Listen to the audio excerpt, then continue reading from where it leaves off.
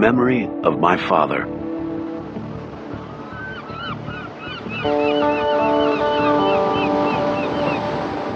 Chapter 1. The Chesapeake Bay is America's largest estuary. Nearly 200 miles long, its watershed covers an area of 65,000 utopian square miles, with more than 150 rivers and streams barreling into it. It's also the home of myriad bird and aquatic life, and a beloved haven for legions of recreational boaters. The bay is indeed a creation of remarkable beauty, except when you happen to be swimming in the middle of it during a thunderstorm, in the veiled darkness of an early morning. Oliver Stone cracked the surface of the water and gulped in the thick, salty air, a thirsty man in the center of a trillion-ton ocean.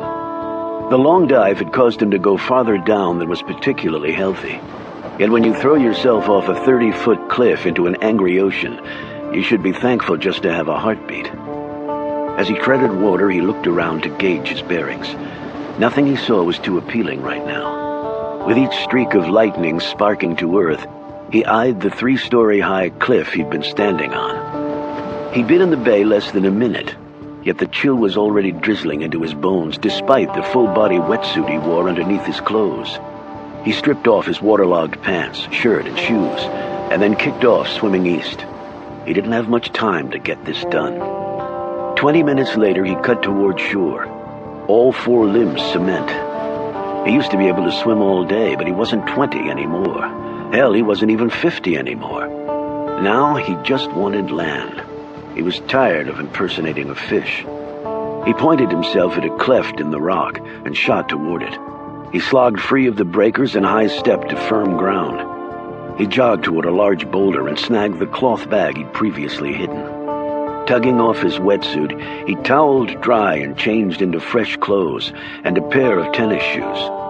The sodden articles were pushed into the bag, tied to a rock, and hurled into the storm-swept bay, where they joined his decades-old sniper rifle in long-range scope. He was officially retired from the killing profession. He hoped he would live to enjoy the experience. Right now, it was barely even money on that score. Stone carefully picked his way up the rocky path to a dirt trail. 10 minutes later, he reached a fringe of woods where shallow-rooted pines leaned away from the punishing sea wind. A 20-minute jog after that carried him to the batch of ramshackle buildings, most closer to falling down than not. The cloud-encrusted light was just beginning to topple the darkness as he slid through the window of the smallest hut. It was no more than a lean-to, really, though it did have such luxuries as a door and a floor. He checked his watch. He had 10 minutes at most. Already dog-tired, he once more pulled off his clothes, then slipped into the tiny shower with rusted piping that only delivered a thin stream of lukewarm water, like a fountain on its last dying spurt. Still, he scrubbed hard, wiping away the stink and briny clutch of the angry bay, wiping away evidence, actually. He was on auto now, his mind too numb to lead the way. That would change. The head games were about to start. He could already envision the boots coming for him. Stone was listening for the knock on the door. It came as he was dressing. "Hey, man, you ready?" called the voice. It shot through the thin plywood door like a cat's paw into a mousehole. In answer, Stone smacked one hand hard against the ragged plank floor as he slipped on his shoes, shrugged into a frayed coat, tugged a John Deere cap low over his head, and put on his thick glasses. He ran a hand over the bristly gray beard he'd grown over the past 6 months, then opened the door and nodded at the short, squat man facing him. The fellow had a beer keg frame and a lazy right eye, along with teeth yellowed by too many Winstons and double-pop Maxwell House coffees. This was clearly not cafe latte land. The top of his head was covered by a Green Bay Packers knit cap. He wore faded farmer's bibs, dirty work boots, and a threadbare, grease-stained coat, along with an easy smile. "Cold one this morning," the man said, rubbing his chunky nose and slipping a lit cigarette from between his lips. "Tell me about it," Stone thought. "But it's supposed to warm up." He drank from an official NASCAR tankard of Java, letting some dribble down his chin when he pulled it back. Stone nodded as his bearded face drooped and his normally attentive eyes grew vacant behind the smudged lenses. As he walked behind the other man, Stone's left leg bent outward with a chicken wing limp that stooped him into being several inches shorter. They were loading an old banged-up, ball-tired Ford F-150 with firewood when the police car and black sedans slid into the driveway, propelling pebbly gravel in all directions like fired BBs. The trim-muscled men who climbed out of the rides wore blue slickers with FBI stenciled on the back in gold lettering, and pistols with 14-round clips in their belt holsters. 3 of them walked up to Stone and his buddy, while a chubby uniformed sheriff with polished black boots and a Stetson hustled to catch up. "What's the deal, Virgil?" Green Bay asked the uniform. "Some son of a bitch break out of prison again? I'm telling you, you boys ought to start shooting to kill again and screw the pissant liberals." Virgil shook his head, worry lines rising on his forehead. "No prison. Man's dead, Leroy." "What man?" One of the FBI slickers snapped, "Let me see some ID." Another said, "Where were you and your friend an hour ago?" Leroy looked from one fibby to the next. Then he stared over at the uniform. "Virgil, what the hell's going on?" "Like I said, a man's dead. Important man. His name's—" With a slash of his hand, a slicker caught him off. "ID, now." Leroy quickly slid a thin wallet out of his bib's pocket and handed over his license. While one of the agents punched the number into a handheld computer he'd slipped from his windbreaker, another agent held out his hand to Stone. Stone didn't move. He just stared back with a vacuous expression, his lips gumming and his bum leg doing an exaggerated deep knee bend. He looked confused, which was all part of the act. "He ain't got no license," Leroy said. "He ain't got nothing of nothing. Hell, can't even talk. Just grunts." The FBI agents closed around Stone. "He work for you?" "Yes, sir. 4 months now. Good worker, strong back. Don't ask for much money. Room and board is all, really. But he got a bad leg and not too much upstairs. He's mostly what you call unemployable." The agents looked down at the protruding angle of Stone's leg, then back up at his bespectacled face and bushy beard. One of them asked, "What's your name?" Stone grunted and made several jerky motions with his hand, like he was showing off a bastardized martial art for the federal men.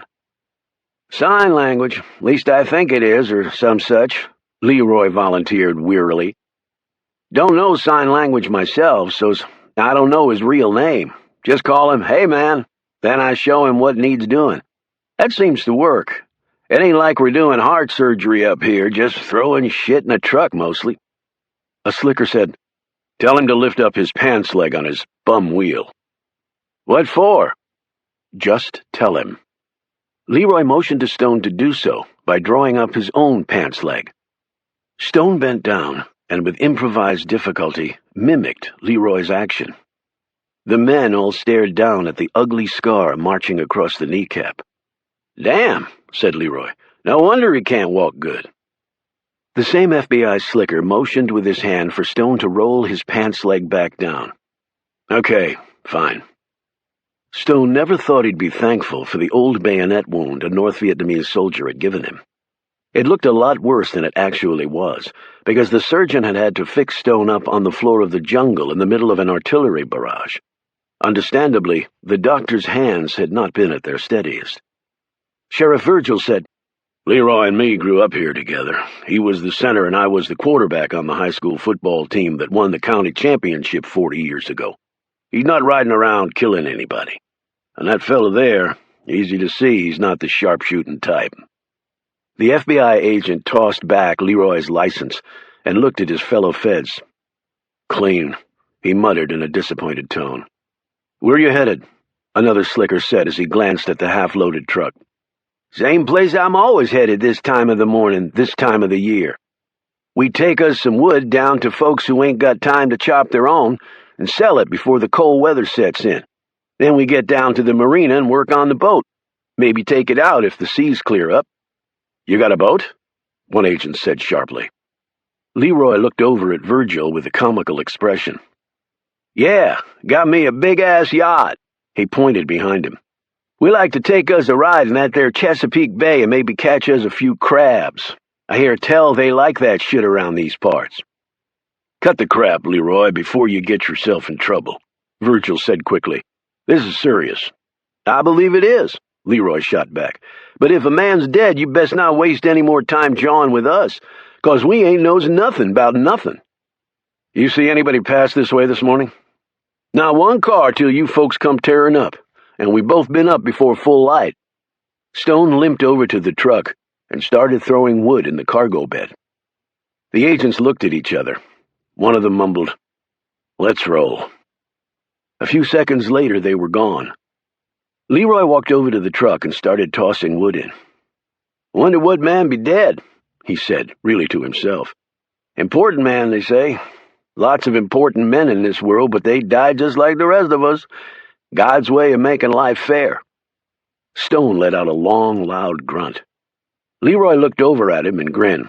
"Hey, man, now that's the smartest thing I heard all damn morning." When the day's work was over, Stone pantomimed to Leroy that he was heading on. Leroy seemed to take it well. "Surprised you lasted long as you did. Good luck." He peeled off a few faded 20s and handed them over. Stone took the money, patted the man's back, and limped off. After packing his duffel, Stone set out on foot and hitchhiked to D.C. in the back of a truck. The driver unwilling to let the scruffy Stone ride with him in the warmth of the truck's cab. Stone didn't mind. It would give him time to think, and he had a lot to think about. He had just killed two of the most prominent men in the country on the same day, literally hours apart, using the rifle he'd earlier chucked into the ocean before taking the dive off the cliffs. The truck dropped him off near the Foggy Bottom area of the capital, and Stone set out for his old home at Mount Zion Cemetery.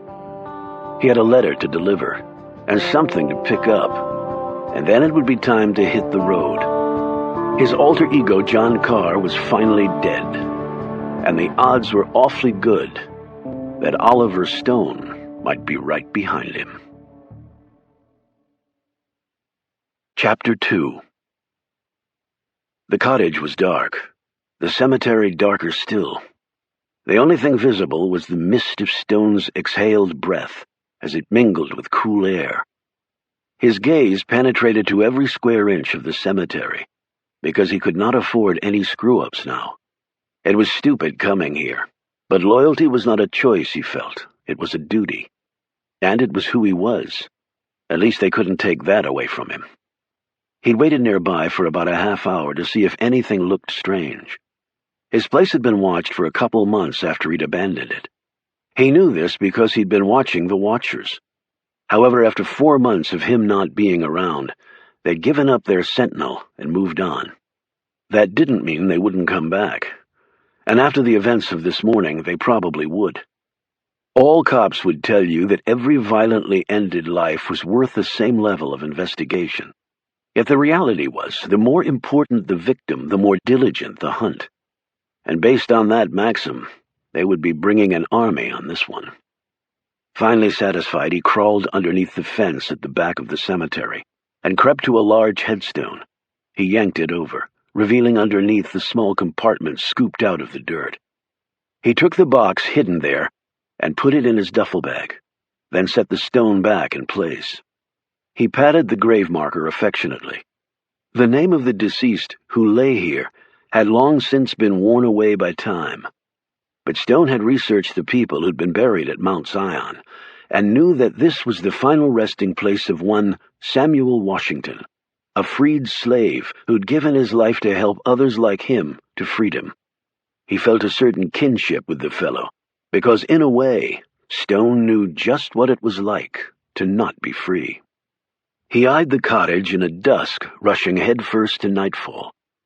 He knew Annabelle Conroy had been staying there.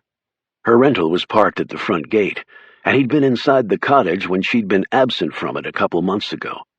The place looked far better than when he'd lived there. Yet he knew he could never reside at Mount Zion again, unless it was in a supine position approximately 6 feet underground.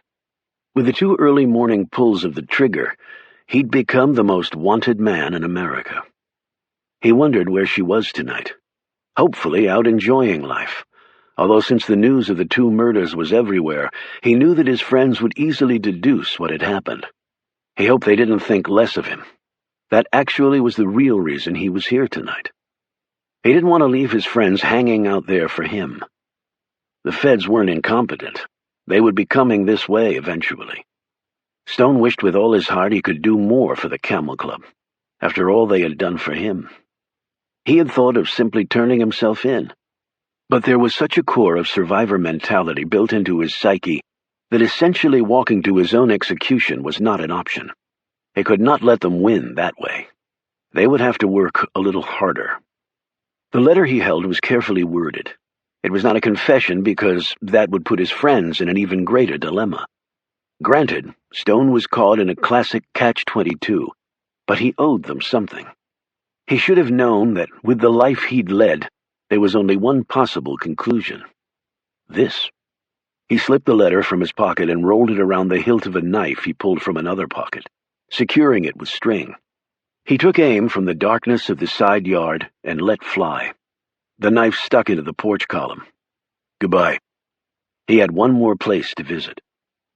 A few moments later, he was crawling back under the fence. He walked to the Foggy Bottom metro station and climbed on the train. Later, a 30-minute walk brought him to yet another cemetery. Why was it he was more comfortable with the dead than the living? The answer was relatively simple.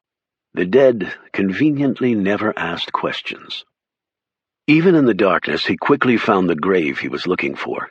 He knelt down, brushed some leaves away, and gazed at the tombstone. Here lay Milton Farb, the other member of the Camel Club, and the only deceased one. Yet even dead, Milton would forever be part of that informal band of conspiracy theorists who'd insisted on only one thing: the truth. Too bad their leader hadn't honored that principle. The only reason his beloved friend was dead was because of Stone. My fault. Because of him, the brilliant if quirky Milton was resting here for all time now, a large-caliber round having ended his life underneath the United States Capitol. It nearly equaled the grief Stone felt for the death of his poor wife decades ago. Stone's eyes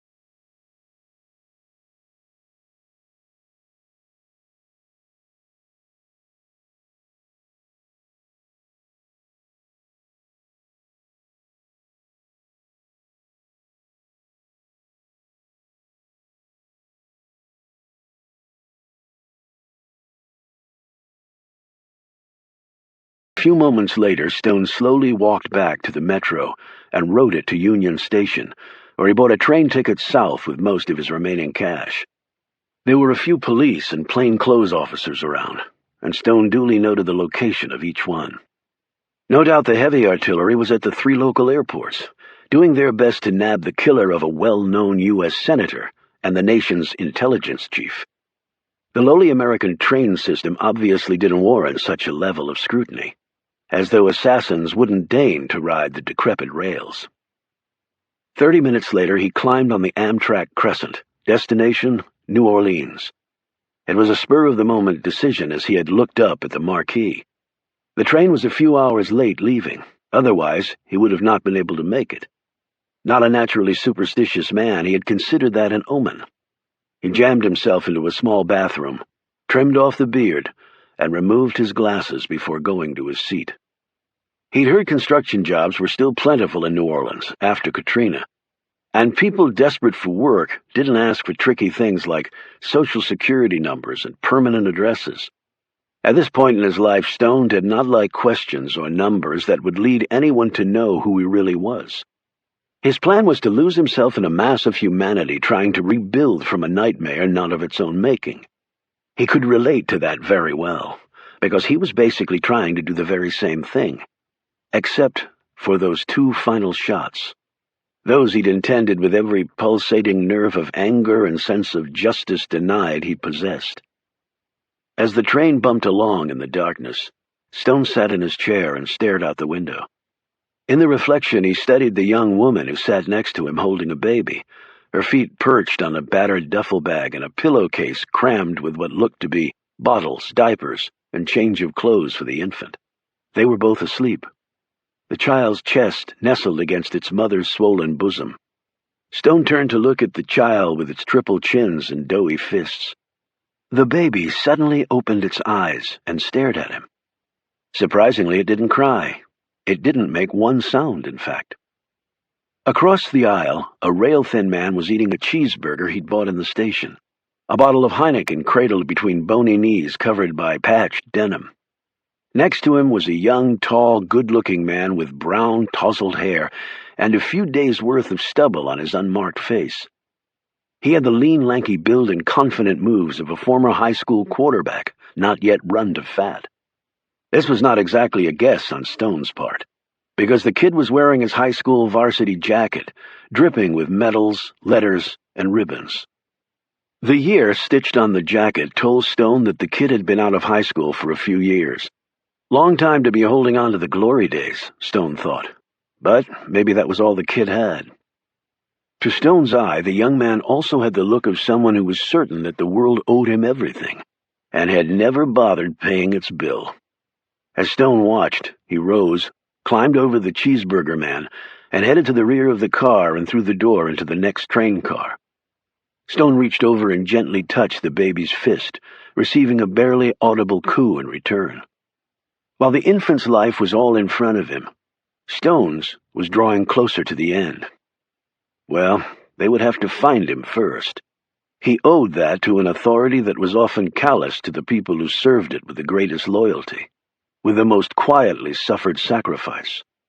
He leaned back in his seat and watched Washington disappear as the train rattled on. Chapter 3. Joe Knox had been reading in the small library of his townhouse in Northern Virginia when the phone rang.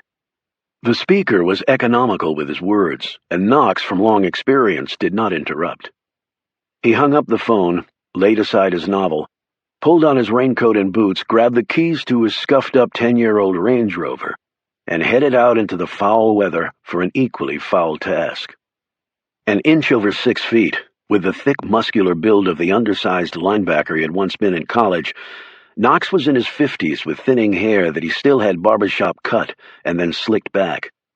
He also possessed a pair of pale green eyes that were the human equivalent of an MRI. They missed nothing. He gripped the wheel of the Rover with long fingers that had pulled just about every trigger there was while in service to his country. From his secluded, forested neighborhood, he turned onto Chain Bridge Road in McLean, Virginia. The traffic would still be heavy on the Beltway this time of morning. Actually, there was really no longer a time when the asphalt noose around the capital city's neck wasn't strangled with cars. He pointed his SUV toward the district and backtracked his way to eastern Maryland from there. Eventually, he smelled the sea, and with it, he envisioned the murder scene. All in a day's work. 3 hours later, he was walking around the truck as fat raindrops pelted down. Carter Gray still sat in his seat-belt harness, his head destroyed, and his life ended by what appeared to be a long-range rifle round, although the post-mortem would confirm that.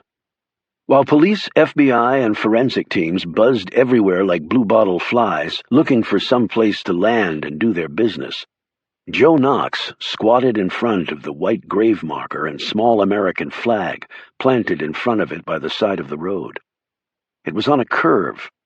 The motorcade would have slowed here. A curious Gray had obviously seen these two items and rolled down his window. A fatal mistake. Grave marker and American flag, just like at Arlington National. An interesting and perhaps telling choice. The fact that the windows rolled down showed Knox that the vehicle wasn't armored. Such vehicles' windows were phone book thick and did not move. Gray had made his second mistake there. Should have asked for the armor, Carter. You were important enough. This wasn't baseball, Knox knew. In this business, it never took more than 2 strikes to finish you. Knox looked off into the distance, tracing in his mind the trajectory of the lethal round. None of the protection detail had seen any sign of a shooter, so he had to cast the potential flight path out farther, where the optic and muzzle signatures would be nearly invisible to the naked eye. 1,000 yards? 1,500?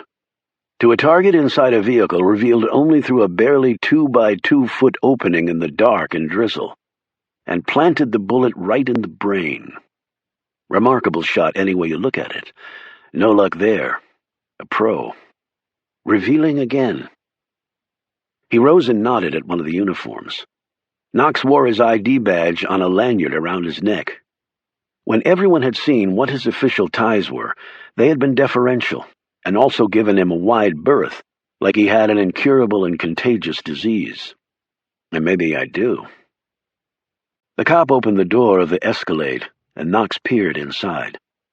The shot had hit dead center of the right temple. There was no exit wound. The round was still in the brain. The post-mortem would dig it out. Not that he needed the autopsy report to tell him what had killed the man. Blood and bits of flesh and skull had embedded in parts of the SUV's interior. Knox doubted the government would be reusing this ride. It would probably go the way of JFK's limo. It was bad luck, bad karma, call it what you would. But no other VIP would want to rest his butt in the dead man's seat, sterilized or not. Gray didn't appear as though he were sleeping. He simply looked dead. No one had bothered to close the man's eyes. His glasses had been blown off on impact from the kinetically energized round. The result had Gray perpetually staring at whoever looked back at him. Knox lifted one of his gloved hands and shut the eyelids. It was out of respect. He had known Gray well. He hadn't always agreed with the man or his methods, but he'd respected him. If their positions were reversed, he hoped Gray would have done the same thing for him. The briefing papers Gray had been reading had been collected already by the CIA. National security trumped even homicide. Knox highly doubted that whatever the CIA chief had been reading at the moment of his death would be connected to his murder, but one never knew. Yet if they could have read the man's mind in his last moments of life, when he stared out at that grave marker and that flag, Knox's gut was telling him that Gray knew exactly who had killed him. And maybe others at the agency did too. If so, they were letting him go through the motions on his own. He wondered why for a second, and then stopped. It was tricky business trying to figure out what the hell went on behind closed doors at Langley. The only thing you could count on was the real truth was as convoluted as anything you'd find in popular fiction. He left the corpse and mentally processed the facts as he stared off toward the Atlantic. Gray's home had been blown up over 6 months ago, the man barely escaping with his life. Knox had been briefed via secure phone on the drive over. Any suspects involved in that matter were not to be considered to be involved in Gray's murder, he'd been told. This directive had come from the highest levels, and he had no choice but to defer to it.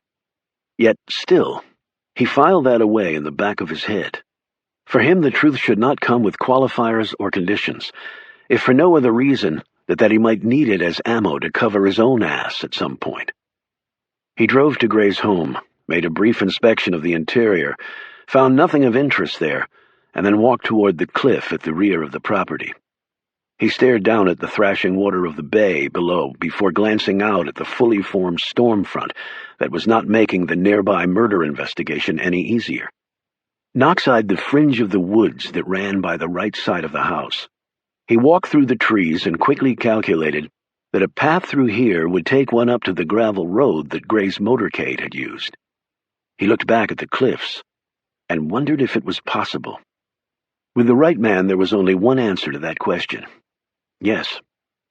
He climbed back in his rover and headed to the second murder scene. Roger Simpson. The great state of Alabama was suddenly one senator short. And without even seeing the circumstances of Simpson's death, Knox instinctively knew he was looking for only one killer. Just one. Chapter 4. As soon as Annabelle stepped on the front porch, she saw it. Alex Ford did too. They'd just gotten back from dinner at Nathan's in Georgetown. It had become a favorite haunt of theirs. She pulled the knife free, unfolded the letter, and then glanced around, as though she expected the person who'd delivered it to still be nearby. She and Alex sat in front of the empty fireplace while she read it. She finished and passed it across to him, waiting in silence while he read it through. He says for you to pack up and move. That people would be coming to ask questions. You can stay at my place if you want.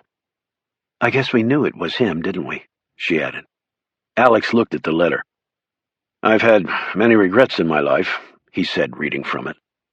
And I've lived with them all, but Milton's death was my fault alone.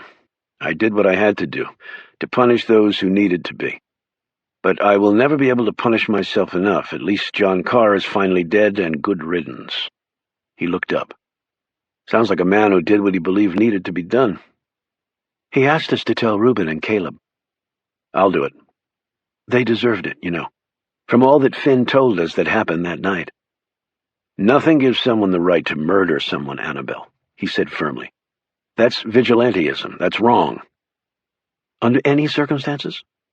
One exception destroys that rule for good. So you say. Burn the letter, Annabelle, Alex said suddenly. What? Burn it now before I change my mind. Why? It's not a confession, but it's still evidence. And I can't believe I'm saying this. Burn it, now. She grabbed a match, lit the paper, and tossed it into the fireplace. They watched the letter curl and blacken. Oliver saved my life. More than once, he said. He was the most decent, reliable person I've ever met.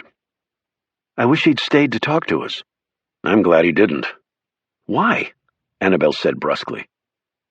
Because I might have had to arrest him. You're kidding. You just said he was the most decent person you'd ever met. I'm a lawman, Annabelle. I swore an oath, friend or not. But you knew he killed people before, and you didn't seem to have a problem with it then. Right, but he did that on orders from the U.S. government. So that makes it okay in your eyes? Because some politician said it was? Oliver was a soldier. He was trained to follow orders. But even he felt guilt for that, because some of the people he was ordered to kill were innocent. You saw how that crushed him. I respect his morals, but that wasn't his call. Annabelle rose and looked down at him. So he kills two people who did deserve it? But because he didn't have government authorization, you're suddenly prepared to arrest him? It's not that simple, Annabelle. She flicked her long hair out of her face. Sure it is, she snapped. Look, she walked over to the door and opened it. Let's call it a night before we say something we'll regret. Or at least I do. Besides, I have to pack. Where are you going to go?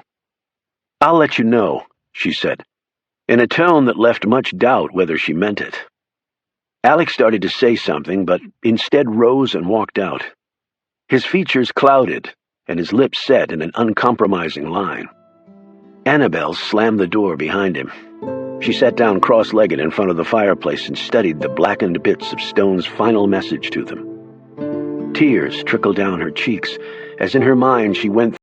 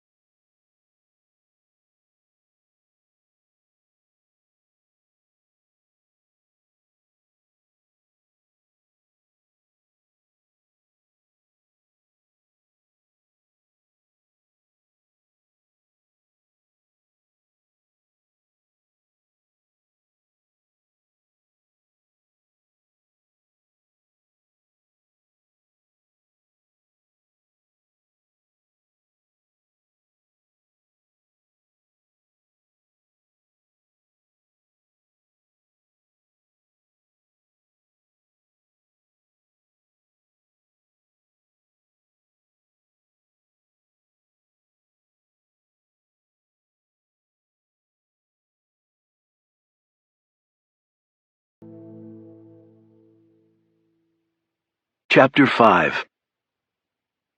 Joe Knox would have preferred to have been back at his townhouse drinking a beer or maybe even a double digits width of Glenlivet, while sitting in front of a toasty fire and finishing reading his novel.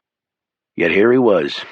The chair was uncomfortable, the room cold and ill-lighted, the waiting unpleasant. He eyed the opposite wall, but his thoughts were far from this place. His tour through Roger Simpson's murder scene hadn't taken all that long. Like his former boss at CIA, Simpson had still been sitting in death. Only with him, instead of a car seat, it was a ladder-back chair in the kitchen that was now all mottled with the dead man's blood. The shot had come from the unfinished chunk of construction across the street. The hour of execution, for Knox was certain that's what this was all about, had been an early one, and eyewitnesses had been in damn short supply. The only item of interest, really, had been the newspaper. Simpson had been shot right through that morning's edition of the venerable Washington Post, taking the round smack in the chest. As had been the case with Gray, most snipers aimed for the brain as the gold standard of all possible killing shots. Sure, you pack the right ordnance and a torso hit would also likely be fatal, but the headshot was like a faithful dog in a professional killer's world, because it just never let you down. So, Gray in the head, Simpson in the chest. Why? And why through the newspaper? That had really bothered Knox. Not that having to penetrate the few pages would have screwed the shot, but the shooter would have had to more or less guess where his round would impact. And what if Simpson had had a thick book on his chest, or a cigarette lighter in his breast pocket that the paper had concealed? That could have fouled the shot. Most snipers, Knox had known, didn't like to guess about anything other than who they'd kill next. Yet when he'd examined the paper, he understood quite clearly why the chest shot had been used. A snapshot of someone had been taped to the inside of the newspaper. The shot had taken the person's head in the photo right off. As Knox looked more closely, the remaining part of the picture showed the torso to be that of a woman. There were no marks or writing on what was left of the photo to help him figure out who it was. He talked to the paper carrier to see if he'd seen anything suspicious, but he hadn't. And Simpson's building didn't have a doorman. Yet the killer had put that photo in the paper. Knox was certain of it. And that meant only one thing. This hit had been personal, and the killer had wanted Simpson to know exactly why he was going to die, and also who was doing the deed. Just like the flag and grave marker with Gray. His grudging admiration for the assassin increased even more. Gauging the shot accurately enough to take out that picture required remarkable skill, planning, and simply a level of confidence that not even most professional sharpshooters possessed. He'd instructed the medical examiner to let him know if anything showed up in the wound that was out of the ordinary. They almost certainly wouldn't be able to reconstruct the burned bits of photo now plastered into the senator's chest cavity by a high-velocity rifle round. But one never knew. Knox understood from experience that it was the little shit that brought most criminals down. He straightened up and stopped thinking about gunshots and dead men as the sounds of the footfalls trickled down the narrow hall toward him. There were two men, both in suits, and both carried equally grim expressions. One of them held what looked like a large safety deposit box. He set it down on the table with a loud chunk. It gave added gravitas to a situation that didn't really need any more, at least to Knox thinking. The older man was very tall and broad, with a crown of thick white hair, and he was also weathered and beaten down by innumerable crises spread over decades. There were no safe harbors here. The hitch in his step, every wrinkle on his face, and the bow in his shoulders bespoke that essential truth. His name was Macklin Hayes, a former Army 3-star who'd matriculated to the intelligence side a long time ago, though his ties to military intelligence, Knox understood, were still strong. He had never heard anyone refer to the gentleman as Mac. It was just not something you'd ever consider doing. Hayes nodded at him. "Knox, thanks for coming in." "Didn't really have a choice, did I, General?" "Do any of us?" Knox waited, choosing to say nothing in reply to this. "You understand the situation," Hayes said. As much as possible, considering the short time I've been on this sucker. Hayes tapped the lid of the box. The rest is in here. Read it, absorb it, memorize it. When it's all over, you are to forget every last bit of it, understood? Knox slowly nodded. That part, I always understand. Any preliminary thoughts? The younger man asked. Knox didn't know this gent and wondered why he was even here. Perhaps just to carry Hayes's goodie box. Yet he'd asked a question and probably expected an answer. 2 executions performed by one sniper who knew his business, probably ex-military with some kind of grudge, and he wanted Gray and Simpson to know it. He left the grave marker and flag for Gray and a photo of a woman taped to a newspaper for Simpson. He shot the senator first and then came to Maryland to nail Gray, probably before word of Simpson's murder got out and Gray was forewarned. "You sure not 2 shooters?" queried the younger man. "And you're certain of the sequence?" "I can't be sure of anything right now. You asked for my prelim. There it is." "Escape?" "He couldn't have left by any road. He would have been seen." Knox hesitated. "Off the cliff." Hayes spoke up. "Apparently you're not the only person to suggest that." "Who was the first?" "Read the file." A burn developed in Knox's gut, but he held his tongue on that command. "Did Gray say anything in the days leading up to his death?" "He was involved in something about 6 months before he was killed. What exactly is so classified even I haven't been allowed a full briefing.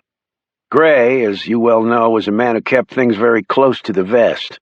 And he was in the private sector at the time, so that also limits what we know. It's a bit muddled, to say the least." Knox nodded.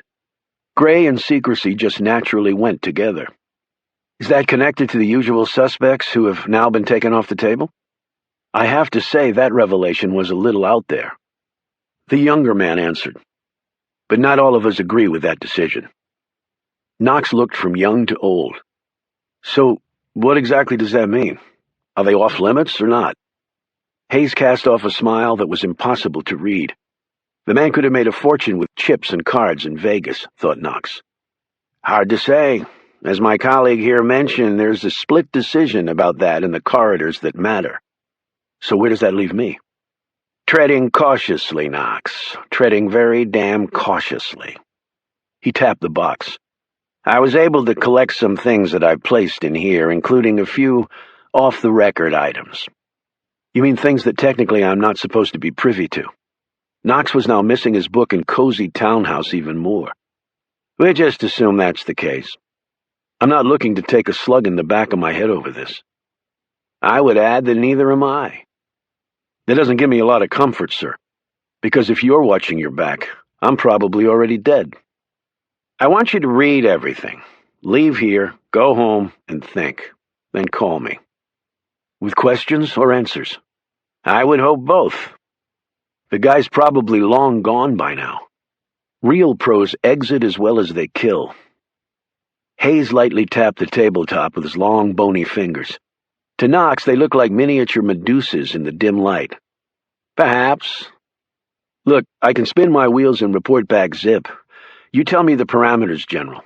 I played this game too long to get the rookie runaround." Hayes rose, as did his companion, the master and his puppet. "Read, think, call. Good night, Knox, and best of luck." Knox glared after the pair until they disappeared down the hall, the aircraft carrier and its faithful destroyer chugging through the storm-tossed seas of American intelligence. He lifted the lid of the box, pulled out a fistful of documents, and started to read. "Best of luck," said the Cobra before it struck. These were precisely the sorts of days where Knox wished he'd followed his old man into the plumbing business. Chapter 6. Stone's brief sleep was suddenly disturbed by what sounded very much like a fight. He blinked awake and looked around. The woman next to him was comforting her crying baby. Stone stared over several rows of seats at the cause of the ruckus. It looked to be 3 against 1, all in their 20s, where the testosterone surge frequently overrode all safety valves. 2 held 1 while the 3rd pounded away. Some of the passengers were making half-hearted calls for the men to stop, but no one had climbed from their seats to really do anything. Stone looked around for the conductor but didn't see anyone in uniform. The kid being held was the one Stone had seen before, a former high school quarterback who held an angry chit against the world. His handsome face was taking another right cross to his already swollen left cheek. Blood ran down his nose as he struggled to free himself. He kicked and spit and lunged, but couldn't break loose as the third fellow laughed and landed a kick to the gut that doubled over Mr. Quarterback. Okay, that's enough. Stone sprang up from his seat, and when the hitter swung back to let fly with another blow, he grabbed the fist and pulled hard, almost knocking the fellow off his feet. He jerked around and stared at Stone, his anger dissolving to amusement. The kid was at least 5 inches shorter than the 6'2" Stone, but nearly 40 years younger and 50 pounds heavier. "You want some of it, old man?" the kid mocked, raising his fists. "You want some of this?" He danced and juked around, his belly jiggling, his meaty arms flapping, and the bling on them jingling. It was all Stone could do to keep from laughing. "Just let him go and we'll call it square." "He's a card cheater," yelled one of the other punks, as he gripped the quarterback's hair and ripped his head upward. "He cheated at poker. And I think you taught him a real tough lesson. Now why don't you let him go?" "Who the hell are you giving orders to?" the beefy kid with the cocked fist said. "Let's just call it a day, fellas. You made your point. He's banged up pretty bad." "Yeah, but you're not." "Just trying to make the peace." Stone looked at the other passengers, many of whom were elderly. "You've scared everybody pretty bad." "You think we give a shit?" He pointed at Stone. "Now what you're gonna do, old man, is say you're sorry for bothering us and you're gonna turn yourself around and go sit down if you know what's good for you. Otherwise, I'm gonna have to kick your ass, too. Hell, I just might do it anyway, 'cause I feel like it. How about that?" It had been a long day, and Stone was already pissed that he couldn't even get 10 minutes of sleep. So he said, "Just you? Or with your 2 buddies there helping?" The kid smiled. "Oh, just me, Granddad. But I'll tell you what, just so's my kicking your ass won't be over too fast, I'll only use one hand."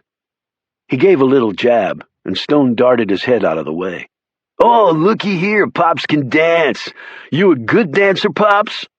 The kid suddenly kicked at Stone, who seized the leg and held onto it with an iron grip.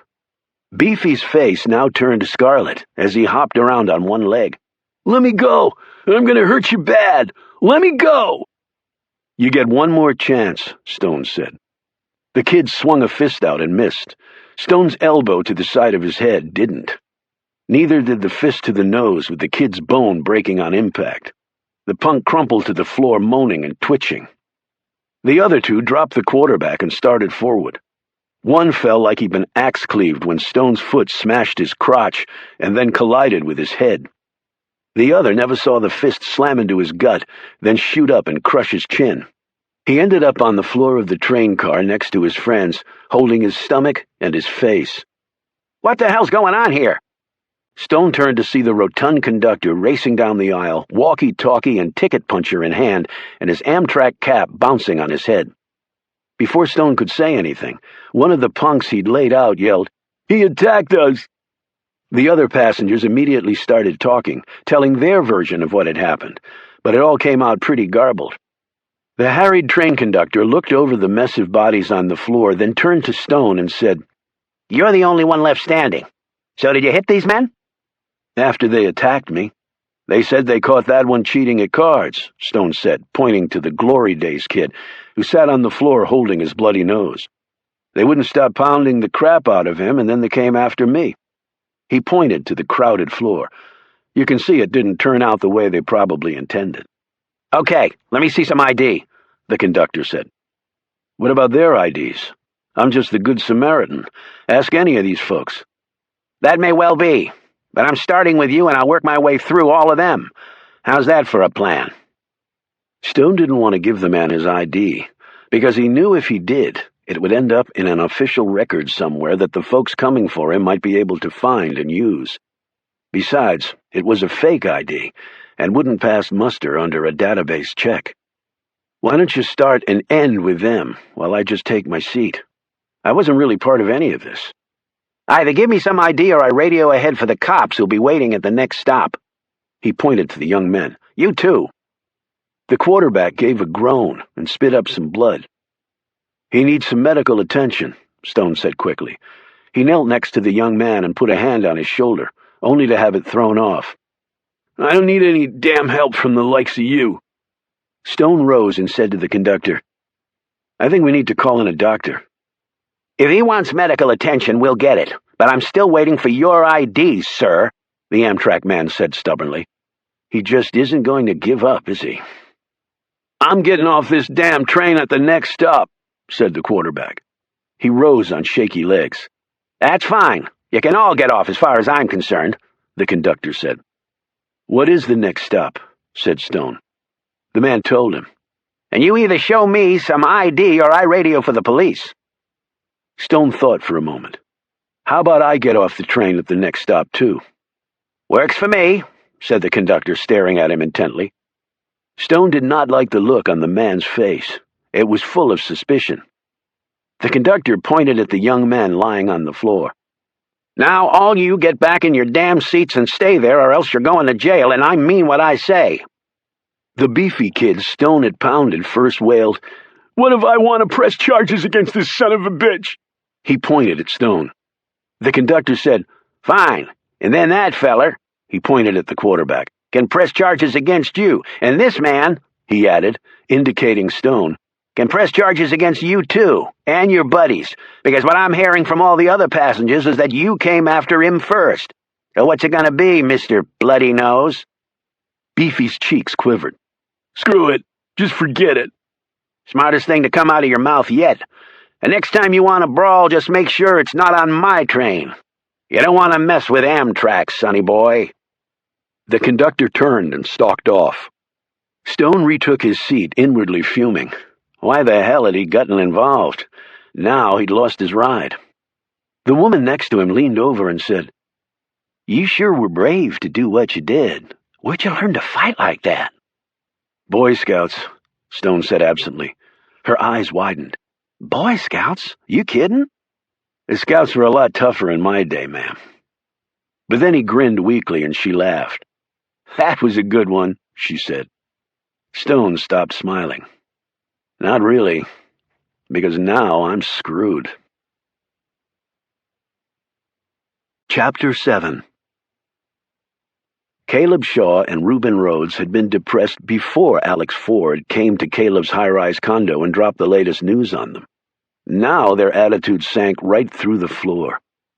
Caleb poured himself a sherry and started popping greasy potato chips in his mouth as fast as possible, a long-time nervous habit of his, and he was the possessor of many. "How much more tragedy are we expected to endure?" he exclaimed. Reuben said, "So he kills Simpson and Gray?" "He didn't come right out and say it in the letter, but that looks to be," Alex said. "Pricks deserved it," Reuben said staunchly. "It was still murder, Reuben," Alex pointed out. "And look what they did to him. Anybody get 1 day in jail for that? Hell no." Alex looked ready to debate the point as he had with Annabelle, but then seemed to think better of it.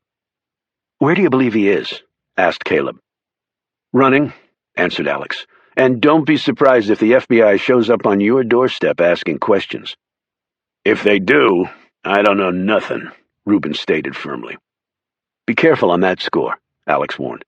"A perjury charge can get you a few years in a federal lockup." "I'm not saying anything that'll get these bastards caught up with Oliver, Alex, and I'd expect you to do the same." "My situation is a little different," Alex said defensively. "Are you Oliver's friend? Didn't he save your life?" "Yes, and I return the favor unless you've forgotten." "And isn't he the reason you got that special commendation for busting that spy ring?" "I get the point, Reuben." "No, obviously you don't," the big man said, rising up to stand next to the tall Secret Service agent. "Because if you say anything to help them find Oliver, you're a traitor, plain and simple." "There's nothing simple about it, Reuben. I'm still a federal agent. I took an oath to uphold the law." "What does Annabelle think about that?" Reuben demanded. "What the hell business is that of yours?" "She thought it sucked too, didn't she?" "Please," Caleb pleaded. "I'm sure Oliver would not have wanted this to drive a wedge between us. There's no wedge, Caleb. There's just a right way to be a friend and a wrong way, Reuben pointed out. And I just want Super Cop here to be real clear on which side he needs to come down. Alex did an eyeball-to-eyeball with Reuben. Is that some sort of threat? Oliver has been through hell and back because of Simpson and Gray. I'm glad they're dead. I would have put a round in their heads myself. Then you would have gone to prison. Right. Under your way of thinking, I guess Hitler deserved a trial. What the hell is your problem? You're making it seem like I'm against Oliver. It sounds to me like you are. Alex, maybe you should leave before things get out of hand, Caleb said. Please. Alex looked from the red-eyed Reuben to the distressed Caleb and walked out the door. So much for the Camel Club, he thought. That was over. Done. Dead. And he was reasonably certain he would never see Annabelle again. So preoccupied was he that Alex never saw the two men watching him from their car. When he drove off, they followed. Meanwhile, another pair waited outside Caleb's apartment. The hunt apparently had already started. Chapter 8. As the train pulled out of the station that was basically a few planks thrown together and poorly lighted at that, Stone looked at the quarterback. Then he eyed the three punks who were staring at them both with looks of unfinished business they wanted to jump right on. Stone heaved up his duffel bag and grabbed the young man's arm. Let's go. He jerked back. I ain't going nowhere with you. Then you can stay here and let them finish what they started, Stone said, nodding at Beefy and his boys. They want to jump more than me. You kicked their ass. Your ass, on the other hand, they were kicking pretty easy. So which road do you think they're going to pick? For the first time, Stone saw some element of reason slide across the young man's features. Okay, now that I seem to have your attention, why don't you start by telling me where you're coming from? Home. Just getting away. Make my own life. I know the feeling. But as things stand right now, it might make more sense to go back home, get patched up, and then start your trip over. You got parents? Got a mom? Where's home? The kid looked angrily over at the gang of three who hadn't moved a muscle. I don't want to go back there. I just got away from that damn place. Stone ran his gaze over the kid's jacket. Looks like you were some athlete. Best ever to come out of that little shithole, and look what good it did me. Not many people make it in professional sports. That doesn't mean it wasn't worth it, or that you're some kind of failure. Thanks for the pep talk. Changed my whole life, the kid said scornfully. Stone let out a heavy sigh. Look, son, I've got my own problems, so I'm about 5 seconds from leaving your ass to the hyenas over there unless we get an attitude adjustment real fast. What do you want me to do? He snapped. Tell me your name and where you're from. Danny Riker, he said grudgingly. Satisfied? And what's your name? Stone didn't hesitate. Ben. That had been his father's name. From where, Danny Riker? Devine, Virginia. Little coal mining town just this side of hell. How far from here? 3 hours. You say your mother's still there? That's right. So you just left her in the little hellhole all by herself? She's not alone, trust me. You got money to get back home? Maybe. You sure, or did you lose it all in the poker game? They say you were cheating. They just said that because they can't play cards worth shit. He glanced over at Beefy and cracked a shit-eating smile. Ain't that right, fat boy? Where were you headed to on the train? Stone asked. Where there ain't no coal to mine. You worked in the mines? Danny looked around. I'm hungry. He walked off toward a greasy spoon visible about a block away.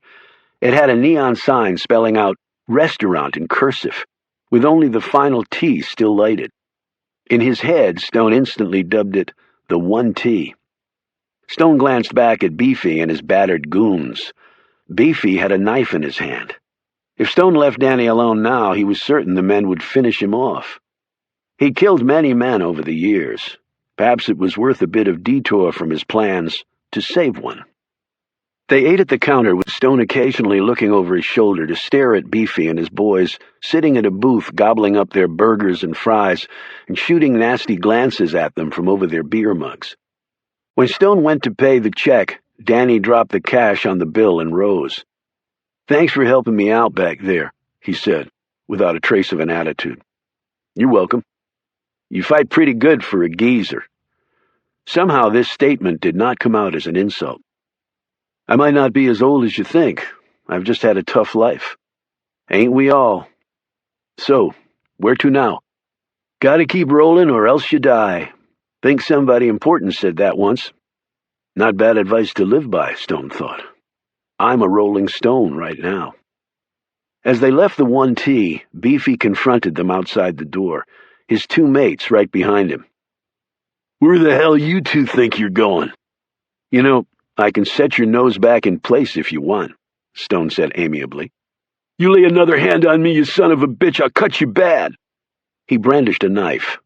Well, it was technically a knife, but it was so small and the guy was handling it so awkwardly that Stone had trouble thinking of it as actually being a weapon. "Okay. Good luck, then." He and Danny started to walk past when Beefy slashed at them with the blade. A second later, he dropped to his knees, holding his belly.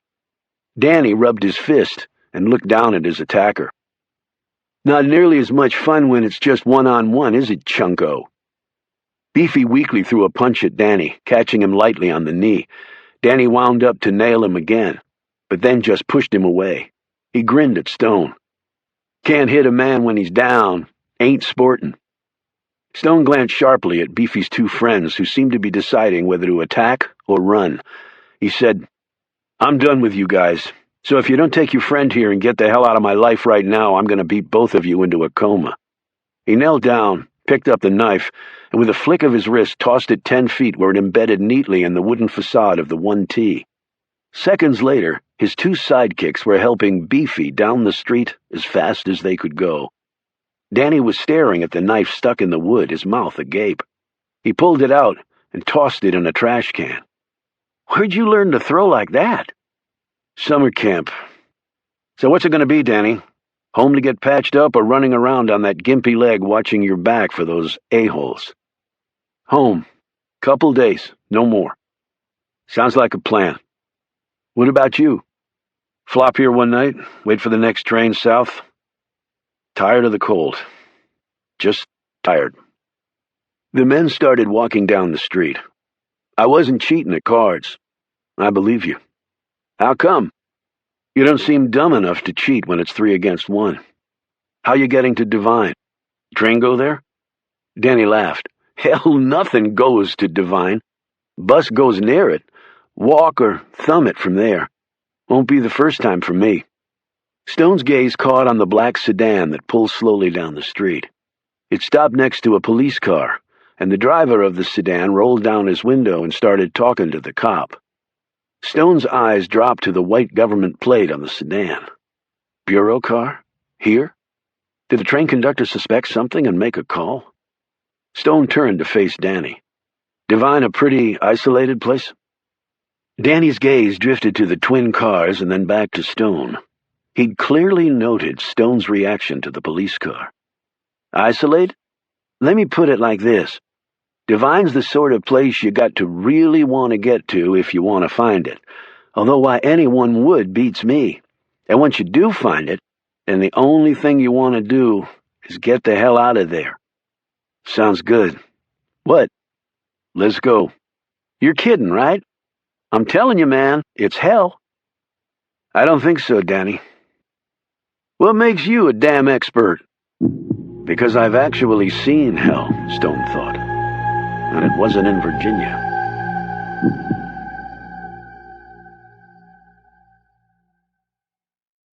Chapter 9. Joe Knox climbed in his Range Rover and drove slowly home, deep in thought. He'd gone over every scrap of paper in that box, and each held a startling revelation. Yet while the sum total of information was considerable, the investigative leads flowing from this intelligence were negligible. The CIA was exemplary in covering its tracks, and the agency had outdone itself here. However, Knox had been able to piece a few things together. The reason that Gray's home had been blown up 6 months ago seemed tied to an unauthorized CIA operation targeting the Soviets back in the 1980s. Exact details were not available and probably never would be. The connection in between was anything but clear.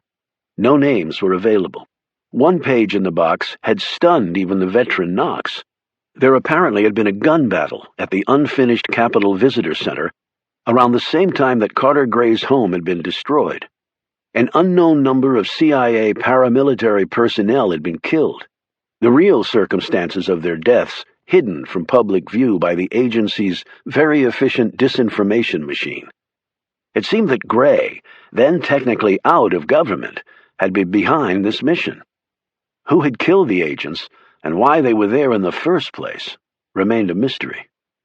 A shootout in the middle of the Capitol? Gray must have been insane. There was an indication in the file that Gray had met with the current CIA director, a man Knox considered a useless political appointee who had started at the agency but had been brain-drained by his later years in the Congress. Whether Knox could get in to see the man was not a given. As Macklin Hayes had made clear, there was a difference of opinion at the agency as to how this matter should proceed, or not proceed. Gray had also been given a secret audience with the president at Camp David. Knox suspected this piece of information was one of the ones Macklin Hayes had gotten hold of that he wasn't supposed to know about. Knox realized that the odds of his interrogating the President of the United States about this meeting were about the same as his spontaneously combusting while in the shower. One of the most interesting pieces of information he'd gleaned from the file had to do with the now-defunct 666 Division of the CIA, or its political destabilization arm, as it unofficially had been known to the CIA rank and file. The less polite term, of course, was government assassin. 666 was one of the CIA's most closely guarded secrets. Officially, the CIA did not kill, torture, or falsely imprison, or for that matter lie, cheat, or steal. Unfortunately, the media had made some inroads into the agency's past, resulting in some embarrassing revelations. Officially, Knox had followed the company line and been upset that the press had ferreted out some of this skullduggery. Personally, he'd never had much use for that side of the agency. While it was true that the United States was better off with certain people dead, Knox had felt the CIA's best use of resources was in intelligence gathering, not authorized murder or stringing people up by their toes or making them believe they were drowning to induce them to talk. His experience had been that tortured people would tell you anything to make the pain stop. There were far more effective ways to get to the truth. Gray had apparently concluded that several retired 666 assassins had been murdered. Whether these deaths were tied to the unauthorized mission in the former Soviet Union, he had no way of knowing. According to one of Gray's bodyguards, the former intelligence head had met with the man at Gray's home on the very night it had been blown up. The man worked in a cemetery in Washington, D.C., and had been questioned by the FBI in connection with Gray's believed murder. And it was this man, the one Macklin Hayes had alluded to, who had suggested the bomber of Gray's home might have jumped off the cliff into the Chesapeake Bay. Knox smiled grimly as he thought of the name the man had given the FBI agents. Oliver Stone. Was he a lunatic or something else? Since Carter Gray was not known to summon mentally unstable people to his home, Knox opted for the latter. Oliver Stone had been accompanied by a Secret Service agent when he'd visited Gray's demolished house. That, too, was interesting.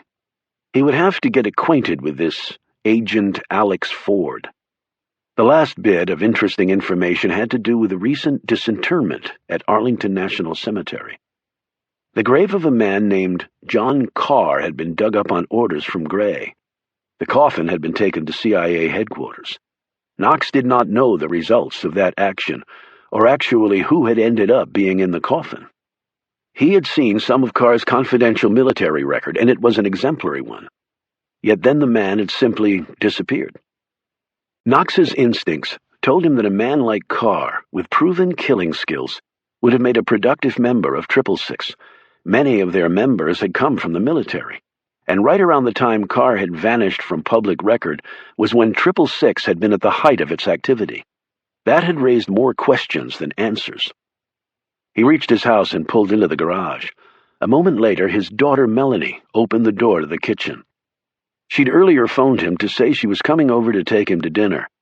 After he'd gotten the summons from Macklin Hayes, he'd called her back, saying he couldn't make it, so he was surprised to see her. The aroma of a cooked meal reached him from the kitchen. She gave him a hug and ushered him in, taking off his coat and hanging it up. He said, "I didn't think busy lawyers in private practice had time to cook for themselves, much less anybody else." "Reserve your judgment until after you've eaten it. I don't watch the Food Network, and I don't hold myself out as any sort of cook, but the intent was honorable." Melanie had taken more after Knox's deceased wife, Patty, than she had her father. She was tall and lithe, with reddish hair that she usually wore pulled back. She was a graduate of UVA Law School and a rapidly rising young star at a D.C. powerhouse legal firm. The older of his two children, his son Kenny, was currently in Iraq with his fellow Marines. Melanie had taken it on herself to make sure her father did not starve or wallow in pity over the recent death of her mother and his wife of 30 years. The meal was eaten in the sunroom where they shared a bottle of Amarone, and Melanie filled him in on the latest case she was handling. Over the years, his children had quickly learned that their father never discussed his work with them or anyone else. They knew he traveled the world, often on very little notice, and was gone for long periods of time. This was explained as him serving his country in a minor capacity with the State Department. He had once told Melanie, "I'm unimportant enough to where they can call on me whenever they like, and I just go." That line had worked all the way through middle school, but once his precocious daughter had reached high school, Knox could tell she no longer believed it, though she never tried to uncover the truth. His son had just accepted his father disappearing from time to time as the way life was. Now, as a Marine Lance Corporal serving overseas and trying to stay alive day by day, Kenny Knox had more on his mind, his father hoped, than worrying about what his old man did for a living. "When you called to cancel," Melanie began, "I was sure you'd be on a plane somewhere. I got the idea of cooking dinner when you said you'd be back home tonight." Knox simply nodded at this, while he sipped his wine and stared out at the trees in his backyard as they were whipsawed by yet another approaching storm. "So, everything going okay at work?" she asked tentatively. "Just looking over some old papers. Not that enlightening, actually." It was hard, he knew, for her. Most kids knew exactly what their parents did for a living and consequently could have cared less.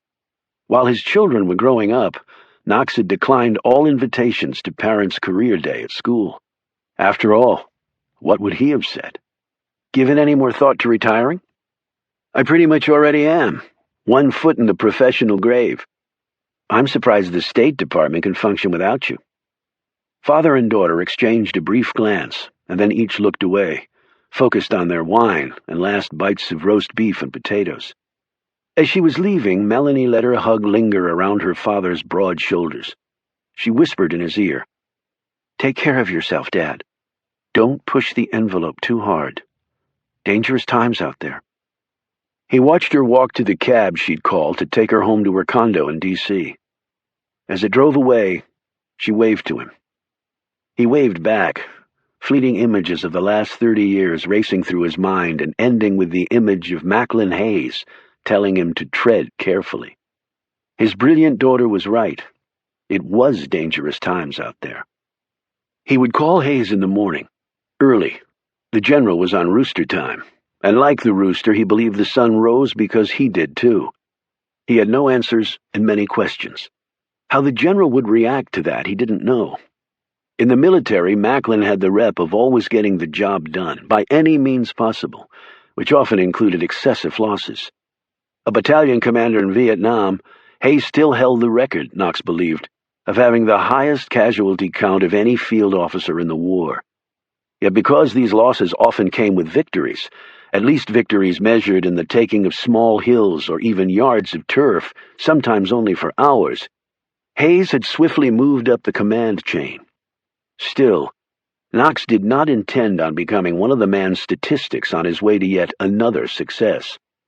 The best he could hope for was to thread his way through the minefield, keeping his eye firmly on the target and watching his back at the same time. Macklin was a superb infighter, connected in all the right ways, and a man who excelled at putting other people's necks at risk while protecting his own flanks with skillful dexterity. Competitive past all reason, he reportedly thrashed men half his age in racquetball at the Pentagon's courts. What he lacked in speed, quickness, and stamina, he more than made up for with sheer guile and peerless vision. His exact title in America's intelligence empire was unknown to Knox. The man performed a curious, as far as Knox was aware, and unprecedented, straddle between military and civilian sector intelligence factions. It was a powerful position, and anyone under his control had to play by his rules or risk the consequences. He had been a close friend and protege of Carter Gray, and no one could have had a better mentor. Knox would do his best to gauge the general's true intentions, and then hope to fulfill them. Any way one looked at the task, it was a formidable challenge. He closed the door, stoked up the fireplace, and picked up his novel with the intent of finishing it tonight. He might not get another chance for a very long time. When the wheels started to spin in his profession, they tended to spin very fast. And from what Knox had seen in that box of secrets tonight, this time, things could easily spin right out of control. Chapter 10. Knox watched the earth disappear from underneath him as the tri-engine Falcon Dassault jet shot skyward with enormous thrust. The luxurious wood-paneled interior of the plane only held 3 occupants, other than the 2 pilots up front, Knox, Macklin Hayes, and a uniformed steward, who discreetly disappeared as soon as the plane leveled off and the coffee and continental breakfast was served. When Knox had called Macklin at 7 a.m., he'd been told to report to a private airstrip near Front Royal, Virginia, that he had no idea even existed.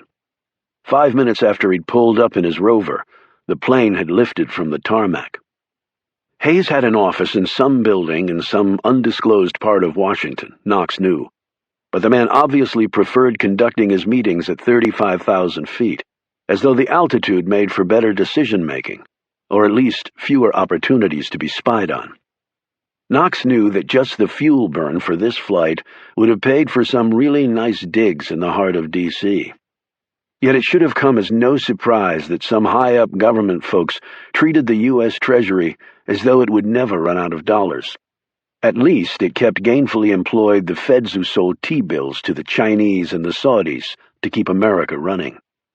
The former general was dressed in civilian government standard issue, namely a boring suit and an equally boring tie and black wingtips on the feet.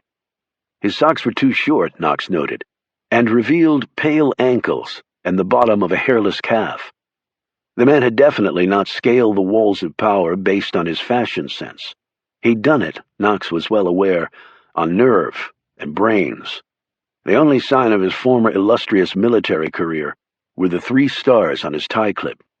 They made casual conversation while munching an overabundance of carbs, and then the white-haired Hayes took a final sip of coffee and sat back in his leather seat, looking expectant. "Impressions from your reading session?" "Many. None of them crystallized. I have to say the record is about as garbled as any I've seen. There are enough holes to fly a jet 5 times the size of this one right through it without even nicking a wingtip." Hayes nodded approvingly. "I had the same initial reaction." Knox didn't bother about asking about the significance of the emphasized word, because he knew from past dealings with Macklin that he would get zip for his troubles. "And I have to say I'm still not clear on the agenda. Where do you want this to go?" Hayes spread his long, bony arms. "Where? To the truth, I suppose." "You don't sound convinced of that," Knox said warily. "But that could change, depending on what you find out. You know how this drill works, Knox." "Gray and Simpson are dead. Do we let sleeping dogs lie?" "We need to know. What we do after we know? Now that's another question entirely, and one that does not involve you." The man has always been subtle about putting subordinates in their place, Knox thought. "So I go full bore on this? Is that what you're telling me, sir?" Hayes simply nodded. It struck Knox that the former general might have suspected Knox was somehow taping this conversation. If I only had the balls to. Knox decided not to press the man on actually verbalizing his answer. For all he knew, there was government muscle hidden on the jet somewhere who might be summoned to relieve him of his ride at nearly 8 miles up if he pushed Macklin too far. Far-fetched? Perhaps. But Knox didn't want to find out. Tell me how you'll proceed. I've got some leads I can follow up. I take it DCI is off limits, he said, referring to the Director of Central Intelligence. I doubt he'd be much good to you anyway. Intelligence begins at home, and his house is unfortunately empty. Okay, Knox thought. He definitely knows I'm not taping this. Then the FBI agents who investigated the bombing at Gray's house? The Secret Service agent Ford, what about 666? What about it? Officially, it never existed. Knox had tired of the word games. Even his natural deference to the man had its limits. There were subtle references in the papers intimating that somebody was popping retirees from the division, and that Gray was aware of it. You can run that down if you want, but a dead end is what you'll find. How about the unauthorized Soviet op from decades ago? History is not worth repeating or dredging up. None of us would look good. You're not making this easy, General. A smile eased across Hayes's face. If it were easy, why would we call you in, Knox? I'm not a magician. I can't make things just appear or disappear. We have the disappearing end quite well covered. All we need to find is what we need to make vanish. How about the man Gray met with on the night his home blew up? The famous film director, Oliver Stone? Knox could not hold back his smile. He used to have a little tent in Lafayette Park. Was there longer than anyone else. I believe his sign read, I want the truth. Looking for the truth right across from the White House? Sort of like hunting for Nazis in a synagogue. You consider him important? The fact that he is no longer where he used to be, yes, I consider him important. What else do you know about him? Not nearly enough. That's also why I consider him somewhat important. The grave being dug up at Arlington? I was actually in the office on the day Carter Gray ordered that. Did he say why he wanted it done? He was always better at giving orders than explaining them. So who was in the coffin? John Carr, another body? Neither. In fact, there was nothing in the coffin. So, Carr might still be alive. He might. Was he a 666? I read his military record. He would have fit the bill. Take that as your working hypotheses. So, that would be the connection to Gray. Do you have reason to believe that Carr and Stone are one and the same? I have no reason to believe that they're not. So why would Carr kill Gray and possibly Simpson? Not all 666 personnel ended their deployment there on good terms. Carr may have been one such. If so, he waited a long time to pull the trigger, and he had just been to Gray's house. Did he have anything to do with blowing it up? We don't think so. He could have killed Gray when he met with him. Maybe he didn't have the motivation then. So what changed? That's for you to find out, Knox. There was the flag and grave marker, a clear sign, I think, that it's connected to this John Carr and his grave being dug up. Knox marveled at how Hayes had gone from knowing very little and letting him find his own way in the investigation to, in a few short moments, shepherding him down the path he wanted. I don't disagree. The man just seemed to have done it ass backwards. Maybe he had his reasons. Regular reports, usual channels. But check back in with me tonight. If you need support, don't hesitate. We'll do what we can, within limits, of course. As I said, not everyone is on the same page over this. Nothing I can do about that. Consensus in intelligence circles these days is as elusive as sectarian peace in Iraq.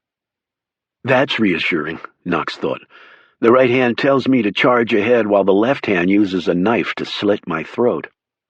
Macklin pressed a button on the armrest of his seat, and Knox felt the plane begin a tight bank to the right. Apparently, the flight and discussion were over. To bolster that deduction, Macklin rose without a word and made his way down the aisle to a door at the back of the plane. It clicked shut behind him. Knox watched the clouds pass by as the plane began its descent through the Virginia sky. A half-hour later, he was tearing east on Interstate 66 in his Rover. He would begin with Alex Ford and work his way through the usual suspects. But from what Macklin was both saying and leaving unarticulated, it seemed that all roads might lead right to a man named Oliver Stone. If Stone had been a 666 and was good enough to take out both Simpson and Gray all these years later, Knox wasn't sure he wanted to run into the gent. Yet those sorts of encounters just came with the territory, and Knox was still standing. But so apparently was Oliver Stone. Dangerous times indeed. Retirement was looking better and better. If only he could survive that long. Chapter 11. Greyhound didn't travel to the vicinity of Devine, Virginia. Yet a rusting bus on wobbly wheels with the name Larry's Tours crudely hand-stenciled on the side did. Stone and Danny sat in the back, next to a man who had a chicken in a crate on which he was resting his bare, swollen feet, and a woman who gave Stone far more attention than he would have liked, which included telling him her life story, all 70-odd years of it. Fortunately, she got off before they did, and was picked up by a man driving an ancient station wagon that was missing 2 of its doors. They were finally let out at what Stone could only describe as the side of the road in the middle of nowhere. It made the one-horse stop Amtrak had dropped them at resemble a glittery metropolis on full throttle. "Now what?" said Stone, shouldering his duffel while Danny clutched his small suitcase. "Now we walk and thumb. Maybe we get lucky, maybe we don't." Though it was not yet 2 in the morning, they did get lucky, and rode into Devine in the back of a pickup truck, with what the driver had told them was a prize-winning hog named Luther, who kept pushing his pink snout in Stone's crotch. In the distance, Stone saw the silhouette of some massive facility. Narrow towers and 3-story buildings rose into the dark sky. In the weak moonlight, something glinted along the perimeter of the place. "What's that?" he said, pointing. "Some place you never want to end up. Dead Rock, Supermax prison." "Why do they call it Dead Rock?" "It's built on the site of an old coal mine where about 30 years ago 28 miners lost their lives in a cave-in. Their bodies are still in there somewhere because they could never get to them. So they just sealed it up. They send the scum of the scum to Dead Rock. At least that's the official story. Hell on earth.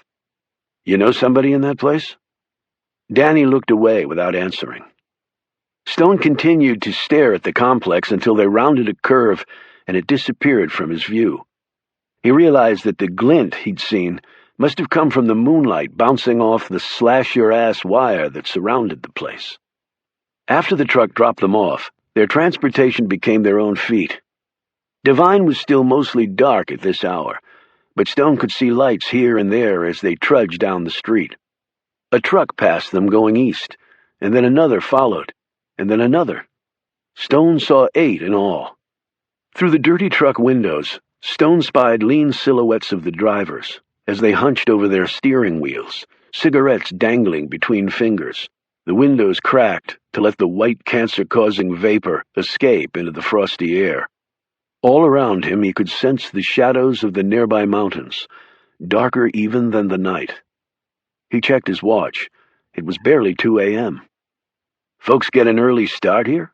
Stone asked, nodding at the mini caravan of dirty Fords and Chevys.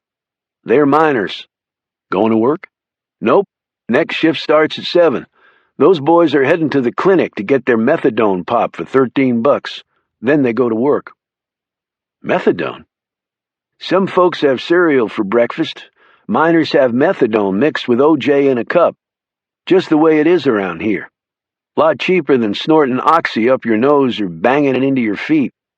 And that way you don't get dinged for dirty urine and lose your miner's license." Danny pointed up ahead to a small storefront set next to a clothing shop on one side and a hardware store on the other. Apparently Home Depot and Walmart had not yet seen an opportunity in the isolated hamlet of Devine. That's my mom's place." Stone eyed the sign. "Rita's Restaurant and Bar? So your mom's name is Rita?" Danny wagged his head and grinned. "Nope. Rita ran the place before her. My mom never had enough money to switch the sign out. Then when she got some cash, she figured why bother changing it. Everybody already knew it was her place. Her name's Abigail, but everybody calls her Abby." Danny put a key in the front door of the restaurant and motioned Stone to follow him in. "Does your mother live here?" "Nope, but there's an apartment above the restaurant. You can crash there for what's left of tonight." "What about you?"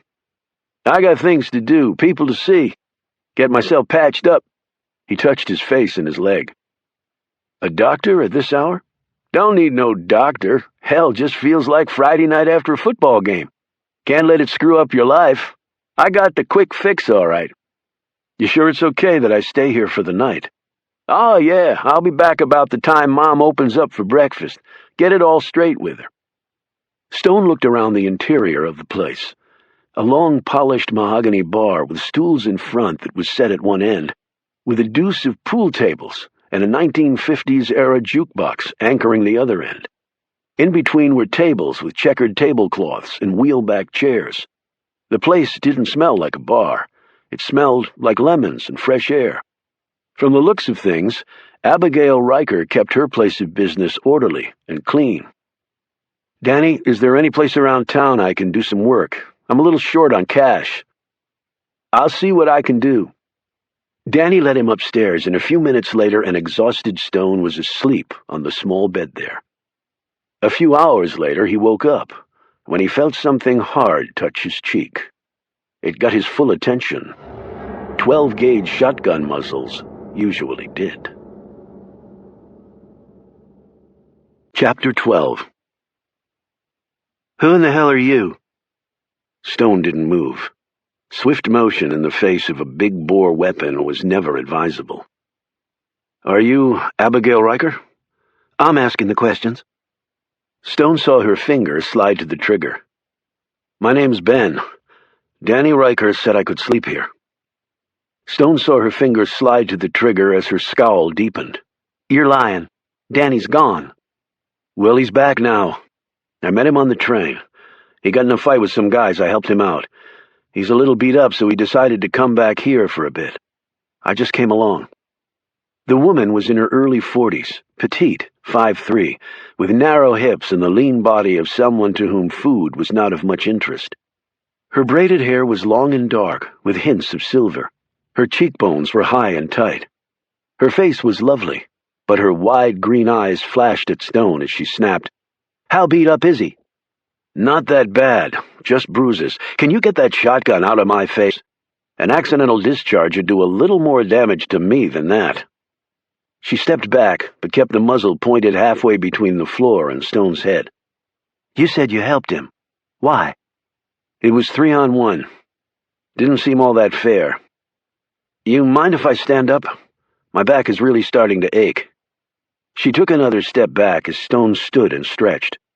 They heard feet on the stairs, and a moment later Danny Riker appeared, his handsome face with the swollen cheek grinning as he sized up the situation. "See, you two already got acquainted." "Yeah," Stone said tersely, eyeing the gun. "It was a nice way to wake up." His mother had seemed dumbstruck to see her son. She found her voice and said, "What the hell's going on, Danny? You talked and talked about getting out, broke my heart, I did my crying, and now you're back?" She swung the shotgun in Stone's direction. "And this man says only for a little bit." "Took a detour, Ma. Shit happens." "Yeah? Well, shit seems to happen a lot to you." She lowered the shotgun and looked at Stone. "This man says he helped you in a fight, and from the looks of your face, he's telling the truth." "He did. Took 3 guys out all by himself, and he throws a knife like I've never seen." She now seemed to appraise Stone in a different light. "You look a little old to be running around like Rambo." "Trust me, I feel it this morning," said Stone. "I take it you are Abigail Riker." Instead of answering, she said, "Guess you two are hungry. Come on, coffee's hot and so are the eggs." They followed her downstairs, where Stone could see the restaurant was already mostly full. Many of the customers were middle-aged men with coal dust rings under their eyes, dressed in coveralls with reflective stripes on them. "Miners off the night shift," Danny explained. If Stone hadn't known better, he would have thought he'd just walked into a hospital ward. Most of the men sat bent over in obvious pain. Their hands, arms, legs, backs were all wrapped with something. Butchered fingers were curled tight around mugs of coffee. Cracked plastic safety helmets were on the floor next to feet that were encased in steel-toed boots. The men's eyes were red and unfocused. Lung-shattering coughs filled the room. "Hell of a way to make a living," said Abby in a low voice, as she led them to an empty table near the counter. She'd obviously observed Stone's amazed look. She made plates for them, and a famished Stone took the next 10 minutes to devour 2 helpings and drink down 3 cups of piping hot coffee. Abby drew a chair up next to them. She eyed her son and waited until he bit into a 4th piece of toast before cuffing him on the ear. "What was that for?" "You left and now you're back." "Don't worry, I'll be heading out before you know it. Nobody needs to get pissed off." "I didn't say I was pissed off." "Well, are you?" "Yes." Stone observed this exchange, and then, simply to break the tension, said, "Where are you headed to?" "Don't know. See where it takes me." "Where what takes you?" Stone asked. He shrugged. "Dreams? Everybody's got dreams. Might end up in California, maybe in the movies. I'm tall and good-looking enough. Maybe I'll be a stuntman." Abby shook her head. "How about college? That dream ever flit inside that big head of yours?" "Ma, we've had that talk." "No, I've had that talk and you decided not to enter the discussion. If my knee had held up, I'd be playing ball for Virginia Tech right now. But it didn't. So what good is college gonna do me? It's not like I was such a great student in high school." "You're not stupid." "Never said I was. Just not book smart." She looked over at Stone. "Did you go to college?" He shook his head. "Wanted to, but I ended up going to war instead." She said, "Vietnam?" He nodded. "So that's why you fight so good. You ain't one of them crazy vets with a metal plate in your head, are you?" said Danny, grinning. "A walking time bomb?" "The man fought for his country, Danny. Don't make that into a joke," scolded his mother. "I made it home without any metal plates," Stone said. "Ever get shot?" Danny asked eagerly. Stone said, "I agree with your mother. College should be on your radar." "Well, I'll just go sign up right now. Just give me a check for $100 grand for Harvard, Ma, and I'm out of here." Abby started to say something when the door opened. Stone could sense the quiet chatter in the restaurant fading away. When he looked up, he saw the big man standing in the doorway, his uniform sparkling and his Stetson perched at an angle on his head. His skin was leathery and lined from wind and sun. But it was a handsome face, its jaw tight and jutting like the lower half of a medieval helmet. The curly fringes of his dark hair stuck out from under the rim of the Stetson. His right hand rested over the top of his holstered pistol like a road scavenger's claw over its kill. His gaze swung around Rita's until it came to rest on Abby Riker. He smiled. Then he saw Stone sitting next to her, and the big man stopped smiling. Chapter 13. Alex Ford was heading out to grab some lunch when the man approached him on the street outside of the Secret Service's Washington field office. "Got a minute?" the fellow asked, flashing his creds. Alex flinched when he saw the agency insignia. Great, he thought. Here we go. "What's this about, Agent Knox?" But he really already knew, of course. "We need to talk." "Now?" "Now." The 2 men started off, and soon they reached a small park, where Knox sat on a bench and motioned for Alex to join him. Knox spoke for some minutes, mostly telling Alex things he already knew. "Your friend's not at home," Knox said. "Really? I haven't been by to see him lately. But according to my sources, you have been by to see the lady that was staying there. Funny, she's gone too. What can you tell me about her?" "Not much. Let's start with the name." Alex drew a shallow breath. This could get real complicated real fast, he thought. "What's her involvement, or my friend's?" "That's what we're trying to figure out. Her name." Susan. Susan Hunter. Do you know where she is? No. At least that's the truth, Alex thought. What's your relationship with her? Just friends. Why is your friend gone now? Who knows? Here today, gone tomorrow. She's just that sort of person. Your other friend, Oliver Stone, received a commendation from none other than the FBI director for helping to break up a spy ring here in D.C. That's right. I was involved in that at the end, but he deserves the credit. And he used to have a tent in Lafayette Park, a White House protester, and he was caretaker at a cemetery, and he helps break up spy rings? Interesting career choices. He's an interesting guy. What else can you tell me about this interesting guy, like his connection to Carter Gray? Carter Gray? Alex did his best to appear baffled, even as the sweat gathered under his armpits. By lying to a federal officer, he'd already committed several felonies. He was digging his professional grave deeper with each word. Yeah, Carter Gray. Stone went to see him on the night his house was blown up. You came out the next day with him to the crime scene. I've talked to the FBI agents who were out there with both of you. Right. Well, I knew that Oliver had gone to see Gray because he told me he had. I don't know why. He asked me to come with him to meet the FBI agent, so I did. As far as I know, that's where it was left. How'd you two meet? Anybody who's pulled White House protection detail knows about Oliver Stone. He was a fixture in Lafayette Park for a long time. You happen to know his real name? Or is the famous film director moonlighting? I don't know his real name.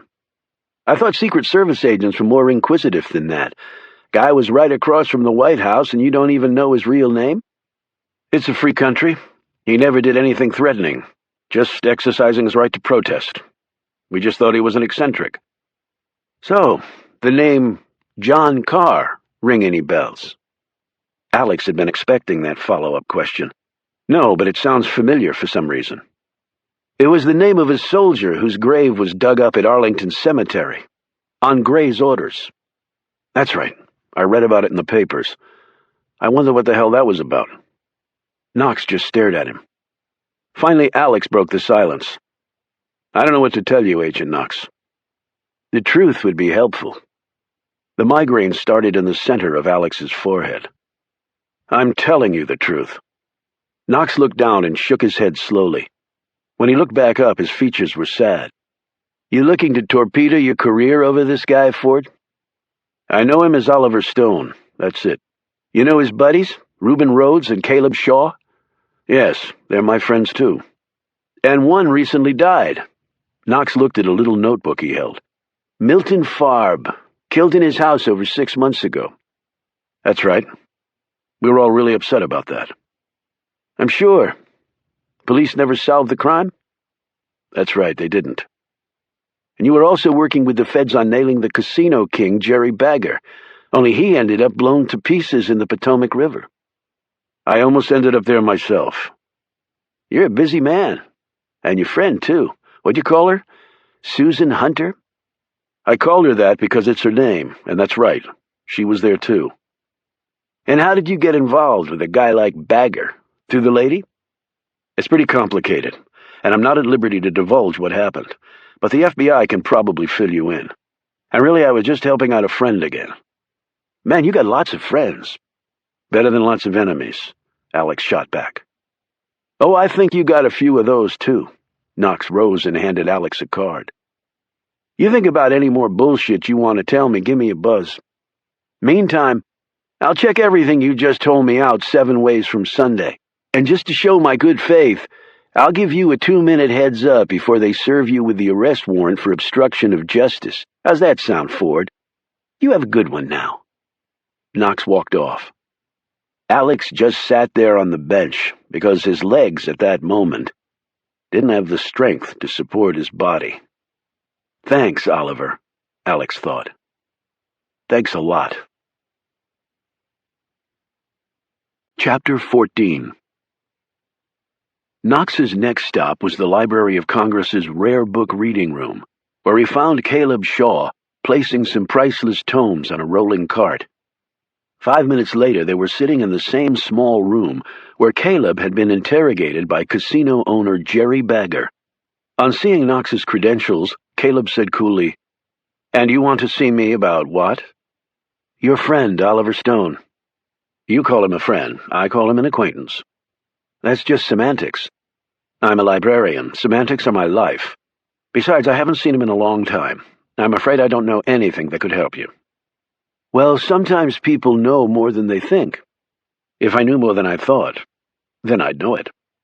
His patience clearly exhausted, Knox said, "Okay, let's cut to the chase, Shaw.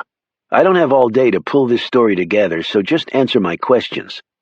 Who is Oliver Stone, really? And where is he now?" "Oliver is Oliver. He used to have a tent in Lafayette Park. He's a caretaker at Mount Zion Cemetery. But I don't know where he is. I haven't seen him for over 6 months. You can water dunk me, and I'll tell you the same thing." "You mean waterboarding. And we don't do that to people," Knox said firmly, "because that constitutes torture." "Oh, really?" Caleb replied, with both eyebrows tilted to the ceiling. "Then you might want to let your friends in the government know. There seems to be some confusion on that particular topic." Ignoring this, Knox said, "Does the name John Carr mean anything to you?" "Yes, it absolutely does." Knox perked up. "Tell me about him." "John Dixon Carr is a very famous mystery writer. Well, he's dead now, but I can recommend several of his works to you. Good stuff." "I'm talking about John Carr the soldier, not the writer," Knox snapped. "I don't know anyone by that name. There is, of course, Jean Le Carré, but he's also a writer, though he did work in British intelligence at one point. And Le Carré is only a nom de plume. His real name is David Cornwell. I could recommend some of his works as well." Knox ground his teeth together and reminded himself that beating to death a public servant was not in the best interests of either his investigation or a future peaceful retirement. This soldier was an American, very distinguished record in Nam. He died. He was buried. This was over 30 years ago. Then they dug up his grave in Arlington, and there was no body in it. Good Lord. I don't like to disparage my employer, but the federal government really has become so sloppy recently. But to lose an entire body, that really is outrageous. Knox stared at him for a moment, then said, "Maybe the body was never in the grave, Shaw. How does that theory grab you?" "Interesting, but what does that have to do with me?" "Maybe John Carr and Oliver Stone are one and the same." "Well, I don't really see how that could be. But then again, Oliver never talked about his past, and I respected his privacy. He's a good man, though, one of the most loyal friends anyone could ask for." "You sound pretty sure for him just being an acquaintance." "I'm a quick and accurate judge of people." "How about your buddy, Milton Farb? Was Stone loyal to him?" "Milton's dead," Caleb said firmly. "I know. I'd like to know how he died." "He was murdered." "I know that, too. Any idea who might have killed him?" "If I did, the police would know, I can assure you." "He dies and your buddy Oliver disappears?" "If you're thinking that Oliver had anything to do with it, you're sadly mistaken. He loved Milton like a brother." "Right. Anything else you can tell me?" "Not unless it has to do with rare books." He handed Caleb a card. "Call me if you don't think of anything else." He left the room. At another time in his life, Caleb probably would have fainted dead away after such an encounter. However, he was a different person now, especially after Milton's death. He simply rose and went back to work, tucking the card into his pocket. Knox drove to the warehouse where Reuben Rhodes worked, but the big man was not there, nor had anyone seen him for some weeks. They also did not have an address for him. "How do you pay the man without a home address?" he asked the foreman. "He picks up his check in person. I never mail it. That's the way he likes it." "How about his year-end tax documents?" "I give him that too, in person." "I take it the man doesn't want people to know where he lives." "I'm not putting words in Reuben's mouth, but I'd say that was a fair assessment." "What can you tell me about him?" "Good worker, nice sense of humor. Doesn't like rules too much. Likes the government even less." "Did you know he worked in military intelligence for years?" "He never mentioned that. I knew he was in the Army. Hell of a soldier, I bet. Man strong enough to strangle a bear. Wouldn't want to get on the bad side of him." "I'll try to keep that in mind." "Mister, if I were you, I sure would. 4 fellas jumped him, leaving work one night. 3 of them ended up in the hospital, and the 4th fellow would have too, but he ran too fast for Reuben to catch him. Knox climbed back in his truck and headed off. A moment later, he received a text message from Macklin Hayes. They had just tracked down the woman who'd been staying at Stone's cottage. She was at a hotel in downtown D.C. Knox floored it. Right now, he had 1 lying Secret Service agent and 1 federal librarian who acted clueless but wasn't, and an AWOL loading dock worker with a grudge against the U.S. government who could probably break Knox's neck with ease. Knox could only hope the lady would tell him what he needed to know, yet he doubted it would be that easy. If he learned nothing else about this Oliver Stone character, it was that he commanded a great deal of loyalty from his friends. Knox would just have to see how long that loyalty would endure. He was very good at pushing such things to their limits and beyond. Chapter 15. The big man swept off his hat and ambled forward to the table where Stone, Danny, and Abby were sitting. He had the smooth gait and perfect build of the natural athlete. Along the way, he shook the gnarled hands of some of the customers and patted many a back like a politician scavenging for votes. "Hello, Abby," he said as he stopped at their table. He eyed Danny. "Thought you were heading out to make your way in the world, young man." "Got sidetracked, Sheriff. You know me, short attention span?" The policeman gave him an easy grin. "That include getting your face busted up? Girl or guy?" "If it had been a girl, I'd have a little bit of lipstick on me," Danny said slyly, "before she got pissed and slugged me." "He'll be heading back out soon," Abby said. "So he says." The sheriff turned his attention to Stone. "Who we got here?" "New friend of mine," said Danny quickly. "Ben, this here is Sheriff Lincoln Tyree." Tyree put out a big hand. "Just call me Tyree. Everybody does, Ben. Got a bunch of Lincolns in my family. Like most folks around here, the Tyrees fought for the Union. Pleased to meet you." Stone shook his hand. There was great strength in the man's fingers, he noted, but he didn't attempt to crush Stone's hand. The grip was measured, confident but not aggressive. Tyree pulled up an empty chair and sat down, laid his hat on the table and motioned to the waitress to bring him a cup of coffee. "When you get back, Danny?" "Late last night or early this morning, depending on how you want to call it. Got in a little tussle on the train. Some fellers jumped me, and Ben helped me out. In fact, he laid all 3 of them out without any help from me." Tyree nodded at Stone, a new level of respect on his features. "Thank you for that. We were all worried when Danny told us he was leaving. We're pretty insulated here. Outside world's different from our little town."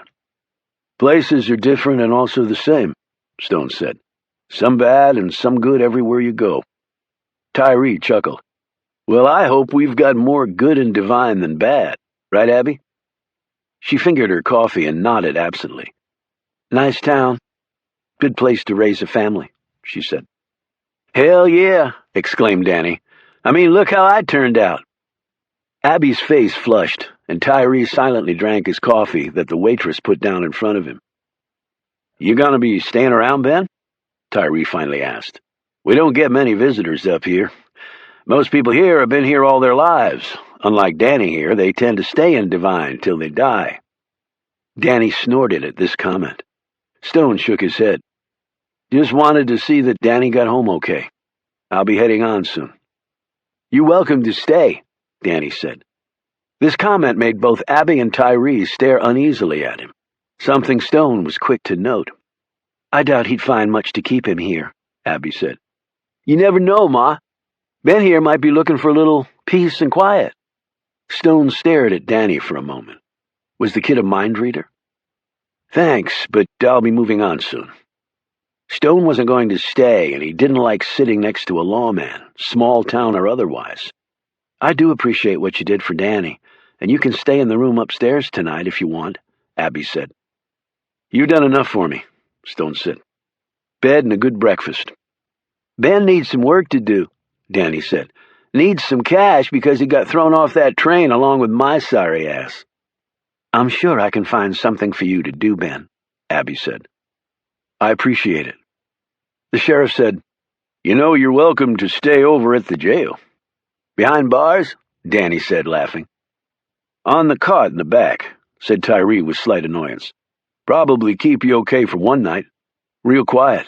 No prisoners in lockup now. Yeah, they're all up at Old Dead Rock, said Danny. We passed it coming up. Looks real pretty at night, he added sarcastically. Tyree nodded. Put it on a mountaintop in the middle of nowhere, and for good reason. City folks don't want supermaxes in their backyard, but they'll dump them here. Not complaining, it brings jobs to folks, and Lord knows we need 'em. He motioned to the door where two burly young men in blue uniforms walked in and sat down at a table. There are two of them right there. Probably be heading up to the prison after they fill their bellies. If you ain't working in the mines or in the prisons, you ain't making a living round here, said Danny, because everything else is for shit. Tyree scowled at him. Now, Danny, you know that's not true. We got us a whole line of shops up and down the street outside that are doing real good. Folks can earn a decent living in Divine, hold their heads up and take care of each other. It's not like that in most places. Now I can vouch for that, Stone said.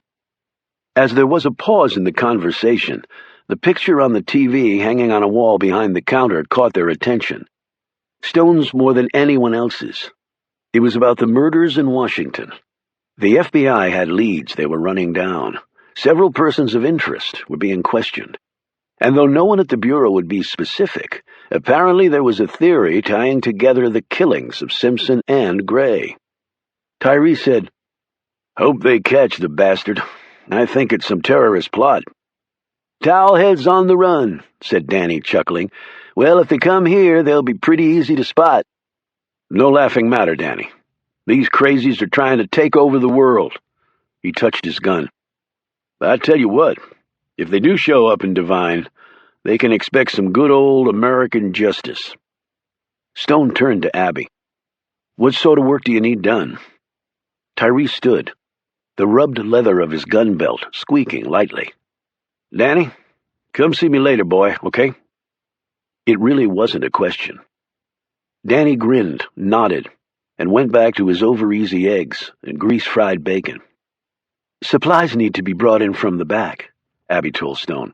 Storage room picked up, windows washed, floor mopped. One of my dishwashers called in sick, so you can pitch in there, too.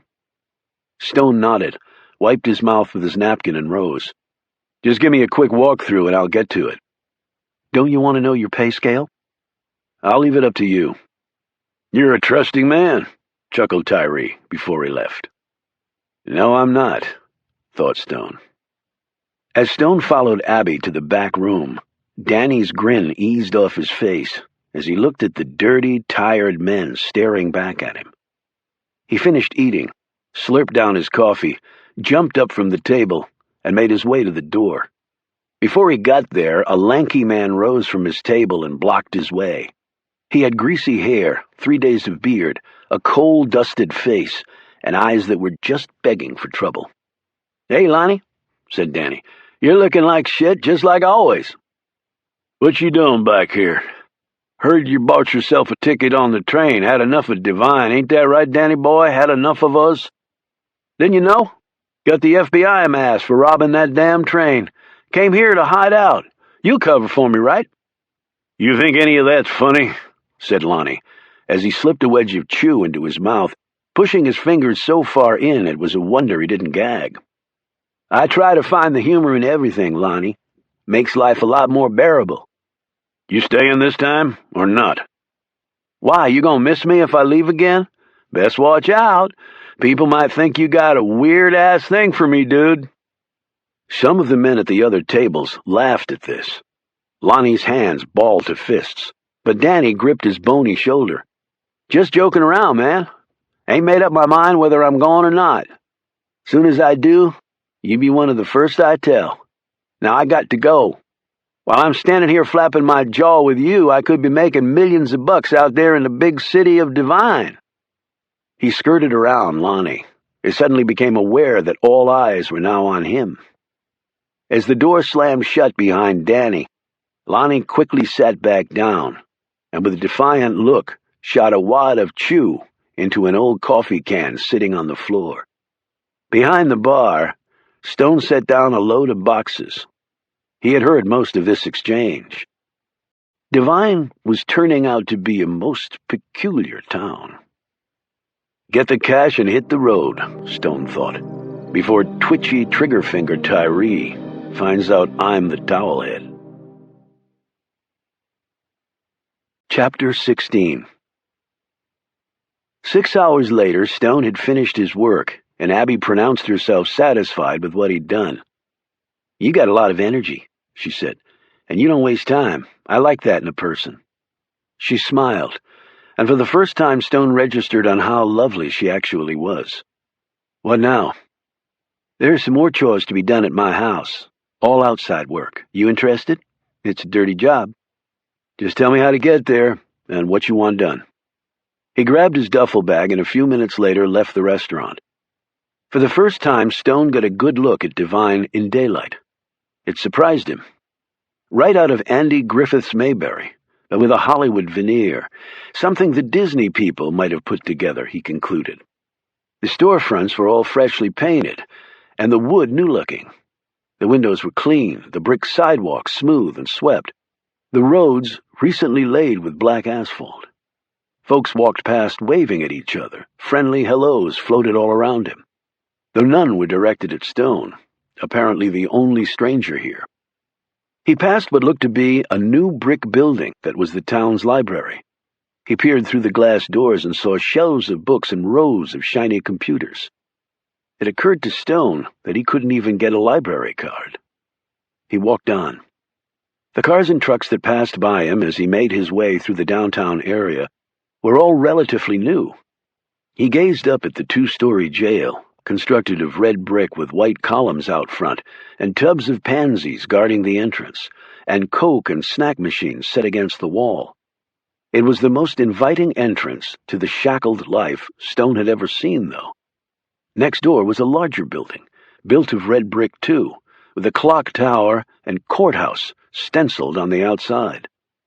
A jail and a courthouse in such a little hamlet, with a supermax prison not that far away. But the supermax was for the deadliest of the deadly, not small-town criminals who probably stole car batteries and hit their barmaid while shit-faced. As he was thinking this, a small man with snowy white hair came out of the courthouse, perched a soft felt driving cap on his head, and ambled down the street away from Stone. "Want me to introduce you to the judge?" Stone turned around and saw Tyree standing behind him. He must have come out of the jail. The big man moved quietly. Stone didn't like that stealth. The judge? A lawman and a judge, thought Stone. Just what he needed. They could arrest and try him for murder right now. Tyree nodded and called out, "Dwight, got somebody here you might want to meet." The small man glanced around, saw Tyree, and smiled. He headed back toward them. "This here is Ben," Tyree said. "You got a last name, Ben?" "Thomas," Stone said quickly. "Okay, this is the Honorable Dwight Mosley." Up close, Stone had the impression that he was talking to a smaller version of Santa Claus, with a trim beard in place of the bushy one. Mosley chuckled. "I'm not sure how honorable I am or ever was, but it does indeed come with the title of a judge. Ben was the one who saved Danny Riker's butt when he got into some trouble on a train. I heard Danny was back. Well, thank you, Ben. Danny can be, well..." "Hot-headed?" suggested Stone. "Impetuous. A nicer word, but means the same thing," Tyree pointed out with a laugh. "Fine-looking courthouse you have there," said Stone, glancing away from the judge. "I guess you have a lot going on." "You wouldn't think a small town like this would have need of a courthouse or a judge," Mosley said, apparently reading Stone's mind. "But the fact is it does, because my jurisdiction covers a large geographic area in addition to Divine.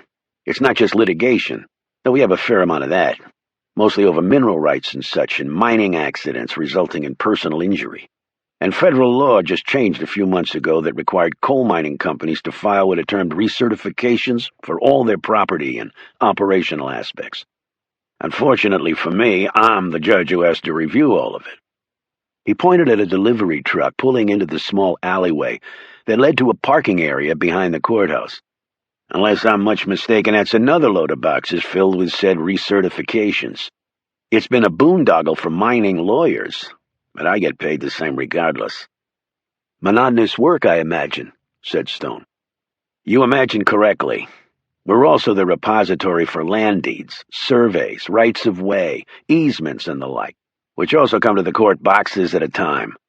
But on a more personal level, folks come to me with legal questions or counseling from time to time, and I try to do the best I can. Being neighborly, said Tyree. That's right. It is a small town, after all. For example, I helped Abby Riker get the restaurant and other property put into her name after Sam died. Sounds like you keep pretty busy. Yes, but I find time to do some hunting and fishing, and I like my walks. My walks take me all over. Beautiful countryside here. They paused for a moment as a mother and two kids walked by. Tyree tipped his hat to her and rubbed the heads of the kids while the judge gave them all a gracious smile. After the family had passed, Stone said, "Well, I better be going." But Mosley said, "Where are you from, Ben?" Stone's gut clenched. It wasn't what Mosley had said, it was the way he'd said it. Or had he just become overly paranoid? Here and there. Never had much inclination to put down roots. I was the opposite of that, at least for a while. I called Brooklyn home for the first 30 years of my life. After that, I spent time in South America and then Texas near the border. But I've never seen any place as pretty as this. How'd you end up here? Stone asked, resigned at least for the moment to play the casual conversation game so as not to make the judge suspicious. Complete coincidence. Drove through on my way back to New York after my wife died, and my car broke down. By the time it was fixed a few days later, I'd fallen in love with the place. And lucky for us he did, said Tyree. The town has reciprocated, said Mosley. It certainly helped me get over my poor wife's passing. He added, Are you going for a walk too? To Abby's, actually. She has some work out at her house she wants me to do. A beautiful place, that is. A midsummer's farm. Is that what she calls it? Stone asked. Mosley nodded. A variation on the Shakespeare play. A dream, you see. I guess in a way all of us up here are living a dream, isolated as we are from the rest of society. Not such a bad thing, Tyree noted. The rest of society isn't all that great. Divine is just what it sounds like. At least it is for me. Mosley passed by them and continued on down the street. Tyree took off his hat and swiped his hair. Well, you have a good one, Ben. Don't work too hard. Tyree went inside the jailhouse, and Stone continued on his way to Abby's. Or a midsummer's farm. Or a dream. Or a nightmare. Chapter 17. As Stone passed down the main street of Divine, he quickly observed that the shop seemed prosperous and the customers happy-looking. It was hard for him to reconcile this image with that of broken-backed, gnarled-handed, dirty-faced miners with the coal-caked lungs having breakfast in Rita's restaurant. And then his thoughts refocused on what he'd seen on the TV. Leads. People of interest. Ties between the two murders. As he glanced through one storefront window, he saw it. Ubiquitous for so many decades, it was now rare to find one anywhere, at least one that worked. Yet Divine apparently was a bit slow in following the rest of the country's lead. He slipped inside and looked at the payphone on the wall, and then at the sign behind the front counter. Appalachian Crafts. The store's shelves bulged with sculptures made from wood, stone, and clay. On the walls were paintings and photos of mountains, valleys, and little tin-roofed shacks clinging to the sides of hills. Behind the counter, a large red-faced woman was pecking keys on her computer. She looked up and smiled. "Can I help you?" "I just wanted to use the phone. Do you have change for a $5?" She gave him the money, and he retreated to the rear of the store and loaded the quarters in the phone slots. He dialed the one person he knew had a truly untraceable phone number, Reuben. This was because he didn't have a phone in his own account, but rather used minutes of piggybacked phone time from hundreds of different people. Stone had always assumed it had been something Milton had shown him how to do. The big man answered on the second ring. He nearly shouted when he heard it was Stone. After telling Reuben that he was fine and that he would not under any circumstances tell him where he was, Stone asked him about the investigation. "Guy named Joe Knox from CIA has talked to everybody but me. Real bulldog, apparently. He knows you and Carr are one and the same. He knows you're on the run. If they find you, you're not going to trial, Oliver." That had already occurred to me, Reuben. How is everyone holding up? Okay. Alex is being a shit about all this, though. He's a federal agent, Reuben. He's caught right in the middle. Well, he did tell Annabelle to burn the letter you left behind. I guess I should give him some points for that. Tell him I appreciate that. I really do. There was a brief pause, and then Reuben said, "Oliver, I'm not going to tell you that I did it, Reuben. That would do no good at all. I just want you to know that you were a better friend than I deserved. All of you were. And I'll be watching the news. If it even looks like any of you will be harmed because of this, I'll turn myself in." "Oliver, listen to me. We can take care of ourselves. They can't touch us. But if you turn yourself into the cops, CIA will swoop in, scream national security, and your ass will disappear." Let me worry about that. And I know it doesn't do you justice, but thanks for everything. Reuben started to speak, but Stone had already hung up, replacing the receiver with a smack of finality. It's like I just cut off my right arm, Stone thought. Goodbye, Reuben. He glanced up to see the shopkeeper staring curiously at him. He had been speaking so low that there was no risk of being overheard. "Call go through okay?" she said pleasantly. "Just fine, thanks." She kept staring at him, so he finally said, "You have some nice pieces," pointing to a painting on one wall. "Who did that one?" The woman's face fell. "Oh, that would be Debbie Randolph." "She's talented." "Yes," she added quickly. "I'm Wanda. Haven't seen you around here before." "I just got here. Came in late last night with Danny Riker." "Danny?" she said, startled. "Heard he left town." "Well, he's back, but I think it's just temporary." "So how's business?" "Really good, especially on our website. Lots of folks like the Appalachian stuff. Takes them back to a simpler time, I suppose." "I think we could all use a bit of that." "Well, thank you. Hope you come back.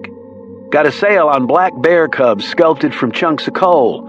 Make a right fine paperweight." "I'm sure." Stone walked out of the feel-good shop feeling like he was navigating the last few yards to his own death. He really was all alone again.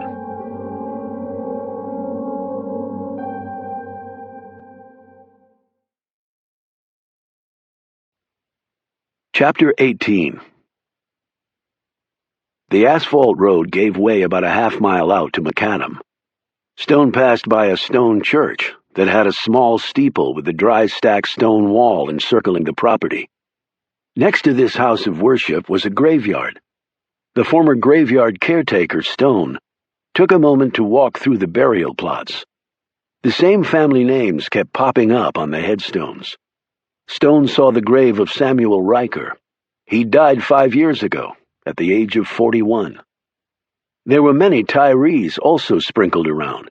One tombstone, darkened by age, was the resting place of Lincoln Q. Tyree. He died in 1901. Stone thought it must be a bit disconcerting to pass by a graveyard with a marker already bearing your name. But perhaps the good sheriff didn't come this way often. 2 graves still had fresh flowers on them, and the mounds of dirt looked new. Rory Peterson had died a week ago. The name on the other grave made Stone do a double-take. Debbie Randolph had gone to her lord a day after Peterson had died. That's apparently why the woman at the shop had acted a little strangely. Peterson was 48, while Debbie had only been 23. Stone walked on, turning left at a fat oak with thick, sprawling branches that resembled more Atlas holding up the world than a mere tree. Hanging from one of the branches was a sign that read, "A Midsummer's Farm," with an arrow pointing to the left. He went on for another 100 yards down a crushed gravel path until he came to the house. although that term clearly didn't do it justice. He wasn't sure exactly what he had been expecting, but it wasn't this. Antebellum was the first word that jumped to mind. It was large, constructed of white clapboard and sections of stone with black doors and shutters, and no fewer than 4 stone chimney stacks. A broad front overhang supported by rows of elaborately milled columns offered up a fine porch with rocking chairs, sturdy tables, hanging plants, and an upholstered swing anchoring one end. The landscaped yard stretched on, with the perimeter bordered by stacked stone walls. In a cobblestone paved motor court was parked a muddy pickup truck, along with a Mini Cooper in racing green with a white top. Stone thought, all this from the revenue produced by a restaurant with 10 tables, 8 bar stools, 2 pool tables, and a jukebox? The work to be done was in the stables that were almost out of sight from the house. He spent the next 2 hours mucking out stalls and sorting bridles and reins and other equipment, as several horses whinnied and stamped their hooves in other stalls. Stone was rubbing his aching back when he heard the horses' hooves pounding his way. The 15-hand-high chestnut drew up next to him, and Danny jumped down. He pulled 2 beers from his jacket pocket and handed one to Stone. "Heard from Ma you were out here." He popped the can lid, and a bit of the liquid spewed out. "Horse riding and beer delivery ain't a good fit," he said. "Knee looks to be okay," Stone noted. "I'm a fast healer.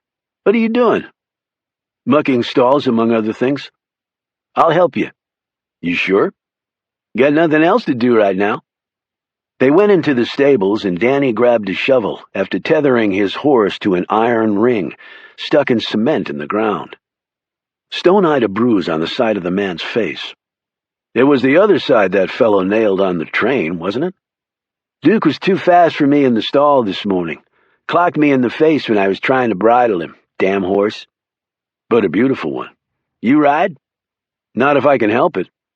"You call this place a hellhole?" "Which part? The pool, the mansion, or the cool car parked in front?" "I'm the exaggerating type." "Seriously, why would you want to leave something like this?" "It's hers, not mine." Danny slung horse manure into a wheelbarrow. "You're her son. You'll inherit someday." Danny stripped off his shirt, revealing a lean, muscled physique. "Who says I want it?" "Okay, fair enough. You an only child?" "That's right. I saw your father's grave coming up here." "That's why we got all his stuff." "How so?" "Lawsuit against the damn coal company that killed my old man. See, coal companies almost always win those things or else settle for pennies on the dollars because they got all the good lawyers wrapped around their little fingers. But Mom held on, proved her case. Coal company appealed, but in the end she kicked their ass. They caved and she got her blood money. And the only thing it cost us was her husband and my dad." Danny tipped another shovelful of horse manure into a large wheelbarrow and banged his tool against the metal side as if in exclamation. "And your mom still runs the restaurant?" "She likes to keep busy, and people need to eat. The whole town looks pretty prosperous. Coal prices highest in decades, and there ain't enough miners to do the job. When demand's higher than supply, wages go up. Doubled, in fact, over the last 5 years. High wages, low cost of living equals prosperity for the common worker. Simple." "You sound like an economics major." "Nah, just a dumb ex-jock. But I got eyes, ears, and a little bit of common sense.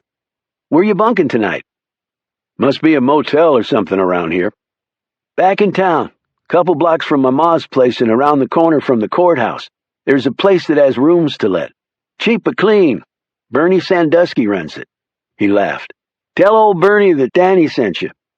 "Why? That'll get me a reduced rate?" "Nope. More likely get your butt kicked out the door." "Why's that?" "Bernie has a real cute granddaughter named Dottie.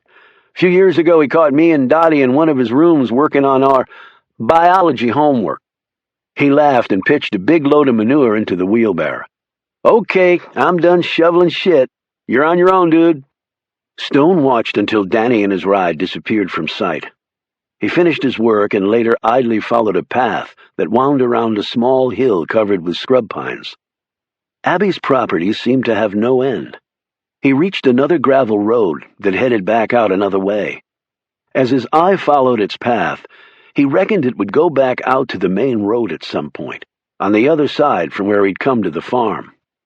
A few minutes later, Stone followed a dirt path that was worn black and finally led to an old barn that looked close to falling down. Inside was an old gray pickup truck, bales of rotted hay, and rusted tractors and other farm equipment. He perched on the bumper of the pickup and counted his meager cash. An act of kindness on his part to help Danny had really cost him. The train ticket hadn't been cheap, and the bus ride, just to the vicinity of Devine, had cost him still more precious dollars. Danny had offered to pay, but Stone had refused, and he still had to rent a room in town. He prayed that rich Abby would be generous with her payment for the day's work so he could move on. Yet should he even be thinking of escape? Maybe when he jumped off the damn cliff he should have just sucked in a chest of water and ended it. What did he have to live for anyway? What do I have to live for? Stone thought. He heard a vehicle skid to a stop outside. He hopped off the bumper and walked outside in time to see Abby step from the truck cab. "Taking a stroll around the place?" she said, not smiling. "I finished up at the stables. Beautiful property you have here." "Okay," she said, her features unreadable. "Doesn't look like this place gets much use anymore," he said, looking toward the barn. "This was my mama and daddy's place for 50 years. They ran it as a farm, but we haven't done any farming here for 30 years. Their house was just down there," she said, pointing to the left. "Burned down a long time ago. Only thing left is the chimney stack. I ought to just knock it down, but I can't do it. I mean, it's really the only thing I have left of them." "I can understand that." "You can, huh? The past is hard to let go of, particularly when the future is a little uncertain. You're wasting your talents mucking stalls, man. You ought to be a philosophy teacher." "I was just heading back to town. I need to pay you. Why don't you ride with me back to the house? You can get some supper and your money." "You don't have to do that." "I know I don't. Get in." Her tone did not seem to invite dissent. A few minutes later they pulled into the driveway. "Beautiful house. Came at a damn steep price. Danny told me a little about that. Expect you want to take a shower and change your clothes. Mucking stalls isn't the cleanest job in the world." "Thanks. I'm sorry about your husband." "Uh-huh," she said. She slammed the truck door behind her and headed up the steps. Stone slowly got out and trudged after her. He could have landed in any town in the country, and it had to be Devine, Virginia. Damn, Stone thought. I can really pick 'em. Chapter 19. Knox collared Annabelle Conroy as she was leaving her hotel. He flashed his creds and asked her to go with him. "I don't think so," she said. "Excuse me? Those creds could be faked, and you could be a rapist. Go call a cop and I'll go with both of you if he's satisfied you are who you say you are. But until then, get the hell away from me. How about a cup of coffee in the restaurant over there? If I put my hand up your skirt, you can start screaming and kick me in the balls. Just so you know, I kick really hard." "I have no doubt. Will this take long? I'm sort of busy." "As long or as short as you want to make it." Over 2 cups of strong coffee, Knox explained what he wanted. "I don't know where Oliver is," she said truthfully. "We became friends and I stayed at his cottage, but now he's gone, and he didn't tell anybody where he was going." "How did you become friends, and why were you staying at his cottage?" "Simple enough. He helped me with the problem I had, and after he left, I wanted to keep his home going for him in case he came back." "So your problem was with Jerry Bagger, now deceased?" "I see you do your homework. Wasn't that hard, actually. What exactly was your beef with Bagger, Miss Hunter?" Knox didn't believe for a moment that that was her name, but he was willing to play along for now. "What's it to you?" "Humor me." "Why the hell should I?" He pointed to the cup she was holding. "How about I take the prints off that and run them through a database? Would I pull up the name Susan Hunter? There's no law against changing your name. Right, but the reason for changing your name, now that might be illegal. Bagger hurt someone I cared about, and I wanted to nail him for it. And I did. With Alex Ford and Oliver Stone's help. Yeah. Bagger was a crook and a sociopath. The FBI and Justice Department had been after him for a long time. He got what he deserved. So what's wrong with that? I don't really give a crap about Jerry Bagger. I want Oliver Stone, or John Carr. I don't know which name you refer to him as. I only know him as Oliver Stone. I have no idea who John Carr is. When was the last time you saw him? About 6 months ago. You heard about Carter Gray's and Senator Simpson's murders? I watched the news. Stone had a relationship with Gray. Didn't know that. Alex Ford never bothered to tell you because he knew all about it. We're just friends, and friends don't share everything. Why'd you leave the cottage?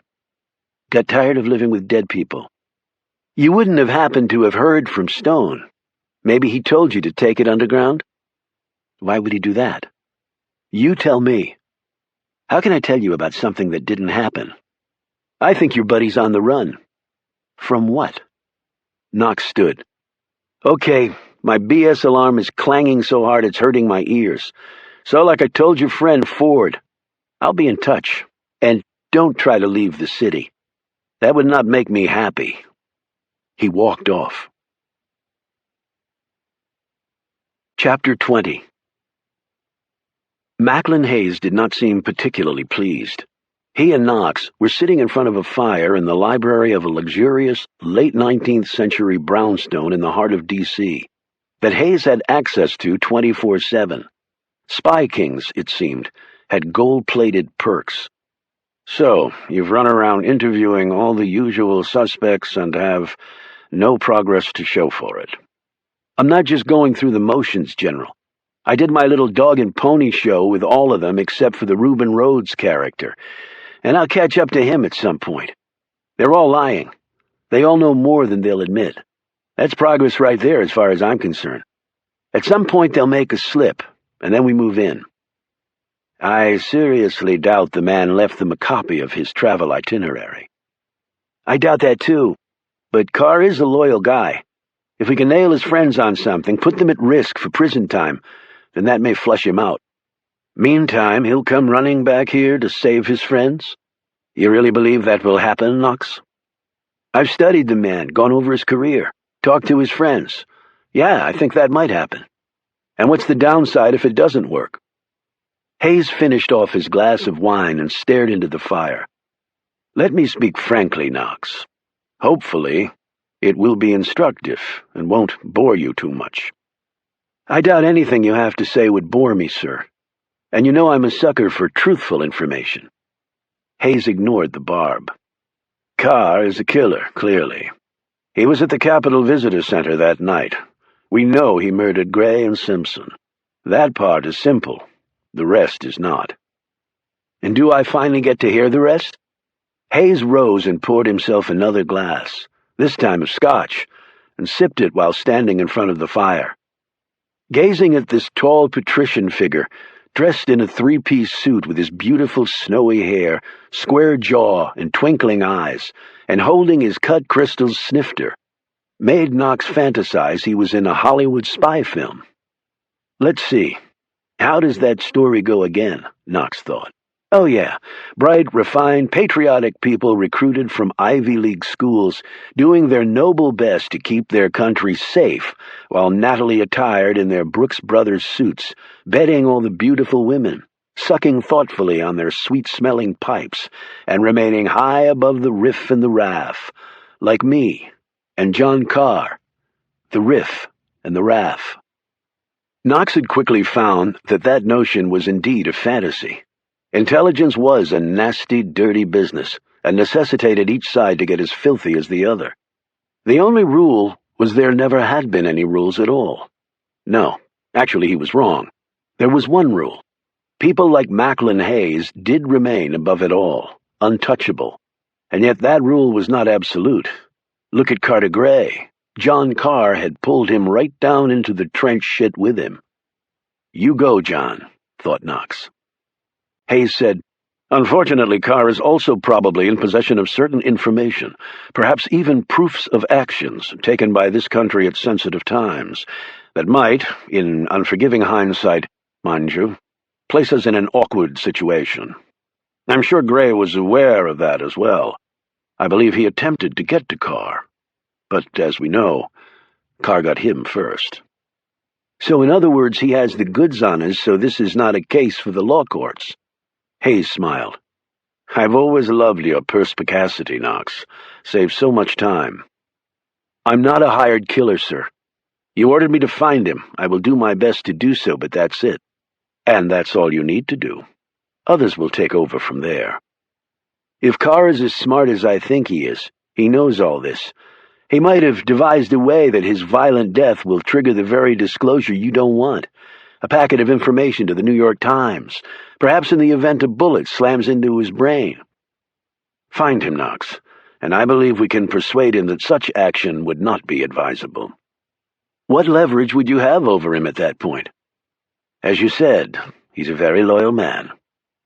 Knox considered this for a moment. So his friends are his Achilles heel? Only in your version, instead of coming back and going to jail, he takes the bullet. He falls on the sword silently, so his friends can what, live?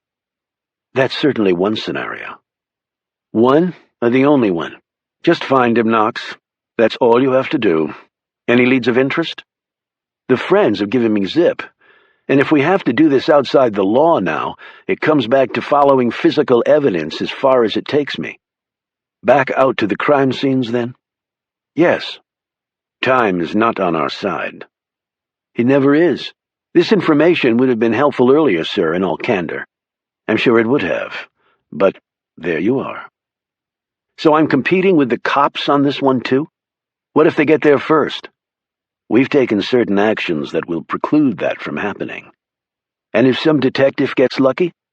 That's highly doubtful, because they know nothing of John Carr or his ties to Gray and Simpson. So you have a tremendous advantage there. But if the police get to him first, we will make sure that he will disappear from their custody. National security trumps all, Knox. Of course. Can I inquire as to what the chain of command is on this, sir? You report to me, no one else, he said sharply. No. I mean, who do you report to, General? Hayes finished off his drink and carefully put the glass down on an antique side table. I'll pretend I didn't hear that. Good luck. Regular reports. Absolutely, Knox said, with more edge to his voice than he would have liked. One could push Macklin Hayes only so far, but Knox was getting sorely tempted to push as hard as possible, like off a cliff. One more thing. John Carr is probably the best assassin this country has ever produced. The fact that he was able to single-handedly kill a dozen of our best paramilitary field agents 30 years after he left 666 speaks volumes. God, he must have been something else indeed in his prime. What an honor to have commanded such a killing machine. Gray was lucky in that regard. The meteoric rise of his career was tied in no small way to Carr's ability to hit the bullseye time after time. And you're telling me this? Why? Just want you to understand the playing field. We need him alive, Knox. We need to know what he has before the sword falls. Never forget that. There may need to be sacrifices, of course. As Hayes left the room, Knox did indeed understand the playing field. They clearly needed Carr alive. Sacrifices? Knox thought. But they didn't necessarily need Joe Knox, still breathing when the dust settled, did they? Knox left the brownstone, climbed back in his Rover, and drove off in pursuit of apparently the greatest assassin his country had ever produced, while a cagey former general, who had no problems allowing his foot soldiers to die to achieve his goals, was crowding his rear flank. Whoopee, Knox thought. Chapter 21. Early the next morning, Knox started with the caretaker's cottage at Mount Zion Cemetery. He went over every square inch of it, pulling up loose floorboards, emptying every drawer, checking inside the fireplace, and poring over the books Stone kept there, many in different languages. If the guy can speak all these languages, he might have already left the country, Knox told himself. Other than that, the cottage was a bust. The guy had obviously cleaned it out before fleeing. He next set about searching the cemetery. Here he was a bit more fortunate, though it ultimately turned out to be nothing. His sharp eye discerned that one tombstone had been recently moved. He yanked it over and found the small compartment carved in the earth. Whatever had been there, though, was now gone. The dirt Macklin Hayes had hinted at? 2 hours later, found him standing in the rear grounds of Carter Gray's former home. Knox had decided not to go to Simpson's murder scene. The vacant construction site had not given up any clues on the first go-round, and he'd wisely decided that it was probably not going to give up any simply because he went back. He stared out at the bay. Stone had told the FBI agents that the person who'd blown up Gray's house might have escaped by jumping off the cliff. He walked to the edge and peered down. Hell of a long dive, but probably easy for someone like Oliver Stone/John Carr. Okay, Knox thought. He tosses his rifle into the water and jumps. And where did he go? He did not for a second believe that Stone had committed suicide. One did not plan hits so meticulously to merely end it all with a plunge off a cliff. He had lived. Knox was sure of that. Carrying a knapsack over his shoulder, Knox walked along the cliff's edge, following on land what might have been Stone's journey in the water. He passed through woods, open fields, and then more woods, all the while keeping his eye on the shore below. Finally he stopped. There was a bit of a beach down there. Stone had shot Gray before 7 a.m. Knox had checked the tide charts. That time of morning would largely mirror the tide he was looking at right now. He eyed the boulders, then spotted the cleft in the rock, the trail coming up. He followed it to where it reached the top of the cliff. There was a path there. He took it. An hour later, he came to the series of shacks. "Can I help you?" Knox looked over at the short, squat man in the Green Bay Packers knit cap and greasy coat who was staring at him from beside an ancient tractor with one wheel off. Knox approached. "I was over at Carter Gray's house." He held up his creds. "I'm Agent Knox." "Good for you. They call me Leroy because that's my name. Gray, huh? The important fellow what got himself shot?" "That's right. I take it someone's been by to see you?" "Hell yeah, but like I told them, I don't know nothing about nothing." "You live here by yourself?" "That's right, ever since my Lottie went to meet her lord 4 years ago." "Sorry to hear that. Nobody to help you around here? What is it that you do, by the way?" "Anything I can to make a little money. Had me a helper, but he went on." "When was that?" "Same day that man got shot." Knox looked anxious, but Leroy held up his hand. "Don't get yourself excited. He was here when them FBI folks come by. You can ask them. He's old, bum-legged, bad eyes, and feller couldn't even talk, just grunted." "Tall, short, fat, thin?" "Skinny. Though with the bad leg it was hard to tell how tall he was. A lot taller than me, that's for sure. Big beard and thick glasses." "Why'd he leave?" "Who the hell knows? Been with me 4 months. Then he just went moving on.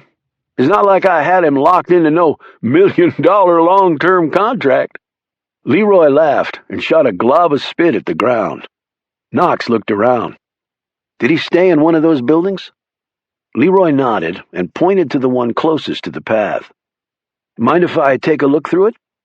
"What agency you with again?" "Federal." "I know that, but which one?"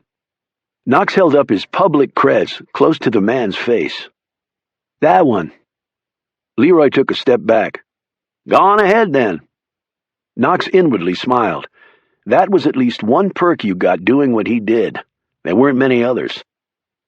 The search of the shack turned up only one significant fact. There wasn't a single fingerprint in the place, and Knox had brought equipment with him that would show if there were. That alone told Knox that he was probably on the right track. Most people, including gimp-legged, nearly blind mutes, were not known to be so meticulous about wiping away such identifiers. He left the shack and found Leroy puttering around. Knox said, I'm going to have an artist up here tomorrow, and he's going to do a composite drawing based on your description of the guy. I'll do my best. I know you will. Chapter 22. The dinner was delicious, mostly fried and filling. Abby had cooked it herself, and Stone had helped her serve it. It was only the two of them. He'd taken a shower in an upstairs bathroom decorated like something out of a design magazine. The coal company must have really paid through the nose. "So you're a fan of Shakespeare," Stone said. "I read his plays in high school. I could never relate to them before." "And now you can?" "Maybe. He's got all of what life has to offer, especially the negatives. But I've lived the real thing too much to be impressed anymore by a fiction of it." Danny came in halfway through the meal, took one look at Stone and his mother in the dining room with their linen napkins and fancy plates, and turned back around without a word. Then a door slammed, loudly. Stone glanced after him and then turned back to Abby. "I'm sure he keeps you busy." "That's one way of putting it. You have children?" "I did. She's not alive anymore." "Sorry to hear that. Danny's used up about 7 of his 9 lives, and I feel like he took mine right along with his." "Were you against him going away? You said you cried a lot." "What mother wouldn't, with her only child saying goodbye?" "Then you're glad he's back." "I wouldn't go that far. Besides, it's more likely than not that he'll be gone again before too many more sons come up. Won't break my heart again. At least I keep telling myself that." "Has he left before?" "Talked about it a lot, but never pulled the trigger. I guess I'd made up my mind it always would be talk. Then he threw me a curve." Her voice shook a little as she said this last part. "Any particular reason he decided to do it this time?" "It's hard to tell why Danny does anything. Bull-headed, just like his father." "Danny said he died in the mines." Abby took her time, putting the last forkful of pie into her mouth. "He did. You said you lost a child. How about your wife?" "Died too. Long time ago." "What have you been doing with yourself since?" "This and that. Never stayed in one place too long." "Did you get out of the Army right after Nam?" "I hung around for a while. Nothing too exciting." "No pension from Uncle Sam?" "Didn't stay long enough." Their conversation tailed off, and a while later Stone took his leave, resisting her invitation to drive him back to town. There was sorrow in that house, despite the luxury and designer touches, for one simple reason. The source of the wealth was death. "I guess you'll be heading on soon," she said as she stood by the front door. "I'm a lot older than Danny, and I still haven't made up my mind what to do with the rest of my life. No, I think I'd better get to it." "Thanks for helping my son." "He seems like a good young man, Abby. Just needs a little direction. It would have been real good if the direction had taken him out of here and kept him there." She closed the door, leaving Stone standing there puzzled, telling himself again that this was not his business. He walked out to the road and made his way back to town. The sky was lit with stars, which was the only light there was. As he drew closer to town, he heard something. At first, it seemed to be the moan of an animal, and it occurred to him that in this part of the country it would not be unheard of to run into a black bear, or maybe even a mountain lion. As he continued to walk along, the moan became more recognizable. Stone picked up his pace. The church and the graveyard were just ahead.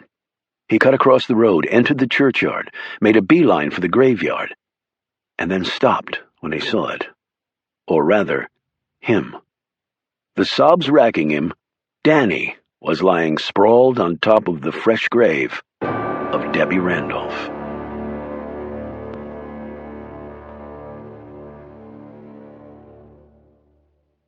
Chapter 23.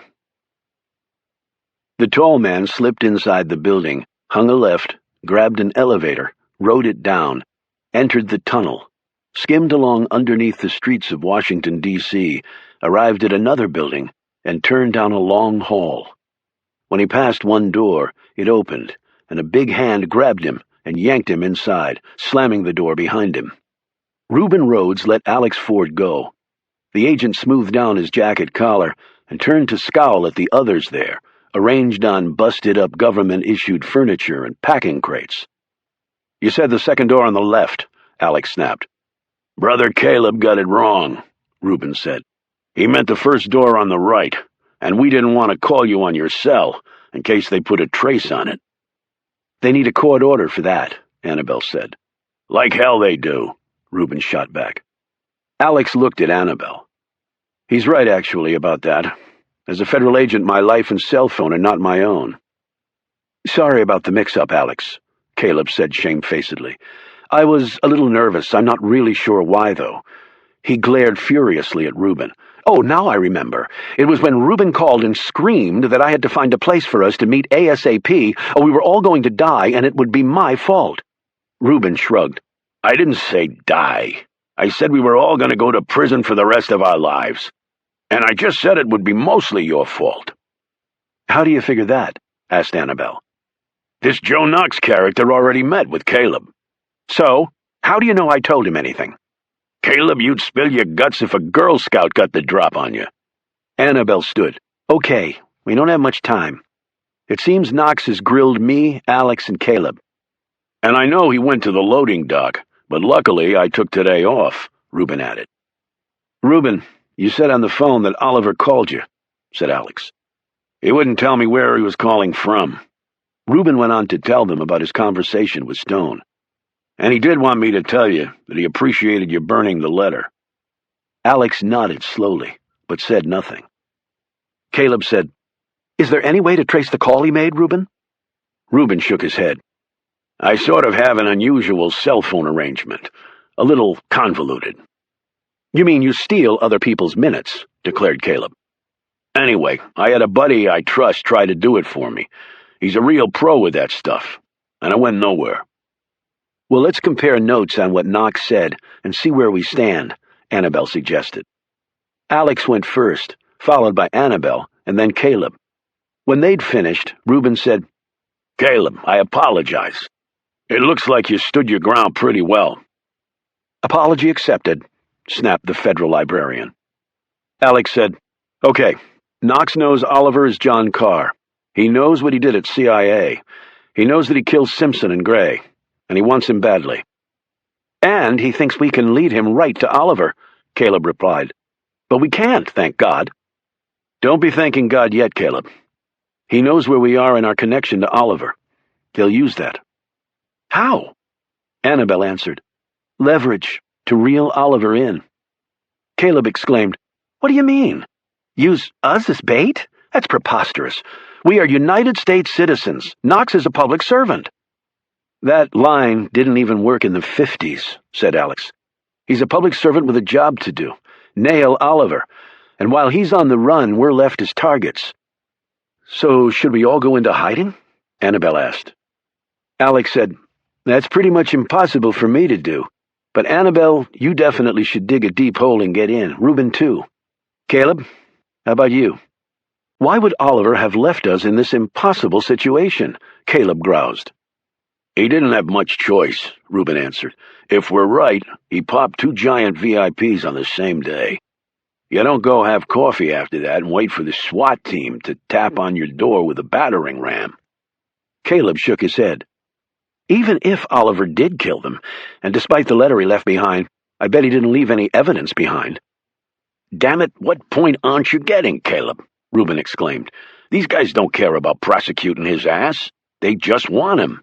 They'll squeeze whatever useful information he has out of him and then put a round in his brain.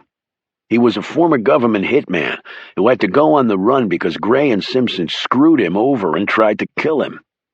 Reuben said this last part while staring at Alex. "Oliver's been on the run for 30 years, and then they killed Milton.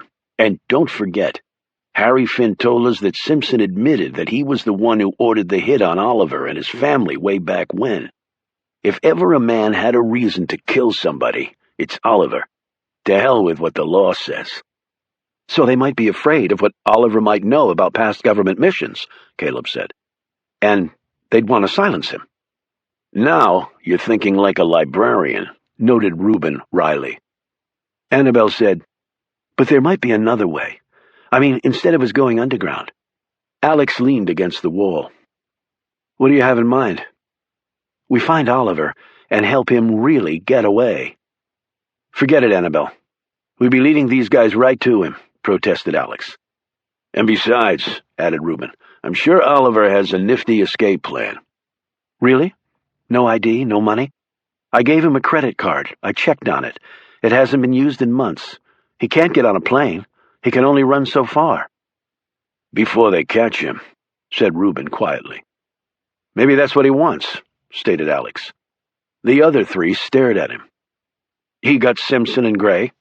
He felt terrible guilt for Milton. He may feel he has nothing else to live for. He runs, but not that hard. He knows they'll catch up to him, and he's prepared for what that means. Annabelle said, I'm not going to let his life end that way. Annabelle, stonewalling the CIA is one thing, but you get mixed up in actively helping Oliver elude the authorities, then you're looking at prison time too, a big chunk of it. I don't care, Alex. Look what he did for me. He risked everything to help me. He's done that for all of us, added Reuben. You wouldn't be here either, Alex, Annabelle said, eyeing the man, except for Oliver. Alex sat down on an old desk. Guys, I hear you, but I'm a federal agent. I can only go so far. We don't want you to get in trouble, so you don't have to do anything, said Annabelle, though her tone was less gracious than her words. Except look the other way, added Reuben. How would you even go about finding him? Said Alex. That's for us to figure out, said Reuben coldly. He glanced over at Caleb. You're a federal employee too, but are you in? Caleb nodded. I'm in. Alex's features grim rose. Well, I guess this is where we part company. Good luck. Alex, Annabelle began, but the door had already closed behind him. The three remaining members of the Camel Club simply looked at each other. Screw him, exclaimed Reuben. So how do we find Oliver? She gazed at him. The fox is on the hunt, right? Right, so? So we follow the fox. You have a plan? I always have a plan. Annabelle, girl, I love you. Chapter 24. Stone was about to approach Danny Riker when someone else appeared from the other side of the graveyard. Stone shrank down behind the stone wall as the man stepped clear of the shadows and into the moonlight. At first, Stone thought the big fellow was going to attack Danny. So stealthy was his approach. Indeed, Stone was preparing to spring out when the other man gently touched Danny on the shoulder. Come on, boy. No good you being here. Danny looked up into the face of Sheriff Tyree, who bent down to help him up. Not right. Ain't right, Danny sputtered, as he leaned against the larger frame of the lawman. A lot in life isn't fair, Danny, but you can't let it eat you up, boy. I want to die. Tyree slapped Danny across the face. Don't let me never hear you say that again, Danny. The girl's dead. Nothing you can do will bring her back. He pointed at the dirt. You call that fair? You get your head on straight. She had a choice. She killed herself. This ain't doing nobody any good. Now you want me to give you a ride home? Danny wiped his face and shook his head. You're a stupid man if you think that, he snapped. Tyree studied him. You know something I don't? I know lots you don't. So what? Ain't worth shit what I know. I mean about Debbie. Danny dropped his head and his defiant tone. No, I don't know nothing. Just talking is all. Talking and saying nothing, really. You said I was stupid if I believed that. What, that she killed herself? You putting words in my mouth now, Sheriff, Danny said, his face whitening a bit. I just want to hear what you have to say. In response, Danny turned and walked off. Danny, you come back here. Stop yelling, Sheriff. You'll wake the dead. Right now, boy. I'm not a boy, Tyree, in case you hadn't noticed. Danny turned to look at him. And unless you want to put a bullet in my back, I'm going home. Tyree laid a hand on top of his pistol as Stone stooped as low as he could. He didn't want to give either man a chance to spot him. He waited for Danny to disappear down the road, and then watched as Tyree stalked back to his patrol car nearby and drove into town. Stone thought, should I just leave now? Why wait until morning? Yet Stone walked to town and got a room at the tiny house Danny had recommended. He'd climbed the stairs, put his bag away, and sat on the soft bed and stared out the window toward the main street of Devine. What he'd seen at the graveyard had puzzled him. Had Danny been in love with Debbie Randolph? Had she killed herself? Why had Danny left and then come back? It's not my problem, Stone finally said aloud, surprising himself with the force of the words. He checked his watch. It was nearly 10 o'clock. He had a small transistor radio in his bag. He pulled it out and turned it on. It took some twisting of the tuner knob, but he finally found a station that had a national news roundup program at the top of the hour. He sat back on his bed. The murders weren't the lead story, but they were a close second to another salmonella outbreak in some vegetables. The announcer's voice seemed breathless as he recounted the latest on the high-level D.C. killings. The FBI and Homeland Security have combined their efforts in this investigation. The murders of Senator Roger Simpson and intelligence head Carter Gray are definitely connected and are apparently tied to events from decades ago, when both men worked at the CIA. The killer is reportedly a former colleague of the two men, and was believed to have died years ago. Authorities are watching all airports, train and bus stations, and border crossings. We will bring you more developments as they break in what is shaping up to be the manhunt of the decade. Stone turned off the radio, rose, and stared out the window once more. They hadn't announced the name of the killer, but they might as well have. Stone thought, they know it was John Carr, and they know what I look like, and they have every escape route bottled up. He had never really dwelled on his eventual capture. He even imagined that he might make it to New Orleans, start a new life, and live out the rest of his years in peaceful obscurity. But that was apparently not to be. The one thing that bothered him was that everyone would believe him to be a criminal. Was revenge always wrong? Was righting an injustice outside the law never condonable? He knew the answer to those questions. He would never have the luxury of facing a judge and jury. They would never let him because he could tell his side of the story. No, that could never be allowed. Stone put on his jacket. He needed air. He needed to think. Could he even leave Devine now? He should call Reuben, but it would have to wait until tomorrow. Now he just wanted to walk in the darkness and peace of Devine. And think. He reached the main street, turned right, and walked at a brisk pace. He soon left the little downtown area behind. The trees grew thicker, and the lights of the small houses that dotted the perimeter of Devine finally disappeared.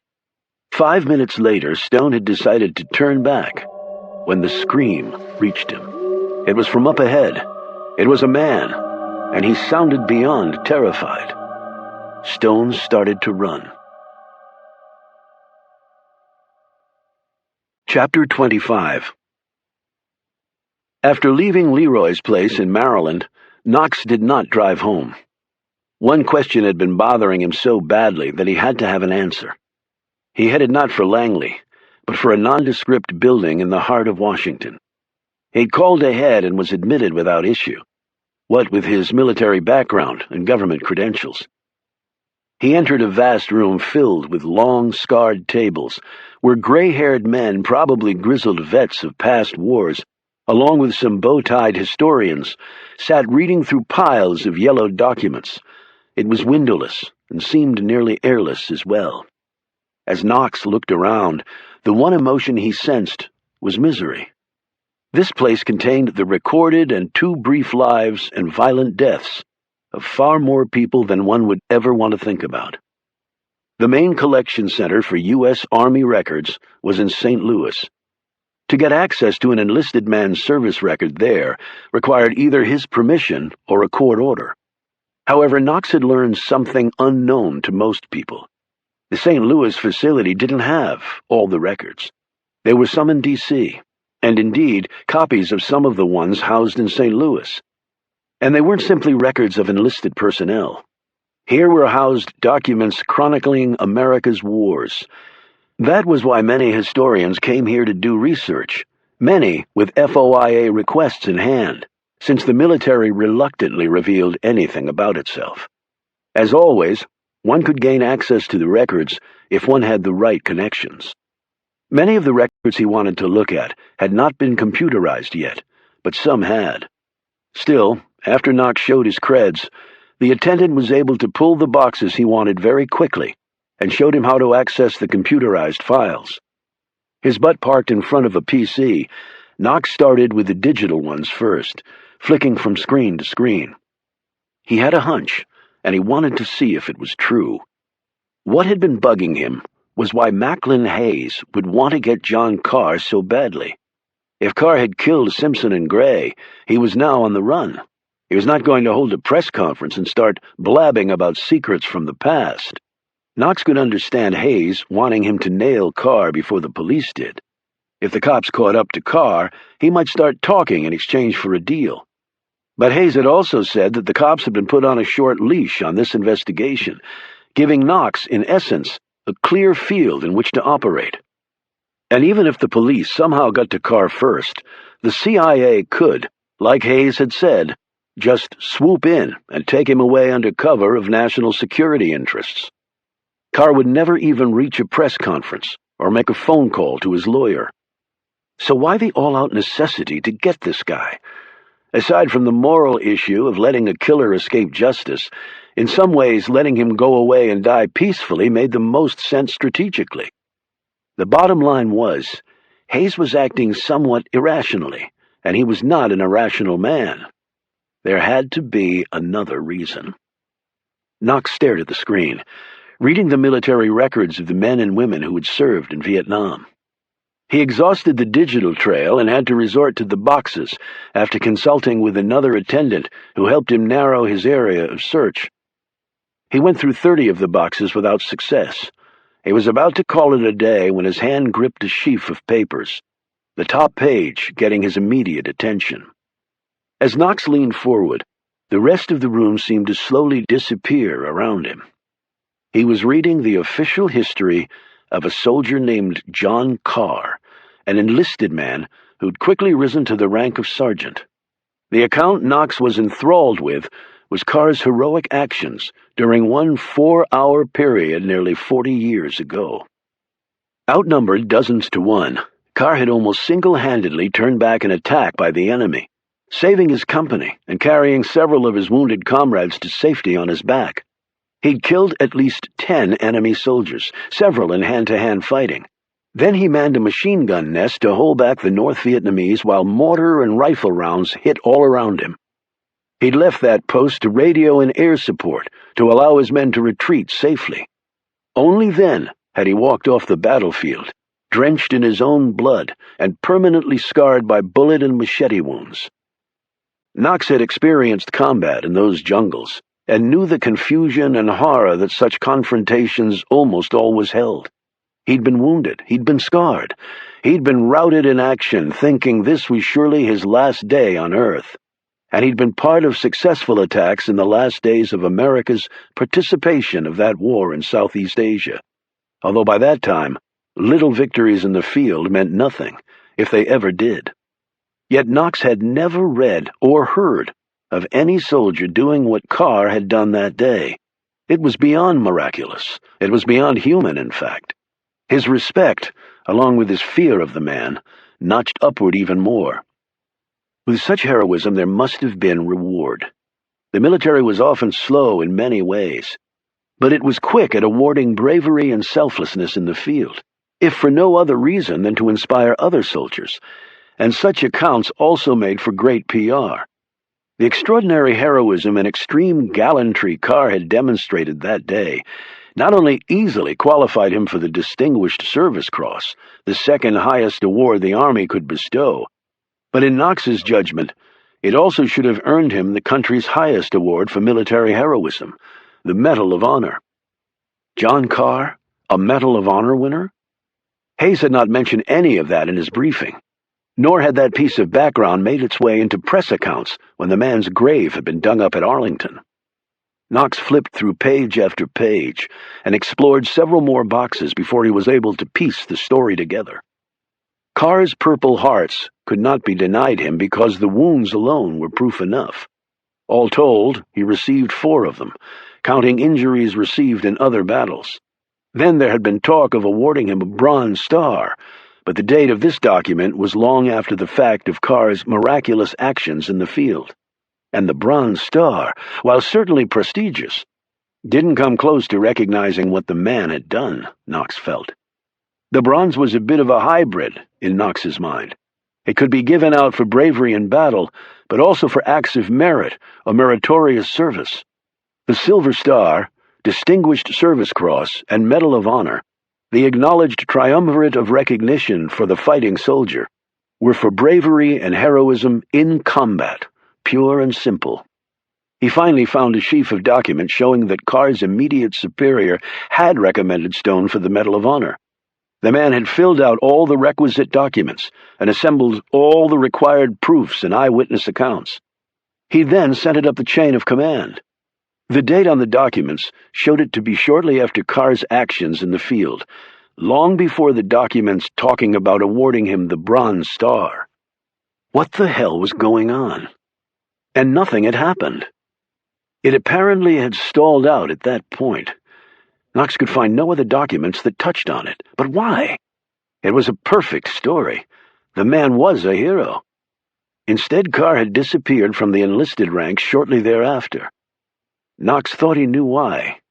That's when he'd been enlisted by the CIA for its 666 Division. The spooks, Knox was aware, often trolled for their assassins in the ranks of the military's best. He put the documents back in the box, and that's when he noticed it. 2 pieces of paper stapled together that had slid down in between the interior flap of the box and the exterior cardboard wall. Knox almost didn't read it. So disgusted was he at the military's injustice to a man who should have been one of the most legendary recipients of his highest award. But Knox did reach for the papers. It was an order, a simple one. It shut off any further consideration of John Carr receiving the Medal of Honor or any other commendation. As Knox read through the document, it was filled with official mumbo-jumbo about unreliable evidence and inconsistent eyewitness accounts and conflicting background documentation.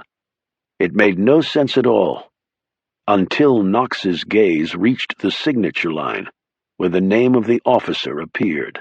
Major Macklin D. Hayes.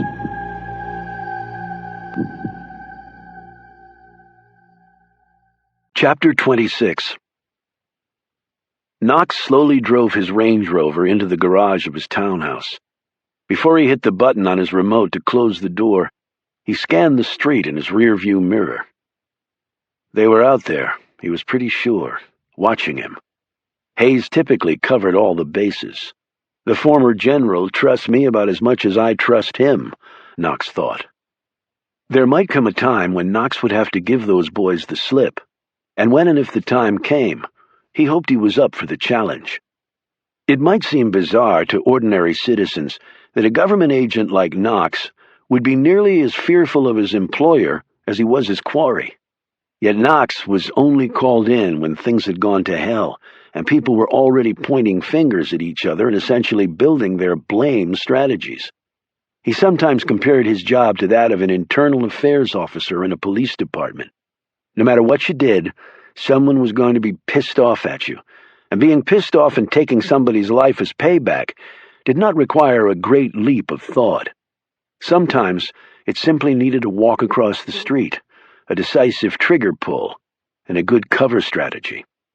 And from what Knox had learned about John Carr's military past, Hayes was definitely playing his own agenda on this one. He had clearly lied to Knox already. He'd commented on what an honor it would have been to command a killing machine like Carr, while the man had commanded him, in his murderous prime, and denied him the honor that was surely his.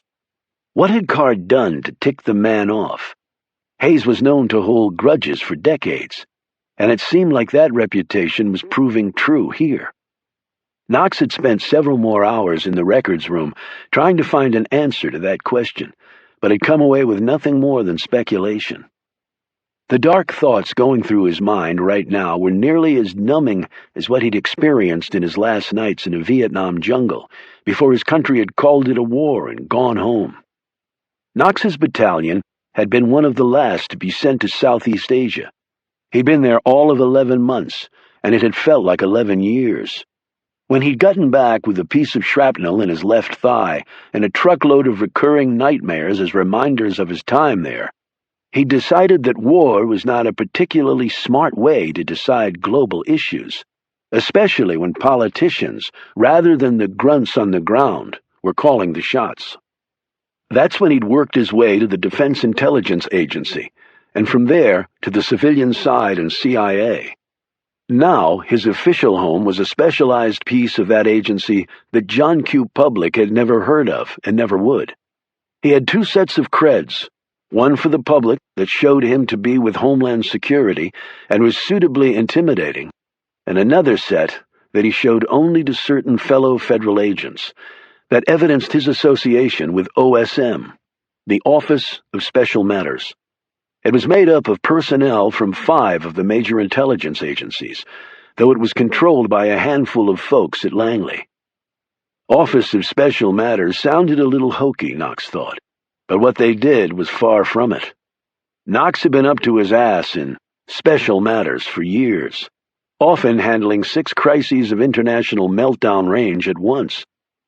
In fact, he'd been involved in every major op OSM had been handed over the last decade, including some paramilitary action that had gotten him back into the field with a gun and lives to take care of, and others simply to take.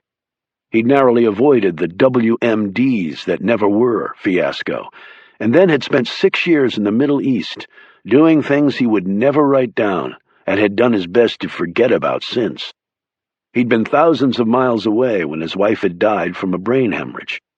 He got back just in time for the funeral to say a hurried, mumbled goodbye to his life partner, the only woman he'd ever loved. To this day, he felt like he had cheated her. 24 hours after burying her, he was back in Iraq, trying to figure out where the next suicide blast was coming from, and paying yesterday's enemies with good American cash so they'd kill extremists instead of U.S. troops. When the money eventually ran out, Knox knew he didn't want to be within 5 time zones of the place. Then he'd gone back to his safe room in the Green Zone and wept for the love of his life in the privacy of his own nightmares.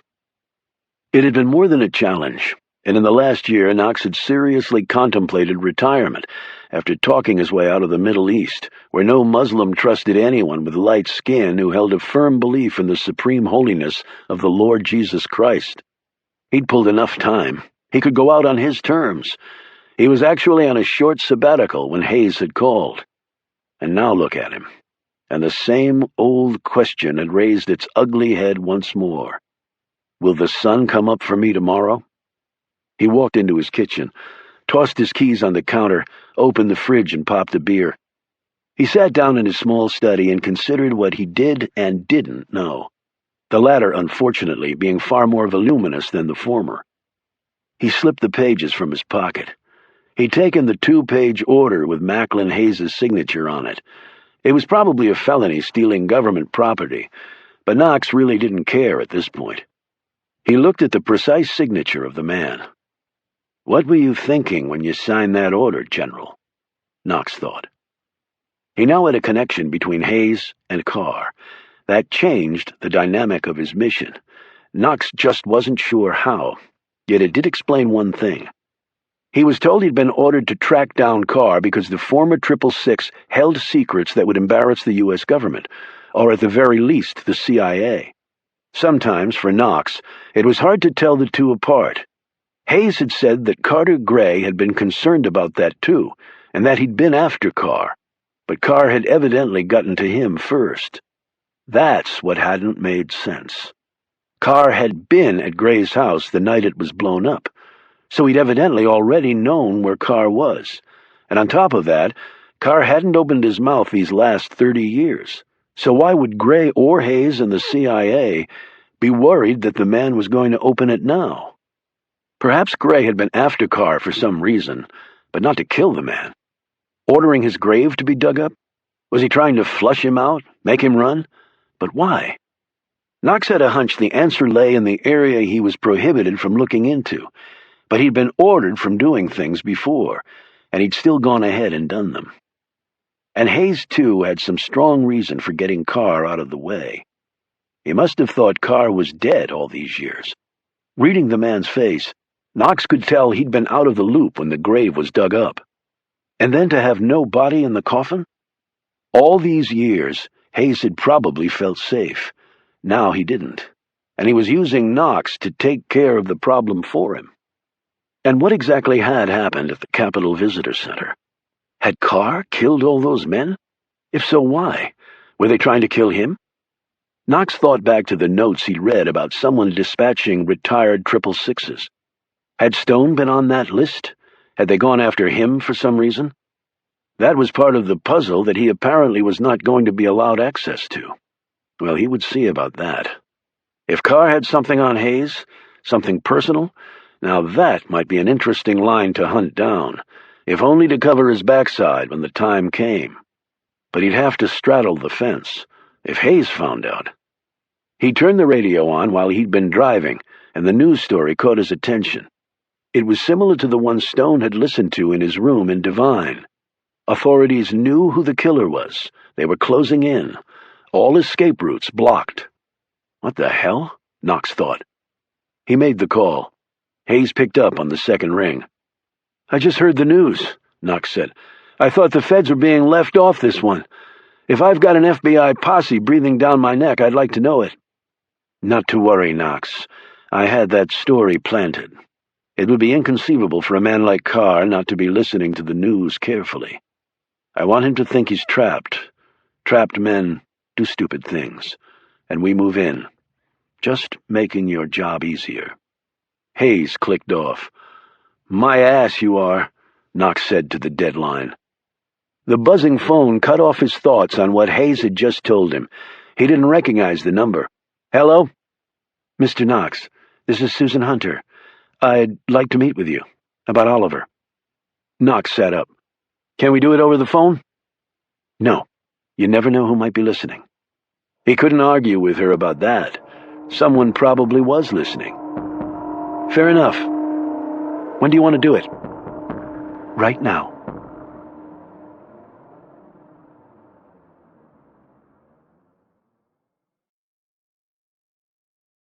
Chapter 27. Annabelle was standing on the street corner in Georgetown when Knox pulled up 30 minutes later. He popped open the passenger door and she climbed in. He drove off, heading east toward the downtown area. Knox glanced at her. The woman's face was flushed, her eyes red. He couldn't know it was from a little rouge and a little eye irritant deliberately applied. You okay? He finally said. She wiped her eyes. Not really. So let's talk about it. I don't want to get in trouble. I don't want that either. Yeah, but can you guarantee it? If you've done nothing wrong, I can, and even if you have screwed up, depending on what you tell me, you might very well get a walk.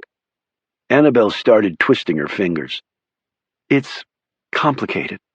Trust me, my job never involves anything remotely simple. What exactly is your job? She said bluntly. He pulled over and parked on the street and turned off the truck. Let's get one thing straight. This is not an information exchange. You talk, I listen. If it's good, I help you. If you're screwing me over, well, just don't. She drew a long breath and plunged in. Oliver was very secretive. Nobody really knew anything concrete about his past. But we could all tell he was special, different. You probably saw the books in his cottage. He spoke different languages. He just carried himself in a different way. His past I'm reasonably well informed on. It's his current location that I'm most interested in. I don't know that. So why'd you call me? Oliver had some information on Carter Gray. That was why Gray resigned when he did. What kind of information? Annabelle shook her head. He never said, but he visited Gray, and the next day Gray resigned, so it must have been pretty incriminating. But then Gray got his old position back. That's because he got the evidence that Oliver had back. The Capitol Visitor Center? Knox said sharply. I think so. It wasn't like I was there. It's just something Oliver said right before he vanished. What else did he say? That it's better no one ever finds out the real truth. That it could hurt this country, and he would never want that. Knox smiled. You'd make a great witness for the defense. Do you know about his service to his country? Guy was a hell of a soldier. So what about Senator Simpson? What's the connection there? Oliver said he worked for the CIA before he got into politics. That's right, he did. So Oliver knew him back then. I guess. If he did work for the CIA, I mean. I have no proof that Oliver ever did. Let me worry about the proof. Does the term 666 mean anything to you? I heard Oliver mention it once, but he never explained what it was. I bet he didn't. He was a good man. He helped break up a spy ring.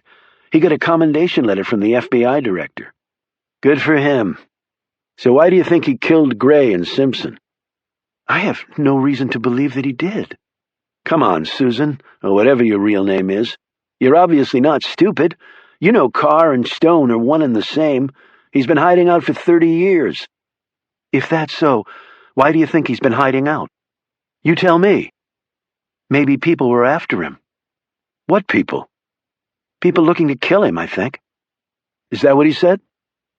He told me once that with some agencies, even if you want to leave, they won't let you. They'd rather you be dead than not working for them. This remark hit Knox like a hard slap, but he didn't show it. He thought, that one I can believe. So let's assume for the moment he was a 666 who wanted out. They didn't want him to leave? I know he was married and had a daughter, but he said they were both dead now. Knox sat back against the seat, his fingers still gripping the steering wheel. Suggesting that whoever was after him killed them? I don't know. Maybe. Knox let go of the steering wheel and stared out at the traffic whipping by down Pennsylvania Avenue. His thoughts turned momentarily to his own son and daughter. Maybe his son was safer in Iraq than his daughter was in Washington. That was a brutally numbing thought. Do you have a family? She asked. Knox snapped back. What else can you tell me? His last few days with you. Anything that might show where he went? If he did kill Gray and Simpson, they probably deserved it. That's not what I asked, and by the way, talk like that could wind you up in jail. I owe Oliver my life. That's you, not me. So when you find him, are you going to kill him? I work for the federal government. I'm not a hired killer. So you're telling me that if you do catch him, he'll end up being tried in a court of law? Knox hesitated. That's not my call. A lot of it depends on him. Yeah, I thought that might be what you'd say. We're talking about a killer, Ms. Hunter. No, we're talking about my friend, who has pushed past all human limits. You know that to be a fact? I know him. That's how he's built. Was he capable of violence, of killing? Sure. Was he a cold-blooded killer? No. I have information that says otherwise. Then your information is wrong. What makes you so sure? My gut. Your gut? That's it? Yeah. The same gut that's telling me you really don't want any part of this job. I'm betting you have a family and a dream of being retired, but you got called into this shit, and now you don't know which side is playing you for a fool. It was a testament to Knox's iron-hard nerves that he didn't even blink in the face of this spot-on observation. Unless you have anything to add, I'll drop you back off. So, am I in trouble? You'll be the first to know. Back in Georgetown, she climbed out of the Rover. Before she closed the door, he said, With something like this, Miss Hunter, everybody needs to watch his back. He drove off. Annabelle pulled her coat tighter around her and watched stone-faced as Reuben's truck edged past her and took up the tail on Joe Knox. The fox had now become the hunted. A minute later, an ancient Chevy with a stuttering tailpipe stopped at the curb, Caleb at the wheel. Annabelle climbed in, and they drove off in the opposite direction. Annabelle glanced at Caleb, and he looked at her. We're being followed too, you know, Annabelle said.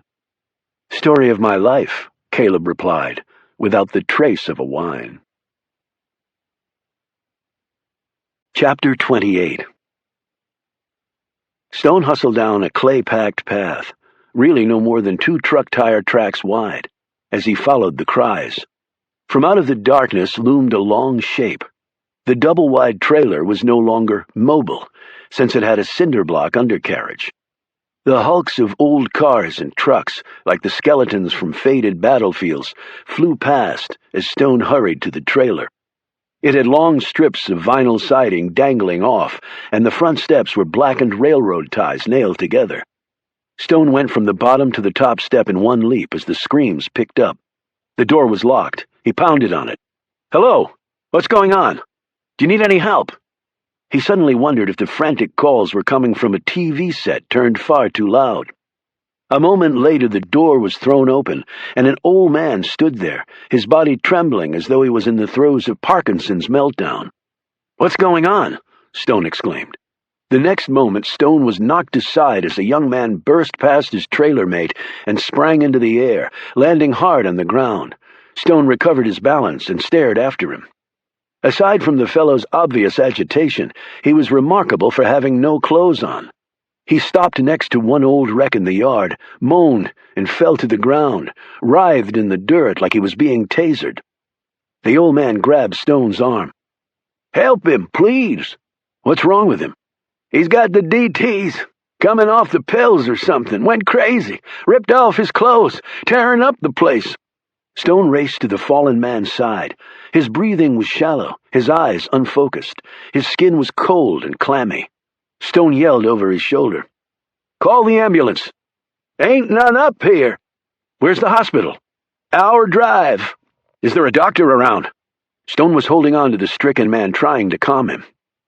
"Doc Warner's place is on the other side of town." "You have a car?" "Truck right there." The old man pointed to a battered old Dodge. "Is he gonna be okay?" "I don't know. Who are you?" "His grandpa. Come to check on him.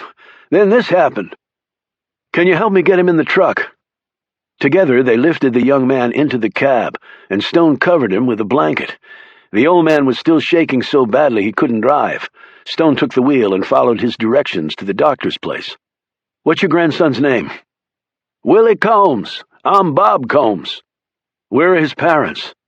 "My son, his daddy, is dead. His mama ain't much good." Stone glanced at Willie. He'd stopped thrashing and screaming, and was now lying quite still.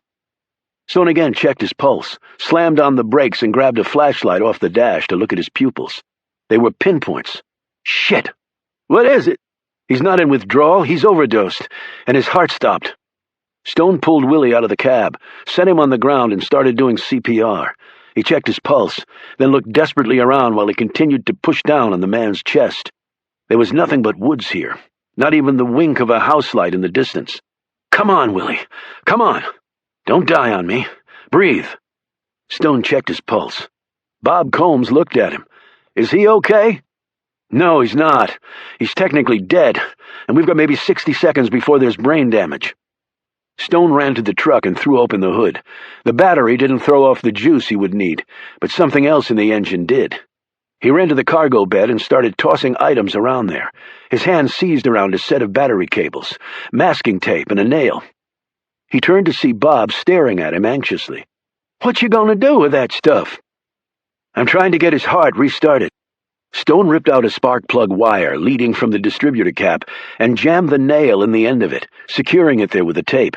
He attached the positive end of the battery cables to the nail while he grounded the negative clamp onto a metal part of the engine. He knelt next to Willie and placed the other ends of the battery cables onto his right and left fingers, respectively. He called out, "Bob, fire the truck up." Bob looked at the cables leading from the truck to his grandson. "You gonna fry him?" "We're out of time, Bob. This is our only shot. Just do it, now, or he's dead." Bob jumped in the truck. Stone looked down at Willie, reached over and made sure the connections were solid. The young man was already turning blue. They only had seconds left. Stone had done this once in Nam, with a fellow soldier who had gone into cardiac arrest when a massive round had sheared a chunk of his torso off. Stone had gotten his heart going again. but the man had bled to death on the way to the field hospital. The truck started. "Rev the engine!" Stone screamed out. Bob smashed the gas to the floor, and the engine roared. Even though he wasn't touching Willie, Stone could feel the surge of current. The effect on the young man was far more intense. His legs and arms came off the ground, and Willie sucked in an enormous breath. He sat up, and then fell back, choking and coughing. "Cut the engine!" Stone yelled, and Bob instantly did so. The only sound now was a miraculous one. A dead man was breathing. Hard. Stone ripped the cables off and checked the pulse. Pretty strong and steady. Bob and he lifted Willie into the truck. Stone put the spark plug wire minus the nail back in place, threw the battery cables in the back, and drove off. They made it to the doctor's home office 5 minutes later and carried him inside. Warner worked on Willie after Stone told him what he'd done. Warner was not Stone's image of a rustic country doctor. He was barely 40, trim, with a clean-shaven face and wide, intelligent-looking eyes behind a pair of wire-rimmed glasses. He gave Willie an injection and made a phone call. He said, "That injection should stabilize him for now, but can you get him to the hospital quick as you can? I called ahead and I'll follow in my car." Stone nodded. "But if his heart stops again on the way, I don't want to rely on the truck's juice again." Warner opened a cabinet and pulled out a portable defibrillator. "If it happens again, pull off the road, and we'll use this." As they were loading Willie back in the truck, the doctor said, "You saved his life, you know." Bob placed a hand on Stone's shoulder. "I can't thank you enough, Mr. Just call me Ben, and he's not out of the woods yet. Let's go." They arrived at the hospital less than an hour later. Stone went in with them. But after Willie was checked in, he came back outside and leaned against the truck, sucking in the crisp, cool mountain air. The hospital was big. It probably had to be, since it was the only one for a few hundred square miles. He walked around the parking lot, trying to push back the adrenaline rush. He spotted the squat, one-story cinder block building next to the hospital and walked in that direction. When he saw the sign on the building, Stone realized this was the methadone clinic, where the truck parade came every morning. As he watched, he noted the armed security guard patrolling in front of the building. When the man saw Stone standing there, Stone smiled and waved. The man neither smiled nor waved back. Instead, he put a hand on his holstered gun. Stone turned and walked back to the hospital. He assumed the presence of the guard meant that the clinic was a target for either drug dealers or druggies. Stone knew that liquid methadone on its own couldn't deliver a high. That's why it was used to wean addicts off drugs. But when combined with other drugs, like anti-anxiety pills, it could produce an often deadly cocktail. About an hour later, Bob came back out and explained that Willie was out of danger and was being admitted. "So what did they find out?" Stone asked. "They said he overdosed on something." "That I knew. You have any idea what?" "The emergency room doctor asked that, too. I saw a crack pipe in Willie's hand when I came in the trailer. He tried to hide it from me, but I still saw it." Stone shook his head. "Crack's a stimulant. His eyes would have been dilated, not pinpoints. He overdosed, but on a depressant, not a stimulant." "Well, I guess I could be wrong about what he took," Bob said hesitantly. Stone looked at him curiously, but the old man didn't seem inclined to add anything to what he'd already said. Stone drove Bob back to Willie's trailer, where he'd left his truck. He tried to pay Stone for his help, but Stone refused. Bob dropped Stone off at the rooming house. As Stone walked up the stairs, he figured that despite the massive manhunt after him, he would have to get out of Divine pretty soon, just to get some rest. Chapter 29. By early the next morning, nearly everyone in Divine had heard of Stone's heroics. Bob Combs had told everyone he encountered of the stunning rescue, and the story had quickly spread. "Cooler hand as I ever seen," he repeated over and over, referring to Stone. "Heard he was a Nam," another man said. "Good under pressure." "A true American hero," said one lady. She added in a lower tone while talking with a girlfriend of hers, "Too bad it was wasted on Willie Combs." Sheriff Tyree came to Stone's room that morning to congratulate and thank him. "Willie's a good young man, except for the pills." "He's a coal miner, right?" said Stone. "How'd you know?" "Scars and banged-up hands, and he had coal dust embedded in his skin. Does his mother know?" "Surely. Doubt she'd care." Stone chose not to ask about that. "Bob Combs said his son, Willie's father, was dead." "Yep, hunting accident. Didn't have his orange slicker on and somebody thought he was a deer. Abby told me to tell you she's got some more work you can do. Same pay scale." "I'll head over there right now." After the news on the radio last night, he was even more uncomfortable being around the lawman. When Stone arrived at Rita's restaurant, Abby had breakfast waiting for him. When he walked in, customers smiled and waved at him. A few miners came over and clapped him on the back, thanking him for helping their fellow miner. "How's it feel to be a hero?" Abby asked, pouring him a cup of coffee. "I'm just glad he's okay. Bet he's got a long road ahead of him. Apparently he has a drug problem." "Most miners do. Willie Combs is actually a good young man. He and Danny played ball in high school together. Best of friends, but then they had a falling out." "Over what?" "When we were all poor, that was one thing. Then when we got the settlement money, Willie seemed to think Danny owed him. We gave him some money, sure, but most of it went up his nose, so we stopped." A tall, thin man came over to them. He was the only man in the place dressed in a suit and tie. His gray hair was neatly parted and fashionably cut.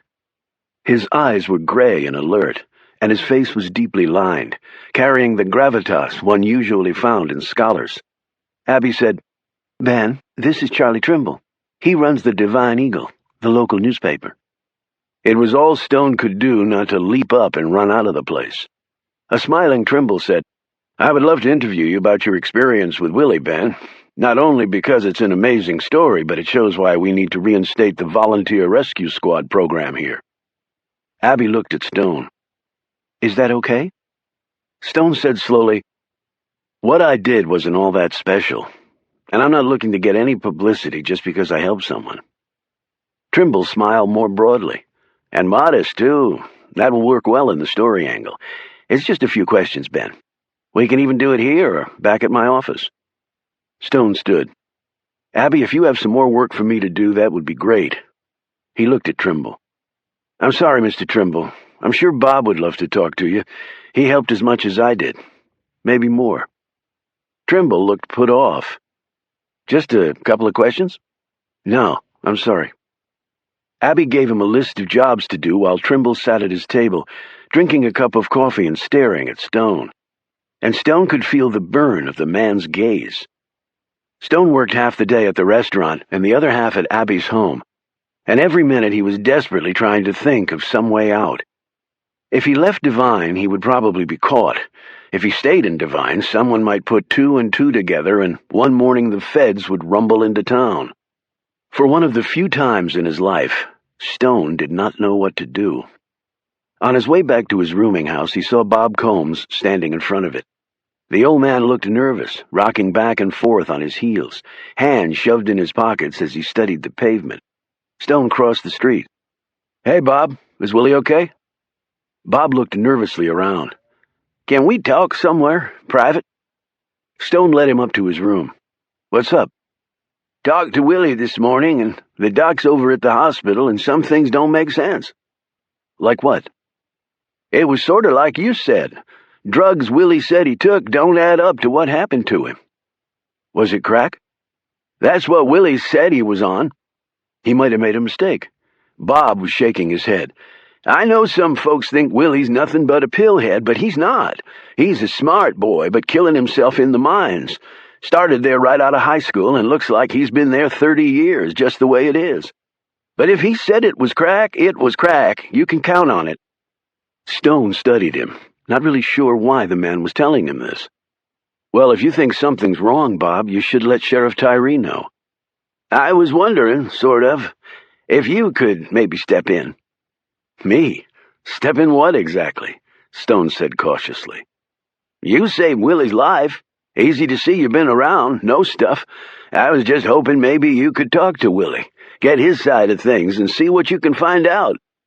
I'm not a PI. Lost my son, see? Willie's the only thing I got left. Can't lose him, too. Well, that's all I got to say. If you go see Willie, I thank you, and if you don't, I still thank you for all you done. Has that fellow Trimble from the paper been by to see you? Yep, had some questions. Told him what you did. He said he's writing up the story. Said you wouldn't talk to him. I'm not much into tooting my horn. Is he from Devine? Oh, no, he retired here. Got a little place up near the river and then took over running the newspaper here. Was he into journalism before? Oh, yeah. Where? Somebody told me once. The Washington Post. Stone thought, oh, shit. Look, Ben, I can pay you if you'd look into it. Bob, go see the sheriff. That's his job, not mine. But I'm sorry, Bob. I can't. Chapter 30. Later, Stone walked to the craft shop and did something he really didn't want to, but he was out of options. He called Reuben. Oliver, tell me where you are, he said immediately. Just listen, Reuben. I need some information. Another voice came on the line. It was Annabelle. Oliver, we want to help you, but you've got to tell us where you are. I'm not getting you involved in this, Annabelle, so stop trying to help me. I don't deserve it anyway. I don't care if you kill those men. What I care about is you. Stone took a deep breath. I appreciate that, Annabelle. I really do. Stone glanced up to see Wanda, the shopkeeper, eyeing him from across the shop. He smiled and turned away from her. Oliver, are you there? I'm here. Look, it means a lot to me that you want to help. It really does. But if I'm going to go down, it's going to be just me, not all of you. But, he cut her off, if you really want to help me, put Reuben back on. He could hear her accelerated breathing for a few seconds, and then Reuben said, What do you need? Has Knox or anyone else been back? No. Technically, Reuben wasn't lying, since Annabelle had gone to see Knox, not the other way around. In fact, they were parked out on Knox's street right now, watching and waiting for the man's next move.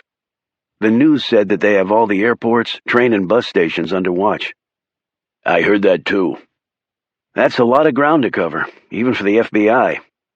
They're working with Homeland Security on this, which has opened up all local resources as well. A lot of street cops out there looking. You said Knox knew it was John Carr, and that he and I were one and the same. That's right, though nothing in the press has said anything about John Carr now being Oliver Stone. Have any photos of me been circulated? Not to my knowledge, at least publicly, but who knows what's going on behind the scene. Stone leaned against the wall and studied a miniature black bear formed from a lump of coal. Coal is king, Stone thought. Stone is dead. Any idea if they think I'm still in the area? Are you? Reuben. Okay, slit my throat for caring.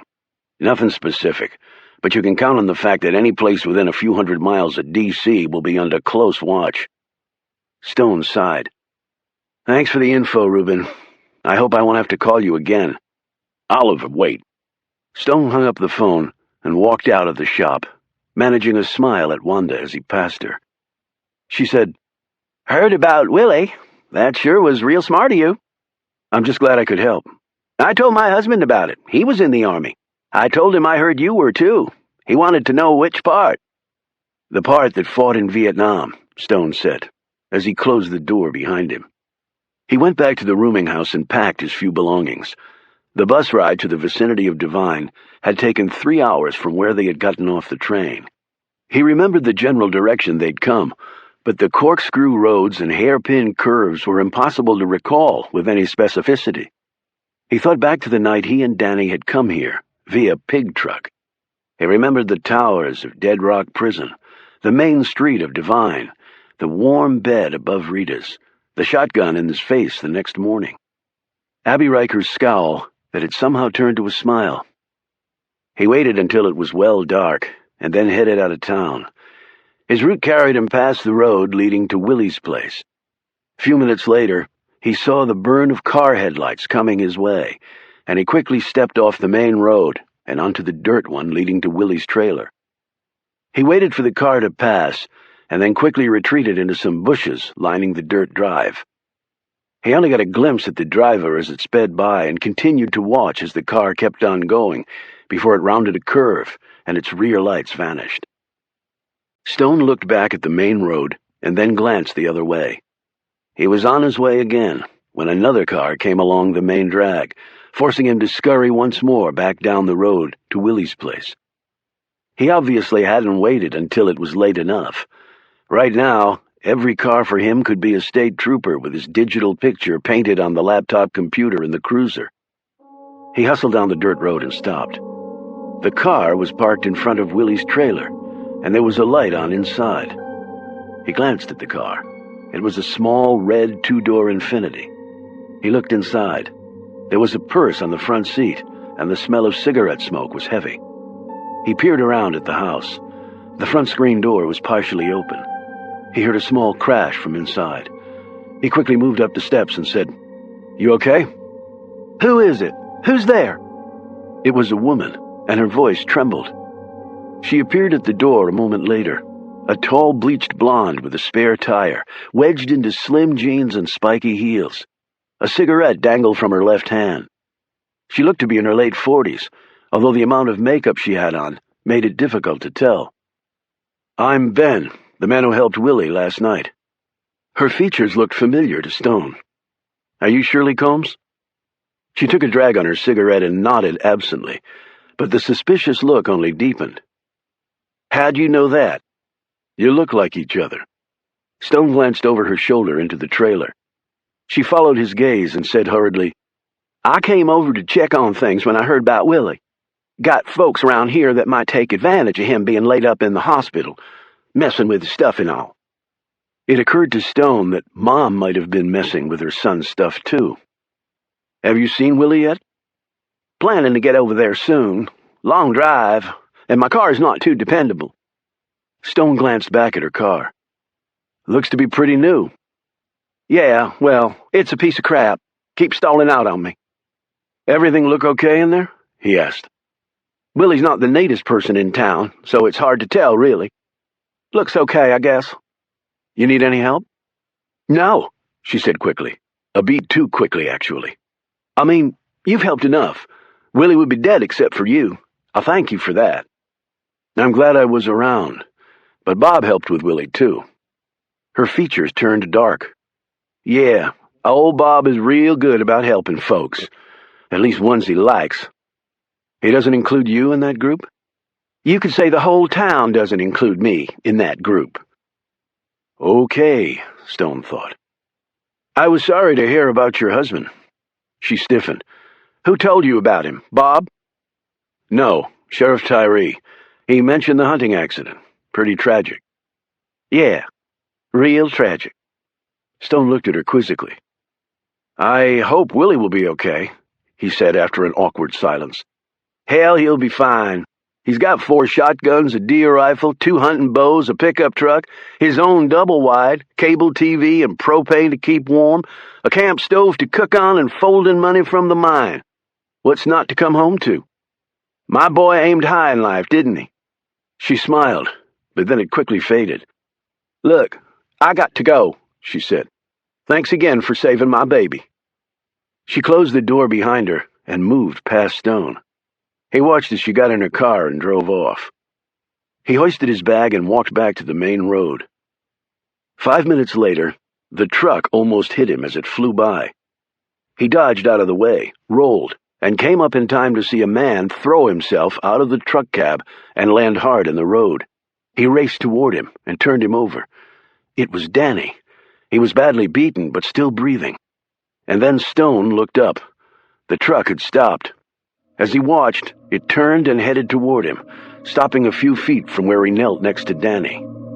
3 men climbed out, and each one carried a baseball bat. Chapter 31. Joe Knox sat in his townhouse, having a cup of coffee and pondering his next move. The idiot agency artist he'd requested to do a composite had gotten lost on the way to Leroy's place, and when he'd gotten there, Leroy had gone off on his damn boat. Leroy didn't have a phone, so the best Knox could do was send another agent up there to try and pin the man down. Until he had a picture to show around, Knox was at a standstill in his investigation. And if Leroy had been involved, and was now on the run after Knox had conveniently warned him, there will be no way to explain such a junior mistake to Hayes, Knox thought. He decided to run through again what he'd learned at the Military Records Center, in case it might suggest something. A half hour later, he was no further along. Maybe he should go back to the Records Center and go through some more documents. The attendant had been able to easily find the other boxes for him. It probably wouldn't take... Knox slowly set down his coffee cup. The next moment he was racing to the phone. He got the number for the Records Center and punched it in. A minute later, after being forwarded along to several extensions, he heard the voice of the man who'd helped him the day before. Knox identified himself, and then asked the question. "How did you find what I wanted so easily yesterday? It was like the boxes were already out." "Well, actually, they were," the man replied a bit sheepishly. "I mean, they'd been checked out some months back, maybe 6 months or so, and I'm a little embarrassed to say that no one had filed them away yet.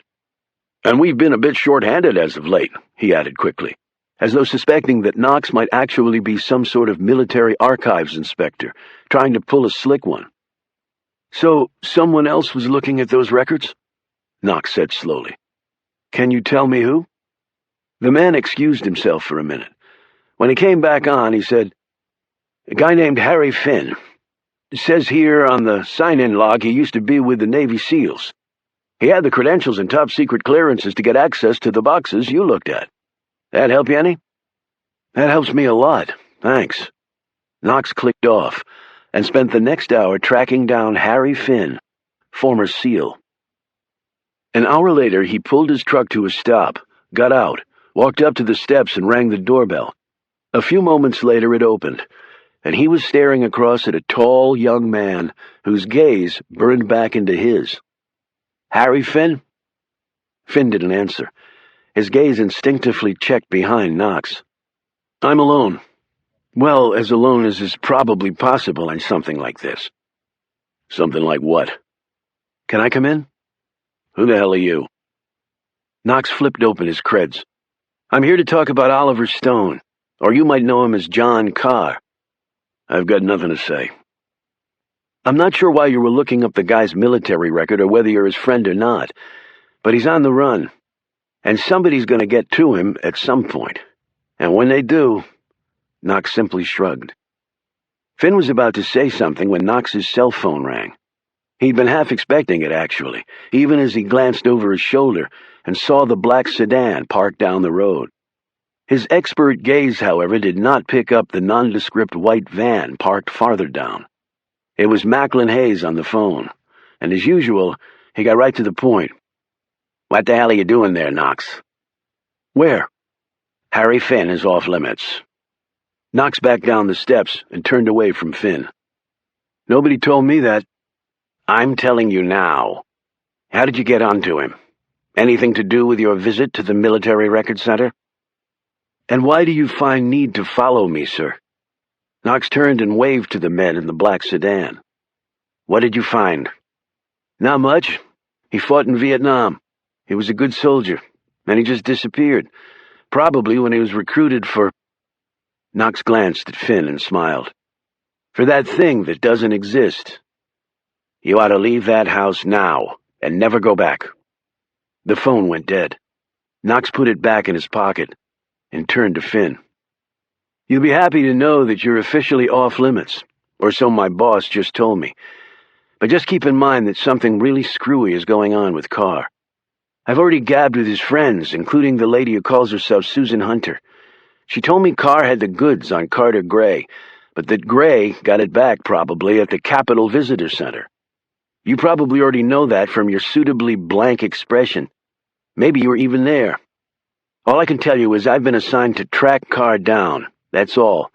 But when I do track him down, and rest assured I will, other people will show up and take over, and I doubt they'll have his best interests at heart. Whether you give a shit or not, I don't know, and really don't care." He put out a hand for Finn to shake, When he did, Finn came away with a business card with Knox's contact information on it. "You have a good day, Mr. Finn."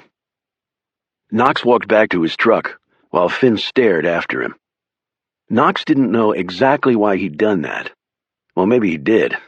John Carr had gotten his ass shot up for his country, and they'd screwed him.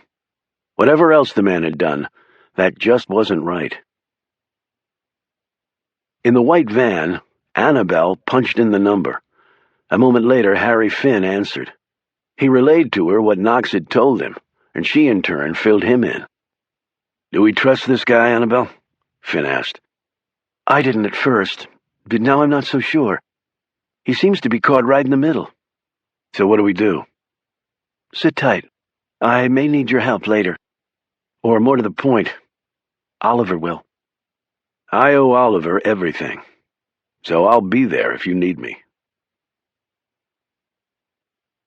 Chapter 32. Stone rose, his right hand undoing his belt as he did so. He slipped it off and held it by the buckle. The silver-pointed end dangled a few inches from the road. The men circled him, holding their bats ready.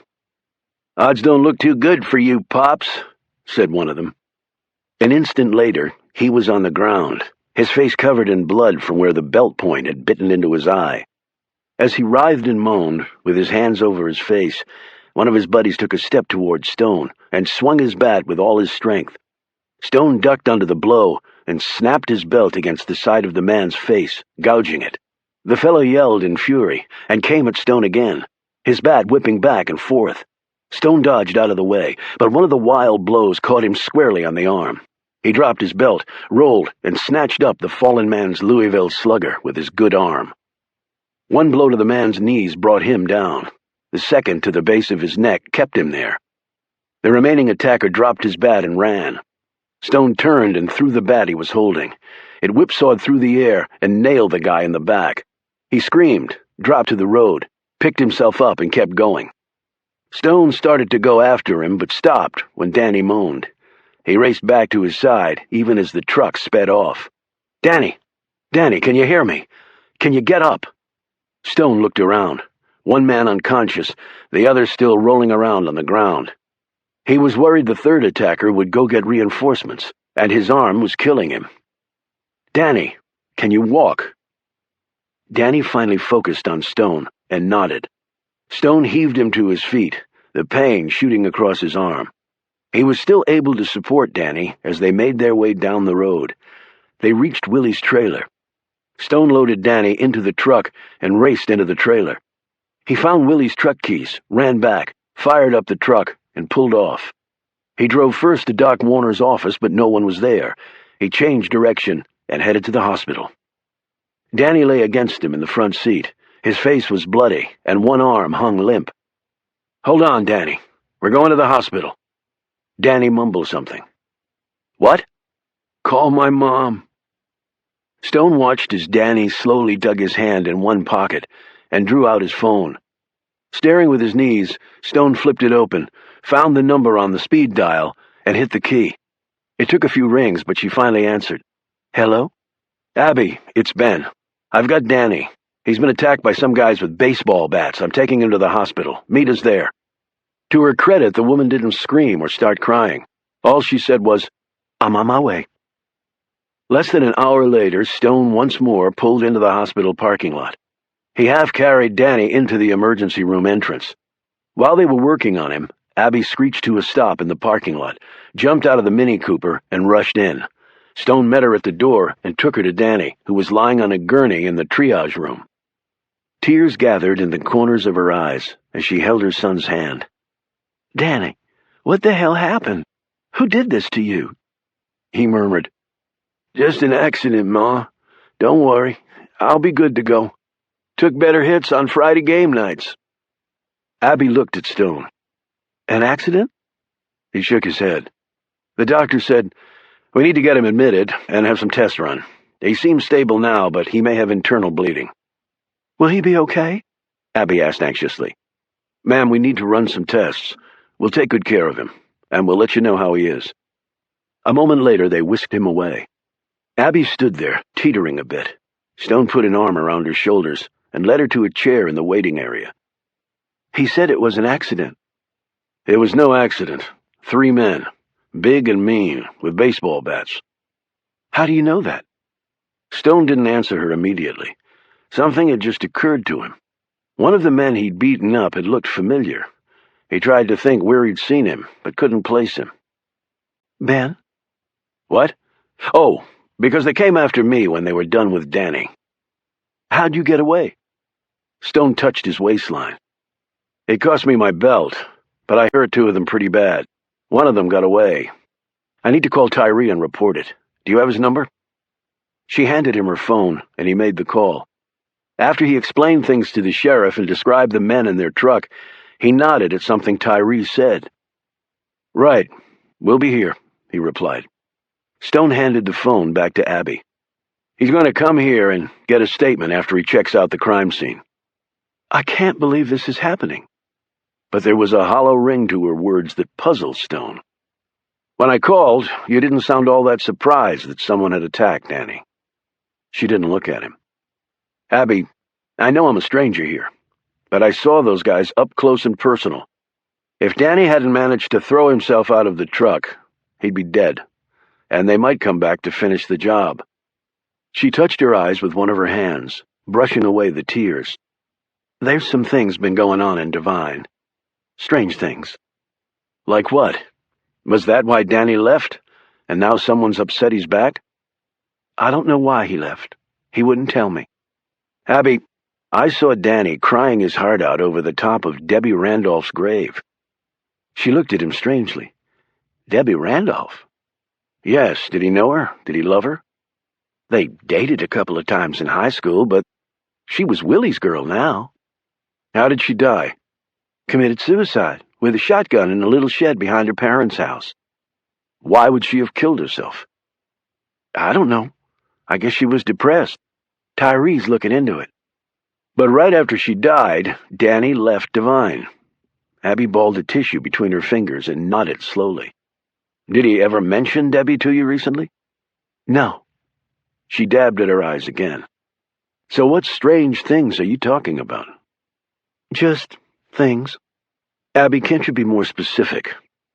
There was a murder right before Danny left. Murder? Who? Fella named Rory Peterson.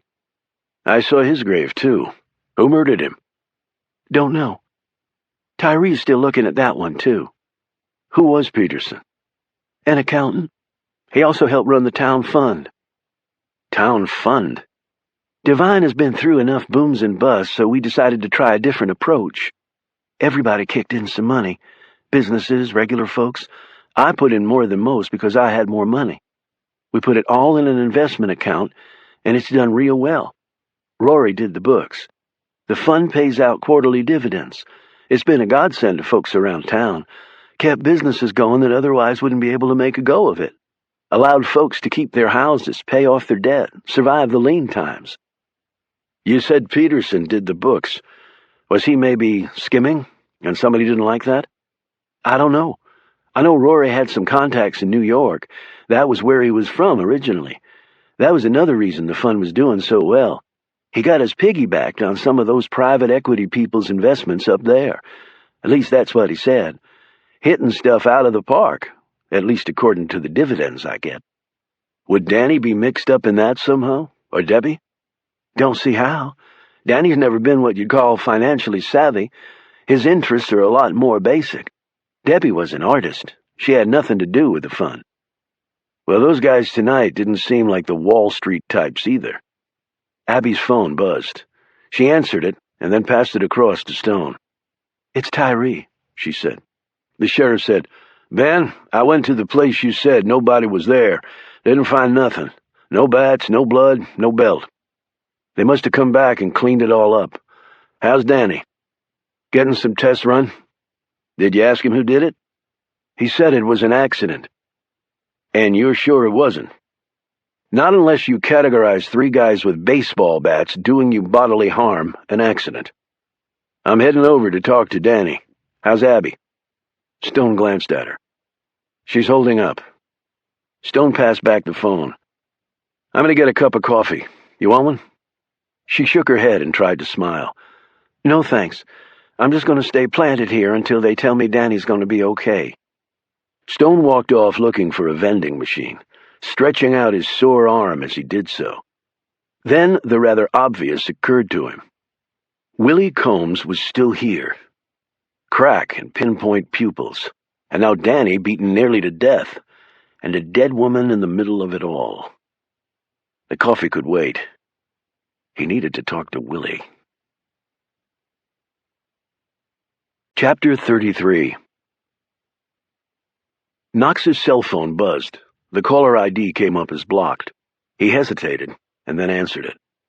"Hello?" It took a second for Knox to place the caller's voice. "Finn? I thought about what you said and thought you might want to know something." Knox snatched a small notebook off the kitchen island and uncapped a pen. "I'm listening." "I was at the visitor center with Oliver. That won't come as a surprise to the folks at CIA. Carter Gray was there, too, as was Senator Simpson." "What were you all doing there? Having a pre-opening party?" "We were doing an exchange. My son for Senator Simpson." Knox caught a breath. "CIA snatched your kid?" "And we grabbed a U.S. Senator in return." "Why Simpson?" "He, Gray, and Stone have a history. Not a good one. I didn't think they were all best buds. Anyway, we did the exchange. Gave Gray all he wanted, including a cell phone with a recording on it that Stone had." "What was the recording of?" "Don't know. But whatever it was, it's the reason Gray resigned his post as intelligence czar."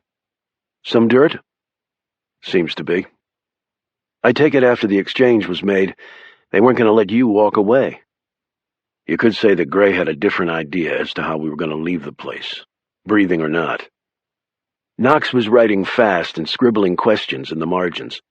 "Let me ask you something. Was Milton Farb a casualty in this little skirmish?" "He's dead, isn't he? Stone was getting us all out on a prearranged route. He knew Gray would try and screw him, so he had a backup plan. But while we were getting out of there, Milton was killed by one of Gray's men. Stone didn't leave after that. He went back in." Finn paused. "I went with him." "Why?" "He saved my son. He saved me along with everyone I cared about. I owed him." "Okay, I can see that." Knox clenched the top of the pen between his teeth. "One more thing. Before Simpson left the building, he called out something to Stone." "What was that?" "He told him that he'd been the one to order the hit on Stone and his family, when Stone was with 666 and Simpson was with the CIA. His wife was killed and his daughter just disappeared during the hit. Stone got away, and he's been on the run ever since. They took everything he had, Knox. Everything." "Why would they want to torpedo one of their own?" "He wanted out. He had enough. Only they didn't want him to leave," Finn said simply. Knox settled down in a chair and peered out the window into his small front yard as he digested this. "Why are you telling me all this?" "Two reasons. Owing to something that happened a long time ago, involving Gray and Simpson, my family and I are bulletproof so far as the U.S. government is concerned. They're not coming after us no matter what I say or don't say." "Yeah, I got that impression. And the second reason?" "I still got contacts on the inside, and I checked you out. I peg you as a good guy in a tough spot. You may need a lifeline more than anybody before this is all over." "I hope you're wrong, but I appreciate the assist. Here's another one. If you were trying to find Oliver Stone, I'm not going to wish you luck." "I can understand that."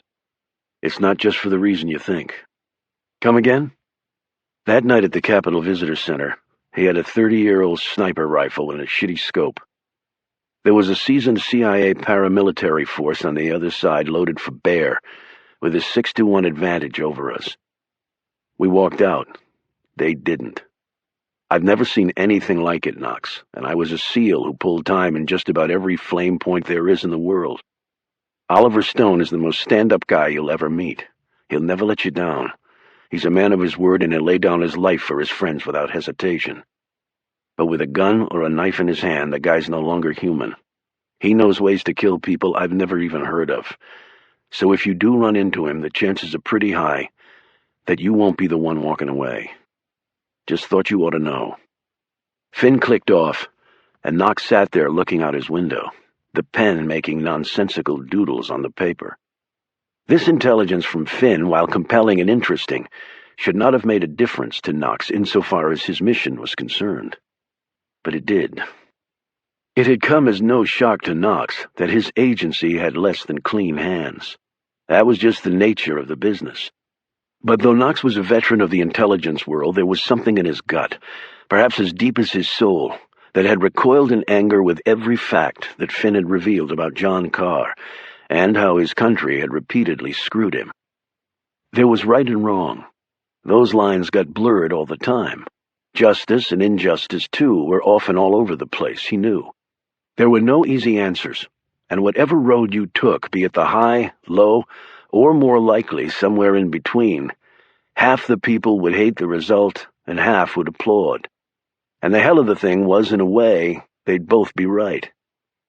However, as Knox dwelled on all this, it seemed to him that John Carr, no matter what he might have done on that rainy, gray morning a few days ago, deserved to live out his life as a free man.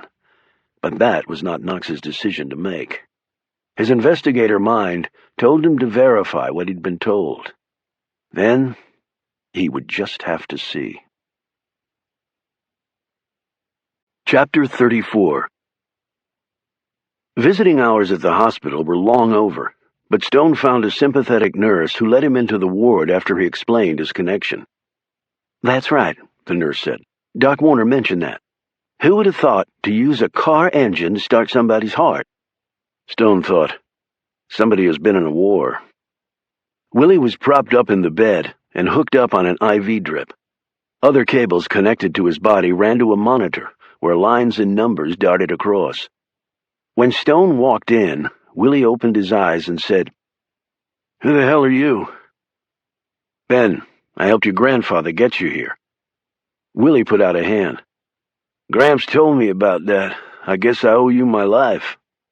"You look like you're doing better." "Don't feel all that much better."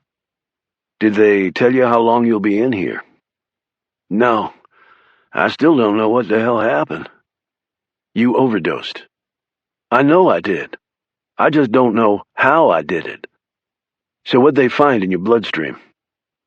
"Doc said oxycodone along with some other stuff. That would do it. But I didn't have any. That shit is expensive unless you got a prescription. You're talking a couple $100 a pill on the street." Stone pulled up a chair and sat next to the bed. Willie Combs had longish brown hair and a good-looking face, though tiny lines were already massing around his eyes and lips. He looked like Danny Riker, only more worn. "All right. What did you have and what did you take?" "Hey, you some kind of undercover cop?" "Well, if I were, it'd be a pretty clear case of entrapment."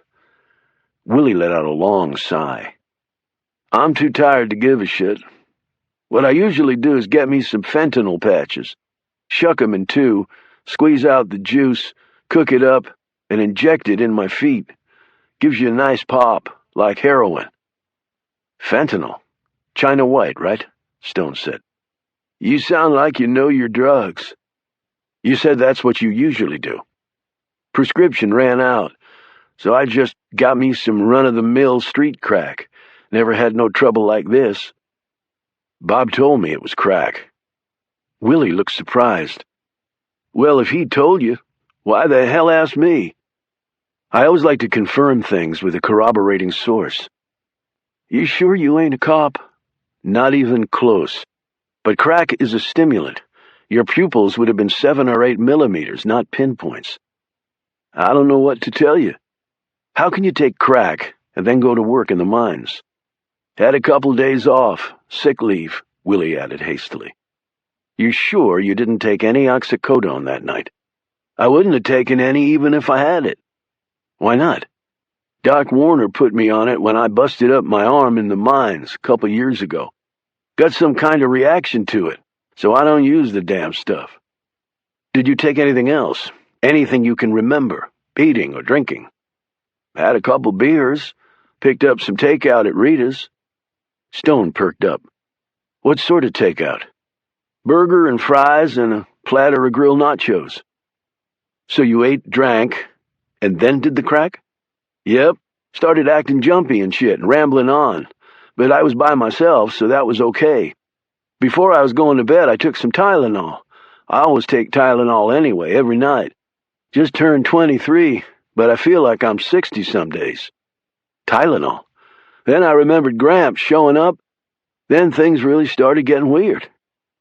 Who knew you took Tylenol every night? Ain't like I kept it a secret. Lots of folks take pills up here. Yeah, I'm starting to see that, Stone said dryly. So anybody really could have known. What the hell are you getting at, mister? If somebody replaced your Tylenol with oxycodone pills, that could explain how it got in your system. How many did you take? A couple, least I think. Were there any left in the bottle? A few. Do you remember if they looked like Tylenol pills? Willie sat up, pulling the IV lines and cables taut. You saying somebody's trying to kill me? Who the hell would want to do that? You'd know better than me, Willie. I doubt somebody's coming after me for my double-wide guns and hunting bows. Other than that, I ain't got much. Forget the money factor. Anybody have a grudge against you? About what? Did you tick somebody off, steal somebody's girl? I had a girl, Willie snapped. But she's dead. Debbie Randolph. How'd you know that? Small town. I heard she committed suicide. Yeah, that's what they say. You think different. What the hell reason did she have to commit suicide? Tell me that. I saw some of her work at the craft shop. She was talented. Willie's face assumed a proud look. She could draw and paint and make stuff out of clay. She had a studio set up in a storage shed behind her parents' house. That's where her mama found her, he added quietly. That's why I took some sick leave. I went back to work after the funeral, but man, my head was all messed up. I can understand that, Willie. I really can. You want to see a picture of her? Stone nodded, and Willie reached into the drawer of his nightstand and pulled out his wallet. He slid a photo out and passed it over to Stone. Willie and Debbie were standing next to each other. The tall Willie towered over the petite Debbie. She had dirty blonde hair and an infectious smile with eyes full of warmth. You can tell from her face, she's just a really nice person. Willie slowly nodded as he stared down at the dead woman's face. As Stone gazed at the picture, an obvious point clicked in his head.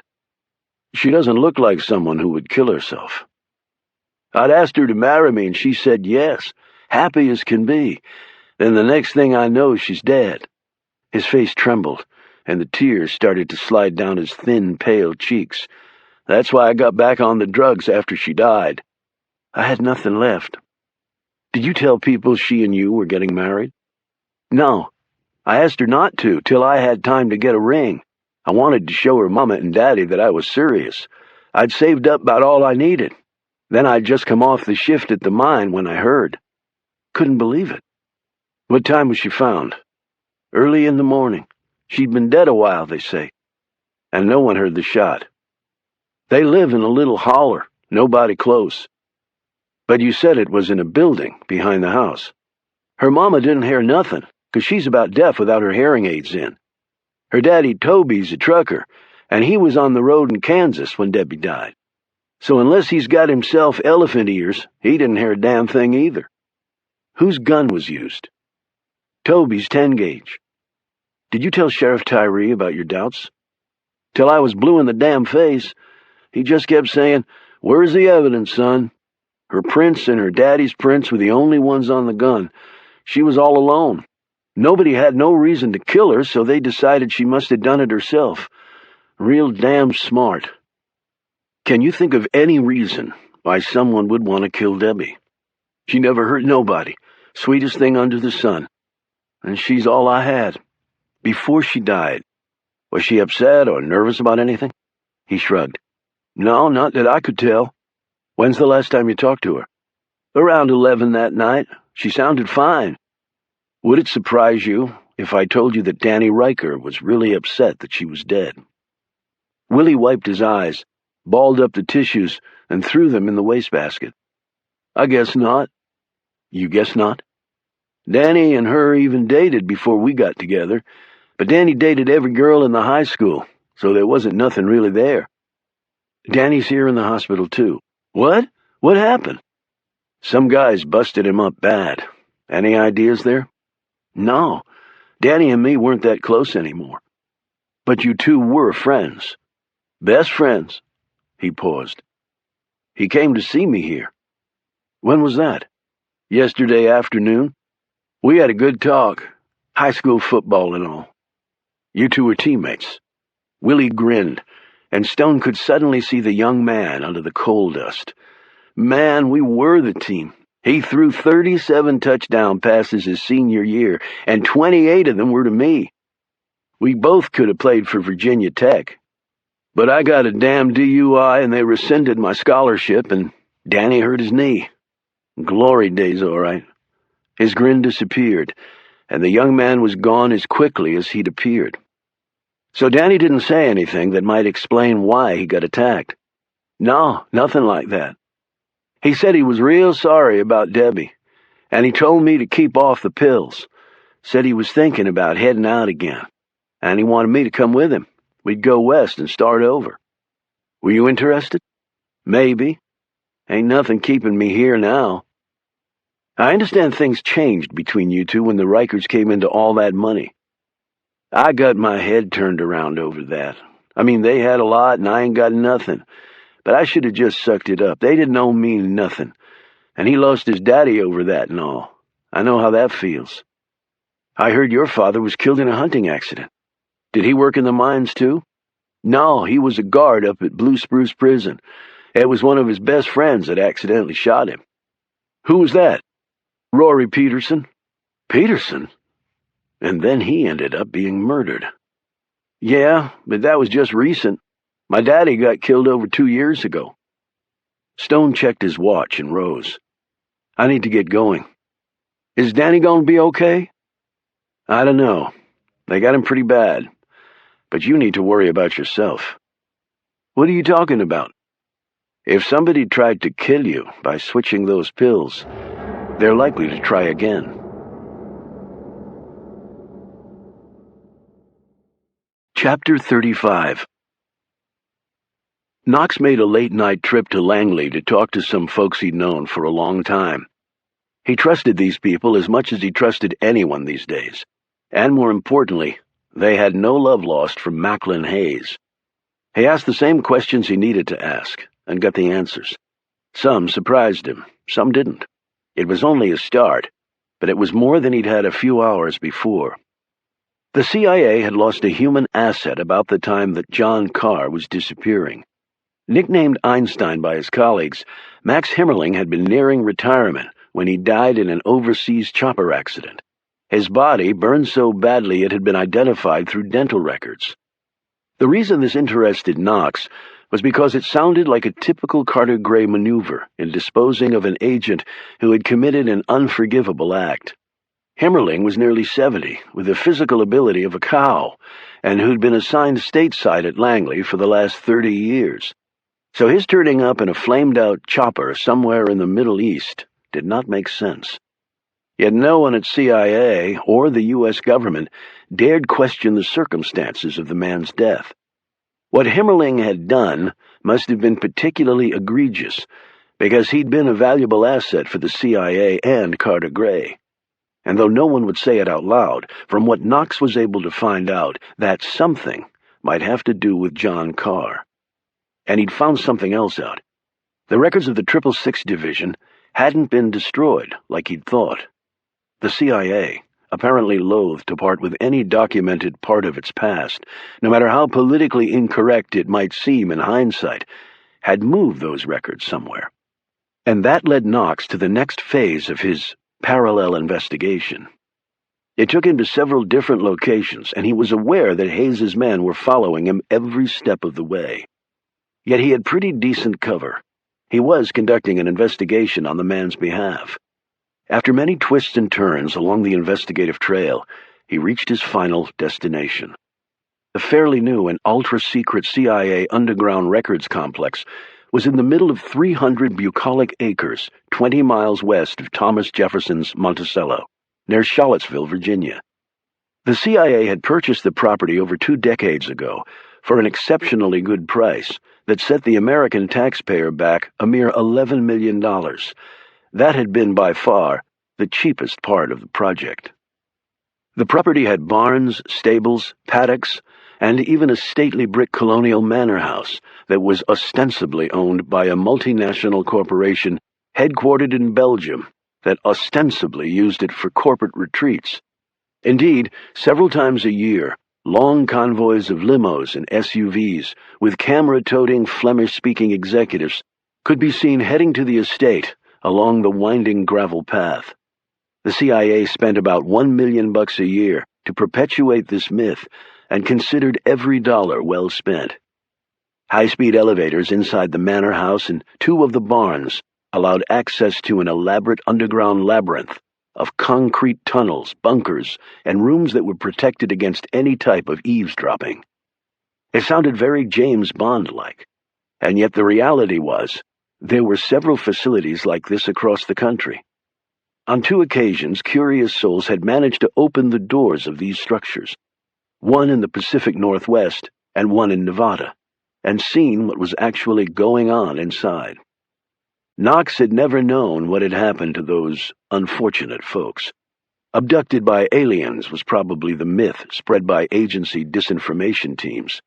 It was just the cost of doing business and keeping Americans safe.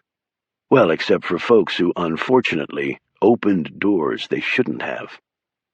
When complete, the underground labyrinth had only set the American people back by over $1 billion. Not a cent of it acknowledged in any budget of the U.S. government. The construction workers were relocated without really ever knowing exactly where they'd been. Yet keeping secrets was an expensive proposition, and the CIA had more secrets than most, and governments had hundreds of billions of dollars to spend on projects like this. For that level of coin, one did not rent space at Storagetown, USA. One built cement cities underneath crappy barns. As Knox rode the elevator down, he carefully went over for the 100th time his next step. He had pretty much every security clearance one could have, but he did not have the necessary authorizations to get to where he believed he needed to go right now. One person who could give him that authority was Macklin Hayes. To get the man to cooperate entailed Knox both tricking the spy chief and outthinking him. The sweat under his armpits continued to spread, even as the elevator hurtled him downward to where the temperature was a constant 61 degrees. A few seconds later, Knox was walking steadily toward his destination. Along the way, he endured increasing scrutiny as stern-faced men checked him out from every angle before passing him along reluctantly. Apparently, spies didn't even like fellow spies coming to visit them and going through their stuff. Knox had one advantage. He had a friend who worked here, Marshall Saunders. Knox sat in this man's office a half hour after going through the identification gauntlet. "Been a while, Joe," Saunders said, rising from his desk and shaking his visitor's hand. Everyone down here wore sweaters, and indeed, Knox felt himself shivering despite his jacket. "You've gussied up the place from the last time I was here, Marsh," Knox said. "Budget cuts have yet to come our way. Just lucky, I guess." It was far more than a matter of mere luck, both men knew. You couldn't cut what you never saw. "I won't waste your time. I'm doing some under-the-radar work for Macklin Hayes." "So I've been informed. How is the General, by the way?" "The same." Knox left his friend to interpret that remark however he wanted. Marshall, who everyone called Marsh, had served 3 years directly under Hayes's command. That meant if he ended up going to hell when he died, he would have a pretty good idea of how it would be. Knox told him what he wanted to look at, and his friend's features turned uncomfortable. "That'll take a phone call to the man." "I'm aware of that," said Knox. "I actually just thought of it on the way over, or else I would have gotten the okay already. I don't think it'll be a problem." He added, with as big a smile as he could manage, "On the other hand, if I end up disappearing, you'll know I was wrong about that." Marsh didn't even grin at this crude joke, and Knox felt his ass clench. The call was made, and the man passed the phone over to Knox. As though a distant rumble of thunder heralding the approaching storm, he heard Hayes bark, "What's going on, Knox?" "I just thought of this new angle, sir, but I need to check out a couple more pieces." "Explain this new angle, but tell Marsh to leave first." Knox glanced at his friend, who got the sign immediately, rose and left. If he felt any anger for being kicked out of his own office, the savvy agent was too smart to show it. Knox hunkered down, gripping the phone tightly. "I turned a lead that got me thinking about something in Carr's past." "Where exactly in his past?" Knox didn't hesitate. 666 days. "Knox, I know what you said before, but here's my theory. If Carr was with 666 and colleagues from his past were being killed, that's out of bounds." Knox said, "I know Finn and his backstory are off limits, but if I'm going to track Carr down, I need to understand where this guy came from." "I don't think that's relevant." Knox had anticipated this question and broke in. "With all due respect, if you're deciding what's relevant or not in this case, get somebody else to tackle it for you. I'm not trying. If you want results, General, then I need some control over my investigation. You called me in to do a job. Then let me do it." Knox waited for the man's response, trying to breathe normally. He was betting the farm that Hayes would react one way, but the truth was, Knox could just as easily go down hard for this insubordination. Real hard, he thought, as in his butt being catapulted to Afghanistan, or he could spend a little quality time in the mountains with Osama's boys on the Pakistani border. "I'm listening." Knox went on autopilot. "Carr knows we're going to be on him. He's been on the run for a long time now. He's loyal to his friends, like you said. He'd want to keep as far away from them as possible, but he still needs cover. He still needs help." Knox paused here to allow the bait to sink in. He wanted Hayes to say it. The man had to say it. "You think he might turn to some old 666er for help?" Knox thought, "Thank you, God." "Well, General, look at it from his point of view. He pops Gray and Simpson and makes his initial escape. He can't go near his civilian friends. He knows the machine is on his ass, so he has to look somewhere for cover. These 666 guys would be retired by now and deep underground. If I can get a lead on any that Carr was close to, and either shadow them or beat it out of them, we might turn this guy. It's a shortcut, but it might just work. I know you don't care how we get there, so long as we get there. You know as well as I do, the longer Carr is out there, the greater the odds that he does something that will hurt us." When Knox said us, he of course meant you. He waited again. He could almost hear the former military man's synapses firing off, weighing from virtually every conceivable angle what Knox had just proposed. Virtually every conceivable angle, just hopefully not the real one. "It might be worth checking," Hayes said finally. "And just so we're clear, this will only be a tangential line of inquiry." Knox wanted to feed the man a comfort bone, however disingenuous. "I'll be following up other leads at the same time. We can only hope that one of them will pop for us." "Put Marsh on the phone, so I can give him the necessary authorizations." "Thank you, General," Knox said, then thought, "You bastard." Hayes did his thing with Marshall, and 20 minutes later, Knox was being led into one of the most secure areas of one of the most clandestine facilities the United States of America had. Chapter 36. Stone had rejoined Abby when Tyree burst into the emergency room. "How's Danny?" he said when he spotted them. "Doctor came out and said he's going to be okay," Abby said shakily. Tyree knelt down and held her hand. "Well, thank God for that. Have you talked to him any more?" "No." Tyree looked over at Stone. "You seem to always be in the right place at the right time. First Willie and now Danny. Any leads on those guys?" "I'm hoping to cut to the chase and get Danny to tell me. Any chance of me talking to him?" Stone pointed to a man in a white coat. "There's the doctor over there." Tyree hurried over to the man while Stone turned to Abby. "Do you want me to drive you home?" "No, I'm going to stay here. I'd just worry myself sick if I left." "Then I'll stay with you."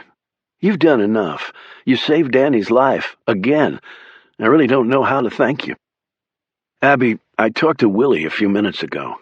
He said Danny came to visit him yesterday. He talked about him and Willie heading out of town together, going west." "Did Willie know why anybody would want to hurt Danny?"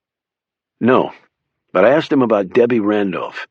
He said she and Danny dated some in high school, but it wasn't serious." "I'm not sure Danny can get serious with a girl. It's all fun and games for him." "But Willie doesn't think that Debbie committed suicide. You see, he'd asked her to marry him, and she said yes. He talked to her around 11 the night before she was found dead. She was in good spirits." "I didn't know he'd proposed." "I guess they were keeping it a secret. So we have Willie in the hospital with an overdose of a drug he didn't take, Debbie killing herself for no reason, and now Danny nearly died. There has to be a connection." "I can't see one." "Willie also said that his father was accidentally shot by Rory Peterson." "But that was over 2 years ago." "It could still be important." "Can we go outside for a few minutes? I need some air." They walked out in time to hear the thump-thump of the aircraft going over. Stone looked up. "Chopper?" She nodded, staring up too. "Going to Dead Rock. Prisoner transport." "Why not just drive them?" "Most of the prisoners spending the rest of their lives up there come from pretty far away. A lot of urban areas. Roads are pretty crappy around here and lots of places for ambush. Hard to bust your buddy out of jail thousands of feet up there." "I can see that." She turned to face him. "So, what were you doing when you ran into Danny?" Stone stared over at Willie's pickup truck, where his bag was in the back. "I was heading out of town," he said a bit guiltily. "Okay. Does this have something to do with Trimble wanting to write a story about you?" Stone tried hard to look surprised. "What are you talking about?" "Danny told me that you came along with him because a government car pulled into the town where you two got off the train." "I think he made a mistake." "If you're in some kind of trouble—" "I'm in no trouble, Abby." "I was going to say, if you are in trouble, I want to help you." "Why? You barely know me." "You saved my son, and I can't explain exactly why, but I feel like I've known you all my life." Stone looked down, stubbed the sidewalk with the toe of his shoe. "I appreciate the offer, Abby. I really do." "But you're leaving anyway." He shot her a glance. "I didn't say that." "But you did not say it either. Everybody's got problems. You have no obligation to stay here and help us. Hell, it's not your battle." "Why don't you just leave here? You've got plenty of money." "Run out of my hometown? No, thank you. I'm not built that way." "But Danny left. He didn't want to go. I made him." "What? Why?" "This is no place for him. What's he got here? Work in the mines or the prison?" "Is that all? Or how about the strange things happening here you mentioned?" "It's not your fight, Ben. If you need to move on, you move on." She hesitated. Stone thought she was going to say something else. "I better go back and check on Danny. And I'll look in on Willie, too." She left him there. Stone sat down on a low brick wall. An hour later, he was still there, trying desperately to make sense of what he should do. As he watched, the minor brigade began pulling in for their methadone pop. He checked his watch. Not even 5 in the morning yet. He continued to watch as the bone-thin men climbed out of their rides and straggled into the clinic, before leaving to pull 12 hours in the pits of hell, contorting their bodies way past all sane levels. That only led to more pain and more painkillers, and the cycle just kept on spinning.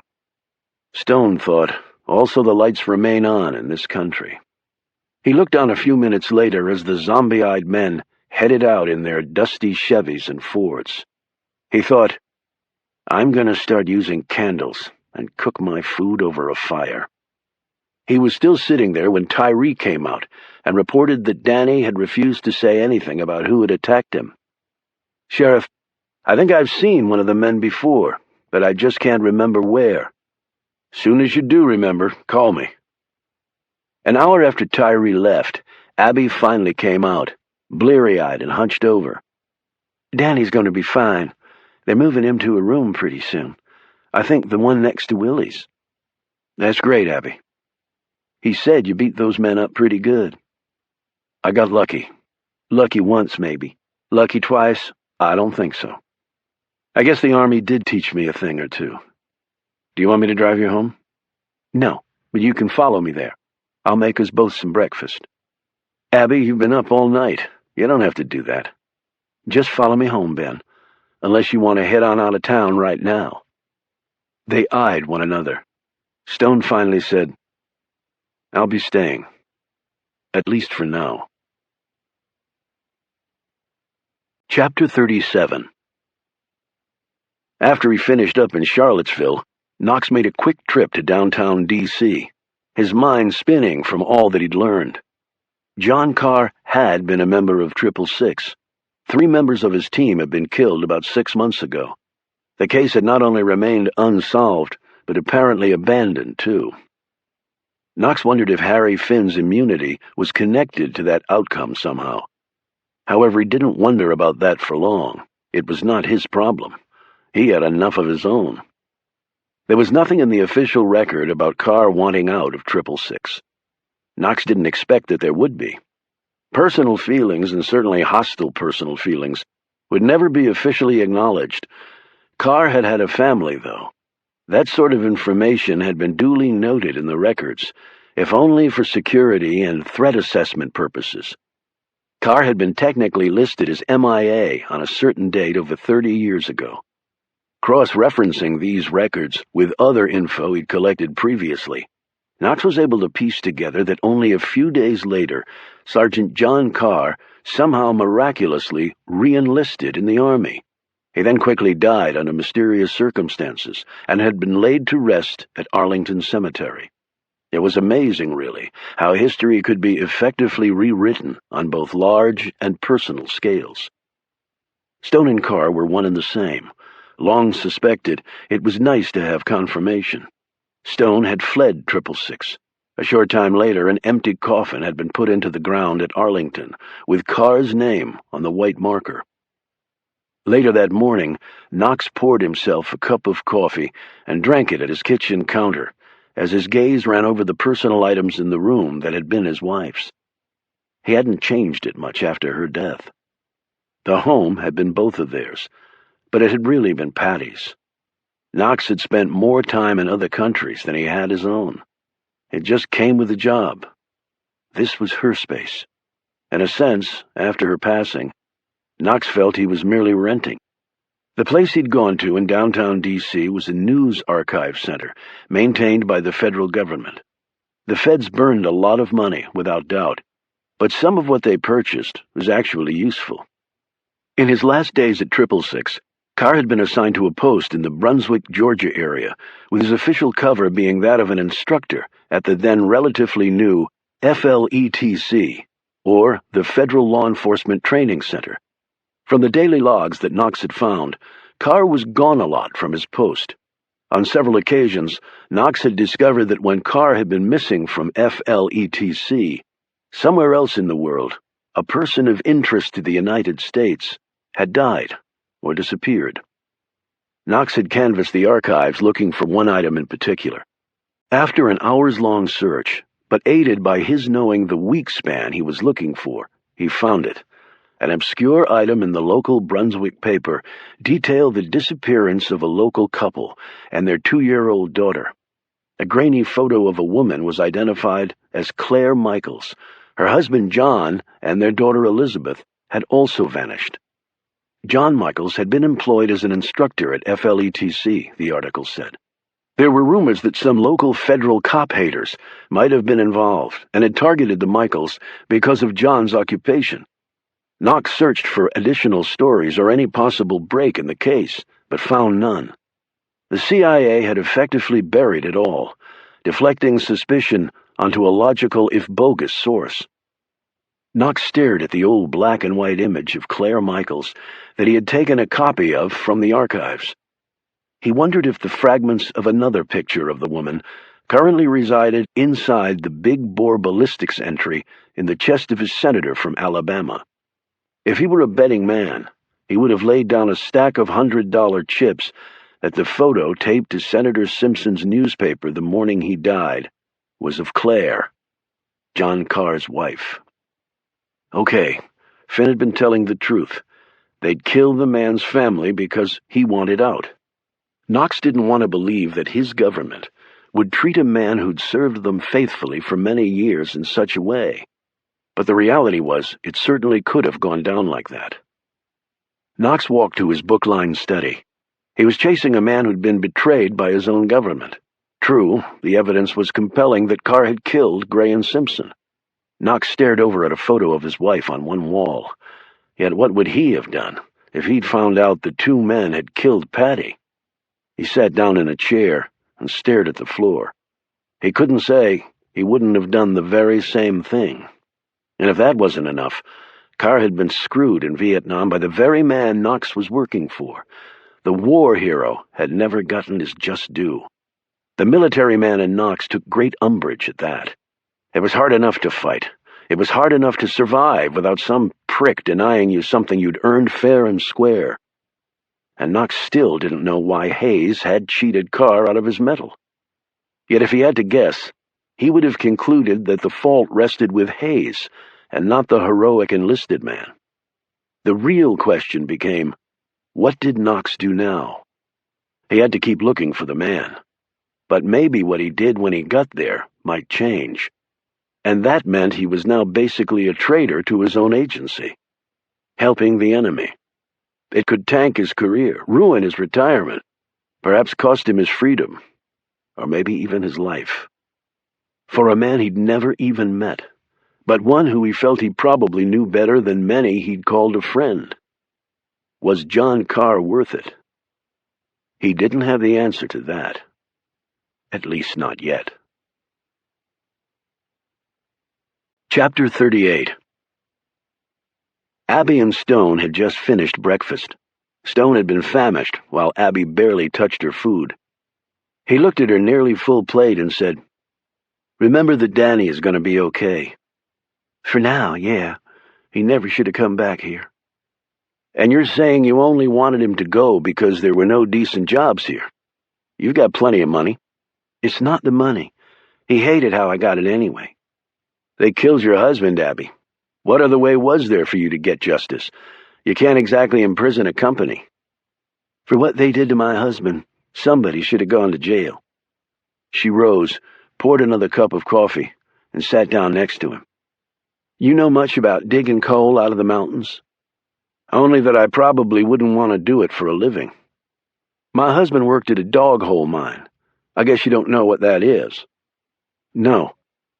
"Small-scale shops, usually only a single-shift crew and a foreman.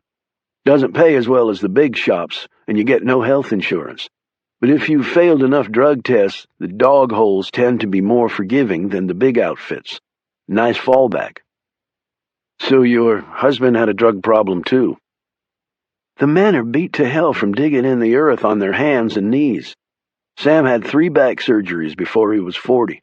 Got a hand caught in a grinder machine that they used to chew up coal seams. Even after a bunch of surgeries, his hand was still a mess. Out of his mind with pain, and the meds the clinic gave him didn't do anything after a while. He was snorting $600 worth of crushed-up oxycodone up his nose every day." "Can't they get help for their addiction, other than the methadone juice?" "I kept begging until Sam tried. Tore my heart to see him all wormed over after a few days in withdrawal, but he could never hold it." "I'm sorry, Abby. The mining companies don't care so long as you pass your P-test and show up for work. They make their money and America stays warm." "Abby, how did your husband die?" She put down her cup and gazed past Stone, perhaps all the way to the past when her husband's life had abruptly ended. "A lot of things to worry about when you're sitting 1,000 feet under rock, but there are 2 big things to keep in mind besides the earth falling on top of you. One is carbon dioxide, and the other is methane gas. The first one will suffocate you, and the second one will blow you up. The methane got Sam because the meter the company gave him to use to check out a new seam line was faulty, and they knew it. Explosion caused a cave-in. That was it. Stone didn't know what to say, so he just stared down at his hands. Yeah, we're going through a real boom right now. Coal and natural gas just pouring out of the mountains. Funny thing, though. What's that? Most folks around here use propane or wood to warm themselves and cook with, not coal or natural gas. Maybe nobody else knows the real cost of digging that stuff out of the rock, but we sure as hell do. You hear what I'm saying? Yes. A young man right out of high school with clean urine can start in the coal mines at $20 an hour. Never get that kind of money anywhere else. But by the time they're 35, they'll be broke-backed and worn out, looking closer to 70 with lungs full of shit. She finally looked over at him, and her eyes seemed to refocus. One large tear was perched at the corner of her right eye. So, you staying or going? I'm not going to leave you like this, Abby. If Stone was startled by his words, he didn't show it. She reached over and squeezed his arm. He involuntarily grunted in pain. What's the matter? She said in an alarmed tone. Nothing, it's nothing. Ben, what is it? One of the guys with the bat got me a little bit on the arm. Oh, good Lord. Why didn't you say anything? Abby, it's nothing. Take off your shirt. What? Take it off. He slowly peeled it off, and she exclaimed, Oh, my God! There was a lumpy black bruise the size of a walnut on his left upper arm, and the discoloration had spread down to his forearm. She ran to the freezer and grabbed an ice pack and placed it over the bruise. You're a hero, okay. You don't have to be stupid, she scolded. And if... She was staring at his chest and arm. Stone followed her gaze to the old knife slashes and bullet pox. She looked up inquiringly. Coal miners aren't the only ones with scars, he said quietly. A half hour later, she came back into the room. He noticed that she'd changed her clothes, and the scent in the air spoke of a shower and shampoo. She gave him an unfathomable look as she checked his arm. Does it feel better? Yeah, it's fine. Good. She leaned down and kissed him. In the same motion, her arm slid around his middle, and he felt her nails dig lightly into his back. Before he realized it, Stone felt himself kiss her in return. Abby's lips tasted sweet. Stone felt his hand slide to her back and squeeze, but then he pulled back. Abby, I don't think... She put her hand against his mouth. That's right. You don't have to think at all. Come on. Abby took his hand and led him up the stairs to her bedroom. She closed the door and motioned for him to sit on the bed. She stood in front of him and undressed. She was fit and fleshy in all the right places, and Stone felt a small gasp jump from his throat as he took all of her in. He noted that she had a small tattoo of a cross near her left hip bone. She pressed against him, her warm breast pushed flat against his own hard chest. Her hands began massaging his shoulders and back, even as she made soft moaning sounds in his ear. She nimbly worked his pants off. A minute later, he lay down beside her on the bed. Later, they lay back, side to side, her hand clasping his arm, lightly rubbing the hairs. I haven't been with anyone since Sam died. She rolled over on her stomach, her arms supporting her chin. Not once. There must have been opportunities, Abby. You're beautiful. She kissed him on the cheek and smiled. Opportunities, yes. Desire on my part, no. Not even Tyree? It's not like that with us. We've known each other since we were little kids. Went on exactly one date in high school, and we didn't really click. I think he might want more now. He never married, but I don't feel the same way.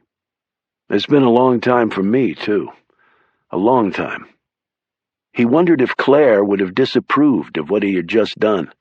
After decades of loneliness for him, perhaps she would have understood. Opportunities or desire lacking? Both. He rolled over on his side and rubbed her back, She stretched and smiled, and Stone smiled back as he watched her do this. The braids in her hair had come out, and several tresses dangled in her eyes. He carefully moved one away, revealing a green pupil looking at him. "You ever think about leaving, Divine?" he said. "All the time." "Why'd you never do it?" "Scared, I guess. Divine's a little pond, but I know it well. Hard to prove yourself all over in a new place." "I suppose." He rolled onto his back. She curled next to him and slid her leg up and down his. "You ever think about settling down somewhere?" "Lots of times. In fact, I thought I had the place to do it, but it turned out it wasn't." "What happened?" "It just wasn't." The phone rang. Abby looked at the clock. "Who could that be at this hour?" "The hospital? I just talked to them before we had breakfast, and to Danny. He was okay." "Maybe it's the restaurant. People want their breakfast at Rita's." Stone was glad of the change in the conversation's direction. "I already called there, too. I got my helpers opening the place." She climbed over Stone and snatched up the phone. Stone put a hand on her butt and gave her a gentle squeeze. She smiled, grabbed his hand, and gave her backside a hard slap with it. Then she let go. "What?" She glanced at Stone. "No, he's not here." "Right. If I see him, I could ask him, sure." "Okay, right." She put the phone back in the cradle, pulled a pillow into her lap, and sat cross-legged facing him. "Who's that?" "Charlie Trimble. He heard about Danny and what you did. He wants to ask you some questions, and he seemed very determined." "Great. Well, my position hasn't changed. I'm not answering any questions." "Ben, listen to me. If you don't want to do it, fine. But if you keep saying no to Charlie, he's going to start digging. And unless you've got nothing you care about him finding, it might be smart to just talk to him. That way he can focus on what happened here instead of on you." Stone opened his mouth and then closed it. "How come you're beautiful and smart? That's hardly fair." "Just the luck of the draw, I guess." "You have his number?" "Yes, or you can just go to the newspaper. It's around the block from the restaurant. Can't miss it." "Call him and tell him I'll be there sometime this afternoon." He rose to get dressed. "This afternoon? We can do a lot in that amount of time," she said playfully. "As great as that sounds, I've got something I really need to do." "What's that?" she said, sounding a little hurt. "I'll let you know if I find it." He finished dressing and drove Willie's truck back to the trailer. A few minutes later, after a thorough search, he found the bottle of Tylenol. It was empty. Had Willie taken the last few pills but forgotten? Were they OxyContin tablets? But why leave an empty medicine bottle in the drawer? As he looked around at the mess Willie Combs called home, he concluded an empty bottle left in a drawer in this pigsty was hardly compelling evidence of anything. But still, it might be important. Maybe this was what Shirley Combs had been looking for. He pocketed the bottle, left the trailer, and started to climb in the truck. The next instant, Stone lay unconscious on the ground, blood seeping from the wound in his head. Chapter 39. Stone rose slowly to a sitting position, his limbs shaky, his head throbbing and his belly queasy. He touched the knot on his head. The blood was dried solid over the wound. He'd been out for a while, apparently. He sat on his haunches for a bit, breathing slowly, trying to keep from puking. He finally staggered to his feet and looked around, or tried to. He could move his hand a foot in front of him and be unable to see it. He put a hand up, and it nicked the hard, low ceiling. He was in a cave. He breathed in and nearly gagged. No, he was in a mine, a coal mine.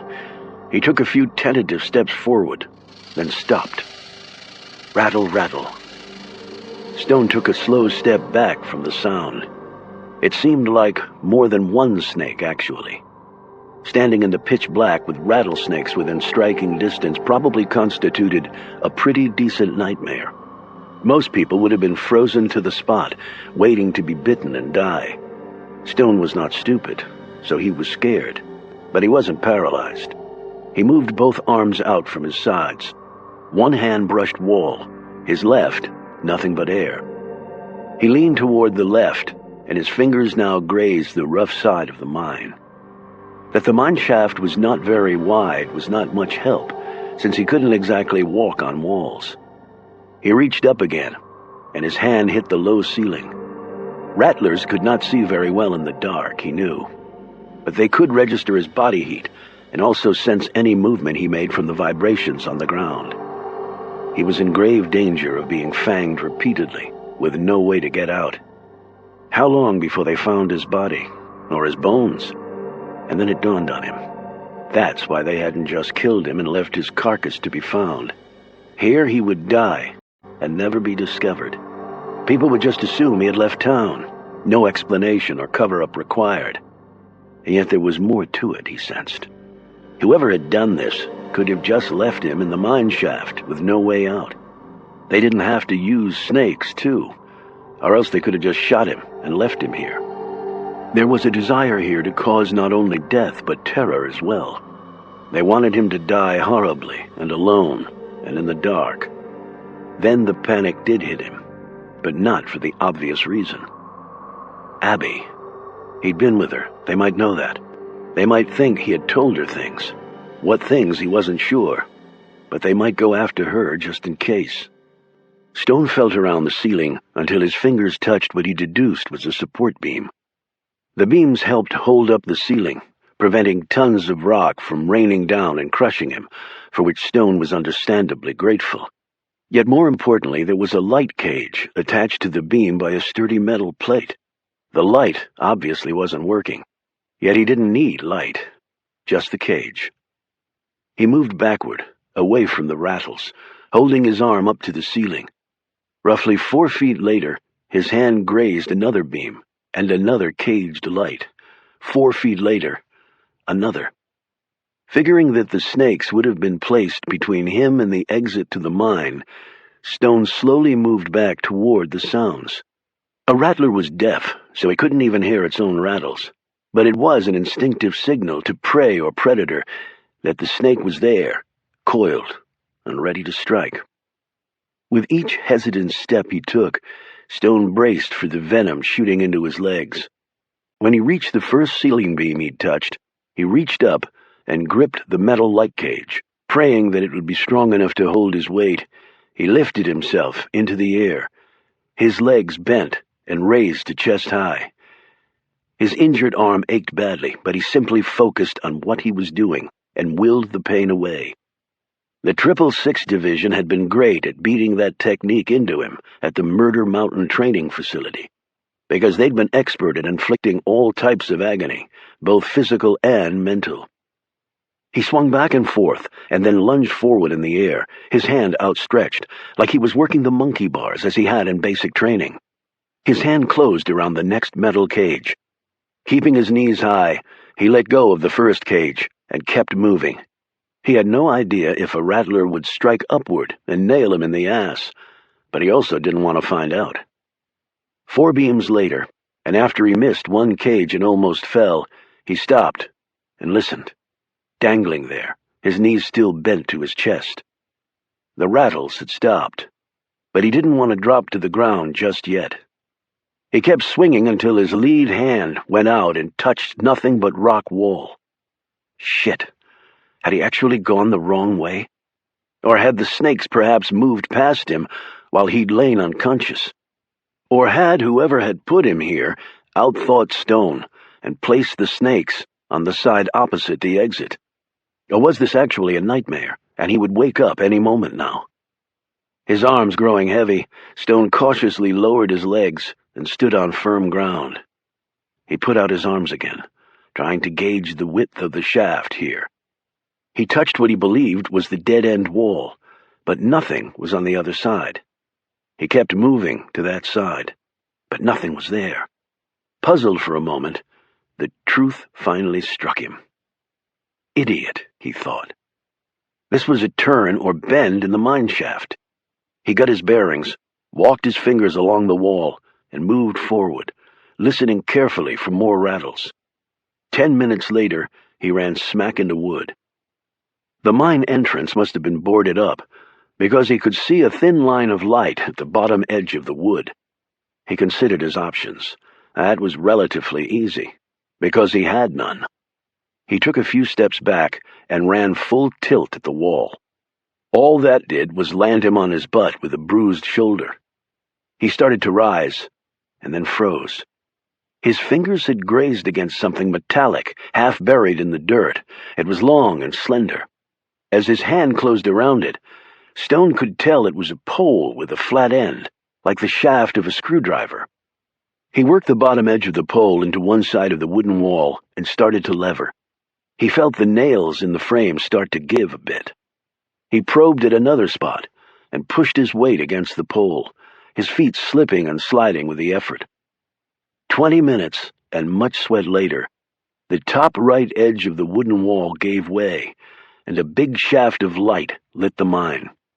Encouraged by this breakthrough, Stone really put his shoulder to the effort, and only another 20 minutes passed before he was able to force the board enough away from the frame to squeeze out and fall on his back in the dirt. Free, he thought. He let out a deep, relieved breath. Then, blinking rapidly, he looked around to see if he recognized where he might be. He didn't. There was a dirt road here that was actually colored black. It took him a moment to realize why. Years of coal trucks carrying the stuff away, their tires had ground the black dust and bits of rock into the red clay, and the black had won out. He looked down at his clothes. The black had won out on him, too. He brushed himself off and walked down the road, keeping alert in case whoever had sucker-punched him was still watching to see if he escaped the snake party. A mile later he cleared the trees and turned onto a gravel street. As soon as the stuff crunched under his feet, something occurred to him, and he put his hand in his jacket pocket. The empty bottle of Tylenol was gone. Great.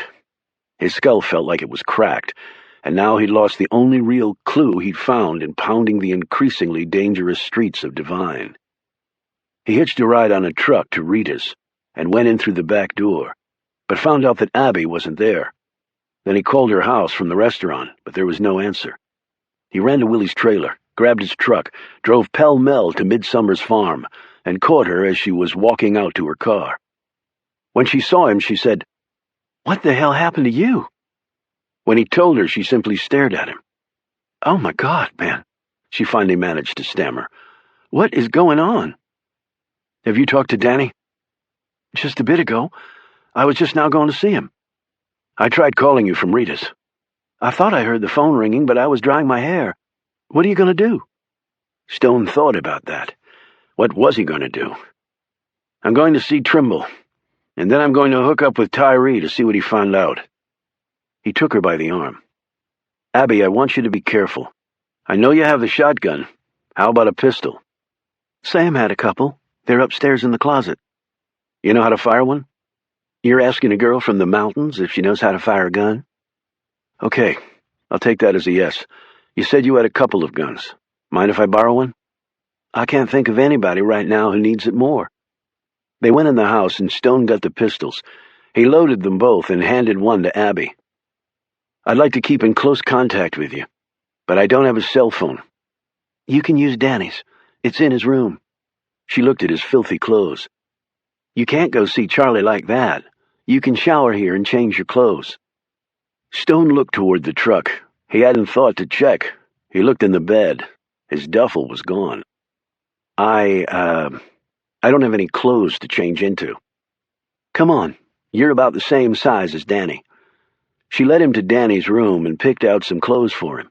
When he came out of the shower, they were all neatly packed in a bag, except for a pair of pants, shirt, socks, and skivvies. Dressed with phone and gun in hand, Stone gave Abby a hug. "Thanks. I'll meet you at the hospital later," he said. He watched her drive off. Then he sped off in the opposite direction to keep his appointment with Trimble. Then he would go see Tyree. He had to play this just right, or the only future he'd have would be either 6 feet under, or else making calendar scratches on the walls of a federal prison. Chapter 40. A truck drove up, and a man got out and sprinted to Knox's front door. He answered, and the man handed him a package and left. Knox sat in his office, put the DVD into his computer, and the images spread over the screen. The artist and Leroy had finally hooked up. The digital sketches of presumably a bushy-bearded John Carr looked back at him. The artist had also, on Knox's instructions, done images where the beard and glasses were removed. Knox compared these to old photos of John Carr from his military days, along with more recent pictures that he had obtained from CIA files. They looked like the same guy to him. He printed out multiple color copies and hustled out the door. The wheels squealing on his Rover, Knox sped out of his driveway. From down the street, Caleb started the van and followed. "Looks like our hound might have a lead," Annabelle said, as she lowered her binoculars. Knox went to National Airport first, and Annabelle followed him in. An hour or so later, he got back to his truck and drove off. Annabelle jumped back in the Chrysler. "Looks like he got zilch at the airport, though. Let's see where he goes next." Knox's next stop was Union Station. Normally, he would have flooded the area with the images of the altered John Carr, putting them on the Metro database, with all the airlines and law enforcement agencies, but he couldn't do that here. If the FBI recognized the bushy-bearded man as one they'd allowed to slip through their fingers, they would wonder about CIA's interest in him, and despite Hayes's assurances that he could keep the FBI at bay, you never knew. Inside the station, Knox hit what might have been the jackpot. A ticket clerk believed she recognized the composite drawing of Stone with the bushy beard and glasses. He'd paid in cash for a coach fare, but the clerk couldn't remember what name was on his ID. "Do you remember which train he took?" "Yep. Don't have many people who pay in cash. He booked the Crescent, to New Orleans." "How can I get in touch with somebody who was on that train? A conductor, maybe?" The woman picked up a phone. Minutes later, Knox relayed his request to his supervisor in his office. The man made some calls and told Knox he was in luck. One of the conductors who'd been on that train had just gotten back to town. He came in an hour later to the station after the supervisor phoned him. He was shown the picture, but didn't recognize the man. Knox handed him another composite with the beard and glasses removed. "Yeah, this could be the man who got in the fight." "Fight?" "Laid out 3 guys a lot younger than him on the train." "Is that right?" The conductor went on to explain what had happened, ending with Stone and the other men getting off at the next station. He told Knox the name of the town. "He wouldn't give me any ID. Offered to get off the train instead. Little suspicious, I thought." "Did you get the names of the other guys?" "Nope. They said they'd get off the train too, and they did. No skin off my nose. Saved me from filing a police report, damn punks." "Give me descriptions of all of them." After Knox finished writing this information down, he glanced at the supervisor. "Can you pull the ticket records for that train trip?" "Yeah, but we can't match them to faces on that train." "I'll take a list of the names anyway. Something might turn up." The manager printed out this information and gave it to Knox. "So, is this something big?" the conductor asked eagerly. "So big you'll probably never hear anything about it ever again. And I'd strongly suggest that you 2 gents forget I was ever here." Knox hustled out of the station with Annabelle following.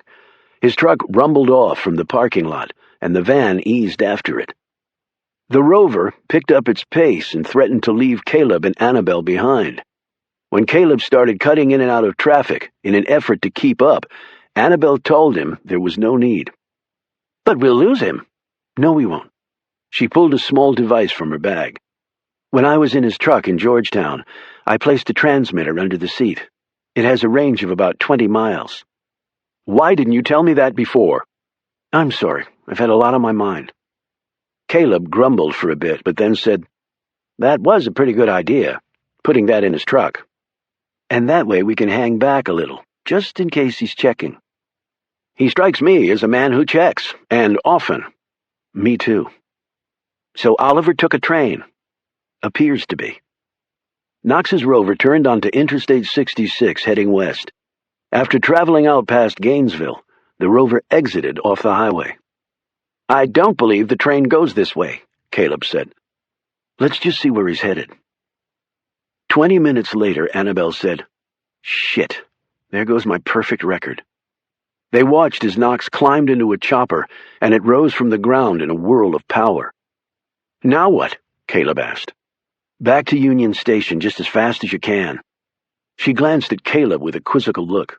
"Wait a minute." She grabbed her camera. "Take off your ball cap and that sweater." "Why?" "I need to take your photo." She snapped his picture. "We'll stop on the way into town at a photo place, and then I'll need to grab a laminator and some other supplies." "What are you going to do?" Caleb said, as he put the van in drive. "You're about to change careers." Chapter 41.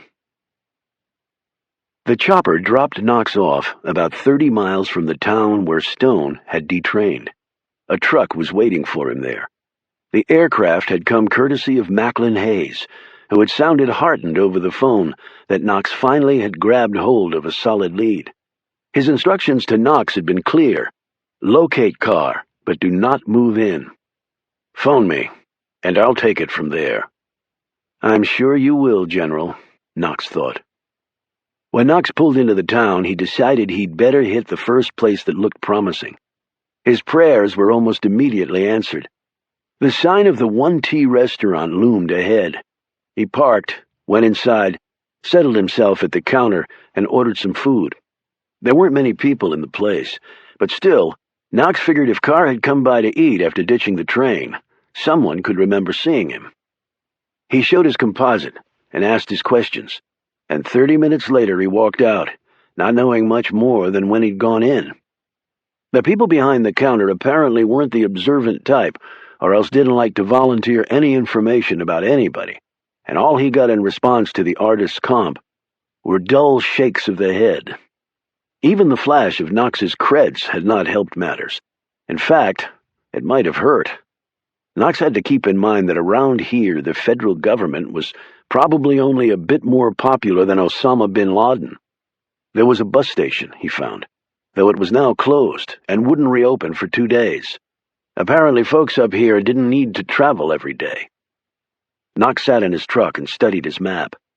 The terrain around here was rugged, and the towns few and far between, with the roads connecting them 2-lane and serpentine. He decided to find a place to sleep and start anew in the morning. He would have to come back to the bus station when it reopened. He'd asked around about the people that worked there, but they apparently operated on some sort of circuit basis and wouldn't be back in town for a couple days. Yet Knox was counting on the bus station to pop for him, if nothing else turned up in the meantime. There were probably limited ways out of this dump, and a bus was at least one of the more promising ones. Carr might have taken one after losing his ride on the train. The motel was yellow-painted concrete and crummy, the rates so low they were easily covered by his government per diem. Crackers and a soda constituted room service that he grabbed out of the vending machine outside the tiny office. He showed the artist comp to the manager, but the man shook his head and went back to his TV and can of Bud. Knox spent another hour roaming the streets, showing the picture to passers-by and shop owners. Either no one had seen the man, or else they wouldn't confess to it. Knox sat fully clothed on the bed in his room, crunching his miniature cheese and peanut butter sandwiches and sipping his Diet Coke. He channel-hopped from wars to natural disasters to corruption scandals to ESPN, NASCAR, and finally settled on the TV Land channel, watching of all things a decades-old episode of Happy Days. Carr was the hunted and Knox the hunter. Those were the official roles, anyway. In reality, those identities could be switched at any time, and with Carr's skill level, the odds that they would reverse at some point were pretty good. And after what he had learned, Knox had quite the misgivings about his exposed rear flank, because there lurked the master of the ambush and blame game, Macklin Hayes. He pulled out his phone and punched in the number. "Hello? Melanie, it's Dad." "Hey, I was just thinking of you. Do you want to get together tomorrow night? I've got center orchestra seats. Wicked is playing." I'm sorry, sweetie, I can't. I'm out of town. Where are you? Paris, Amsterdam, Kabul, Tikrit? Her tone sounded light and upbeat, but Knox knew his daughter well enough to sense the anxiety behind the casual words. I'm a little west of you, and a little rural. Terrorists hiding out in the hollers, Dad? You never know, honey. Have you heard from your brother lately? I got an email from him this morning. He sounds good. He sent some pictures. There was some bad news, though. His deployment was supposed to be up in 4 weeks, but they just got notice of extension for another 6 months. Apparently the Taliban is really coming back with a vengeance. Mark said they're pulling 20,000 troops from Iraq to send to Afghanistan, and he might end up there. Knox swore under his breath. I know he can't say exactly where he is, but is he in the line of fire at his current position? He only said he was keeping his head down and trying to do his job. Knox slumped back on the bed. Look, what do you say we all plan to do something together when he gets back? Go away somewhere. Maybe the Mediterranean, just the 3 of us. Wind down, take a breather. My dime. That sounds great, but the Med is expensive and I probably make more money than you. How about I chip in too? Mark's the poor one. Serving his country doesn't even get him minimum wage. Nope, my dime. And you need to save your dollars. Why? To take care of me in my old age. I won't be doing this crap forever. There was a change in his tone when he said this, and his daughter was quick to pick up on it. Dad, is everything okay? Fine, sweetie. And piece of advice, you don't waste premium theater tickets on old farts like me. You get a nice young man to join you in seeing Wicked. I want grandchildren, okay? I'm not getting any younger here. Okay, sure. I'll talk to you soon, honey. Goodbye, Dad, and take care of yourself. Always. Dad. Yeah? Are you sure you're okay? Knox didn't want to hesitate, but for some reason, he did. Everything will be fine, Mel. Knox clicked off and dropped the phone on the bed. Now he felt worse than he did before he called. He knew he'd frightened his daughter, and there was nothing he could do about it now. Maybe he wanted to scare her, or at least prepare her for when he didn't come back home, or even for when she might have to come and ID his body. He looked around the dismal interior of his room. How many crappy hole-in-the-walls? How many effed-up towns? How many shitty countries had he spent the majority of his life in? The answer was clear. Way too many. He lay back on the bed, feeling lonelier than he ever had. Wicked? He thought. Yeah, I can tell you all about Wicked, honey. But then I'm afraid you'd hate your old man, and I'd rather eat a machine gun round. His cell phone buzzed. It was Hayes. He knew without even looking. He didn't want to answer it, but he had to. Official protocol, meaning he didn't want to be transferred to undercover duty in, say, Tehran or Pyongyang. Joe Knox, Hayes snapped. Where are you? On the hunt. On the hunt precisely where? Southwest Virginia. That's not precise enough. To tell you the truth, I'm not even sure where I am, and the reception up here is lousy, sir. I can barely hear you. Hayes raised his voice a few notches. Have you sighted him yet? If I had, I would have already called you. I'm just trying to run some leads down and get a more pinpoint location. Why didn't you have the chopper take you all the way in? Knox thought, because then you'd know exactly where I was. A bird dropping a Fed in the middle of this place would have aroused a little bit of suspicion. If Carr was around, he wouldn't have been much longer. I'm going to poke around and then get back to you. I'm not exactly on board with how you're handling this, Knox. Flying by the seat of my pants, sir. Doing the best I can. What with all the prohibitions on what I can look at or the roads I can go down. The minute you know anything, Knox. The minute. He clicked off. Knox looked up in time to see the Fonz deliver his trademark line on TV. Sit on it, asshole, Knox said, in his best Arthur Fonzarelli voice. Chapter 42. Annabelle and Caleb marched into Union Station and went straight up to the clerk that Knox had talked to. Annabelle flashed her fake FBI badge. Agents Hunter and Kelso. Was there a man in here earlier asking questions and showing you a photo? He would have identified himself as Joe Knox, said he was with Homeland Security. Yes, that's right, the woman said nervously. Annabelle let out an audible sigh. Then we have a big problem. The woman looked anxiously at her. What was the problem? We helped Agent Knox as best we could. Caleb spoke up. The problem is, his name isn't Knox, and he isn't with Homeland Security. The woman blanched. Oh, my God. Annabelle said, Oh, my God is right. I need to speak to everybody he talked to right now. A few minutes later, Annabelle and Caleb were seated in the supervisor's office.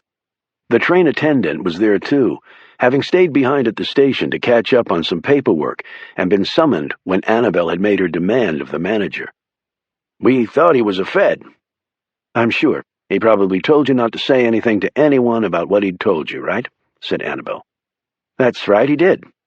Standard operating bullshit, I'm afraid. But his credentials looked authentic, the Amtrak supervisor said. Caleb held out his creds so they could look at them closely. They were still a bit warm from Annabelle having just created them in the van on the way over. I'm with Homeland Security. Did you note that in the upper right-hand corner of the picture there's a small E, done in reverse, like there is in mine? The train men looked at each other and shook their heads.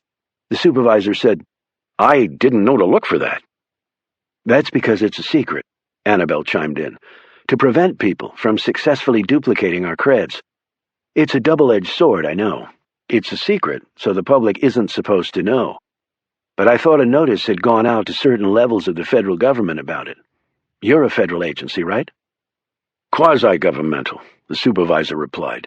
He growled, And let me tell you, nobody from the federal government tells us shit about anything. Hell, a lot of them question why the country needs trains at all. What with the highways suffocated and the skies filled to overflowing and every civilized country in the world building trains and rails at record paces, you'd think they could figure it out for themselves. We'll put in a good word for Amtrak at the next budget meeting, Caleb said sarcastically. But right now, we need to find this jerk-off, fast. Wait a minute. Aren't you guys supposed to wear jackets with your acronym on the back? The train conductor said. Yeah, Annabelle said impatiently. When we're knocking down somebody's freaking door to make an arrest. Not when we're undercover trying to nail a spy. Caleb gave her a sharp and totally choreographed glance, along with a quick shake of the head. He's a spy? Exclaimed the supervisor. Yeah, he is, she admitted. Now, I need to know exactly what you told him. The two men filled her in while Caleb took notes. When they were done, she said, I don't blame you for what happened, and hopefully we'll be able to run him down with the intel you just gave us. Wish us luck, Caleb said sourly. We're going to need it, because he's got quite a head start. The pair quickly left and returned to the van. Nice job in there, Caleb, Annabelle said admiringly.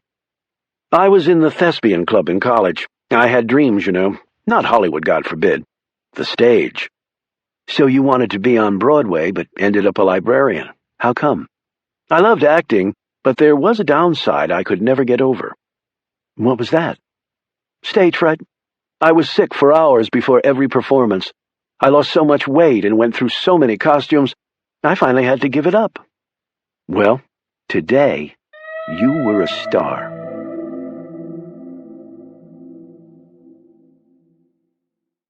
Chapter 43. The interview with Charlie Trimble was going better than Stone had expected. His questions were polite but prepared, and then it began to change. The reporter sat in his old swivel chair, a piercing expression in his gaze, one that was making Stone extremely uncomfortable. You seem familiar to me, Ben. Have we met before? I don't see how. Never been in Washington? Never. Trimble sat back and drummed his fingers on his desk. Why'd you come here? Just making sure Danny was okay. That's all? Why not? Before Trimble could launch another question, Stone pounced. What do you know about Debbie Randolph's and Rory Peterson's deaths? At first Trimble seemed taken aback by this, but his expression became bemused. Why do you want to know? Some people tried to kill Danny. I think somebody tried to OD Willie. I talked to Bob Combs about that. Do you have any proof?" "Just what Willie told me, and what the doctors found in his system. Willie's a drug user, not the most reliable people in the world." "Have you talked to him about that?" Stone asked sharply. Trimble shook his head. "Then you're not really in a position to gauge his credibility, are you?" Trimble's face flushed, but then he smiled. "You make a good point. I do need to talk to him. So getting back to my question, Danny and Willie both are targets. They both knew Debbie. Willie was engaged to marry her." "I didn't know that." "No one apparently did. Debbie supposedly commits suicide. Willie thinks that's impossible. He talked to her the night before she was found dead. She sounded great. Sheriff Tyree looked into all that. It did seem crazy that Debbie would do that, but all the evidence pointed to suicide. It's pretty easy to make murder seem like suicide, if you know what you're doing." Trimble shot him a penetrating look. "You know about such things?" "I'm just trying to get to the truth, Mr. Trimble. Call me Charlie.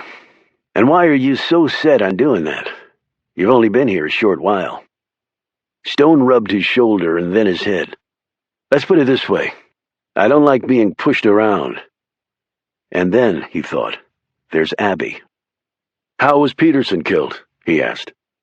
"Gunshot, probably during a robbery. There was a safe in his office that had been forced. Seemed like some cash and papers were missing.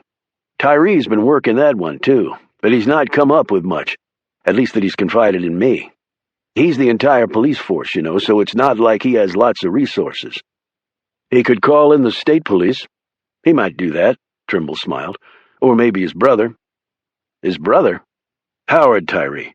He's the warden up at Blue Spruce Prison." "He never mentioned that." "Well, I'm not sure the two get along all that well, so my suggestion of him calling in his brother to help was a poor attempt at a joke. Tyree's on his own." A few minutes later, Stone left the Divine Eagle office and headed to see the sheriff. He found him in the jail building, going over some papers. When he told Tyree what had happened to him in the mine shaft, the lawman nearly came out of his chair. As Stone continued explaining, Tyree started to nod. When Stone finished, Tyree said, "The hospital confirmed that Willie had oxycodone in his system. Willie was allergic to it. He never would have voluntarily taken it. Plus, it's pretty expensive without a prescription. So somebody did try to kill him. Looks that way, and smart way to do it, actually. Prescription drug abuse is rampant around here. I spend a lot of my time with that crap. Black stain on what is otherwise a nice place to live. But you can't lock everybody up who's addicted. Hell, there wouldn't be any miners left to work. You try to rehab them, get their methadone pop every day, but it's not enough. Every cop up and down the Appalachian mining country knows we're fighting a losing battle, but we don't have enough resources. We're overwhelmed. This area is pretty remote. Where do they get all the drugs? It's not like there's a pharmacy on every corner. They can get it from any number of sources. Sham pharmacies on the internet, pipeline from the Mex border. Many a miner has sucked away his life savings and his marriage over that crap. Old saying up here is, methamphetamines keep you awake, and oxy keeps you high. Sheriff, I believe there's a connection between Danny, Willie, and Debbie Randolph's death." Stone went on to tell him about Willie proposing, and then him talking to Debbie the night before she was found. "I didn't know about the engagement, but I knew Willie was convinced she hadn't killed herself. He was all over me about that, but all the evidence pointed to suicide." "Who performed the autopsy?" "Doc Warner. He's not a full-time pathologist, but he's a qualified medical examiner, and it seems straightforward. She put a shotgun in her mouth and pulled the trigger." Tyree didn't look at Stone when he said this last part. Stone noticed this and said, "I'm not telling you how to do your job, but it's rare for a woman to kill herself with a gun. And with so many drugs around here, you'd think she would have just popped some pills and gone quietly. I know. That's been bugging me, too." Stone began cautiously. "I saw Danny lying on top of Debbie's grave that night." Tyree looked surprised. "Where were you?" "Behind the stone wall. I heard something and came to see what." I was gonna go to Danny when I saw you walk up." Tyree looked uncomfortable. "Craziest thing I ever saw. I didn't understand what he was even doing there. I just put it down to Danny being Danny." "Meaning what exactly?" "Meaning unpredictable. Abby made him leave town." Tyree sat back in his chair and scowled at Stone. "She never bothered telling me that," he said in a hurt tone. "And she told you?" "She was afraid for him, I guess. And from what happened to him once he got back, it seemed she was right. And maybe she was afraid to tell you." "Why?" "You're the law. Maybe Danny was mixed up in something not quite legal." Tyree's anger faded away. "I guess I can understand that. By the way, that description you gave me of the men, I'm sending it around to the state police and the sheriff's offices in other towns. But they didn't ring a bell with me, and I know just about everybody around here." "Well, it was dark, and things were happening pretty fast. I didn't get that good of a look at them, so my description wasn't all that great. But I caught Shirley Combs snooping around Willie's trailer right before Danny was attacked. I think she was looking for something." "Like what?" Stone told him about the Tylenol bottle, and Josh Combs was shot by his friend, Rory Peterson. Quite a coincidence. Tyree nodded dumbly. "Those are a lot of pieces dangling out there," noted Stone. "But how do you tie it all together? That's the thing." Stone stood up. "I'm heading over to the hospital to see Danny and Willie." "Well, you tell Danny he needs to start telling me the truth. He's the way we get to the bottom of all this. I'm convinced of that. And once his story comes out, these boys won't go after him again. I'll tell him." As he was walking out, Stone noticed a long-barreled shotgun resting on a table with a tag on it. "What's that?" "The shotgun Debbie was killed with. Do you mind?" "Go ahead." Stone picked up the gun, first holding it by the stock and then by the muzzle. When he laid it back down, his face was puzzled. "What?" asked Tyree curiously. "Not sure. I'll let you know." Actually, Stone was sure. He was 6'2", with exceptionally long arms. He had gauged that with the muzzle perched in his mouth, he could have managed to pull the trigger. Barely. He thought back to the photo of Debbie that Willie had shown him. There was no way the petite Debbie could have done it. Someone had killed her. Stone walked outside. That's when he noticed the sign on the one-story building across the street. Peterson's Accounting Service. He crossed the street and peered in one of the windows. He saw a desk, file cabinets, and shelves, and a dead corn plant. Other than that, the place looked to have been cleared out. There wasn't a computer, printer, or fax machine in sight. He noticed some people passing by on the street who were staring at him. He smiled at them and ambled off. Crossing back to the other side of the street, he pretended to be window shopping. He passed by the bakery and decided to go inside when he saw Bob Combs standing at the counter. "Hey, Bob, how's Willie doing?" Bob smiled and said, "Doc say he'll be coming home real soon." "I'm going over to see him today. I've been using his truck. Hope it's okay." "After what you did, you can use anything of his you want." Bob bought a cup of coffee and some donuts while Stone admired the half-finished mural of a country meadow scene on the wall behind the cash register. Bob offered to buy Stone a coffee, but he declined. The two men walked outside, where Stone said, "I ran into your daughter-in-law the other day. She told me that the whole town blames her for something. Any idea what?" Bob's features turned dark as he bit into his donut. "It was because of Josh's death. He wasn't even supposed to be hunting that damn day. Shirley had been nagging him about not killing any deer that season. Now, Josh was a good hunter, but the truth was Shirley didn't give a crap about eating venison. Couldn't cook it worth nothing, all gamey. It was just her way of cutting Josh down. Well, she wouldn't stop nagging, and Josh finally headed out that morning by himself. He was real upset." "How'd you learn all that?" "Josh called me when he was heading over to the woods and told me what had happened. Hour later, my boy was dead." As the two men parted company, Stone glanced over at the courthouse. There was a white Cadillac parked in front, with the license plate HCDJ. Then Stone froze when he saw her. Why was Shirley Combs going in the courthouse? Chapter 44. After a long drive, Annabelle and Caleb had arrived in the town where Stone had gotten off with Danny. Annabelle had done a quick recon of the small downtown area and then settled herself at the counter of the venerable 1T. A few other butts were parked next to hers, all of them male. She got more than one look from some of the younger men at the counter. She shot back a smile here, a nod there, to keep the interest stoked in case it came in handy later. "Where are you coming from?" the waitress asked her as she poured coffee into Annabelle's mug. "Winchester, Virginia." To Annabelle, mentioning that area was good enough to give her a bit of rural cred. "Got a cousin lives up that way. Horse farm." "It's pretty country," Annabelle agreed, sipping her coffee and ordering off the menu. "Kind of reminds me of around here, only a little flatter." The man next to her chuckled. He was big and broad and wore a checkered shirt, jean jacket with Dale Earnhardt Jr.'s image on it, and boots with all the shine worn off. "Just about everything flattered and round here." "You been out to see the Rockies?" Annabelle said. "No, ma'am. Can't say I have." "They're a lot bigger than these mountains, but not nearly as pretty. Just chunky and brown with a top hat of snow. Not many trees. These mountains are green." "You just passing through, or looking to mark yourself out a piece of green?" said the waitress, coming back to them after placing Annabelle's order. "Neither, really. I'm looking for somebody. Maybe you've seen him."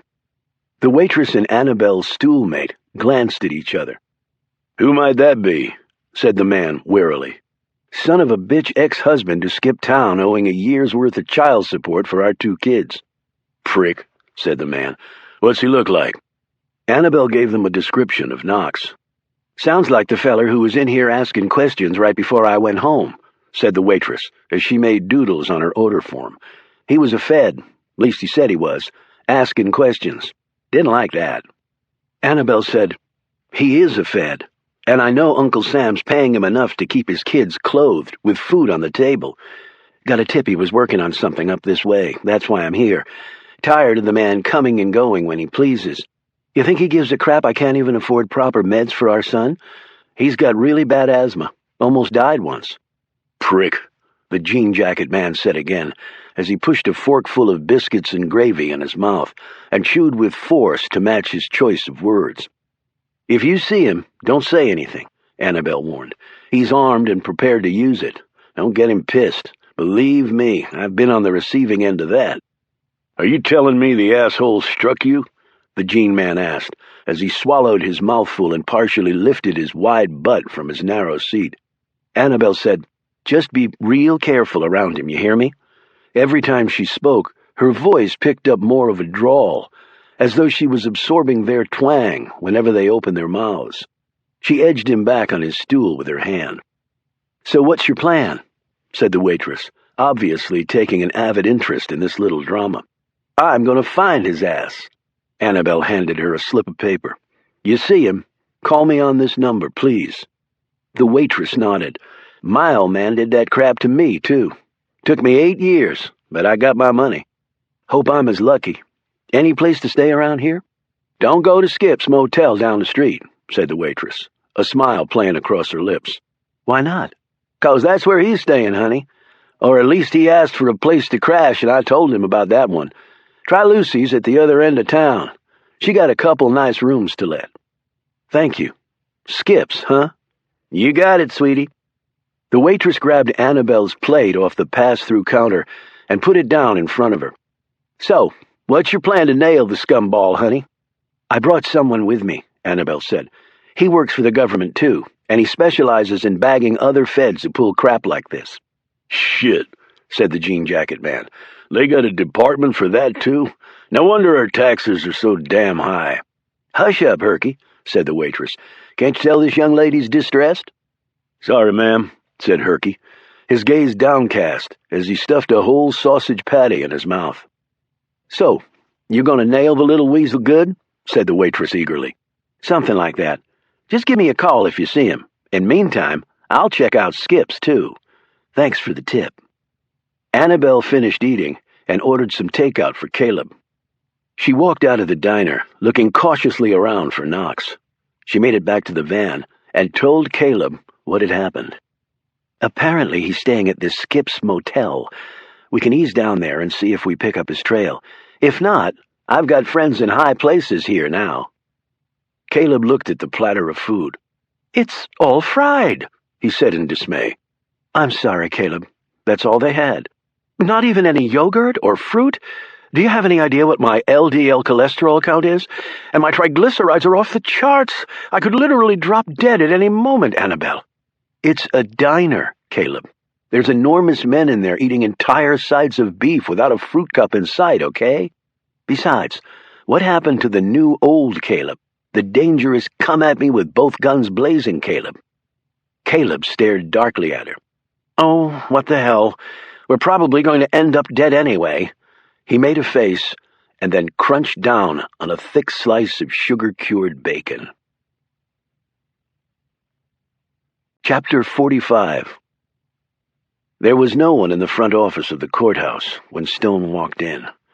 He waited a moment and then eyed the stacks of boxes against one wall. He slipped over to them, pulled one off the top, and looked inside it. It was filled with legal documents. This must be one of the shipments of mining recertification documents Judge Mosley had told him about. He picked up what looked to be a shipping manifest. 80 large boxes. Stone looked at the cardboard towers and wondered how Mosley had any sanity left after going through that mind-numbing mountain of legalese. He heard someone coming, dropped the manifest on top of one of the boxes, and hurried back to the front of the large desk in the middle of the room. A moment later, Shirley Combs walked through an interior door, her gaze on a mess of papers in her hand. She looked up and gave a little cry when she saw Stone standing there. "You work here?" he said. She nodded, one hand on her chest. "You startled me." Stone glanced around the space. "Are you the court secretary?" "The court clerk. Have been for years. Why? Don't I look like a court clerk?" she asked icily. "Or do I just look like a secretary?" "I went to see Willie. He's doing okay." Shirley busied herself with some papers on her desk. "I'm going over to see him soon." "Sure you are," Stone thought. "There's a caddy parked out front with a vanity plate. HCDJ? Yep. That's Judge Mosley's car. What does HCDJ stand for?" "Here comes the judge." She said this as though Stone were an idiot for not having figured it out on his own. "By the way, did you get everything you needed at Willie's trailer?" "Excuse me?" Stone said, "I think you left a bottle of Tylenol at Willie's trailer. I had it with me, but then I lost it." He stared at her pointedly, and then rubbed the back of his head. Why be subtle at this point, he thought. Shirley looked like Stone was pointing a gun at her. "I didn't leave anything behind." "You sure?"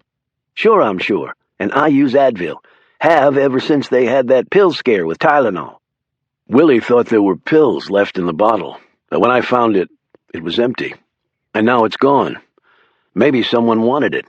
"Wanted an empty bottle? What for?" "Well, there might have been some residue in there." "Residue of what?"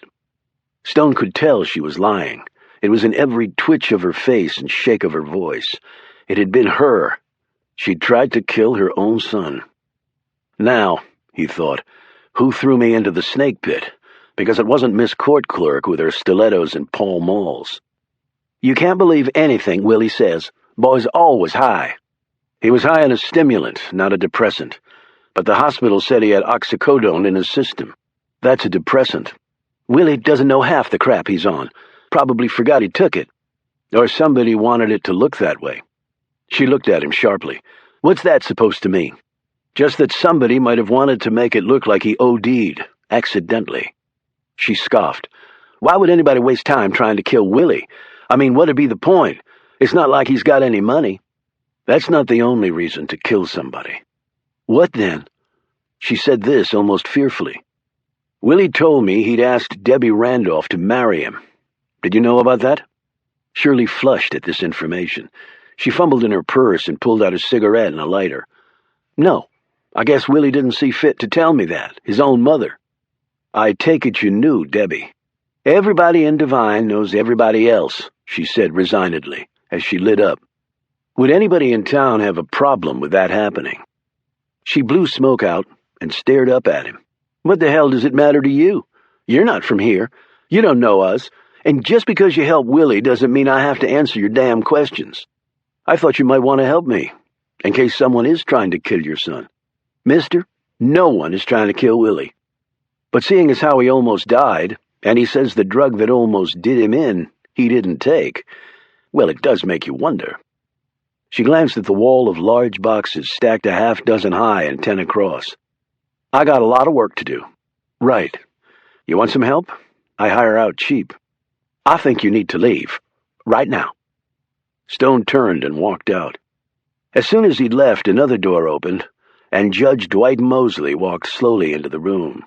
His tie was undone, and his shirt sleeves were rolled up. Shirley, was someone here? I thought I heard you talking. Just to myself, Judge, just to myself. You know how I get sometimes. Yes, I know. He smiled and went back through the door. Shirley puffed on her cigarette, staring thoughtfully at the wall. Chapter 46. Joe Knox lay in his underwear on a thin piece of puffed-up nylon masquerading as a mattress while he tried to connect the dots. Carr had killed a deuce, a mighty prominent deuce, and hit the road after slipping past the feds, disguised as a bushy-bearded, gimp-legged village idiot. He'd gotten sidetracked on the train and ended up in this cluster of shacks. Where he was now, Knox had no clue. By asking around, he discovered that the bus had headed out the very night the man had gotten to town. Lucky him. By now, he could be pretty damn far away. He sat up, jerked on his pants, socks, and his Timberlands.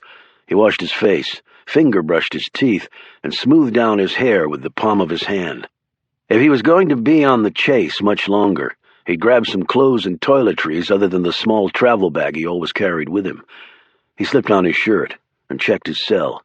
No messages, though the bars were looking a little jumpy at this altitude in the middle of nowhere.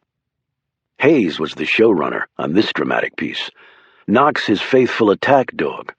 Well, the faithful part was in serious doubt right now. Knox chewed some gum and stared out the window of Skip's motel. Checking in last night, he'd actually run into said Skip, an ancient man who said little, but his hand had shot out for the cash that was required to stay here with the jab speed of a welterweight in his prime. Old Skip apparently did not believe in the merits of consumer plastic. Hayes had a hard-on for Carr for reasons he had not bothered to share with Knox, but which were growing a little clearer each time Knox thought about the possibilities. If Hayes had had his way when Knox caught up to Carr, the man would not be read his rights, have his call to a lawyer or his day in court.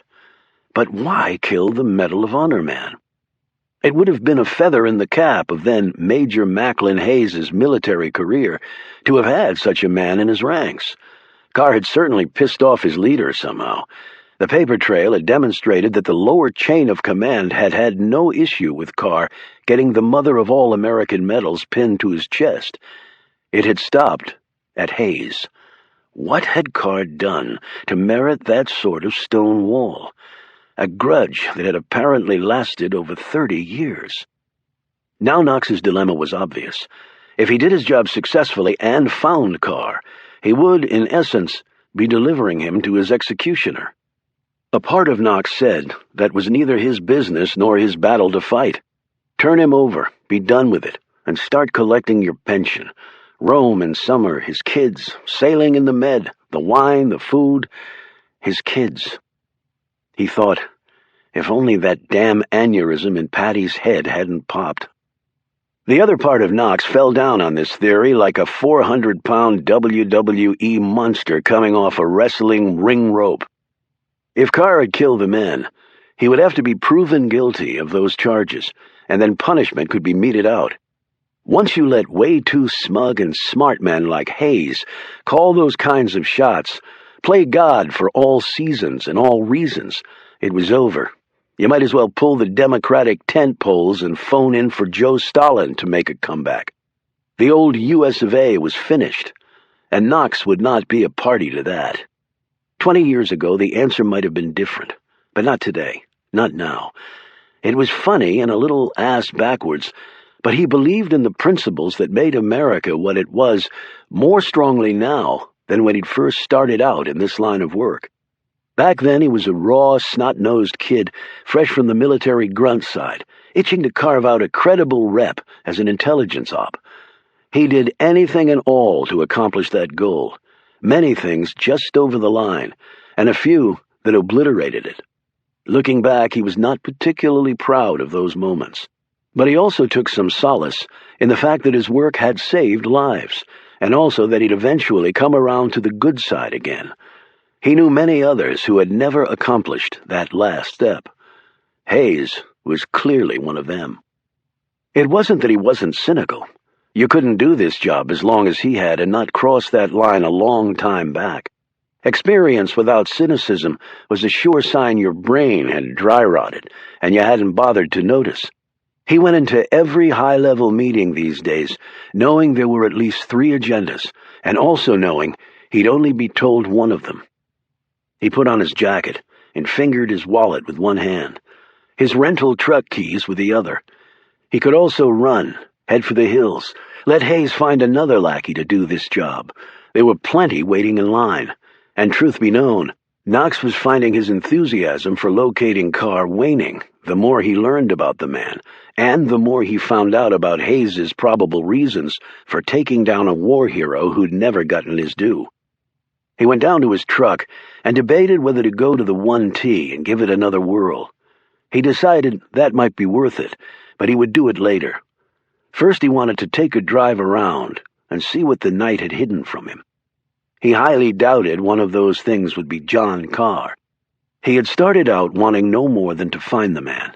Now, a part of him was hoping it would never happen.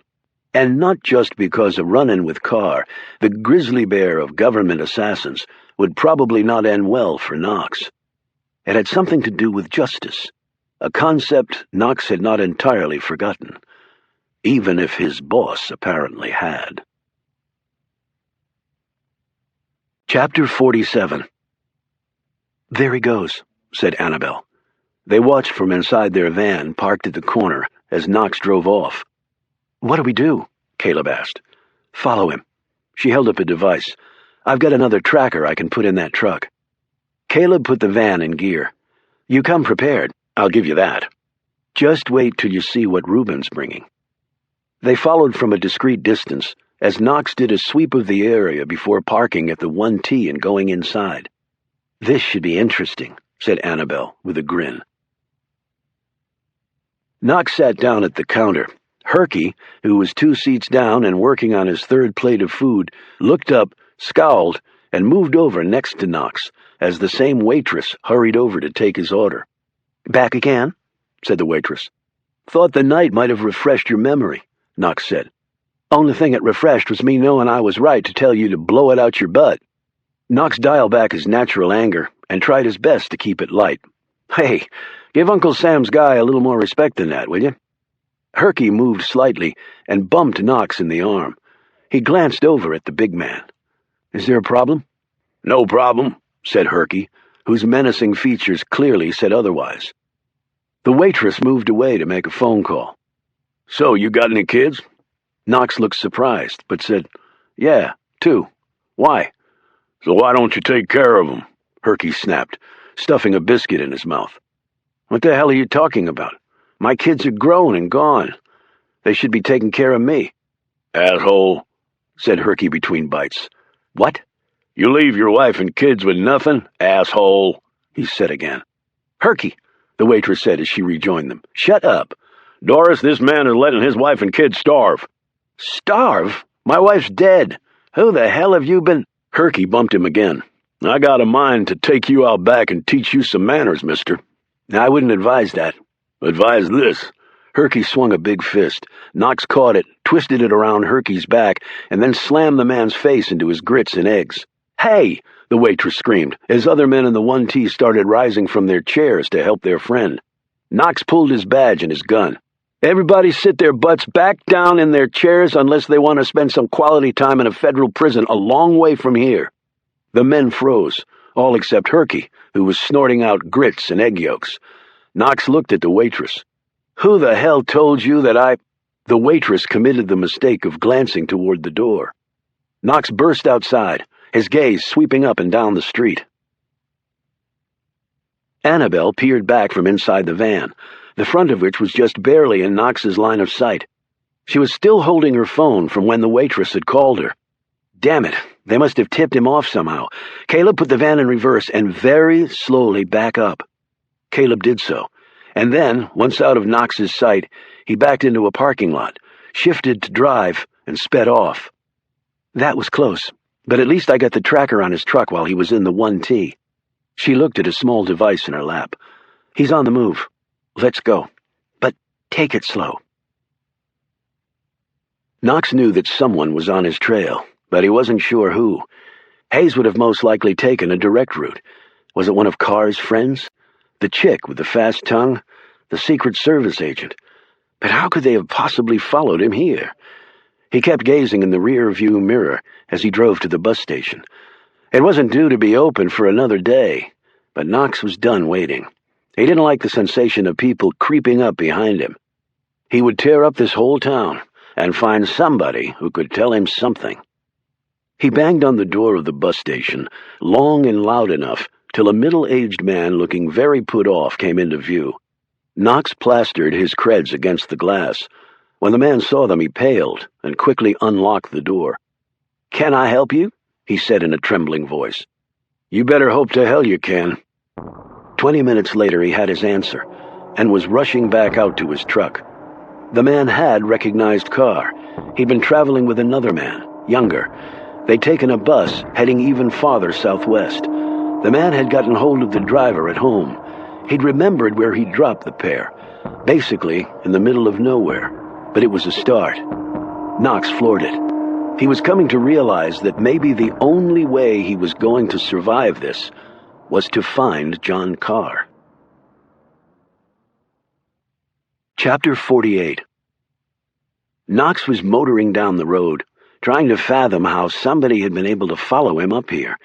Not even Macklin Hayes, with all his support, had been able to accomplish it. It was like they knew exactly where. He nearly swerved off the road. He cut the wheel hard and turned off into a dark path. He put the truck in park, threw off his seatbelt, and went over the interior of the cab meticulously. He found nothing, but his examination of the truck's exterior was far more productive. He held up the small tracking device with the magnetized side. It had been placed inside one of the rear wheel wells. As he held the tracker, a smile crept across his face. Annabelle was driving, and Caleb was staring at the tiny screen. "How we doing?" she asked. "He's up there about a mile ahead, going straight."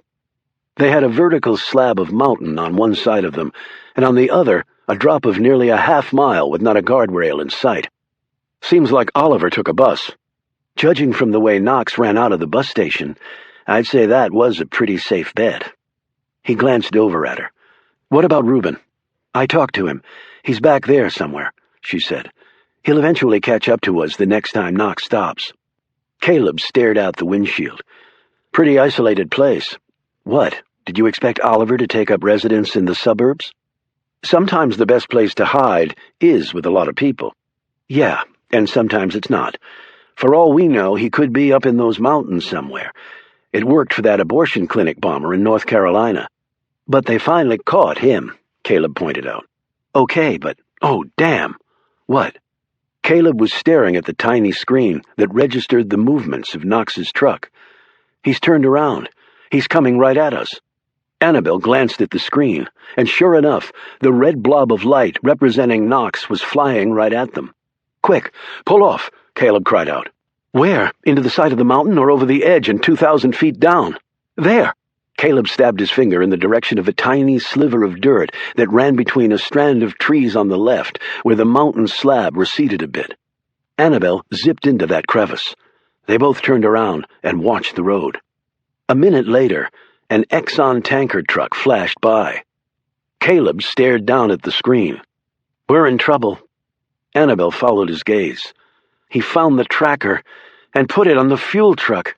Shit." Caleb nodded absently before tossing the useless contraption down on the seat. Now what do we do? Annabelle put the van in gear and backed out onto the road and floored it. We drive and we watch, and with any luck, we'll pick up his trail again. I don't think I'm that lucky. Well, I am. Why? I'm Irish. We always keep some reserve in the tank. Chapter 49. Joe Knox was feeling good for the first time in a long time.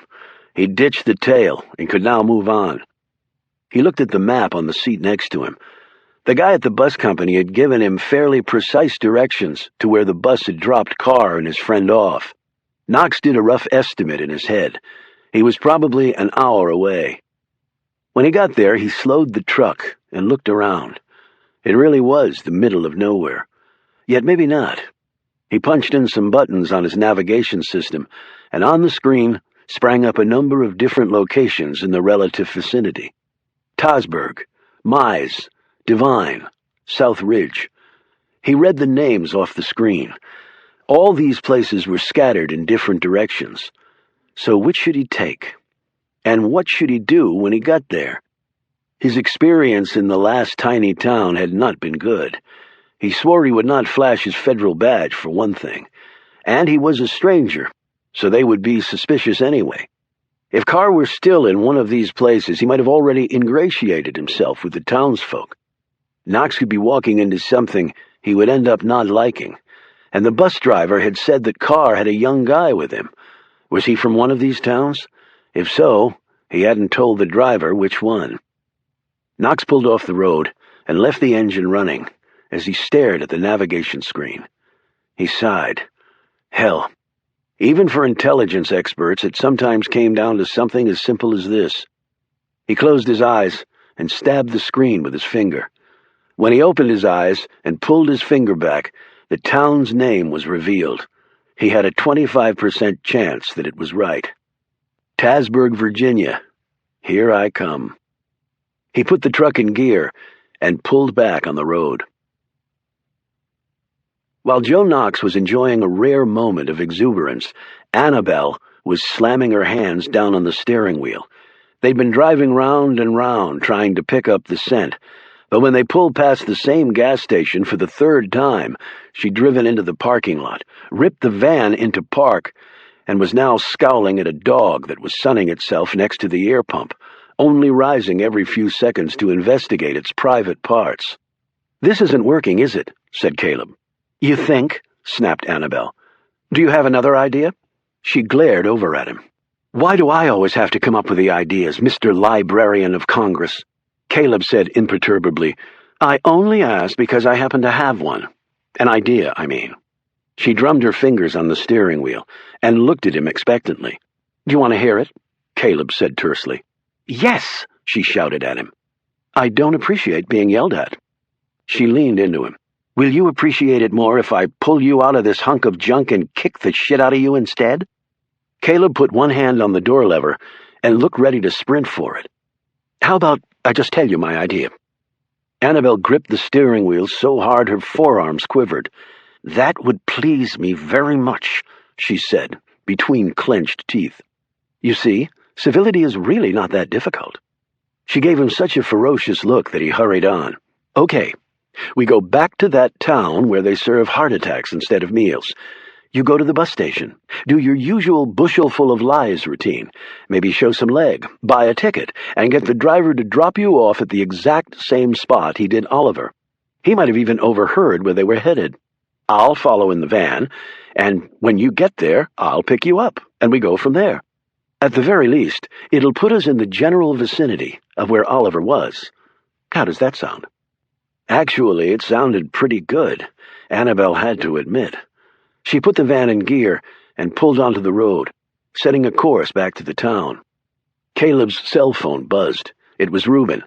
He spoke for a few minutes and then clicked off. "Well," said Annabelle. "He's about 2 hours away," he said. "I filled him in on the plan, and he'll meet us there." "Good. So, you like my idea?"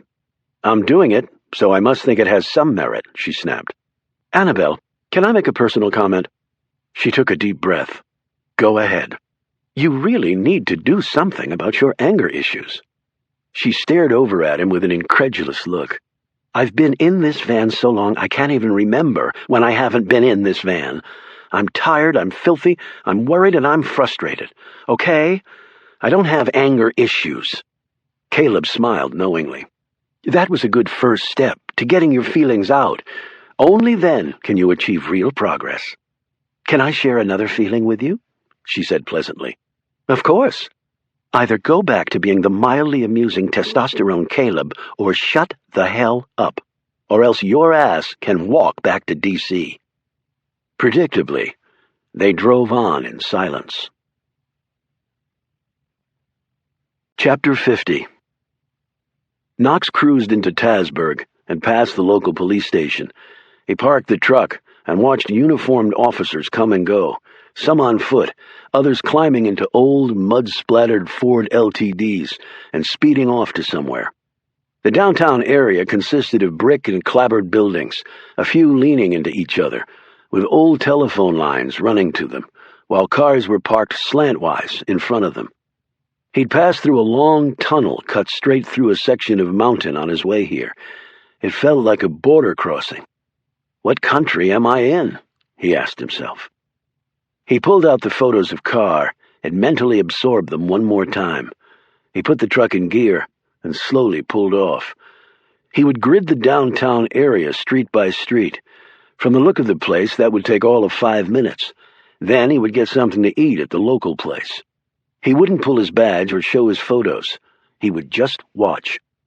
He had one big advantage. He knew relatively well what Carr looked like, while Carr had no idea who he was. He would press that to his full advantage.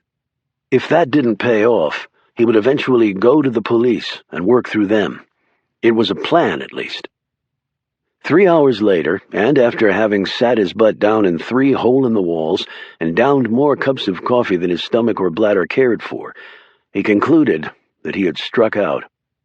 He parked in front of the police station, went in, flashed his creds, explained his mission to the extent he could, meaning it was mostly refined by the spook book gobbledygook, and got zip for his troubles from the lawmen, who were understandably excited that a dangerous desperado might be in their midst, but not very helpful.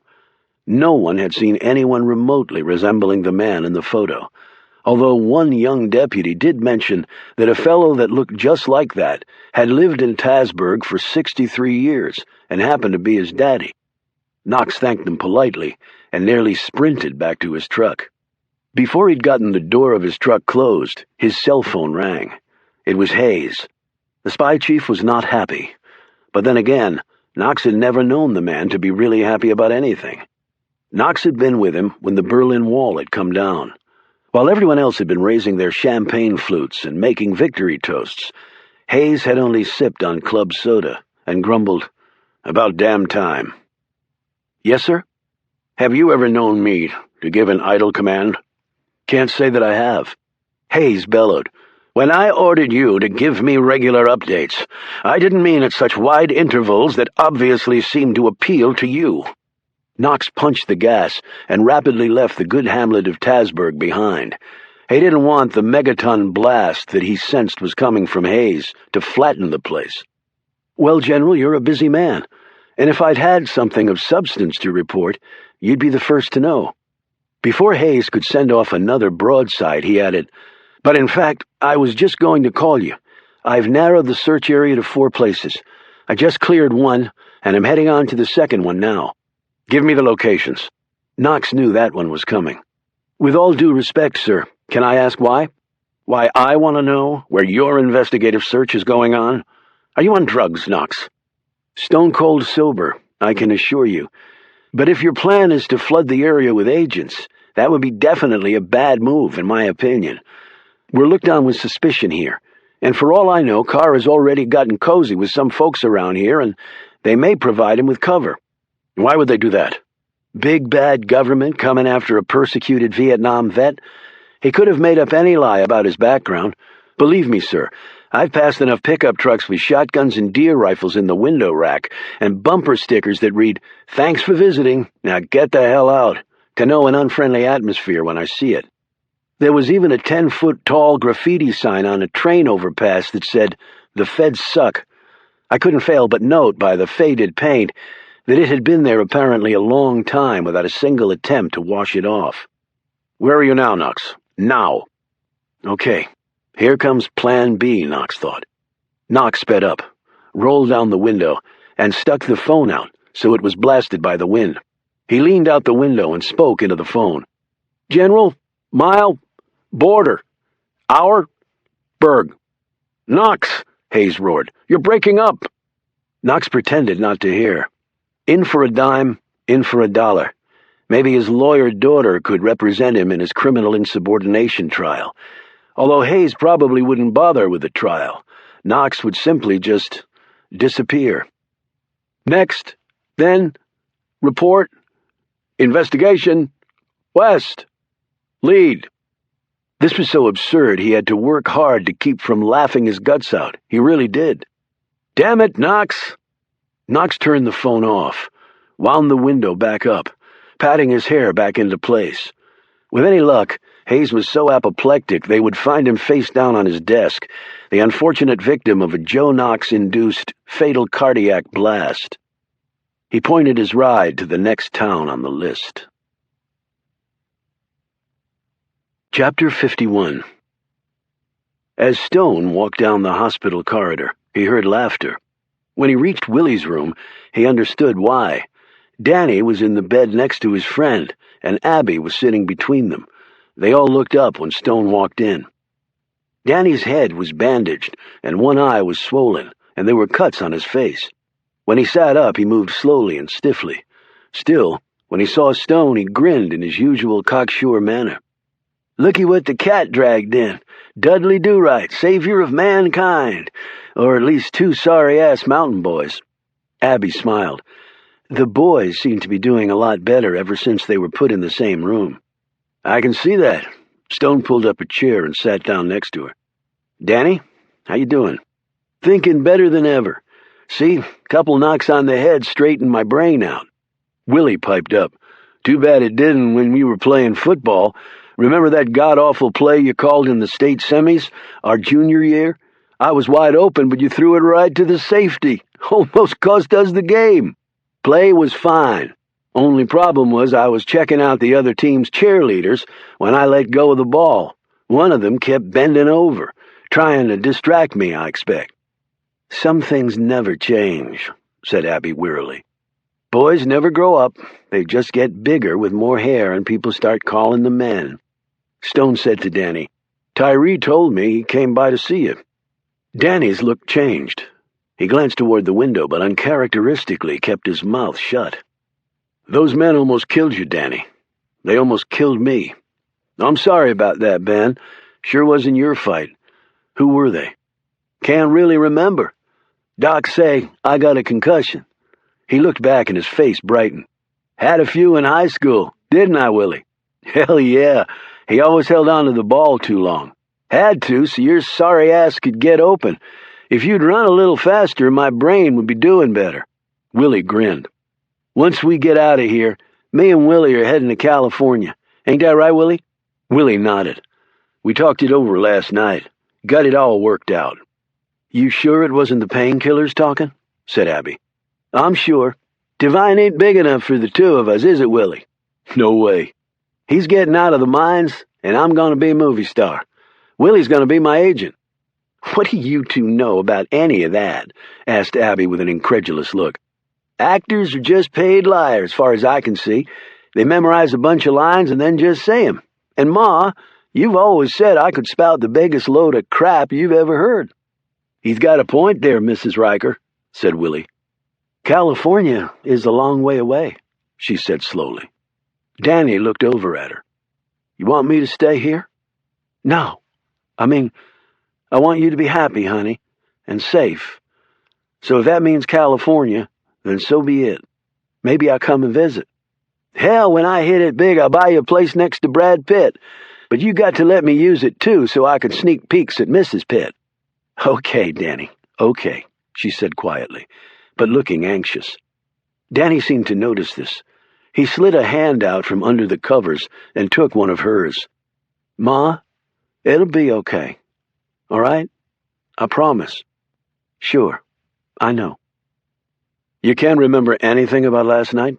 Said Stone persistently. No, Danny said firmly. But you'll be the first to know when and if I do. Stone was about to say something else when a nurse walked in. Willie, the doctor's releasing you. We're getting the paperwork done. You have a way to get home? Stone said, I drove here in your truck. I can take you back. Okay, but I'll call Gramps. He'll want to be there when I get home. Hey, Willie, don't forget now. California, here we come. I'm there, man. The two did a little knuckle smack to seal the deal. Stone said to Abby, How long are you staying here? A few hours. Why don't you come by for dinner tonight? Danny said, Hey, you two got something going on? Look, Mr. Movie Star, you're not the only one with dreams, said Abby, who blushed slightly as she said this.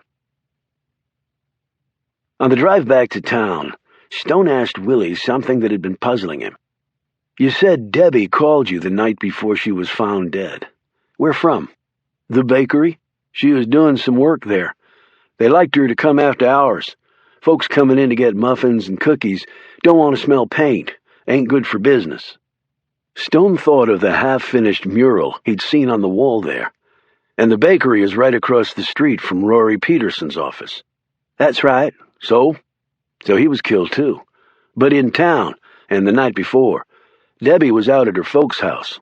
No, Debbie's body was found the next morning, but you said she'd been dead a while. Maybe she was killed the night before, the same night Peterson was. His body was probably found the same morning, too. Okay, but her parents' place is a good 15 miles from town. But at 11 o'clock, she called you from the bakery in good spirits. Let's say Peterson was killed around then, or a bit later. The mural she was painting was in front of the store, with a good view of the street and the buildings opposite. Willie sat up straighter. Are you saying she maybe saw who killed Peterson? At the very least, she might have seen someone go in his office. Then she might have gone to investigate, or the killers saw her and grabbed her because she was a potential witness. They take her back to her parents' house, kill her, make it look like suicide, and no one thinks to connect the two together. Damn, Willie said slowly. That makes a lot of sense. We gotta tell Tyree about this. I plan to. When they pulled into the front yard of Willie's home, they saw Bob Combs' truck parked there. Willie got out as the front door opened, and Bob was standing there smiling and waving. Willie hurried up the steps to embrace his grandfather, while Stone, who'd been following Willie, turned and walked back to the truck to grab Willie's bag. He had just closed the truck door when the force of the explosion knocked him off his feet and slammed him face down into the mud. As debris rained down around him, a dazed Stone lifted up his head. Where the trailer had been, there was now nothing. He could see straight through the gap to the trees behind. Something large landed next to his head, smoke rising off its sizzled surface. He didn't recognize it, and one could hardly blame him. They were the earthly remains of Willie Combs, what little there was of him left. Stone's head dropped back into the mud, and he lay still. Chapter 52. Annabelle and Caleb had returned to the bus station and discovered that, a bit ahead of the regular schedule, the same driver was just about to head out with a load of people on the route Stone had taken. Annabelle snagged a seat right behind the driver and peppered him with questions while Caleb followed in the van. A half hour into the ride, Annabelle saw the 1924 Indian motorcycle with the rare left-hand sidecar pass the bus, drop back, and then fall in behind the van. She sighed with relief. Big Reuben Rhodes had arrived. They might very well need the man's muscle. She'd told Reuben to bring quite a few things with him that she'd thought they might need. She noted with satisfaction that the sidecar was filled with items. A few hours later, Annabelle climbed off the bus in the middle of a curvy road, bracketed by a mountain on one side and a sheer drop on the other. This was where Stone and his friend had gotten off, the driver told her. Before she left, the man had added, Lot of interest in those two. What's going on? Can't talk about it. National security. National security, huh? They look like a couple of bums. If you were on the run from the feds, what would you dress like? I guess I see your point. And you're sure you don't remember anything they said about where they were actually going? Kid just got up and told me to drop him off here. The older guy got off with him. He paused. The kid was wearing a varsity jacket, for sports. Did you get the name of the school? College? High school? Didn't pay that close of attention. Annabelle held up a sheet of paper where she'd taken notes during her conversation with the driver. Are these the towns nearby? All of them? You sure? Lady, there ain't that many of them. That's it. Happy searching. He closed the door, and the bus pulled away. Annabelle met up with Caleb and Reuben and filled them in on what she'd learned. Knox is doing exactly what we are, only he has a head start, she said. Yeah, but there are 3 of us, Reuben said. We can split up. I'll take 2 of the 4 places, and you guys hit the others. Good idea, said Caleb. And you brought everything I told you to? Asked Annabelle. Yeah, but I feel like I'm running a damn Hollywood prop department. You just never know when something might come in handy. We can load it in the van. After they were done, she looked at the sheet. Caleb and I will do Mize and Tasburg. Reuben, you can hit Southridge and Devine. She pulled maps from her bag and handed them to Reuben. I got these from the bus station. The towns look to be anywhere from 2 to 3 hours apart. They're not far as the crow flies, but the roads are back roads and winding, with chunks of mountain in between. Winding roads, perfect cruising turf for the Indian, Reuben said, affectionately patting the motorcycle's gas tank. They just make me queasy, said Caleb. Not that I'm complaining, he quickly added, as Annabelle shot him a look. We'll keep in touch via cell phone. Whoever finds something positive, we can hook up within a few hours. She handed a photo to Reuben. This is a picture of Knox, just in case you run into him. Thanks, said Reuben, as he climbed on his bike and put his helmet and old-fashioned goggles back on. What if we find Oliver at the same time that Knox does? Asked Caleb. Then we persuade him to let Oliver go with us, Reuben said. He's a cop. He's not going to do that, Reuben. He will, if we're really persuasive. We can't take out a Fed, Caleb said. Even new testosterone Caleb draws the line at that. Caleb, Annabelle said, let's worry about that only if we have to. Right now, all I want is to find Oliver, and the longer we stand around here, the better the chances are that Knox will find him first. Reuben kick-started the Indian, and the engine roared to life. He gave them a little salute, glanced at one of the maps, and took off, heading east. Annabelle started to climb in the driver's seat of the van, but Caleb stopped her. "I'll drive," he said, hopping in and putting the keys in the ignition. "Why?" "You don't know how to handle curves. Too herky-jerky. That's why I was feeling sick." "Really? What if the time comes where we need to drive really fast, Caleb?" "Get in." "What?" Caleb fired up the van, and Annabelle had to hustle around and jump in before he roared off. He accelerated so fast she tumbled into the back seat. "What the hell are you doing?" she cried out as she struggled back up. "When the time comes, I'm your wheelman." She managed to clamber into the front seat and quickly buckled up as he took one curve and then the next at almost 60 miles an hour. When she glanced over, she noted how professionally he was maneuvering the steering wheel, and then realized how smoothly the bulky van, which was clearly not designed for this sort of terrain, was handling the road. "Caleb, how are you doing that?" "I can drive, okay? You should have seen me at a guy named Tyler Renke's house. I took the Nova airborne." "I can see that you can drive. But how?" He sighed. "Why do you think I kept that crappy Nova all those years?" "I don't know. I just thought you were either cheap or had no taste. Or both." "Well, I am cheap, but I actually do have taste. No, it was about my father." "What are you talking about?" "My dad was a stock car driver." "No way. After he retired from racing, he worked on a NASCAR pit crew for Richard Petty." "King Richard?" Caleb nodded. "I was his protege." "What? You heard me. You were Richard Petty's protege? Get out of here. You're shitting me." "Annabelle, I started racing go-karts when I was 6. Then I moved up to dirt track racing, and then on to ARCA, where I was the top rookie. After that, I finished number 1 in the late model Sportsman Series, which is like the junior circuit for NASCAR. I was just about ready to launch my career in the big leagues with Petty's help. I was going to be the number 2 driver on Billy Nelson's Chevy team out of Charlotte. They'd won the Winston Cup 3 years in a row, and Bobby Mallard, their number 1 driver, and a 4-time Daytona 500 winner, was going to be my mentor. It was all set up. And then it all went to hell. What happened? I was doing a qualifying lap at Darlington. Some call it the paperclip because it's shaped like one. Others refer to it as the Lady in Black. That's what it was for me. Why? What happened? Caleb's features turned somber. The Lady in Black is very unforgiving. I came out of turn number 4 at 185 miles an hour, let my wheel drift, and the car bumped the wall. I left my paint on the wall. The Darlington stripe, they call it. Then my right front tire blew and I was completely out of control. This was before the roof flaps era, so my car flipped over and then went airborne. There are 2 interior walls at Darlington. I cleared them both and slid into a pit crew. Oh, my God.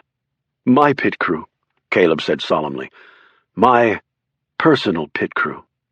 Annabelle gasped. It wasn't your father, was it? Caleb turned to look at her, his eyes watery. I walked away from the crash with a few bumps and bruises, but he was in the hospital for months before finally pulling through. But after that, I couldn't do it anymore. Couldn't shift a gear. Couldn't mash an accelerator. Couldn't even slide in the car. So I just walked away from it all, turned my life around, went from speed to being a librarian, as far away as I could get from that world. But I kept the Nova. It was one of the first cars I ever raced in. I painted it that shitty gray to cover up the numbers and stripes. The number 22 car. Double deuces, they called me. It didn't look like much, but under the hood it had muscle, that car. Dual carbs, overhead cam, 400-plus horses, and a gas pedal that never let me down. Whenever I needed to bring it, it was there. Years ago, late at night, I used to run it on straightaways, when Centerville was still cow country. Got it up to 150 more than once. Those were the days. Caleb, I'm so sorry. She gently squeezed his shoulder. A few moments of silence passed. Hey, I really got you, didn't I? She glanced back over at him. He was smiling broadly. Come on, Richard Petty's protege? Me? You made that all up? You shit! She smacked him on the shoulder, hard, but there was admiration in her features. What? You think you're the only one who can lie really well? I've spent my adult life surrounded by stories at the library, Annabelle. I can fiction with the best of them. That still doesn't explain how you can drive like this. I grew up on the side of a mountain in Pennsylvania. First thing I ever drove was a bobcat down a dirt road that would make this stretch of gravel look like the Autobahn. He paused. And I did do some stock car racing when I turned 18, mostly junk on dirt tracks. But after my 3rd near-fatal accident, I decided to go into library science. But I'm still a big NASCAR fan. Caleb, I'm seeing a totally new side to you. Yes, well, everyone has their secrets. The Camel Club more than most, I'm finding, said Annabelle.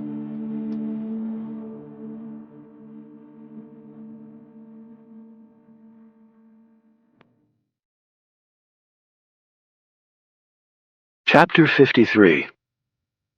Stone opened his eyes and felt, rather than saw, the people around him.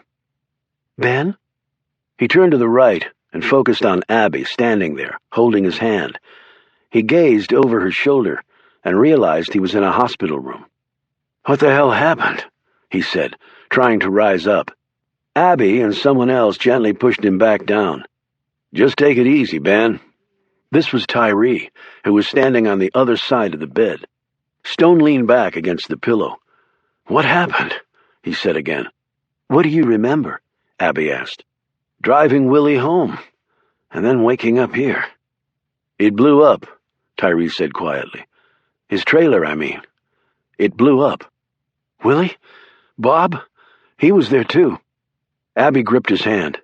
They're both dead. Her voice broke as she said this. How did it happen? They think it was his propane tank.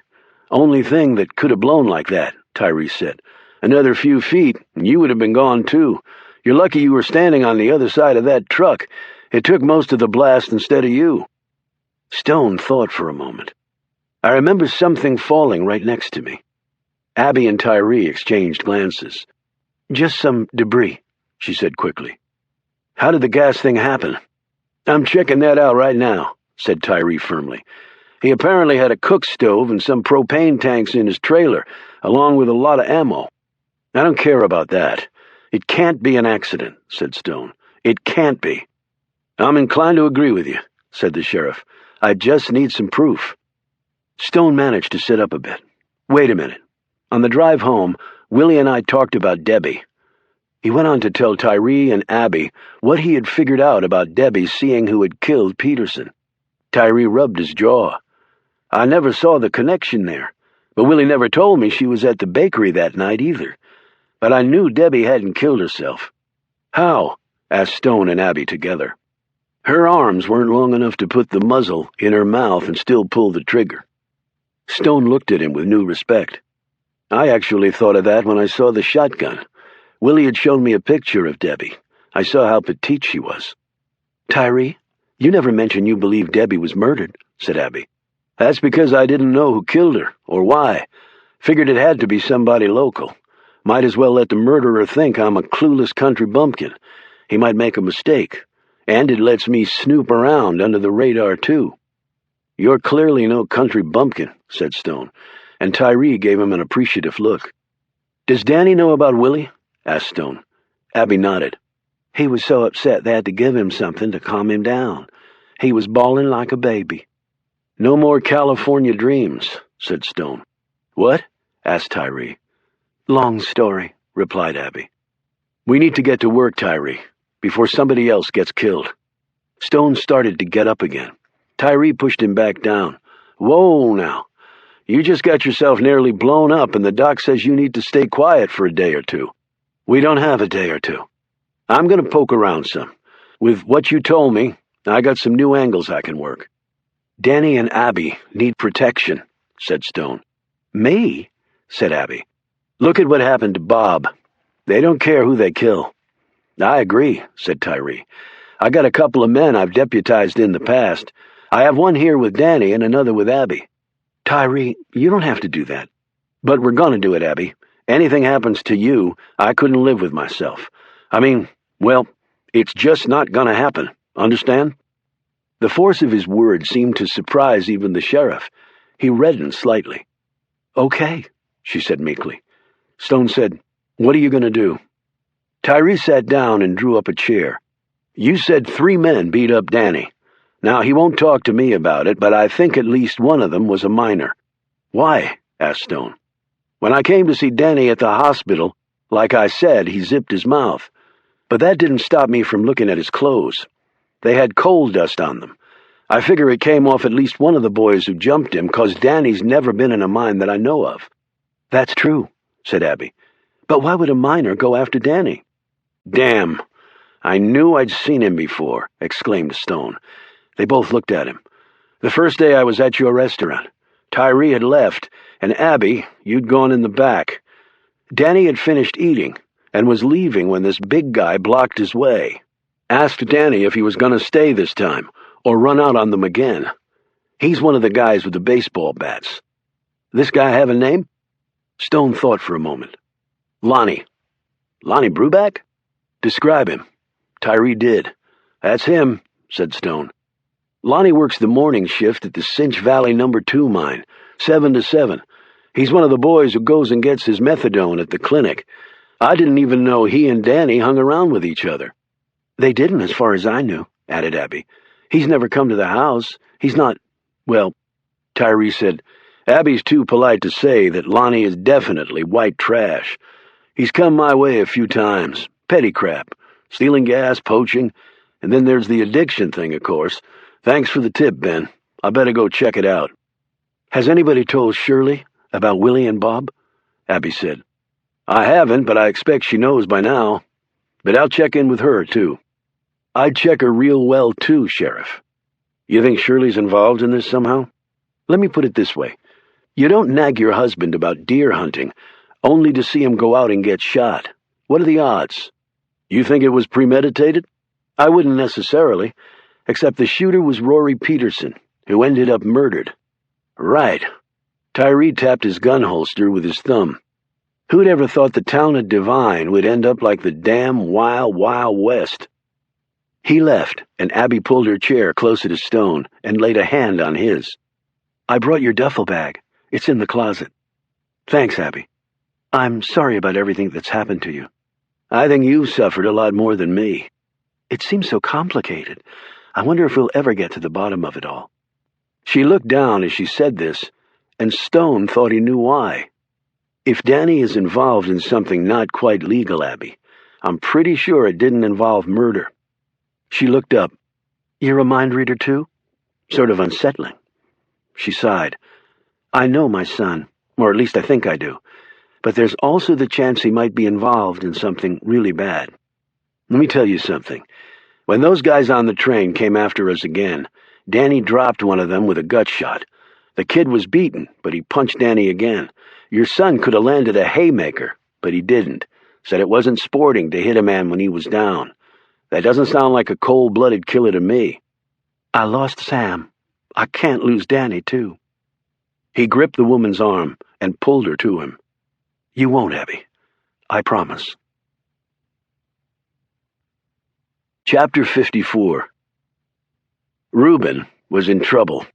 He'd driven into South Ridge and had nearly run into Joe Knox as the man walked down the streets of the small, plain town. After about an hour, he climbed back in his truck and driven off. An excited Reuben had phoned Annabelle and filled her in. Then, on the way out of town, while barely keeping Knox in his sights, Reuben had blown a tire on the Indian. He'd pulled off the road and phoned Annabelle again. Sit tight, Reuben, she'd said.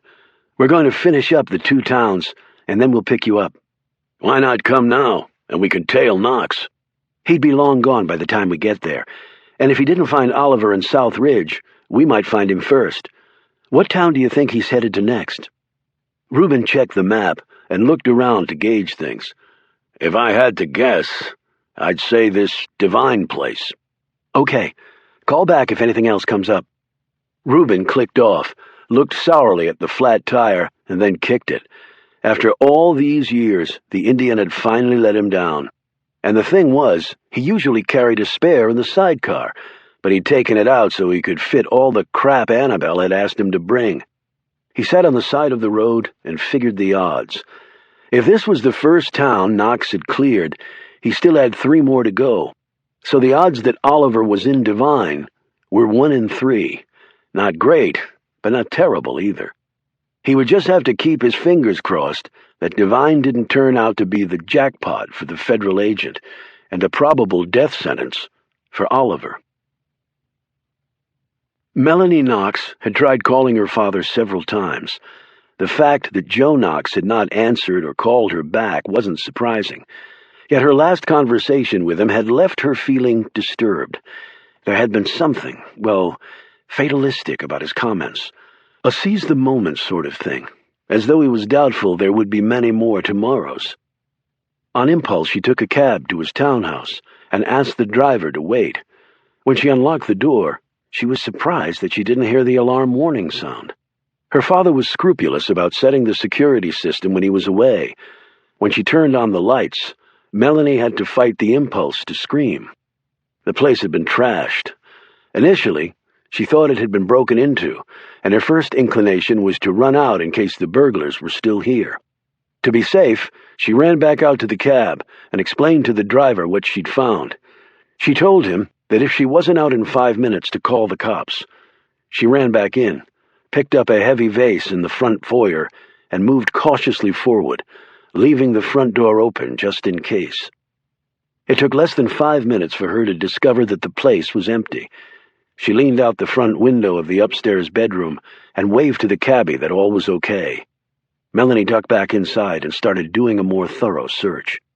She knew that her father kept 2 safes in the house. One was in the bedroom, and the other was behind a panel in the garage. Both had been undisturbed, nor did it appear that anything of value had been taken. That left only one possibility. Whoever had broken in had been searching for something other than valuables, and whoever it was had her dad's alarm code. She went into her dad's study and looked around. She knew this was where he kept items from work, although she was also aware that her father did not routinely leave any important items lying around. She turned on the light, bent down, and started going through the piles of papers on the floor. 30 minutes later, she had found only one thing of interest. It was a list with names on it. She didn't recognize any of them, but one did capture her attention. Alex Ford was a Secret Service agent working out of the WFO. Why he was on a list in her father's house, she didn't know. But she did know one thing. She was going to call him and find out if he knew anything about what her father was involved in. She ran back out to the cab after locking the door and resetting the alarm. As she sat back, breathless in the taxi, she had the sickening feeling that her father's job had finally come back to bite him. Hard. Chapter 55. Alex Ford was sitting in his kitchen, working his way slowly through a bowl of soup and a beer. He had been largely going through the motions at work since his last meeting with the Camel Club, or what was left of it. He'd driven past the cottage at Mount Zion Cemetery in the hopes that Annabelle might have returned. He'd tried to call Reuben several times without success, and Caleb had been absent from the library. Unexpected personal issues, he'd been told, when he called for him there. He knew what they were up to, working together to try and save Oliver, and a big part of him hoped they were successful. When the phone rang, he groaned. It was probably his boss trying to scrounge up some overtime drones to pull some low-level protection duty. Well, tonight he was busy. He had TiVo reruns to catch, and tomato soup to finish, and beers to pour down his throat. Hello? It was his boss, but he wasn't looking for overtime. He told Alex that he would be receiving visitors any moment now, and that he was to cooperate fully with them. Who are they? But the man had already hung up. The knock on the door came barely 30 seconds later, which told Alex that his boss was in communication with his visitors and had just given them the all-clear. He poured the rest of his beer down the sink, tucked in his shirt, quickly adjusted his tie, and opened the door. Alex was 6'3", but the white-haired, bony-faced fellow facing him had him by at least 3 inches. "Agent Ford, my name is Macklin Hayes. I'd like to have a word with you." Alex stepped back and motioned the man in, peering behind him to see if he was alone. There wasn't anybody else, but Alex knew enough about Hayes to understand that the man went nowhere by himself. He closed the door and indicated a chair for Hayes to sit in. "Thank you." Alex plopped down across from him and tried to appear nonchalant. "What can I do for you, sir?" "I believe that one of my subordinates, Joe Knox, came to see you about a certain matter." Alex nodded. "He did. Had some questions about someone I knew." "John Carr?" "He asked about Carr, but I don't know anyone by that name."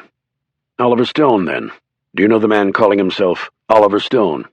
"Most Secret Service agents who've pulled White House protection duty do." "But you were closer than most." Alex shrugged. "I'd call him an acquaintance." "You were far more than an acquaintance, and you're going to tell me everything that you knew about his plans to assassinate Carter Gray and Senator Simpson, and whether you helped him to escape. At worst, that makes you a co-conspirator. At best, an accessory, before and after. In a matter as grave as this one, either one gets you put away for life." "Well, the man doesn't waste any time, does he?" thought Alex. "I don't know what the hell you're talking about." Hayes drew a slip of paper from his coat and glanced at it. "Nearly 20 years in the service. Good record. You were the one guarding the president in Pennsylvania when he got kidnapped. I was the only one left standing. So you were there when he disappeared. Did you have anything to do with his reappearance? And more to the point, did your friend Stone?" Again, Hayes didn't let him finish. "Ever heard of Murder Mountain? A vanished CIA agent named Tom Hemingway? A piece of evidence that your friend Stone held over Carter Gray, or a former Russian spy named Lesya." Alex, of course, knew about all of these things, but stayed silent because what could he possibly say that would do him any good? "I'll take that as a yes." Oliver helped break up a spy ring operating in D.C. It involved one of your employees. Maybe you heard of it. He received a commendation from the FBI director. Wonderful for him, but I doubt that will carry much weight when he's caught and prosecuted for 2 murders. What exactly do you want from me? I want to know what Knox asked you, and I want to know what you told him. Can't you just ask him yourself? I'm sure he has it down in some nice, neat report, and... Alex stopped. Do you not know where Agent Knox is? I'm not here to answer questions, merely to ask them. I believe you received a phone call from a superior at the Secret Service, telling you to cooperate fully. Alex spent the next 2 minutes telling Hayes what he and Knox had discussed. That's all? Hayes said in a clearly disappointed tone. I must have Knox go through an interrogation refresher course. He said he'd be coming back around to ask more questions. I'll be sure to tell him you're looking for him, Alex said, getting in a subtle jab. Hayes rose. One piece of advice. If I find that any of what you've told me tonight is untrue, or if I discover that you withheld anything of importance from me, you can catch up on your solitary confinement skills at the castle. The castle? That's the military prison at Leavenworth. I'm not military. Actually, it's also for prisoners convicted of national security crimes. But to more directly answer your question, you're anything I want you to be. As soon as the door closed behind him, Alex realized he'd been holding his breath. He let it out with a gush and stood up on wobbly legs. He might as well have banded with the Camel Club to help find Oliver, since it looked like he was headed to prison anyway. The phone rang again. It was probably his boss, telling him he hadn't been particularly cooperative, and how did suspension without pay sound? But he was wrong. The caller ID readout surprised him. Agent Ford, my name is Melanie Knox. My father is Joe Knox. Someone broke into his house, and I can't get hold of him. The only thing I found was a list with your name on it. When's the last time you heard from him? She told him. I spoke to him before that. I haven't heard from him since. It could be a burglary. You should call the cops. Nothing of value was stolen. The 2 safes he had weren't even touched. I'm not sure what I can do about it. What did he talk to you about? I'm afraid I can't disclose that. Agent Ford, I am really worried about my dad. The last time I talked to him, he sounded like maybe he was talking to me for the last time. I really think he might be in trouble. Maybe that was why he'd gotten the visit from Hayes. His faithful dog had gone off the scent, and the old man was operating blind. When you talked to him, did he give you any indication of where he might be? He said something about being west of here, only a little more rural. I joked about terrorists in the hollers, and he said you just never knew. This isn't really my bailiwick, Ms. Knox. I'm a lawyer in a private practice with lots of connections, and while my dad has never mentioned what he actually does for the government, I know it's not some State Department crap. That's just a cover. Can you at least confirm that, please? Alex hesitated, but the pleading sound in her voice finally got to him. As best I can figure, he was doing investigative work for the CIA, or at least in connection with them somehow. Over something critical? Critical enough. He's trying to find somebody who doesn't want to be found. Can this person be dangerous? Most people who don't want to be found are dangerous. He thought he could hear a groan from her. What should I do? She said. My mom's dead, my brother's in the Marines in Iraq. What should I do, Agent Ford? I don't know anybody else to call. Alex sat there staring off. It was as though his nearly 20 years in the service had simply disappeared from his memory. If Hayes had had his way, that would be more true than not. So why sit here waiting for the nuke to hit him in the head? Give me a number where I can reach you any time.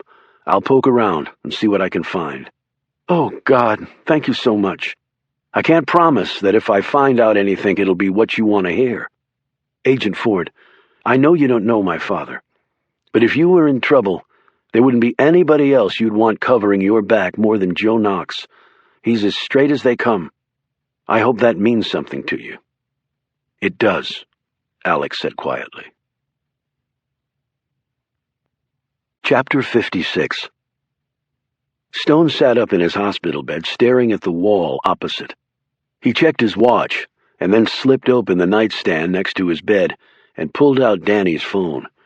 He called Abby first, and Tyree next.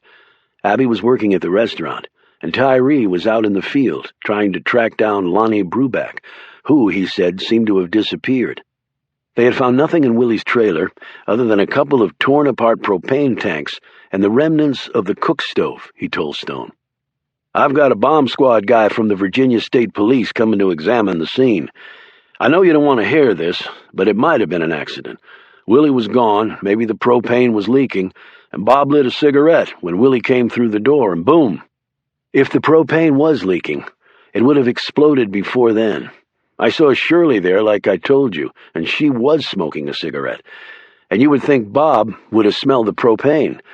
The odor they put into the gas is pretty pungent for that very reason." "I know, but why would they want to kill Willie so badly?" Tyree asked. "First an overdose, and now a bomb?" He knew Debbie didn't kill herself. He was going to keep making noise until the truth came out. Somebody obviously didn't like that. "But now that they killed him, we know there's something going on," Tyree pointed out. "But these people are good, and we have no proof that a crime's even been committed, so in their eyes it's better. Well, I'm not giving up until I get to the bottom of this. Tyree, everybody needs to watch their backside here, and that includes you." "I hear you." Stone clicked off and stared down at the phone. Danny had a late-model Verizon cell phone with all the bells and whistles, including email. Stone had never been into mail that didn't involve pen and paper. He scrolled down Danny's contact list. The names there were mostly female.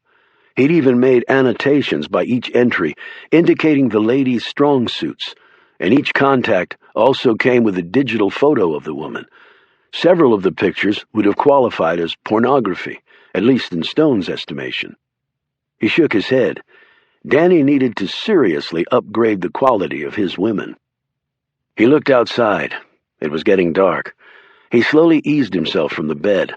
He was pretty stiff and sore, but the more he moved around, the better he felt. His butt was already numb from lying in the damn bed all day. He walked out of the room and over to the nurse's station. After being chastised for being out of bed, he asked and was told where Danny's room was. He walked down that hall and saw a man sitting outside of Danny's room. When Stone approached, the man stood. "Can I help you?"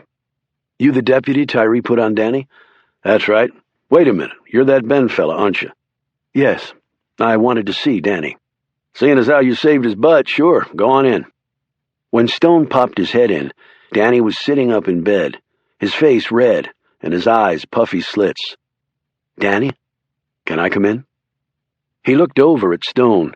He didn't say anything, but waved him in with a feeble sweep of his hand. Stone pulled up a chair and sat down. "I'm really sorry about Willie." Danny didn't look at him, but kept his gaze on the pillow he held over his midsection. When he did speak, his voice was heavy and slow. The meds, Stone thought. "He didn't deserve to die that way." "Nobody does." Danny glared at him. "Some people do." "I guess you're right. Maybe some people do. He never hurt anybody, you know that?" "I know." "And Bob? I mean, he's a damn old man. And they blew him up too?" "Who blew him up, Danny? Who are we talking about?" Danny glanced at Stone. "Why ask me? Why'd you leave Divine?" "Fresh start, like I told you." "And why'd you come back?" "My business." "You want to tell me about Debbie Randolph?" "What's to tell? She was Willie's girl. He loved her, man. They were going to get married." "So you knew about that?" Danny nodded absently. "I was all over his case to get off the drugs. Mind work was killing him. He was in pain, okay, I get it. But I saw what the shit did to my old man. I didn't want that happening to Willie. And then Debbie came along, and she got him back on the right track, you know what I mean? He was doing all right. Called me up out of the blue, told me he was thinking about proposing, asked me what I thought. Part of me wanted to say, "No, man, run the other way, you're too young. We got stuff to do, girls to bed." But deep down, I was jealous, man. I got pieces of meat on my plate. He had a woman who loved him. "So what'd you end up telling him?" "I told him to go for it. I knew Debbie.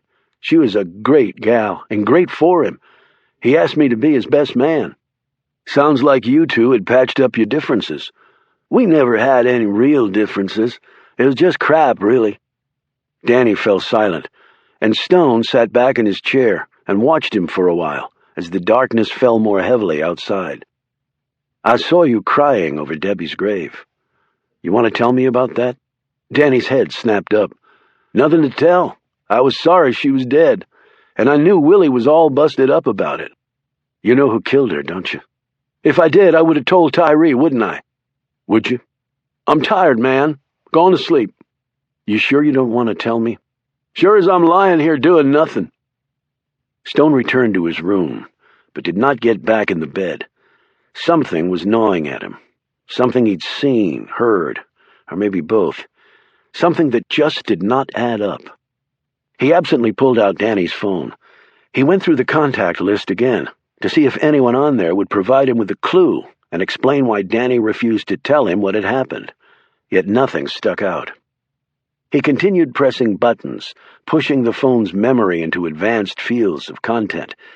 Then he stopped, as the screen came up with only one name and phone number on it. Tyree. Yet the phone number next to the name was not the one Stone knew for the lawman. He punched it in. A few rings later, a voice answered. "Danny?" the man said. Stone immediately clicked off. It was Tyree. He'd recognized the voice.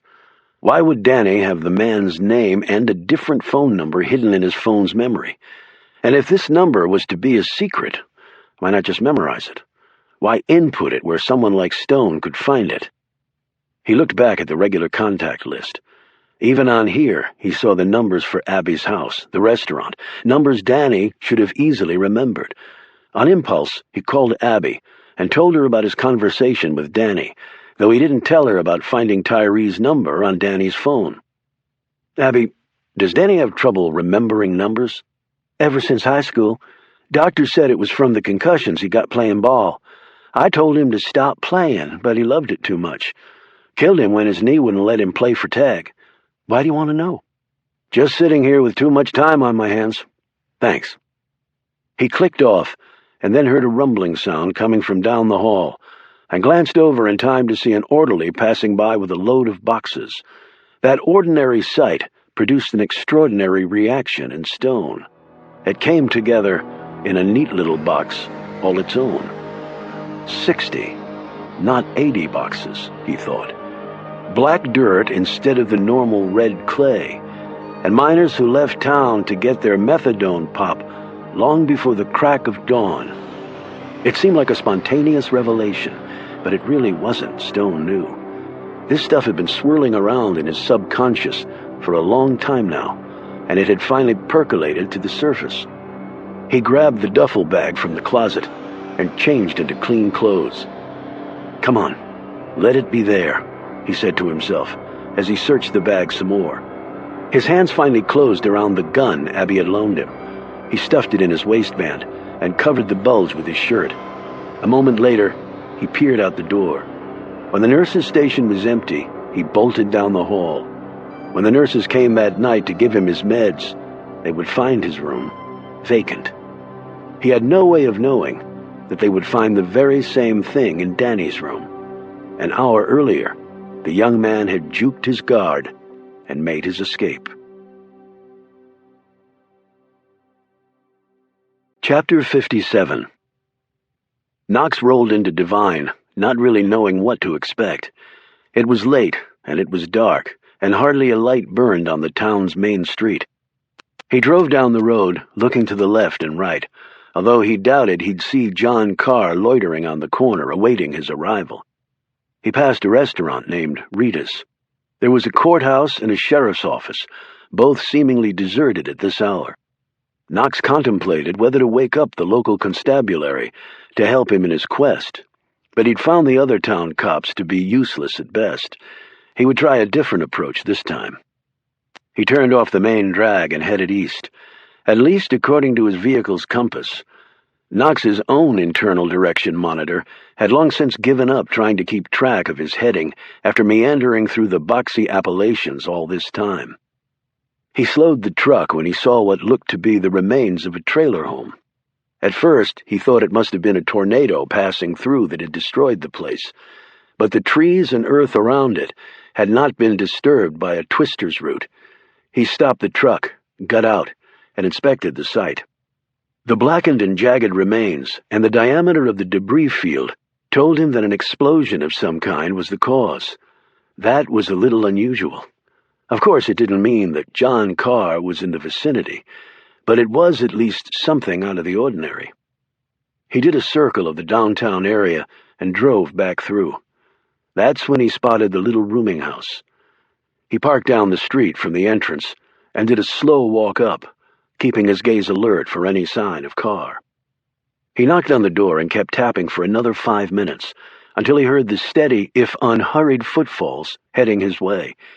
The door opened, and the little old man with tufts of white hair standing on the other side of the threshold looked up crossly at him. "Do you know what time it is, young man?" Knox hadn't been called a young man in at least 20 years. He hid his smile and said, "I apologize, but I got in a lot later than I thought I would." "You mean you were heading to Devine?" the old man said incredulously. "Is there a law against that?" Knox said, now smiling broadly, and he hoped disarmingly. "What do you want?"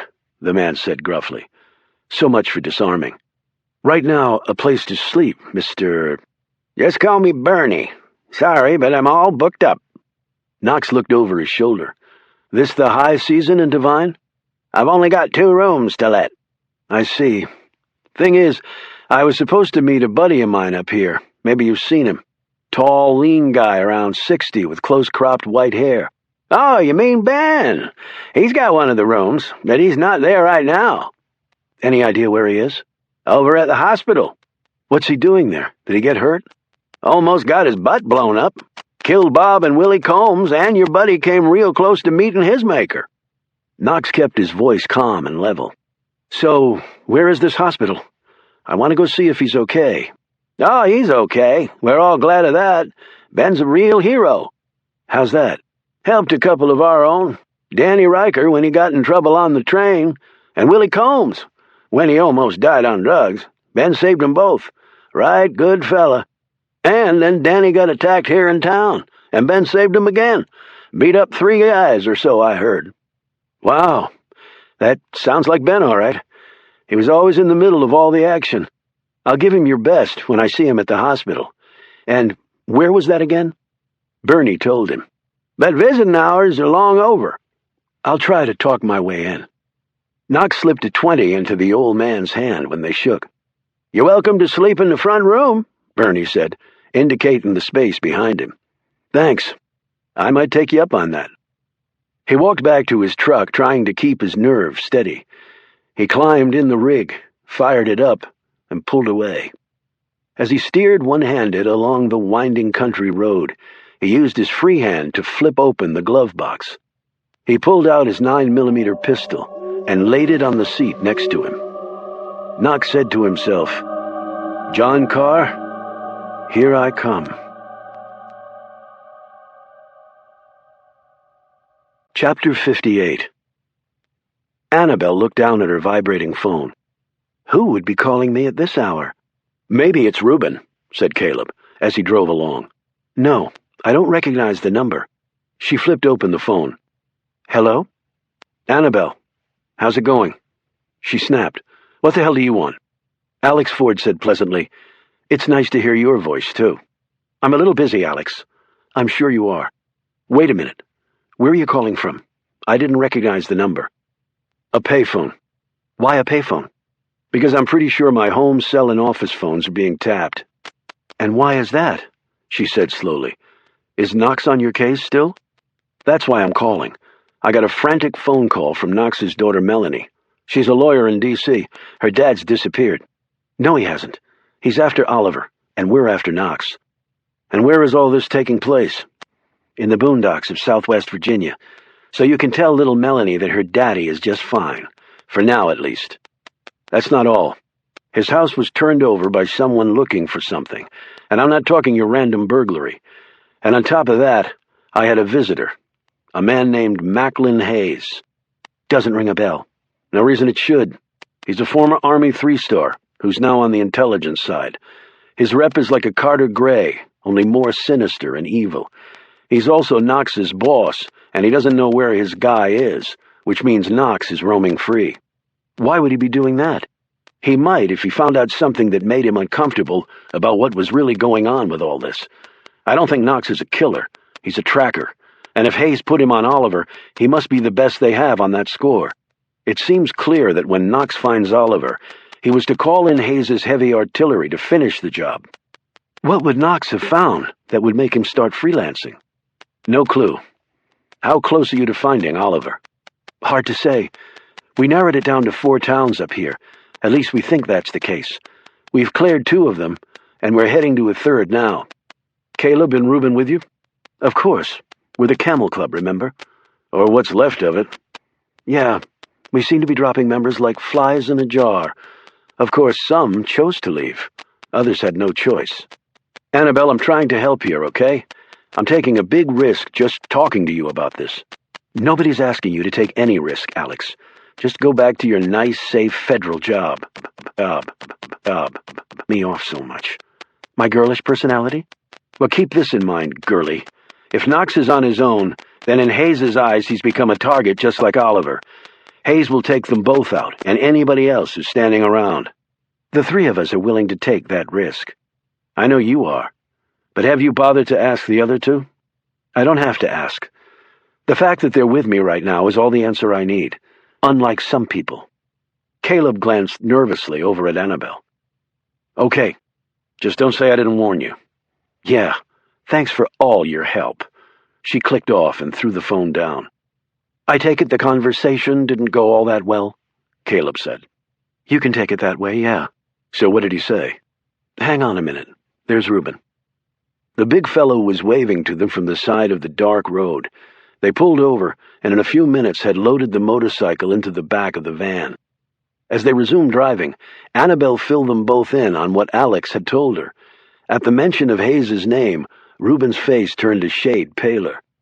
Macklin Hayes? Yeah, she said. Do you know him? Reuben nodded. I served under him at DIA. Also did some field work for him in certain parts of the world, where the good general had a well-deserved reputation of leaving his men out to drown when things went to hell. I happened to be one of his little sacrifices, but no dirt ever splashed on him, which is why the asshole sits where he does today. Well, he's apparently after Oliver and Knox now. So Hayes's plan is to take out Oliver, then, Reuben said slowly. But we're ahead of the dude on that score, said Annabelle, noting the nervous look on Reuben's face. And since he screwed you, this would be a perfect way to settle things, Reuben, she added. You don't settle things with a guy like Macklin Hayes, Annabelle, he said. He's got an army behind him, and while the man's heart is as black as they come, he's also smart and cagey as hell. I've never known him to lose at anything. Reuben, we can beat this guy. Caleb said, but we really don't know if Knox is on the run from Hayes. That's just Alex's opinion. They could still be working this thing together. Maybe Hayes's visit to Alex was a ruse. That makes no sense, Caleb, Annabelle snapped. It makes as much sense as us running around the country trying to find Oliver while the CIA is, too. I mean, do we actually think we can beat them at this? And what if we do find Oliver first? Then what? We just make him disappear without a trace with all those people looking for him? We're not experts at that. I am, Annabelle retorted. Fine, you are. I'm not. So we make Oliver disappear. Then what? I go back to my job at the library after being inexplicably absent? You don't think they won't be all over me? He looked over at Reuben. And if they waterboard me, I'll spill my guts. I'm not naive enough to believe that I can withstand that crap. And then I go to prison for the rest of my life. Great. If that's what you thought, why the hell did you even come with me? Annabelle said hotly. Reuben answered, We came because we care about Oliver, and we wanted to help him. And you've changed your mind? She said. It's not that simple, Annabelle. She said fiercely, Sure it is, Reuben. The question hasn't changed, so your answer must have. She looked between him and Caleb. So what now? You two want to give up? Go back to town? Fine, go. Get the hell out of here. It's not like I need you. Reuben and Caleb glanced guiltily at each other. Pull the van over, Caleb, she said. I want out of here. Annabelle, just calm down, Reuben said in a slightly raised voice. No, I won't. I can't believe that you two and Alex are such wimps that Reuben roared. Shut the hell up! Annabelle looked as though he'd popped her in the mouth. Reuben stared at her, his eyes those of a man barely in control of his anger. I fought in wars for my country. I got my ass shot up for my country. I've almost died about 12 times following Oliver on his little adventures. I love him like a brother, and he was there for me when I didn't have anybody else. I walked into a death chamber called Murder Mountain with him, and we almost didn't walk back out alive. And you know who was right there beside us? Alex Ford. He put his career right on the line when he could have just walked. And he also got his ass shot up, stood up to a team of freaking Korean ninjas looking to slit our throats, took a round for the President of the United States, and pretty much single-handedly got us out of that hellhole. He glanced over at Caleb. And this guy's been kidnapped, knocked out, almost asphyxiated, nearly blown up, and saved me and Oliver's ass on several different occasions. And we both had to deal with one of our closest friends in the world getting blown away. And all we did was hold up our heads and try to keep going. And now we're out here in the middle of friggin' nowhere trying to keep Oliver alive while an asshole that would make Charlie Manson look like a soccer mom is breathing down our backs. So if that's your definition of a wimp, then we're wimps with a capital W, lady. For the next minute, all that could be heard in the confines of the van was the heavy breathing of Reuben Rhodes. Annabelle stared at him, a series of emotions competing on her features until one finally won out. I'm an idiot, Reuben. I'm sorry. I'm really sorry. Yeah, well, hell. Red-faced, he looked down at the floorboard and punched the seat with one of his massive fists. Before Annabelle could say anything, Caleb spoke up. Maybe we should keep going. A red-eyed Reuben looked over at him and smiled grimly. Won't be the first time, or hopefully the last. Annabelle reached out and took each man's hand in one of hers. I just realized something, she said. What's that? Caleb asked. That I should probably keep my big fat mouth shut. I've been acting like I'm the leader here, but I'm not even a full member of the Camel Club yet. I haven't earned it. You're getting there, said Reuben, giving her a quick smile. She squeezed their hands and gave him a smile back. Reuben said, So, what's the next town on the list? Caleb looked at the sheet. Divine. Chapter 59. Stone crouched low with his pistol out. He didn't like doing this alone, but with Tyree now implicated in whatever was going on here, he didn't have many options for assistance. The trucks were already lining up. The methadone pop brigade. Rusty trucks and rustier miners looking for their joy juice. Only they wouldn't find it here. The men came out of the old barn at the rear of Abby Riker's property, carrying large boxes. They were put in the back of each truck and a tarp placed over it. After that, the drivers pulled off. Stone mentally kicked himself for not realizing the truth sooner. The very first night he'd arrived in town and seen this caravan of miners heading to the methadone clinic, Danny had told him that they got up this early because they had to get back in time to start the 7 a.m. shift at the mines. Yet it was only a 2-hour round trip from the clinic back here. Stone had made the trip himself several times. He'd actually seen the men roll into the methadone clinic at nearly 5 in the morning. At the courthouse, he'd seen the manifest for the delivery of legal documents. It had listed 80 boxes, but there had only been 60 there. 6 high, 10 across. That had meant nothing to him until he'd thought of the discrepancy in time with the miners going to and from the clinic. At least 3 extra hours, missing boxes, and one more thing. He glanced at the grass in front of the barn. He'd seen it while he was here working, yet had really thought nothing of it. The carpet of grass was worn down and blackened by the filthy tires of the coal miners' trucks as they came here to pick up their cargo, just like the road in front of the snake-filled mine from which he'd barely escaped. Black dirt, black grass. He should have seen it sooner. So the big question was, what was in the boxes? After connecting all the dots, Stone thought he knew the answer to this, too. But would he get the chance to find out for sure? There was one truck left. The boxes were put in the cargo bed. Right before he tied the tarp over them, the driver opened one of the boxes and pulled out what looked to be a small black bag. Stone had seen each of the other drivers do the same thing. He closed the box and was about to secure the tarp when one of the other men who'd been helping load the boxes called to him. They went into the barn together. Stone slid his pistol in his waistband and crept out of the woods, keeping as low to the ground as he could. There was a bright full moon that had made the night far less dark than usual. He reached the truck, glancing at the barn as he did so. He moved the tarp away and slowly slid a box toward him. Fortunately, it wasn't taped shut, just closed up. He opened it and peered in. He'd been right. Clear baggies filled with what looked to be prescription drugs, probably in the oxycodone family. $200 a pill on the street. Based on that, he was looking at millions of dollars in this box alone.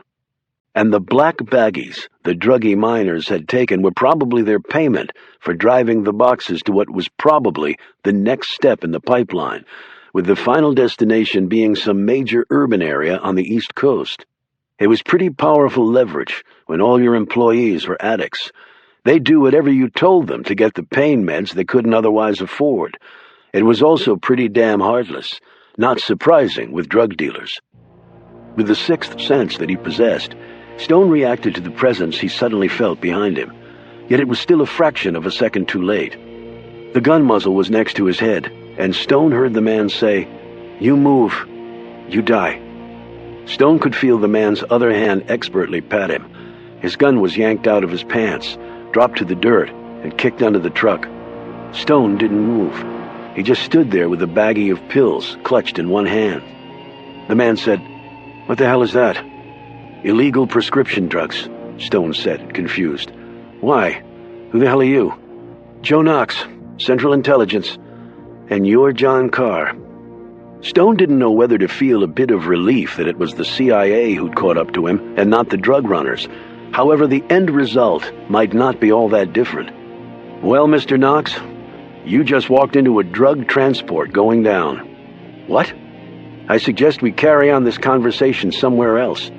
Stone pointed to the men coming out of the barn. "Hey!" one of them screamed when they saw the pair next to the truck. Shotguns and pistols appeared in the men's hands, even as other men rushed out of the barn to join them. "Run, Knox!" Using the truck as a shield, Knox and Stone sprinted off, hurtling into the woods. The men raced after them, taking aim with their weapons. Running next to Stone, Knox snapped, "What the hell is going on?" "Your timing was as bad as my selection of towns to hide out in." Stone glanced behind them. "Look out!" He grabbed Knox by the sleeve and pulled him off the path they were on. A moment later, a shotgun blast ripped the limb off a tree that Knox had been next to. Knox pointed his pistol over his head and fired 4 shots in a wide swath to buy them some time. The only thing it bought was a barrage of bullets, one of which burned a crease in Knox's right arm, but didn't go in. Damn it! He clutched his wounded limb, but kept running. In a flash, Stone grabbed the pistol from his hand, whirled around and emptied the clip at the men coming for them. He hit one of them, and placed his shots so well that the other pursuers were forced to take cover. Stone said, "This way, quick." They cut across a gully, hit the asphalt road, crossed it in 3 leaps, and plunged into the woods on the other side. "How's the arm?" "I've had worse." "Got another clip?" Stone asked. Knox dug in his pocket and flipped it to him. "Damn sorry I took your gun now." "Me too." Stone slapped the ammo clip in and held the gun ready. "We can't outrun them," Knox said, panting, even as he nervously eyed the gun in Stone's hand. "No, we can't. They look a lot younger than we are." "You're a damn good shot." "I don't think it'll matter this time." "You are John Carr, aren't you?" "He's dead." "I'll take that as a yes." Another bullet blast came at them, forcing them to turn east. They raced up a slope, both men's breaths coming in gasps now, even as they slowed. Stone slipped on some mud and fell down. Knox stopped and helped him up. They were nearly at the top of the hill. Stone said, "Get behind that tree, Knox. We've got some high ground here, and I don't want to waste it." Knox took cover and watched as Stone nimbly scaled an oak. shimmied out onto a thick branch, took aim, and when the first man appeared out of the brush, he opened fire. The man yelled out and went down. 2 other men appeared behind him. When they raised their weapons, Stone shot one of them in the leg. A moment later, a barrage of gunfire erupted from the woods. Stone returned it, spraying shots all across the front of the tree line. He jumped to the ground, rejoined Knox, and handed him back the gun. Knox looked surprised. "You do understand that I'm here to arrest you for the murders of Carter Gray and Senator Simpson?" "Yeah, I do." "So why are you giving me back my gun?" "Because it's empty." They ran hard, or as hard as 2 middle-aged men could manage over hilly terrain. Knox said, "Shit!" Up ahead, they heard the men coming. "They outflanked us," Stone gasped. They stopped running as 4 men with shotguns broke through the brush and took aim. Behind them, 4 more men stood, panting, guns fixed on them. Knox held his pistol up in a surrender position. "Would it make a difference if I told you I'm a federal agent with a shitload of backup heading your way?" One of the men placed a shot that came within an inch of taking off Knox's right ear. "That answer your question?" the shooter said. "Now put your gun down real slow." For a number of reasons, Stone had half expected to see Tyree standing there, but he didn't recognize this guy. "I'm just here to take this man into custody," Knox said, indicating Stone. "I don't give a damn what else is going on." "Right, and then we just go about our business and trust you and your friend to keep quiet. Drop the gun. I ain't asking again." Knox bent down and placed his pistol on the ground. One of the men stepped forward and pocketed it, along with his wallet and cell phone. They did the same with Stone. The man who'd fired the shot flipped open the wallet and checked the ID. He looked up at Knox and slowly shook his head in disbelief. He spoke into a walkie-talkie. "We got a big problem down here?" After a minute or so of conversation, the man put the walkie-talkie away on a holder on his belt. "Do we kill him here?" one man asked. "No, we don't kill him here," he snapped. "We got to get this figured out." He motioned to his men. "Tie him up." They shot forward and expertly bound Knox and Stone together. They carried the pair back to the road where they were laid face down in the cargo bed of a pickup truck. It drove off while the other men piled into other vehicles that had pulled up behind the truck. 5 minutes later, the truck raced off the road and into a clearing, where it spun to a stop in a swirl of dirt and ripped up grass. Stone heard it before Knox did. Chopper. It landed next to the truck, its prop wash so strong that, roped together as they were, Stone and Knox had a hard time keeping their balance as they were pulled out of the truck and loaded into the aircraft. 2 armed men climbed in with them, and the chopper lifted off. "Where are we going?" Knox said. When the men didn't answer, he looked over at Stone. "Any ideas?" Stone glanced around the interior of the chopper. He'd only seen one other chopper up here before. "I think we're going to Dead Rock." "What the hell is Dead Rock?" Stone looked out the window. "That." Knox crowded next to him and gazed down at the lights of the prison. "Supermax prison," Stone volunteered. "Why the hell are drug runners taking us to a super—" Knox broke off, his face ashen. "We're screwed." "Yes, we are."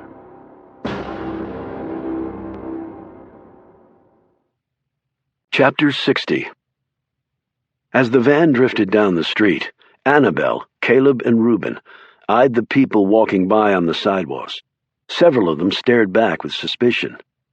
"Not a very welcoming lot, are they?" said Caleb. "Why should they be?" growled Reuben. "They don't know who we are or what we want.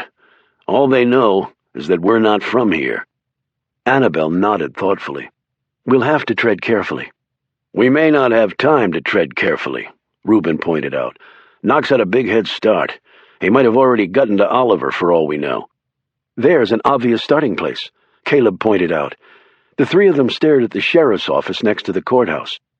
"Stop the van, Caleb," said Annabelle. "I'll go in." "You want some backup?" Reuben wanted to know. "Not now. We need to keep something in reserve in case things go to hell." "How are you going to play it?" Caleb asked. "FBI or wronged woman?" "Neither. New angle." She checked her face and hair in the visor mirror, slid open the door, and climbed out. "If I'm not back in 10 minutes, pull off, and I'll meet you at the end of the street." What if you don't come out at all? Asked Reuben. Then assume I blew it. Just start driving and don't stop. She slid the door closed and walked into the building. Hello, she called out. Hello. A door opened, and Lincoln Tyree stepped into the small waiting area. Can I help you, ma'am? Annabelle stared up at the tall lawman, resplendent in his crisply starched uniform and highly polished boots, with a leading man's jaw and brooding eyes. I sure hope so. I'm looking for someone. She drew a photo out of her pocket and showed it to him. Have you seen him? Tyree studied the photo of Oliver Stone, but made no immediate reaction. Why don't you step on in here? He held open his office door. Annabelle hesitated. I just need to know if you've seen him. And I need to know why you're looking for him. So you have seen him. He indicated the open door. Annabelle shrugged and walked past him and into the office. There was another man seated there. He was in a seersucker suit with a red bow tie. This here is Charlie Trimble, runs the local paper. Trimble shook Annabelle's hand. Tyree closed the door and motioned for her to sit. He plopped behind his meticulous desk, still clutching the picture. Now, why don't you tell me what this is all about? Said Tyree. This is sort of confidential, she said, looking at Trimble. No offense, but I'd like to speak to the sheriff in private. Trimble got up. We can talk more later, Sheriff. He glanced over at the photo. From this angle, he could see it was the man he knew as Ben. Maybe you and I can talk later too, ma'am. Once he'd left, Annabelle said, My name is Susan Hunter. Here's my ID. She handed him a professionally done and totally fake driver's license. The man in the photo is my father. He might go by Oliver or John, or maybe another name. Why so many names? Asked Tyree, as he studied the license before handing it back. My father worked for the government many years ago. He left under somewhat unusual circumstances. Ever since then, he's sort of been on the run. Unusual circumstances? Is he a criminal? No. These unusual circumstances are that enemies of this country are looking to kill him because of what he did to them. Enemies? Like who? Like governments, the names of which you would recognize.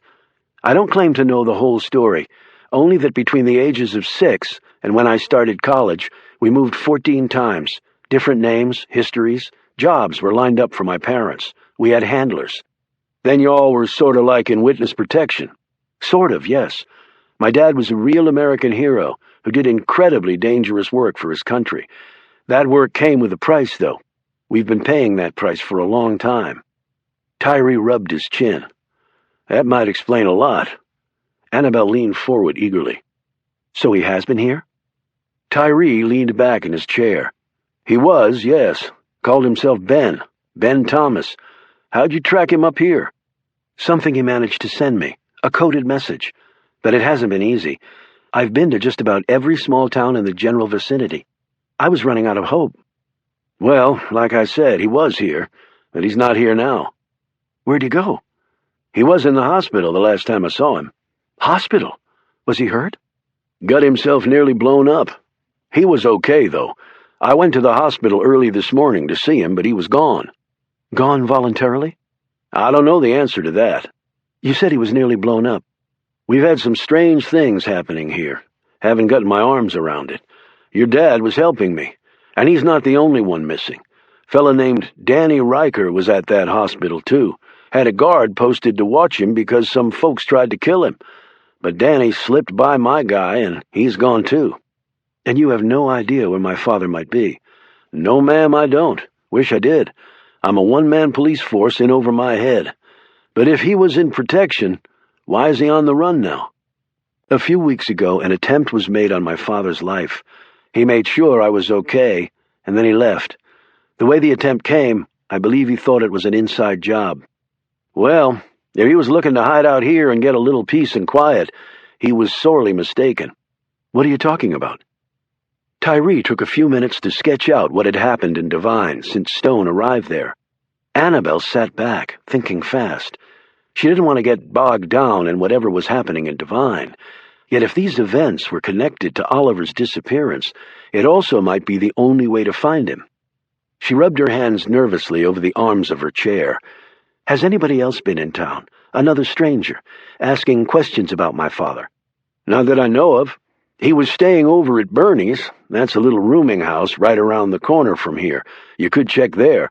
I will, Sheriff. And thanks. She rose, and so did Tyree. Anybody else in town you think I should talk to? Well, there's Abby Riker. She owns Rita's just down the street. She and Ben seem to get on right good. Was it Annabelle's imagination, or did she detect a note of jealousy there? Thanks. She handed him a card. Here's my phone number, in case you think of anything else. She left Tyree standing in his office looking troubled. Outside the jail, the man had obviously been waiting for her. Charlie Trimble said, "I couldn't help but see the photo of the man you were looking for. I interviewed him in connection with some of the things occurring in town. Perhaps the sheriff explained that to you." "Murders and suicides and people getting blown up. Yeah, he filled me in. You say you talked to him. What did he tell you?" "Well, perhaps we could have a bit of negotiation there." "Excuse me?" "I own a newspaper, ma'am. I thought, when I moved here and started running the little town paper, that the most exciting thing I'd have to report was when someone drove his truck off a mountain road or a mine cave-in. Now, with all that's going on, I feel like I'm back in Washington." Annabelle looked impatient and felt more than a little disgusted at his gleeful tone. "What exactly do you want?" "You tell me things, and I tell you things." "Like what?" "Like who Ben really is." "And if I do, what can you tell me?" "We have to have a bit of good faith here, but I can tell you that he struck me immediately as not being your typical drifter. He was too well-spoken, too cunning, and his physical abilities spoke for themselves. According to what I've learned, he beat up 3 men on a train, saved a man's life using battery cables, and fought off 3 other men wielding baseball bats. Not your typical wandering soul. He had some special skills, yes." "And your relation to him?" "My father." "Excellent. I'd heard he was in the military." "Vietnam." "Special forces?" "Very special." "And does he make a habit of wandering the countryside?" "He had a job in the government for a while, but got tired of sitting behind a desk." Trimble gave her a patronizing smile. "I doubt your father ever sat behind a desk. If you don't tell me the truth, I have no reason to accord you any." "Well, it seems like I've told you a lot already. How about some action on your end?" "All right, that seems fair, actually. Your father has been spending a lot of time with Abby Riker and her son Danny. He's a troubled youth, sort of the epitome of the high school poster boy who reached his prime when he was 18, and everything's been downhill since." "Is he a druggie? A boozer?" "Not drugs, but he does like his alcohol.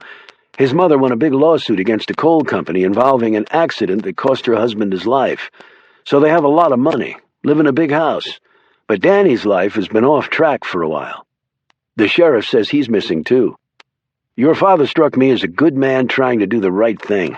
My advice would be to not assume that anyone else here has those same intentions, including Danny, even though your father saved his life." "Would that caveat include you too?" she said. "I'm a fairly recent arrival here. I called Washington home for 40 years. I still have a lot of friends there, get regular updates. And," Trimble broke off, his eyes seeming to look right through Annabelle and onto something of far greater interest. "Mr. Trimble?" Annabelle did not like that look at all. He seemed to refocus on her, but his eyes showed his mind was still elsewhere. "Excuse me. I have something I need to check right now." He hurried off. Annabelle raced down the street to the van and climbed in. She quickly filled them both in on what Tyree had told her and her run-in with the reporter. "You think he suspects who Oliver really is?" asked Caleb. "I wouldn't bet against it. And right now our margin of error is zip." "Damn, Oliver can't buy a break, can he?" exclaimed Reuben. "The one town he picks turns out to be teeming with killers." "Let's hit the rooming house fast. The clock is running." A few minutes later, Annabelle had charmed the entire story out of Bernie Sandusky. She got back in the van. Knox was here. He found out about Oliver. Bernie told him that Oliver was in the hospital, or else he could try Abby Riker's place, a Midsummer's Farm. If Knox went to the hospital and found Oliver gone, he might have tried Midsummer. Let's roll.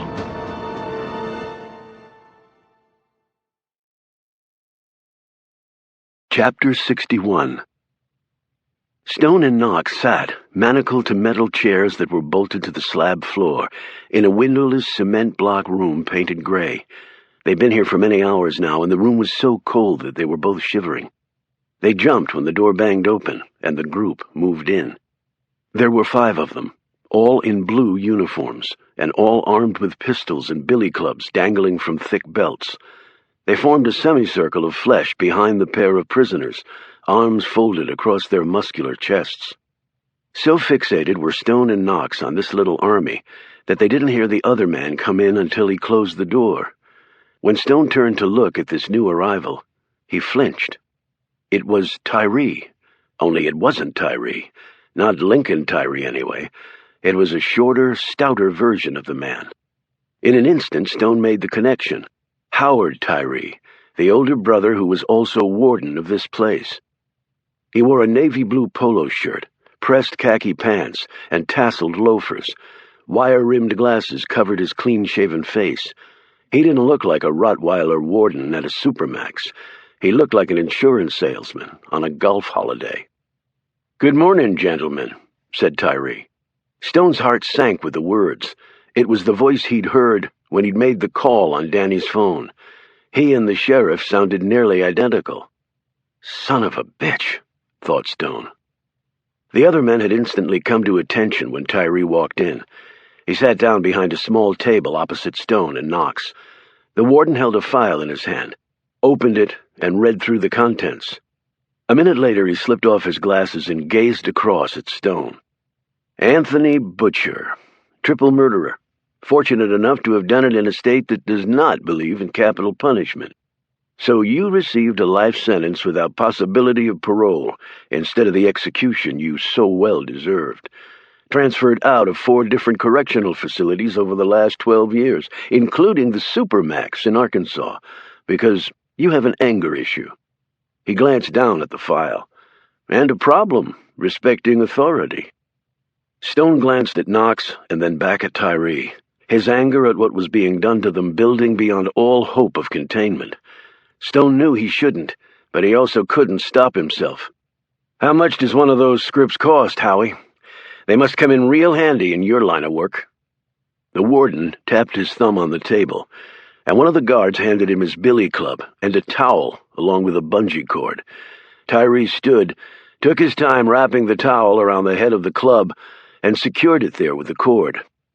The next instant, Stone was slumped sideways in his chair, blood running down his battered face. Tyree sat back down after dropping the bloody club on the table. He resumed looking at the file after methodically wiping a speck of Stone's blood off his glasses with a handkerchief he pulled from his pants pocket. "With the towel, it doesn't really leave much of a mark," he murmured in a casual tone. "We find that helpful in keeping order here. Prisoners have far too much time to complain about trivial things." He thumbed through more pages of the file and then pointed at Knox. "You're Richard Prescott, a.k.a. Richie Patterson from the great state of Mississippi. Killed 2 people in an armed robbery in Newark 21 years ago, and 1 more since you came into the correctional system. The Garden State didn't want you anymore, so you're now our guest for the rest of your natural life." He said all this as though he were reciting tedious lecture notes to an auditorium full of bored college freshmen. "My name is Joseph P. Knox of the Central Intelligence Agency, and in about 24 hours there'll be an army of feds at this place, and the next thing you know, you assholes are the ones who'll be rotting in a supermax." Tyree hit Knox so hard with the billy club that the chair tore loose from its underpinning, and he fell over unconscious onto the slab floor. Tyree closed the file. "Get 'em up." The guards unhooked them from the chair shackles and pulled them into their feet. Tyree looked at the unconscious Knox. He said in a weary tone, "Wake him up, George. He has to hear this." A bucket of water was thrown in Knox's face. Gagging, he came to, spitting up water and his own blood. Tyree waited for Knox to catch his breath and then paced in front of the 2 with his hands clasped behind him. "This is the Blue Spruce Supermax prison. It is unlike any prison you gentlemen may be familiar with. My name is Howard W. Tyree. I am privileged to be the warden of this outstanding facility. Here we receive from all over prisoners who have problems adjusting to the life of incarceration, or simply who have problems in general. Our sister prisons send you here because at Blue Spruce we specialize in being problem solvers. We have never had any disruptions here, or needless to say, any escapes. We are a professional organization. So long as you follow the rules, you will have no reasonable cause for concern for your personal safety, either from your fellow prisoners or the fine men who guard this place. Blood from both Stone and Knox dripped onto the floor as Tyree was talking. He impatiently flicked a finger at one of the men, who quickly cleaned it up with the billy club towel. Excessive force is only used here when absolutely necessary. Just so we're clear on the boundaries, I will demonstrate. He stopped pacing and faced the two men.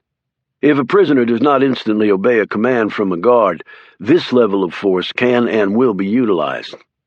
Tyree took the billy club from the guard and slammed it point first into Stone's gut.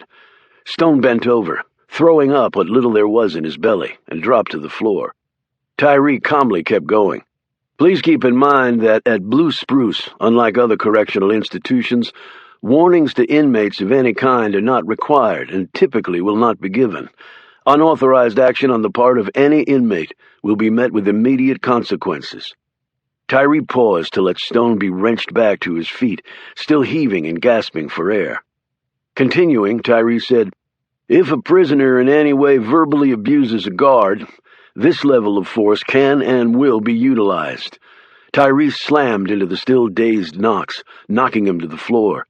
He pushed the billy club against his throat until the man turned blue and his body started to spasm from lack of oxygen. Tyree got up, tossed the club to one of the guards, and a gagging Knox was heaved back to his feet. Dusting off his pants, Tyree went on. If a prisoner in any way threatens bodily harm to and or physically attacks a guard, deadly force can and will be utilized, without prior warning. Tyree nodded at one of his guards, who pulled out his pistol and handed it to the warden. He checked to make sure there was a round in the chamber, popped off the safety, lifted the gun up, and aimed at Stone's head. "For Christ's sakes, don't!" screamed Knox through his busted mouth. The door opened and a tall black man was hauled in, his face bloody and swollen, and his hands and legs chained together, forcing him into a prisoner shuffle. The guards slammed him up against a section of wall that was paneled in a rubbery material covered in pockmarks and moved away. Tyree explained. This man attacked a guard barely 5 minutes ago. He felt it violated his civil rights to be beaten for extending his middle finger to one of my men because he'd made a silly little joke about this fella's mama. Tyree swung the pistol around and fired a round into the black man's head. He slumped to the floor, an exit crater blown into the back of his head. A part of his brain, along with the slug, was embedded into the rubber wall behind, leaving another large pockmark. And he was shot while trying to escape after taking a hostage, all of which we have duly documented for regulatory review. Tyree handed the gun back and resumed his pacing. Those are basically the rules here. We keep them short and simple so that you will have no trouble remembering and thus following them. Please also keep in mind that here you have no privacy, no rights, no dignity, and no reasonable expectation of anything except what we say you can have. At the moment you walked into this facility, you ceased to be human beings. Indeed, because of the crimes that you have committed against humanity, you have forfeited all rights to be considered human beings.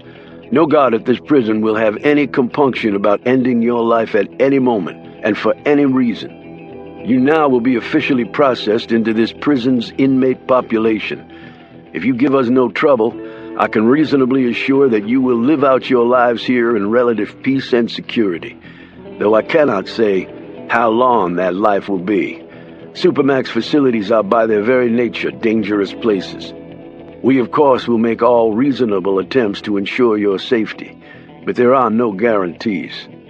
He paused and faced them. Welcome to Dead Rock, gentlemen. I can guarantee that you will not enjoy your stay with us. Chapter 62. Annabelle walked into Rita's, pausing at the door to survey the landscape. Half the tables were filled, as were all the stools at the counter. "Can I help you?" A man came around the bar and was looking at her. "I was looking for Abby Riker." "She's not here. She's at home." "Midsummer's Farm?" "Who are you?" "Sheriff Tyree told me to come and see her." "Oh, well, I guess that's okay then. You might want to call out to the house and talk to her." "Do you have her number?" Annabelle made the call. When Abby answered, it was clear that she had been crying. She didn't want to talk to Annabelle until she mentioned the man Abby knew as Ben. "He's my father." Annabelle quickly told her the same story she'd told Tyree. "He told me his daughter and his wife were dead," Abby said coldly. "My mother is dead. Has been for decades. He told you I was dead because that's how he protects me." "Government spy type? I knew there was something about him. Just different, you know." "Yep, that's my dad. Different. Do you have any idea where he might be?" "He was at the hospital yesterday, along with my son Danny. Now they've both disappeared. I'm worried sick for a lot of reasons." "Sheriff Tyree told me about what's been happening around here. I guess you have good reason to worry. Can I come out to see you?" "Why?" "Right now you're the closest lead I have to my dad. I told you I don't know where he is, or my son either. But you might remember something if we keep talking about it. Please, it's my only shot." "All right." Abby told her how to get to the place, and a little while later Annabelle was seated across from Abby in her living room. Caleb had parked the van well back and had stayed there with Reuben. Annabelle tried various lines of questioning, and Abby answered each one, but nothing she learned helped her. "Had you two become friends?" Choosing her words carefully, Abby said, "He's a good listener, not judgmental. I find that a rare combination." "I hope he's all right." A tear slid down her cheek. "He had a way about him, too. Just made you feel good about yourself." "Do you think he and your son might have left the hospital together?" "I don't know. Danny was pretty beat up. If it wasn't for Ben—" She stopped and looked at Annabelle. "What's his real name?" Annabelle hesitated, but Abby appeared to be genuinely concerned about Stone. "Oliver." "If it hadn't been for Oliver, I wouldn't have my son left. So whatever I can do to help you, I will." "If you think of anything that might be helpful, you can reach me at this number." She handed Abby a card, gave her hand a reassuring squeeze, and left. Back in the van, she sat lost in thought in the passenger seat. "What do we do now, Annabelle?" asked Caleb, while Reuben stared at her curiously. "You okay?" he asked. She started and looked at him. "What? Yeah, I'm good." "Boy, Abby Riker has some big bucks," said Reuben, as he glanced back at the enormous house. "Yeah, only thing it cost her was her husband." "What do we do now, Annabelle?" Caleb asked again. Annabelle didn't say anything, because she didn't have an answer. She thought, "Where the hell are you, Oliver?" Chapter 63. Being processed into dead rock included standing bent over naked with your butt cheeks spread as painfully as possible while a group of men and one woman looked on. The woman was also videotaping the proceedings, which added considerably to the dignity of the event. The body cavity search completed, their heads were then shaved. "Suspicion of lice," Stone heard one guard say, while another chuckled about a weapon perhaps being concealed in her hair roots. They sat crouched in a corner naked, while men scrubbed them raw with stiff brushes that felt steel-tipped. After this, a fire hose blasted them with such force that they were pinned against the wall like ants at the mercy of a berserk garden hose. Dressed in orange jumpsuits, cuffed and shackled, they were led down a stone hall to a cell. Guards held stun guns an inch from their prisoners' sides, just praying for a reason to hit them with a 50,000-volt tickle. The cell door was solid 2-inch steel, with a food and cuffing slot cut into the bottom half, and a small viewing window in the upper half. They were pushed in, the shackles removed, the jagged links stripping at their skin, and then the door slammed shut and was loudly bolted behind them. Knox and Stone slumped down next to each other as their gazes drifted dully over the 8-by-12-foot space. There was a steel toilet and sink unit bolted to the wall with no knobs that could be fashioned into weapons. There was also a steel slab for a desk and 2 steel slabs on the wall with a thin plastic mattress and pillow on each. A 5-inch vertical slit in the concrete block and rebar wall constituted the sole window. For the next half hour, each man groaned and moaned and rubbed at innumerable bruises, cuts, and bumps on their bodies. Knox finally sat back against the wall, wiggled a loose tooth in the back of his mouth with a finger, and looked over at Stone. "Whatever the hell happened to due process? It seems to be growing less popular these days," Stone replied, as he rubbed at a knot the size of a quarter on the side of his head. "I'm surprised they put us in here together. I'd assumed we'd be segregated. They did it because they don't care what we tell each other." "You mean because we're never getting out?" "We don't really exist. They can do anything they want. And he murdered a man right in front of us. That shows he doesn't expect us to be a witness any time soon. You think the cell is bugged?" "I doubt they care that much, but you never know." Stone drew closer and lowered his voice to a whisper, and tapped his shoes against the walls to disrupt any audio surveillance. "Any chance your agency will find you?" Knox joined in the wall tapping. "There's always a chance. Looks like the only one we've got right now. But even if they do, you realize how many places there are to hide us here. Like you said, we don't exist. And they can always kill us, invisible in life, nothing in death. Who sent you after me?" "I guess it would sound pretty stupid to say that's classified under the present circumstances." "Macklin Hayes." A tiny smile crept across Stone's face. "I guess that makes sense. You served under him, if you want to call it that." "What would you call it?" "I didn't serve under him. I survived him. You're not the first to tell me that. I'd be surprised if I were." "You earned that medal. Why didn't you get it?" Stone looked surprised. "How'd you find out about that?" "Did some digging. You were a slam dunk for the big one. Every soldier in my company would have done the same for me." "That's bullshit and you know it. I was over there too. All soldiers are not created equal. So why didn't you get it? I looked at the paperwork. It stopped at Hayes." Stone shrugged. "I haven't given it that much thought over the years. You did something to really piss off the man, didn't you?" "If I did, it doesn't matter now, does it?" "Tell me." "No, I'm not going to tell you." "Okay, next subject. I know you killed Gray and Simpson." "Good for you." "Is that a confession?" Stone picked up the intensity of the tapping. "Right now, we need to come up with a way to get out of here, because if we don't, it won't matter to either of us what I did or didn't do." "Okay, I'm listening," said Knox. "And I'm still thinking. But if we do escape, what are you going to do?" "What do you mean?"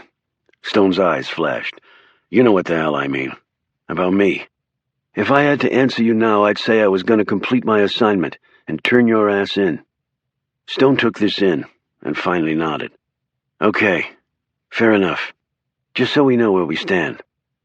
So fill me in on the events leading up to us ending up here." Stone started talking. A half hour later, he was finished as both pairs of shoes continued to drum against the wall. "Shit," Knox said. "You weren't kidding about picking the wrong town to hide out in."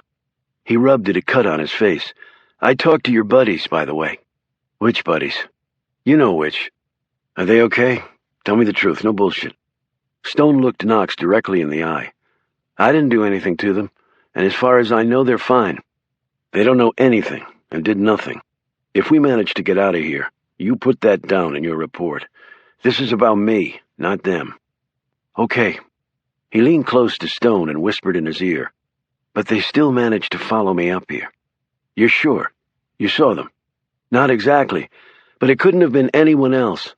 At least the chick is up here. Susan, not that that's her real name. Pretty sure she spun a story at a local diner that almost got my ass handed to me. If she did, it was only out of friendship to me, Knox. She's not worth going after. You got me, that's all Hayes wants anyway. But still, you think they might figure out we ended up in here?" "I'm not sure, because even I can't believe we're here." Knox slapped his hand against the hard wall. "So how do you figure they're running a drug op from a supermax prison?" "Haven't gotten that all figured out yet. But it's not like they have to worry about witnesses. They sort of have a captive audience. And the prisoners might not even know. But I guess all the guards are in on it." "That's not necessarily true," said Stone thoughtfully.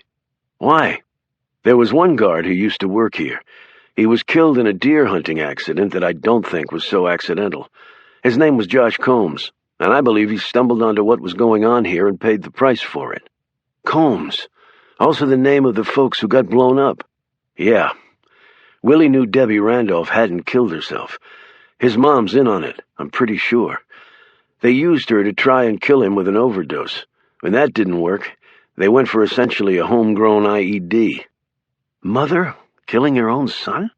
In a town called Divine? Yeah. The door to the cell was hit with a massive blow. Both men staggered to their feet and backed away. "Shut up in there!" a man screamed through the door. "Okay, we're shutting up," Knox said. "I said shut up, assholes!" Knox and Stone said nothing, just stared at the door. "One more word, and we're extracting your asses." Silence. "Okay, you asked for it. Walk over to the cuffing slot, turn around and extend your hands through the opening. Now!" Stone and Knox looked at each other. Stone went first, extending his hands through the slot with his back facing the door. He was cuffed hard, his bony wrists slammed together and cut by the edge of the slot. Then Knox did the same. "Now, move away from the door," the same voice barked. Knox and Stone retreated to the back of the cell. The door was opened, and what happened next was only a blur. 5 body-armored men with face masks poured in, carrying 2 huge, inch-thick plexiglass shields. They hit Knox and Stone hard, slamming them against the stone wall. Pepper spray hit them both in the eyes, even as taser shots paralyzed them. They went down, wanting to claw at their eyes, but with limbs electrified stiff as a corpse and cuffed hands that wasn't an option. They were stripped of their clothing, lifted into the air, and hustled down the corridor. Thrown in a shower, they were hit with blasts of water, which at least helped ease the agony of the eye spray. Picked up again, they were carried to a room that had 2 steel slabs covered in what looked to be urine and feces. They were smashed down on these hard cots and put in 5-point restraints. Before the guards left, they were tasered once more. "What the hell was that for?" Knox managed to scream as the current pounded him. A guard with 1 stripe on his sleeve hit him in the mouth with his fist. "Not obeying orders. This ain't like other prisons, old man. This is Dead Rock. Don't know what prison you come from, but you get no warnings up here, boy. No damn warnings. And just so's you know, I can taser your ass just for the hell of it, 'cause my old lady didn't blow me or 'cause my dog shit on the rug. I work for the CIA. Sure you do. Hey, fellas, we got us a spy right here. Bet your friend is KGB. He walked to the next slab and smacked Stone in the face. "You KGB, Grandpa?" The guard reached a gloved hand down to Stone's crotch and squeezed. "I asked you a question, old man." Stone didn't say anything. He just looked at the guard, remembering every detail of his face through the clear mask. And he suddenly recognized him, too. He was one of the men with the baseball bats who'd beaten up Danny, and then come after him. This was the third one, the coward who'd run for it. But Stone had still managed to nail him in the back with one of the bats.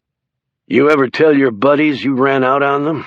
he said quietly, as the taser sting wore off. The guard gave a nervous, hollow laugh under the burn of Stone's gaze, glanced at the other guards, and took his hand away. As he was leaving the room with the other guards, Stone managed, despite restraints, to turn his head just enough to keep his eyes on the fellow. Then the door closed. "I guess they're trying to break us quick," groaned Knox. "They'll have to work harder." "You think so, do you?" "Yeah, I do." Something in his voice made Knox glance over at him. "Were you ever a POW?" 6 months. This place is actually pretty nice compared to what the Viet Cong thought was humane. All I had there was a pit with a sheet over it, beatings whenever they felt like it, along with an interrogation technique that would make waterboarding seem like dunking for apples. And the food they threw down once a day would not be considered edible by any stretch of the imagination. But we're not 20 years old anymore, Carr. Call me Oliver. Carr is dead. Okay, but we're still not 20. It's all in the mind, Knox. It's all in the mind. If we don't believe they can break us, they never will. Yeah, sure, Knox said. clearly unconvinced of this. "You got any family?" "Son and daughter.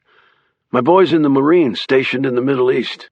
My daughter's a lawyer in D.C. I had a daughter, but she died. How about your wife?" "Dead." "So's mine." "Brunswick, Georgia? Claire?" Stone didn't say anything. "Guy named Harry Finn said that Simpson admitted to having her killed. Then he ordered a CIA hit on you and your family." Stone stared at the ceiling, slowly flexing his limbs against the thick leather bindings. "Harry's a good guy. Knows how to cover your back. I'm sorry about your family, Oliver," he murmured. "Get some sleep, Knox. Just get some sleep.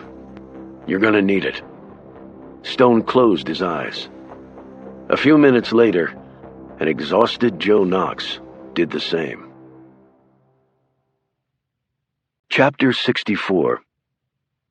"We're running out of time," Caleb said. The three of them were sitting around an old picnic table in a small clearing off the main road to Devine. A meal Annabelle had purchased at Rita's was on the table. Reuben gnawed on a piece of fried chicken, while Annabelle glared at Caleb. "I'm open to suggestions," she said. "Maybe Alex can help," suggested Caleb, as he carefully picked the skin off his piece of chicken. "Help what? Screw things up?" "We talked about Alex, Annabelle," retorted Reuben. "He's as professional and brave as they make him, and I think Caleb's got something." "What do you expect him to do?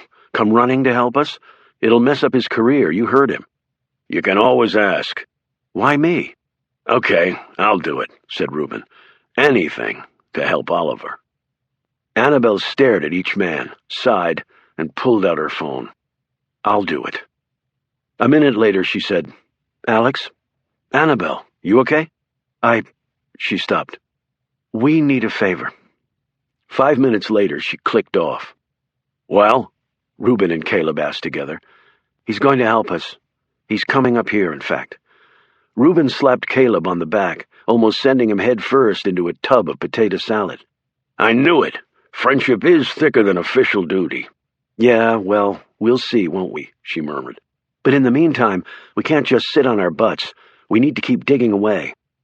Reuben tossed the bones of his chicken breast, wiped his mouth, and balled up his napkin. "I'm ready to roll. I'll do a recon of the area, see if anything hits me." "And me and Caleb?" "Talk to some more people in town, and Caleb stays with you. Remember, there's a killer on the loose. We'll meet back here later." "I'm worried about that reporter," said Annabelle. "Even if we find Oliver, that guy could screw it all up. I didn't like his look. It was like he'd just suddenly figured something out."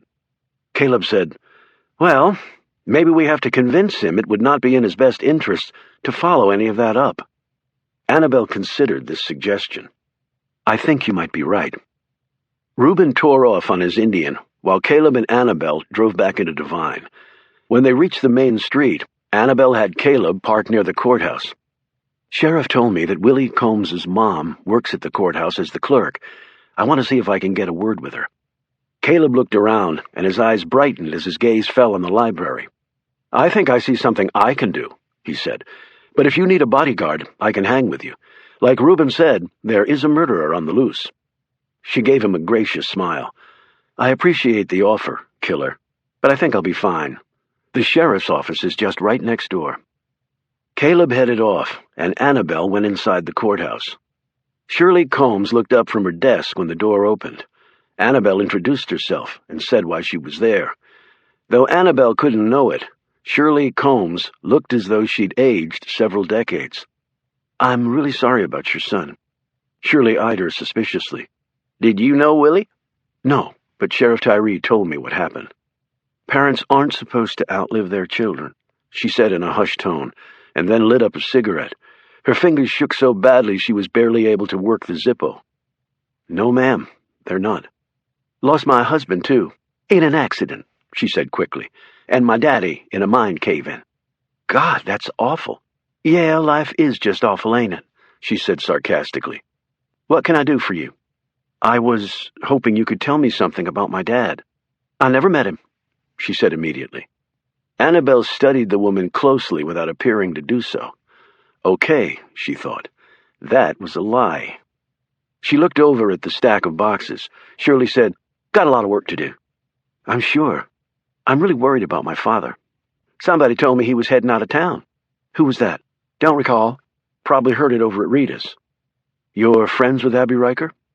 At that moment, an interior door opened, and Judge Mosley ambled out. He wore a suit and held his driving cap in one hand. "Shirley, I'm—" He broke off when he saw Annabelle. His smile was instant. "Well, who was this?" Annabelle shook his hand and felt his fingers linger just a bit too long on hers. She explained who she was and why she was here. "Ben seemed to be a very interesting man," said Mosley. "I wish I'd gotten to know him better. I hope you find him." "Well, I have to be off." "Up to the prison, Judge?" said Shirley. "That's right." He turned to Annabelle. "I go up there once a week and resolve disputes between the prisoners and the guards. And there are many, I'm afraid." "I'm sure." "Rehabilitation is the key," he said.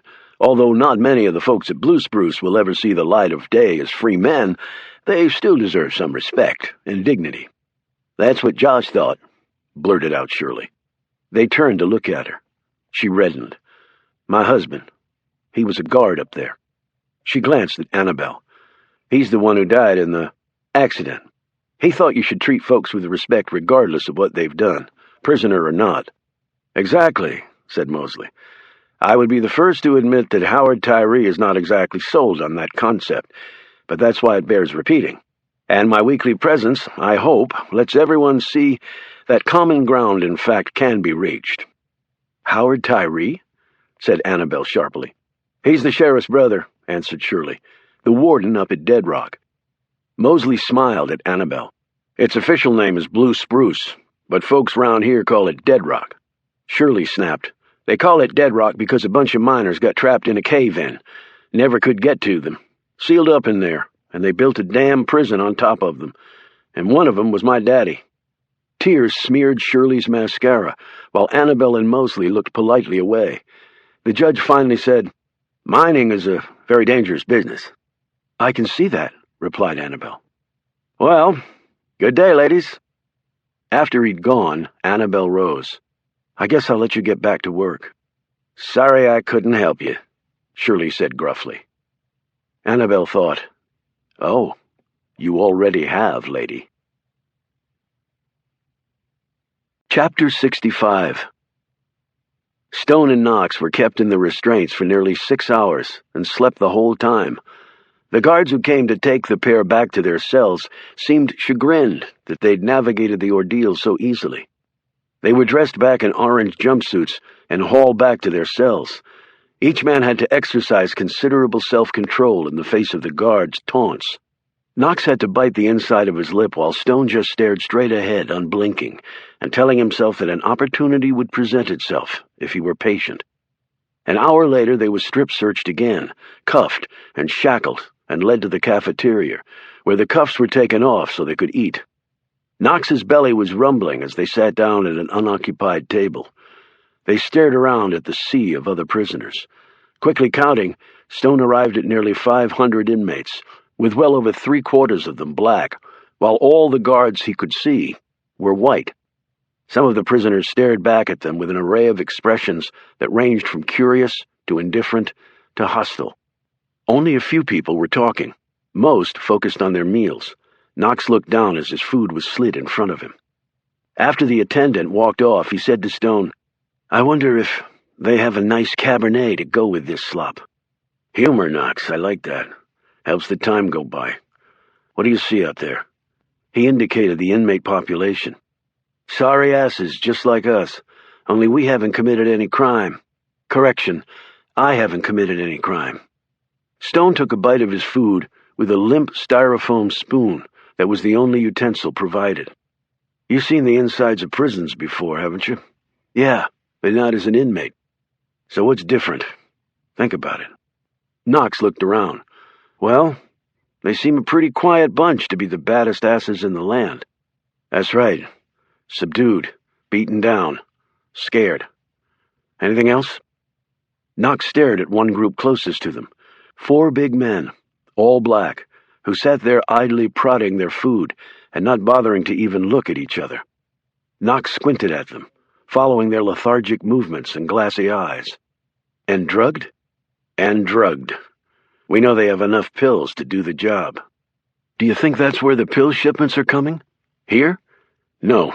That stuff was all for street sale, probably in New York, Philly, Boston, D.C., and other big cities up and down the East Coast. They probably just use a little overflow to knock these guys down. Drugging prisoners involuntarily? That's got to violate about 1 million rights. Stone suddenly bent down and started shoveling food in his mouth. Sensing why, Knox immediately did the same. The footsteps came up behind them and stopped. "Manson? Are the new prisoners adapting to our routines?" Howard Tyree said to the burly guard standing next to him. Manson had an eye patch over his right eye, and as he glanced up, Stone knew why. Manson was the one he'd hit in the eye with his belt. Stone thought, this is just getting better and better. "It's taken some work, but we'll get them where they need to be, sir." Stone watched as Manson curled and uncurled his fingers as he stared at Stone with his one remaining eye. The man's look was one of unconcealed homicidal intent. He lifted his billy club out of its holster and stuck its end against Stone's jaw and pushed. "This one here will take a little extra work, but we'll get him to understand our ways." "Good man," said Tyree. When Manson pulled the club back, he did it in such a way that a jagged edge of the wood tore at Stone's face. It started to bleed, but Stone didn't make a move to wipe it away. Tyree said, "You know, at most Supermax prisons, the prisoners eat in their cells, and recreation time is only done one inmate at a time. But here at Blue Spruce, we're a little more liberal than that." He surveyed the deadly quiet room. "Here we allow our inmates to experience some human touches, a nice meal together, some camaraderie." Tyree placed a hand on Stone's shoulder and squeezed lightly. Stone would have taken the bite of the rattlers in the mine over this man's repulsive touch, yet he didn't flinch, and Tyree finally released his grip.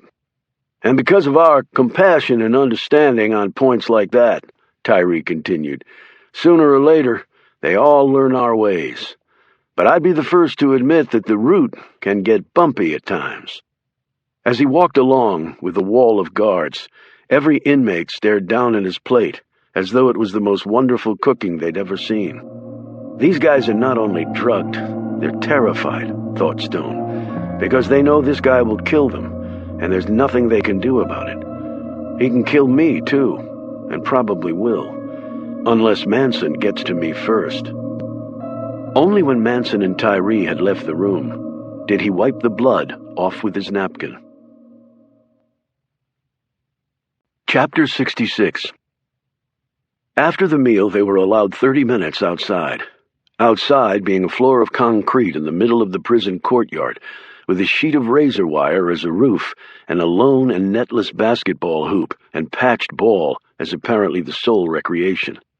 So much for the liberal human touch, thought Stone. Some of the prisoners slowly jogged in circles. One bounced the ball, yet most just stood there, staring down at their shoes. Up on the tower walks were the guards, their AK-47s, shotguns, and sniper rifles at the ready, and clearly visible to every man down in the pit. Stone noticed that there was a blue line that ran around the concrete field. "You cross that line, you put one toe over it. The man up there shoot you." This came from a small, twitchy inmate with a bristly gray mustache, wild hair, and eyes that didn't promise much of anything behind them. "Thanks for the scoop," Knox said. "They forgot to mention that in the orientation class." Twitchy looked at Knox and smiled. "Hey, that's a good one. That's a damn good one." He looked at Stone. "You boys ever getting out?" "Doesn't look that way," Stone answered. "You?"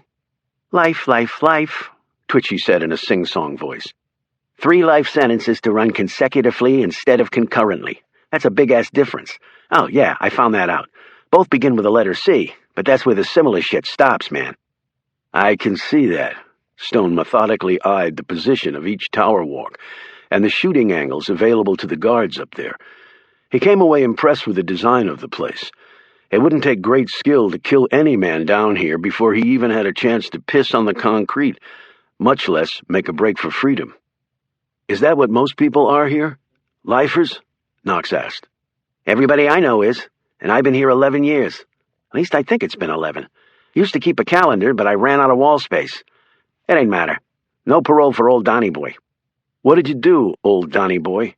Knox asked, the distaste clear in his tone, though Donny Boy seemed oblivious to it. "Killed me 3 little kids," he said, as matter-of-factly as though he were merely giving his date of birth. He blew his nose in his cupped hands and then wiped them on his pants. "And why the hell would you do that, Donny Boy?" Knox asked, as his fingers curled into a fist. "'Cause the bitch told me to, that's why. They was her kids from her second marriage, man. Insurance money. At least that's what she said. Seduced me, that's right. Gave me some ass. High on shit when I killed them, too. You'd think that'd be a defense, wouldn't you? But hell, no, it ain't. I was robbed, man, robbed. I mean, where the hell is the accountability?" "Accountability?" Knox said incredulously. "Yeah, man. Lawyers, judges, bitches giving ass to make you do shit. Nobody wants to take responsibility for nothing no more. It's a damn disgrace. God bless America, but we need to get our shit together in this country." Knox clenched his teeth. "Did she get 3 life sentences?" "The bitch? Hell no. Blamed it all on me. And she's married again and sitting pretty with all that insurance money, while my ass rots in here. Called me a maniac at my trial. And we had cocktails together, man, I swear to God."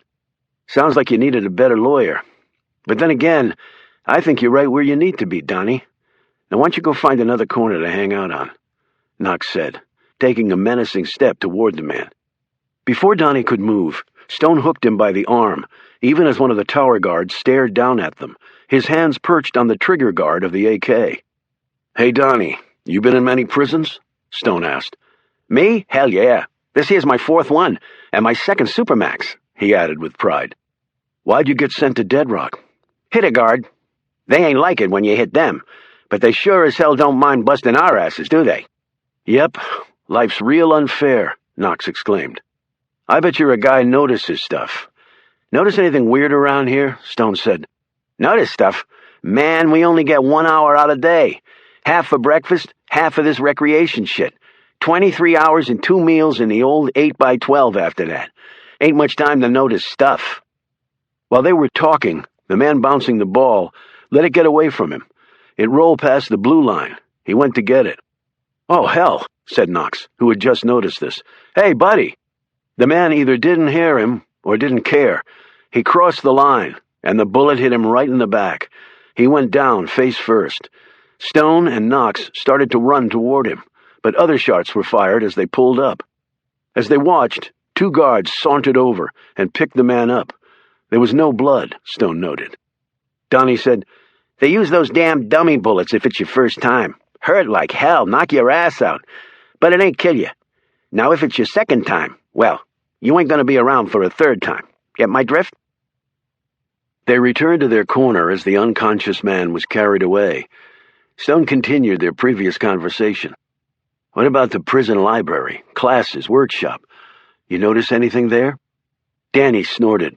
"What? You been watching reruns of Escape from Alcatraz? Look around, man. Ain't no Clint Eastwood round here.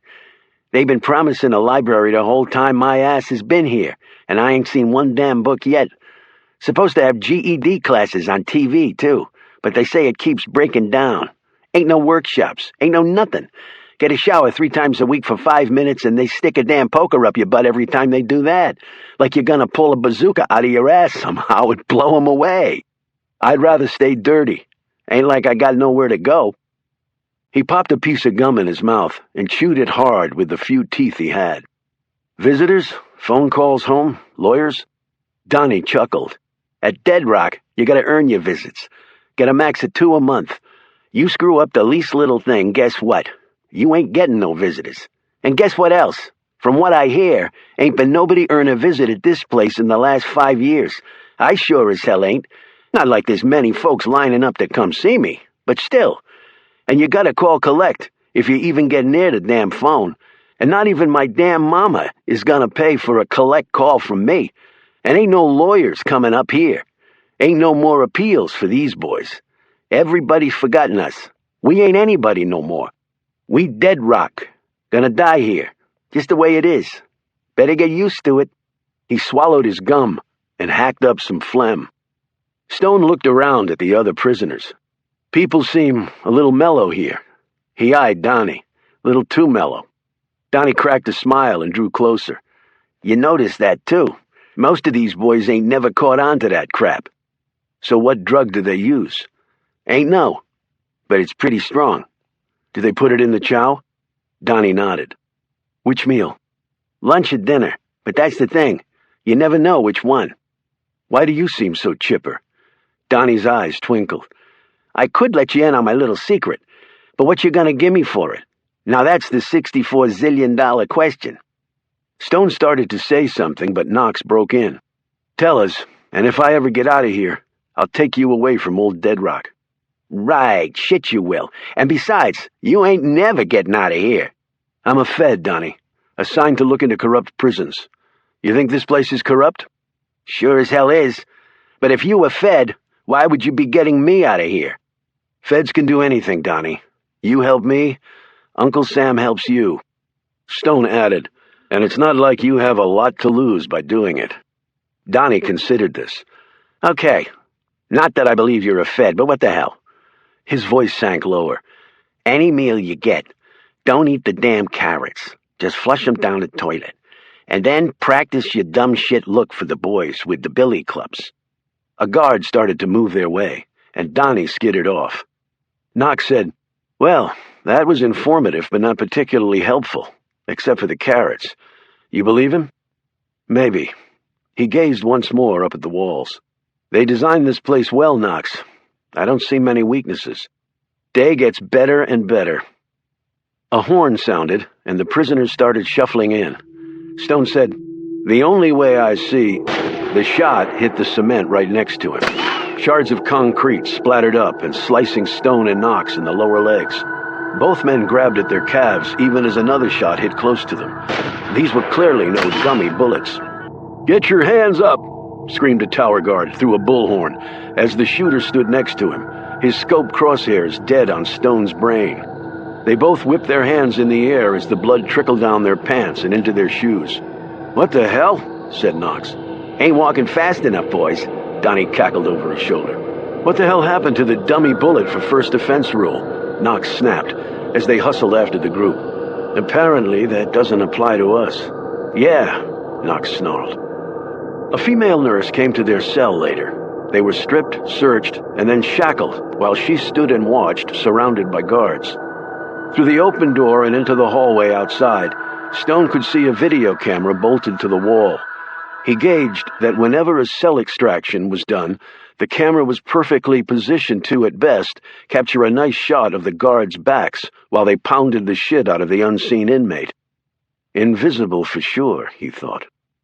The nurse cleaned their injuries and bandaged them up while the guards made snide comments about sissy wounds.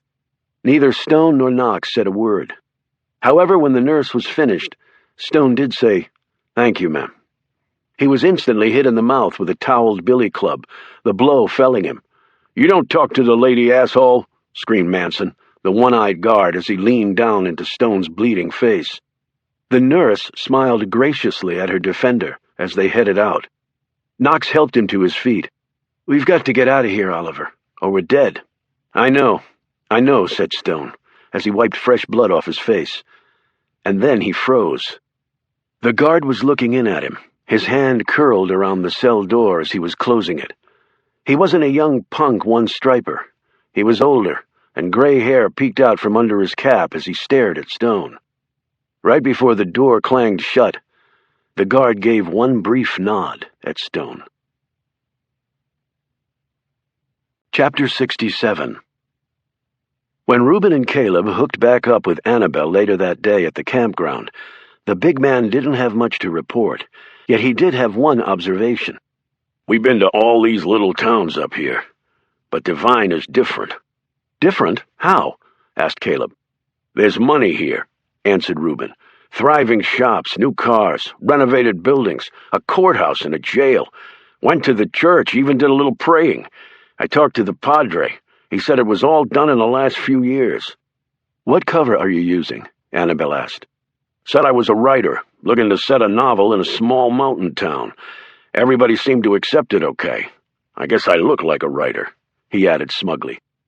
Caleb stared at his giant friend with the long curly black hair and beard shot with gray. "I'd say you're more bohemian-looking, but that's probably just splitting hairs. But I think I see what you're saying. The library was really beautiful. The librarian said it had been recently redone, too. Brand new media center, computers, the works." "And who'd you tell him you were?" asked Reuben gruffly. "A wandering bibliophile. I think I fit that role rather well." "You really told them that?" asked Annabelle. "No, I actually said I was looking for work as a short-order cook and was checking the classifieds. For some reason she accepted that without question, though I hardly look like a fry-daddy connoisseur," he added stiffly. "Sure you don't. What'd you find out, Annabelle?" asked Reuben. She told them of her conversation with Shirley and Judge Mosley. "The woman knows something, that's for sure. I think we should follow her and see what else we can find out." "Sounds like a plan." "When will Alex get here?" Caleb wanted to know. "Soon. At least I hope." "Missing the lawman, are we?" Reuben asked. "No, I'm just tired of doing all the thinking." "Well, here's another one for you to think about. Where are we going to be crashing?" "Not in town," she said. "How about we just sleep in the van out here?" "In the van?" said Caleb, with a stricken look. "What about bathroom facilities?" Annabelle pointed to the woods. "Nature's own." "Oh, for Christ's sakes," began Caleb. Reuben held up a hand. "Caleb, if a bear can shit in the woods, so can a librarian." "And what about that reporter?" Caleb pointed out. "I've sort of got a plan, but I need Alex's help." She turned to Reuben. "So, why do you think Divine is so prosperous?" He said, "Maybe if we answer that, we can explain why people keep getting murdered or blown up." "Do you think something's happened to Oliver?" Caleb asked. "I've never met anyone better able to take care of himself than Oliver," Reuben answered quite truthfully. "At least we can hope," thought Annabelle. Chapter 68. When Shirley Combs left the courthouse, it was already 7 in the evening, and the darkness had fallen solidly on mountain-bound Divine. She stopped at the grocery store, and when she came back out, she toted a plastic bag full of wine bottles. She put this in her car and then walked into Rita's. When she came back out a couple hours later, she climbed in her late-model red two-door Infiniti where it was parked behind the courthouse. Apparently, so absorbed was the woman in her thoughts that she never saw the white van behind her as she pulled onto the road and sped off. She got home and went inside, staggering slightly. Caleb pulled the van to a stop, a little ways down from the house. Shirley Combs lived in a one-story vinyl-sided house with a small front porch decorated with tubs of pansies. A gravel drive led to a detached garage. 20 yards behind the house was thick forest. In a side yard, a vegetable garden had been laid out, though the only things planted in it now were a couple of bare and leaning tomato stakes. A pile of rusted lawn chairs and a stack of firewood dominated the small yard. The lady had no neighbors. Hers was the only house down here. Reuben hunched forward between the two front seats and stared at the house as lights came on inside. "Do we wait till she passes out and search the place?" "Why don't you go and see if you can get a look inside one of the windows," said Annabelle. "I'll go with him," said Caleb. "Why? 4 eyes are better than 2. They slipped out of the van and headed to the house, keeping to the tree line until they neared the house. Then the two made a beeline for the back porch. 5 minutes later, they were back in the van. "Talk about your diamonds wrapped up in a tin can," said Reuben. "What do you mean?" asked Annabelle. "What he means is the inside of Shirley Combs's humble abode hardly matches the outside. The furniture is all high-end. The paintings on the walls are real oils, a couple by artists I recognized. The rugs are authentic Oriental. And she's got at least one sculpture that is museum quality." "Surely the small-town clerk is living high on the hog," added Reuben. "But not so anyone can see it," said Annabelle. "Crappy on the outside, and I bet she doesn't encourage visitors." "She must just like to be surrounded by nice things," ventured Caleb. "I'd like to get a look at her bank statement," said Annabelle. "What do you want to bet it shows she's loaded?" "And still staying in this place?" said Reuben. "Why?" "Greed," said Caleb, and they both stared at him. She's doing something up here, something at that courthouse, and she's getting paid for it. But she wants more, and she won't get it if she leaves. I bet you're right, Caleb. Nice deduction. She did strike me as the greedy type. The thing is, do we know it's connected to whatever happened to Oliver? Asked Reuben. We could be wasting time with her, and meanwhile Oliver might be in serious trouble. I think they are connected, Reuben, said Annabelle. From what the sheriff told me, Oliver was right in the middle of all this stuff. I can't believe a small town like this would have two completely unconnected major secrets. Whatever Shirley's got going on has to be tied to all the other stuff. It has to. It's the only thread we've got. An hour went by, and then another. Finally, the front door to the house opened, and Shirley came out. She was dressed in jeans, a long-sleeved blouse, and flats, and carried a bag. The way she meandered to her car indicated that at least some of the wine she'd purchased had made its way down her throat. She's going to drive like that? Up here? Caleb said worriedly. When Shirley shot out of her drive, Caleb followed. They headed back to town and through it.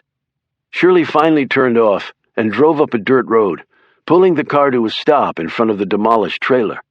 She popped open the car door, grabbed her bag, and staggered up to what was left of the front steps and sat down. She opened the bag, pulled out the bottle of wine, and chugged it. It went down badly, and she ended up throwing most of it back up. She tossed the bottle down and lit up a cigarette. Then she started to weep, her head resting on her knees. "Willie! Willie!" she sobbed. "Can I help?" Shirley jerked up and saw Annabelle standing there.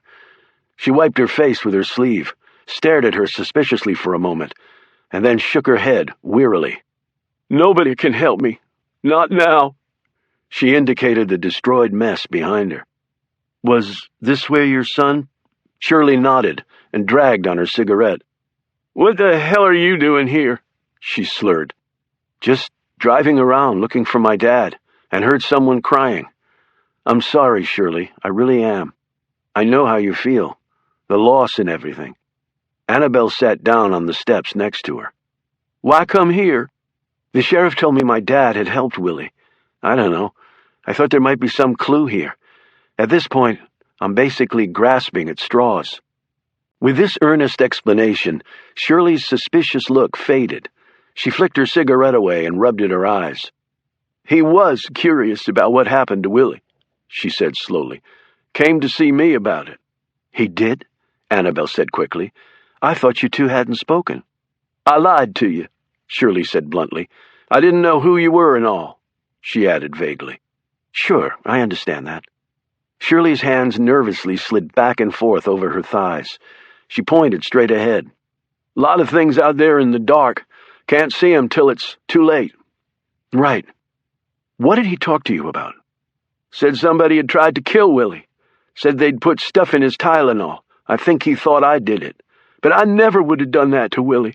I even went to Willie's trailer one night to check on what pills he had there.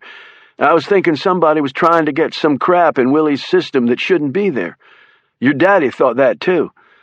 I could tell he thought I'd done it, but I loved my boy. Never would have done anything to hurt him." She started sobbing again, and Annabelle put a comforting hand on her shoulder. "I'm sure my dad was just trying to help." Shirley wiped her eyes dry and sucked in some fresh air, calming down. "I know that now, and he was right. Somebody killed Willie, sure as I'm sitting here talking to you." "Do you have any idea who would have done that?" "I got ideas, sure." Shirley's cheeks quivered. "Can you tell me?" "Why?" "Shirley, whoever killed your son might have gone after my father because he was trying to help Willie." "Sure, that makes sense, I guess. Oh, I don't know. Just don't know anymore." "I'll try to help too, if you can just trust me." Shirley gripped Annabelle's hand. "Lord, girl, do you have any idea how long it's been since I trusted anybody around this damn place? Trust me, and I'll help you. I promise." Shirley glanced back at what was left of Willie's trailer. "When my daddy got buried up in that mine cave-in, we were all sick in our hearts. People die, sure, but you get to say goodbye, bury 'em proper. At least you're supposed to. But not with cave-ins. You know what you get? A condolence letter from the mining company that some damn lawyer wrote so a company executive wouldn't say anything actionable or that could be used against them. You know, admitting liability. I work for a judge. I know about that crap. Absolutely, it's terrible, Annabelle said encouragingly, continuing to hold the older woman's hand tightly. Mining company wouldn't do nothing. So the rest of the miners got together and dug a parallel shaft up there with the idea that maybe they could cut over to where the trapped miners were. They worked day and night, borrowing and begging equipment from everybody they could. This was long before the internet, and most folks up here didn't even have TVs or nothing. And there weren't any news trucks with satellite crap or nothing like you see everywhere when some movie star gets drunk and goes to court. So nobody knew what was really going on. My mama and I and all the rest of the women set up a kitchen and laundry and had cots and such for the men while they dug. And God, did they dig. Ran a shaft all the way up there, and were about to cut over when there was an explosion in the other shaft. Probably methane. Half the mountain dropped on top of my daddy and the others. After that, you couldn't risk it. And we all knew they were dead anyway. Nobody could have survived that blast. So they just sealed it up and built a damn prison on top of it. Some damn grave marker for my daddy, that was. And when my husband Josh got a job there, I didn't like it one bit. But like he said, it was either the prison or the mines. And I sure as hell didn't want him digging for the same black rock that killed my daddy. So the prison it was. He wanted to get Willie a job up there, too. But the boy went into the mines instead. Josh was working hard on him to get him out when he got killed. You said it was an accident. Shirley snorted. Accident? Yeah. It was about as much an accident as this was. She pointed to the trailer's remnants. You're saying your husband was murdered? Who? Why? Shirley stared at her bleary-eyed. I shouldn't be telling you this. I shouldn't be telling anybody this. It's been a hole in my heart for years. I just want to help you. I just want to find my father. You've lost your son and your husband. Surely it's time the truth came out. Come on, lady, Annabelle thought. Tell me. I know you're right. In my heart, I know you are. Then you know you should tell me. Shirley took a deep breath. I'm just so tired. And this has gotten way out of hand. Please, Shirley. Shirley's red eyes seemed to finally focus as she stared out into the black night. We get big shipments at the courthouse all the time. Lots of boxes. But the manifest and the boxes never match up. How do you mean? I mean, if the manifest says 50 boxes, there's only 30 that show up. Do you know why? I'm not looking to get into trouble. I'm not the police, Shirley. I just want to find my dad. I've been poor all my life. You see this town now? It's doing good. Everybody is happy.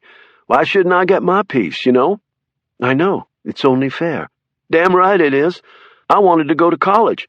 My brother got to, but not old Shirley. We didn't have the money. I'm sure, Annabelle said patiently. Shirley took another swallow of wine. Now she didn't even appear to remember that Annabelle was there. She seemed to be talking to herself. And was I supposed to know that Josh would get killed when he went hunting deer? Rory just said to make him go and then call him. And so that's what I did. How's I to know? You tell me that. You weren't. You couldn't. But about those boxes, prompted Annabelle. There's a big drug addiction problem up here. People will do anything to get their pop. Is that what's in the missing boxes? Drugs? She thought, if Oliver ran into the middle of a major drug ring, he's probably already dead. But if he isn't, he might not have much time. Prescription pills. Throws off a lot of damn cash. How are they transferred? I mean, from the missing boxes with the pills to wherever they're going. Shirley lit up another cigarette and eyed Annabelle shrewdly. Missy, we got us a bunch of drug-addict miners go to get their methadone pop over at the clinic every morning so they can get back and hit 7 a.m. shifts at the mines. Okay, Annabelle said, but how does that tie in with anything? They start out about 2. I know that because I've seen them. It's less than an hour drive each way, and it takes about a minute to get the pop. Anybody sees them and asks why so early, they tell them they can't sleep. Just go to the clinic and shoot the breeze. But I know for a fact that doesn't happen. What happens is Those boxes get driven a good ways from here and are dropped off at designated spots." "Okay, but where do they pick them up?" She thought, Oliver might have found that out and gone there. Shirley stood and stumbled down the blackened timbers to her car. "Shirley, where are you going?" "Where I'm going is getting the hell out of here. I'm done with Divine. Should have left a long time ago." Annabelle raced after her, grabbed her shoulder. "Please, Shirley, it's my dad. Please, he's all I've got left." "I already said way too much. Boo's talking. Can't you tell me something, anything, to at least point me the right way?" Shirley hesitated, and then looked at the ruined trailer, and then back at Annabelle. "Okay, but you'll have to think about it real good." "All right." "When is a bottom changed into an ass?" Annabelle immediately looked puzzled. "What?" Shirley let out a drunken giggle. "Like I said, you think about it. When is a bottom changed into an ass? You want to find your daddy bad enough, you come up with it." She staggered to her car and got in. "Are you okay to drive?" Shirley poked her head out the window. "Hell, honey, I've been driving drunk since I was 13. Shirley peeled off, and Annabelle raced to the van, which was hidden down the road and behind some trees. When she got there, she found 4 men waiting for her, instead of just 2. And the new pair had guns.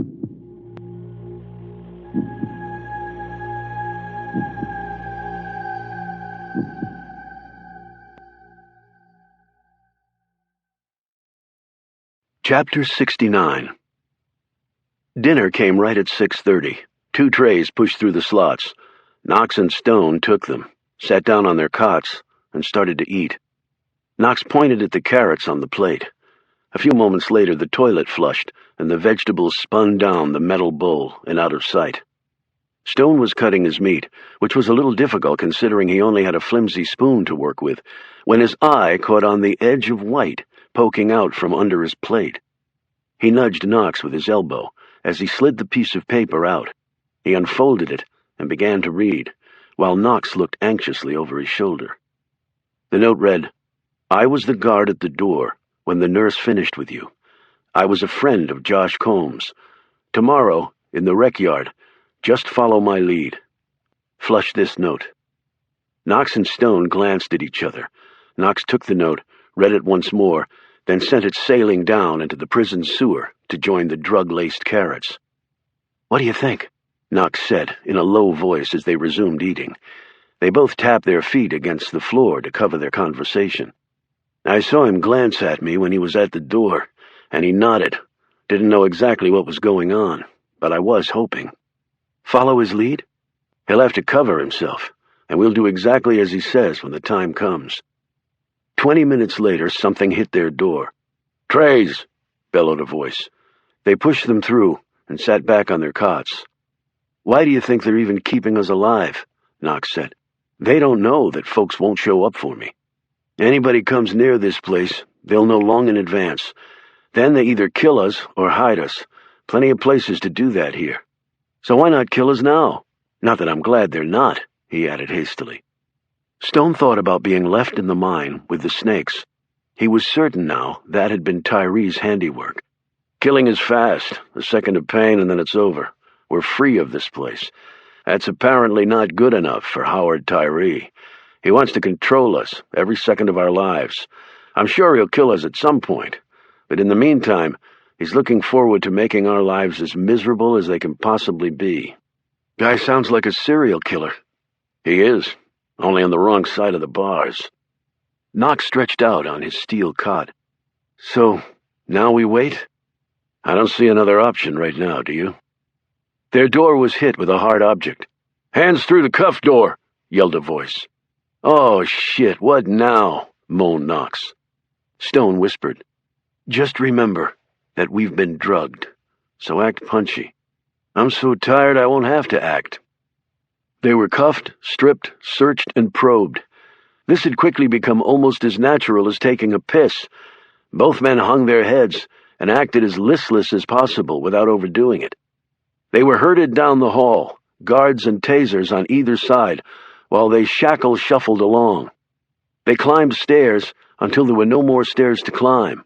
Stone figured they were in the west tower of the prison, but he couldn't be sure. His usually reliable internal compass wasn't working all that well in here. The room they were brought to was circular-shaped, with a table and 2 chairs in the very center. 3-inch-wide slits in the wall revealed the dark outside. A fluorescent light bubbled overhead. They were placed in the chairs, and the guards stood back, waiting. So were Knox and Stone, with apprehension. They didn't know what was coming, only that it would be painful.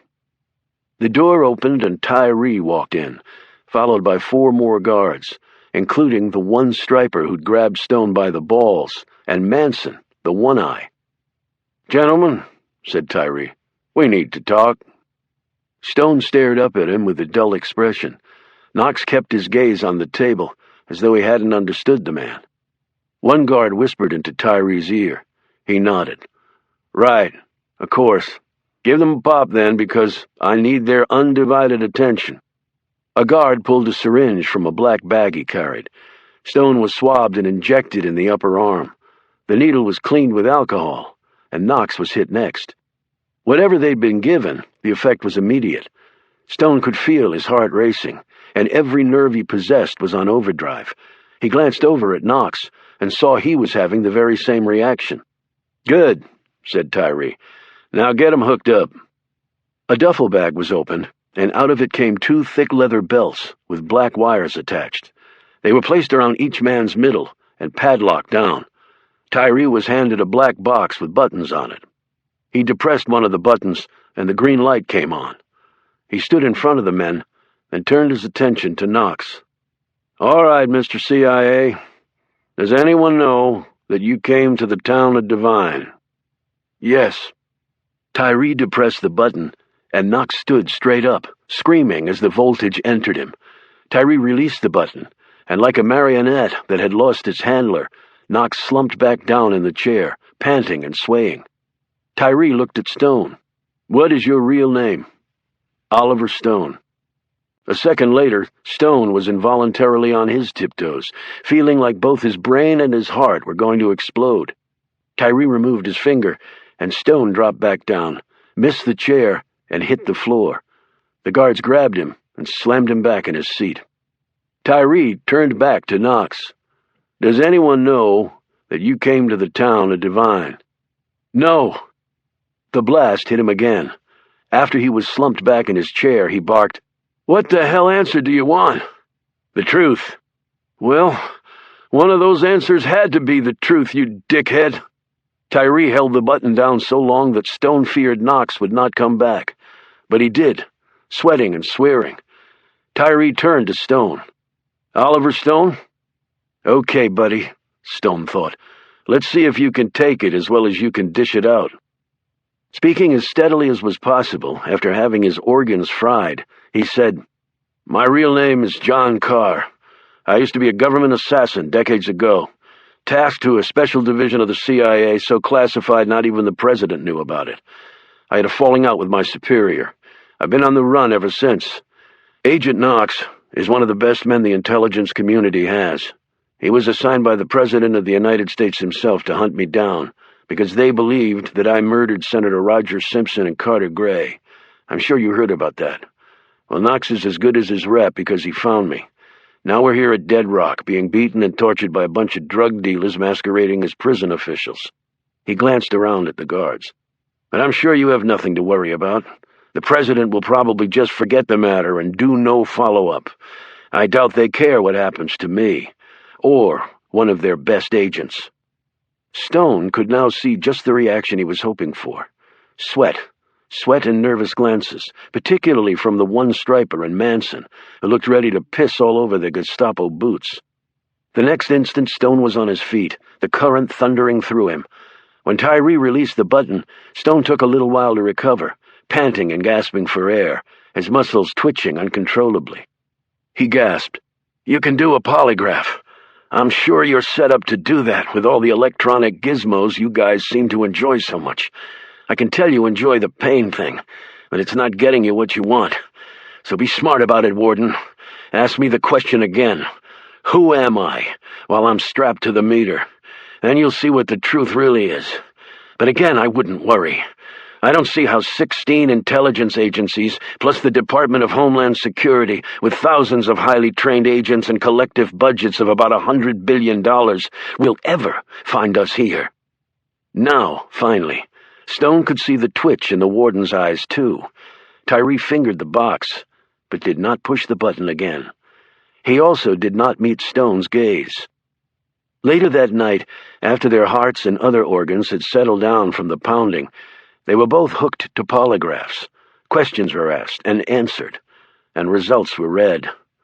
The squiggly lines from the polygraph did not appear to please the warden. Stone could see that clearly from the man not looking at him as he ordered them back to their cell. Let him sweat tonight. They lay there on their cots, staring up at the ceiling, recovering from their ordeal by electric shock, and each no doubt daydreaming about their strong hands closing around the throat of one Howard Tyree and crushing the life out of him. "Smart thinking, Oliver," Knox said, finally breaking the silence. "I loved it when he followed your order about the polygraph, and you saw the guard's expression when you hit him with the facts."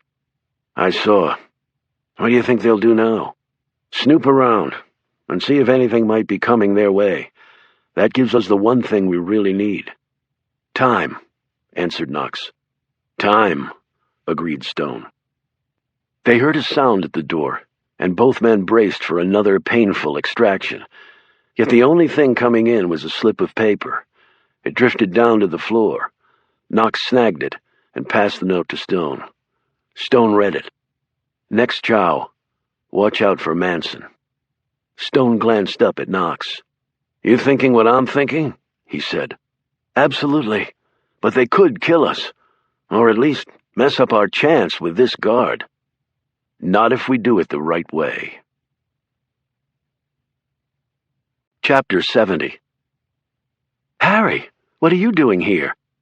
Annabelle looked from Harry Finn to Alex Ford as they sat crammed in the back of the van. "Alex filled me in on what was going on. Sounded like you could use some help." Harry Finn, while perhaps not as lethal and skilled as Oliver Stone, was worth at least 5 ordinary men in his ability to fight and think at the same time. "What'd you get from old Shirley?" asked Reuben. "A lot." She quickly filled Alex and Harry in on all that they'd found out, including her conversation with Shirley. "How does a bottom turn into an ass?" said Alex. "What the hell kind of clue is that?" "It's a very clear one," answered Caleb, who was in the driver's seat. Everyone turned to stare at him. "Nick Bottom is a character, a weaver, actually, whose head is transformed into an ass's head by Puck, the hobgoblin." They all stared at Caleb in befuddlement before Reuben said, "Are you on some kind of librarian crack?" "No, it means that drunk Shirley is actually fairly well read, because that's a scene from Shakespeare's A Midsummer Night's Dream." "Abby Riker's place," exclaimed Annabelle. "A Midsummer's Farm." "Sounds like a plan," began Alex, but he stopped talking when Harry held up a hand. They all listened. "There's someone out there," hissed Caleb. Harry and Alex pulled their weapons. Alex tossed a spare gun to Reuben, who took up position near one of the wide windows. "Caleb, are you okay driving?" They were nearly knocked over when Caleb rammed the accelerator, and the van crashed through some bushes and hit the road, even as bullets pinged against the sides of the vehicle. Alex shoved Annabelle to the floorboard, and then he ducked down. Reuben slid open the window, took aim, and fired behind them. Alex and Harry did the same from the other side. Caleb hit a straightaway and pushed the van to its max. 80 is all the juice this shit can has, he barked. "Next time give me a decent ride if you want me to outrun the suckers. I can't make tomato sauce without tomatoes, for God's sakes." Confused, Alex eyed Harry and then looked down at Annabelle. She said wearily, "It's a long story." Over the next 5 minutes, Caleb took hairpin turns barely on 4 wheels, cut down this road and that, and ran around a curve where the van's left side tires were nearly kissing air over a sheer drop. He finally slowed. "No lights back there for the last 2 minutes," he said. "Where to now?" "The farm," answered Alex. "Fast, but without killing us, please." Keeping alert, they made their way slowly back and drove through downtown Devine. When they reached the other side, they saw the red rooftop lights of the cop car that was parked on the side of the road near a long drop-off. Other vehicles, including a fire truck, were parked next to it. Men were milling about, and a fire hose extended down the slope. Annabelle said, "Stop, Caleb. That's Sheriff Tyree." Caleb pulled off the road, and Annabelle climbed out of the van and hurried over to Tyree, who was standing there, hands in his pockets, and seemingly studying his boots with little interest. "Sheriff, what happened?" He glanced at her and scowled. "What are you doing around here this time of night?" "Still looking for my dad." She stared down the steep slope, where far below she could see smoke rising and some men looking over the shattered remains of a car. Then she noticed where the dirt shoulder had been torn up. "An accident?" He nodded. "Shirley Combs, or what's left of her." Annabelle gave a sharp intake of breath. He eyed her sternly. "What?" "I was talking to her not more than an hour ago." "Where?" "At her son's trailer, or what's left of it." "What were you doing there?" "I was driving by and heard somebody sobbing. It was Shirley. I was trying to comfort her." "Had she been drinking?" Annabelle hesitated, but then said, "Yes." "Damn fool woman ran off the road." Annabelle looked around and saw the tire marks, and then a bit of gray metal lying on the road under the glare of lights. She bent down to pick it up. "Don't touch that," snapped Tyree. She stood quickly. But Shirley's car was red. Tyree grabbed her by the arm and hustled her away from the accident scene and across the road, while several of the men looked on curiously. She exclaimed, "Sheriff, what's going on? That wasn't an accident. Someone hit her car." "I know that. I just don't want other folks to." "But why?" "Because I said so, that's why. Now what did Shirley tell you that would get her killed?"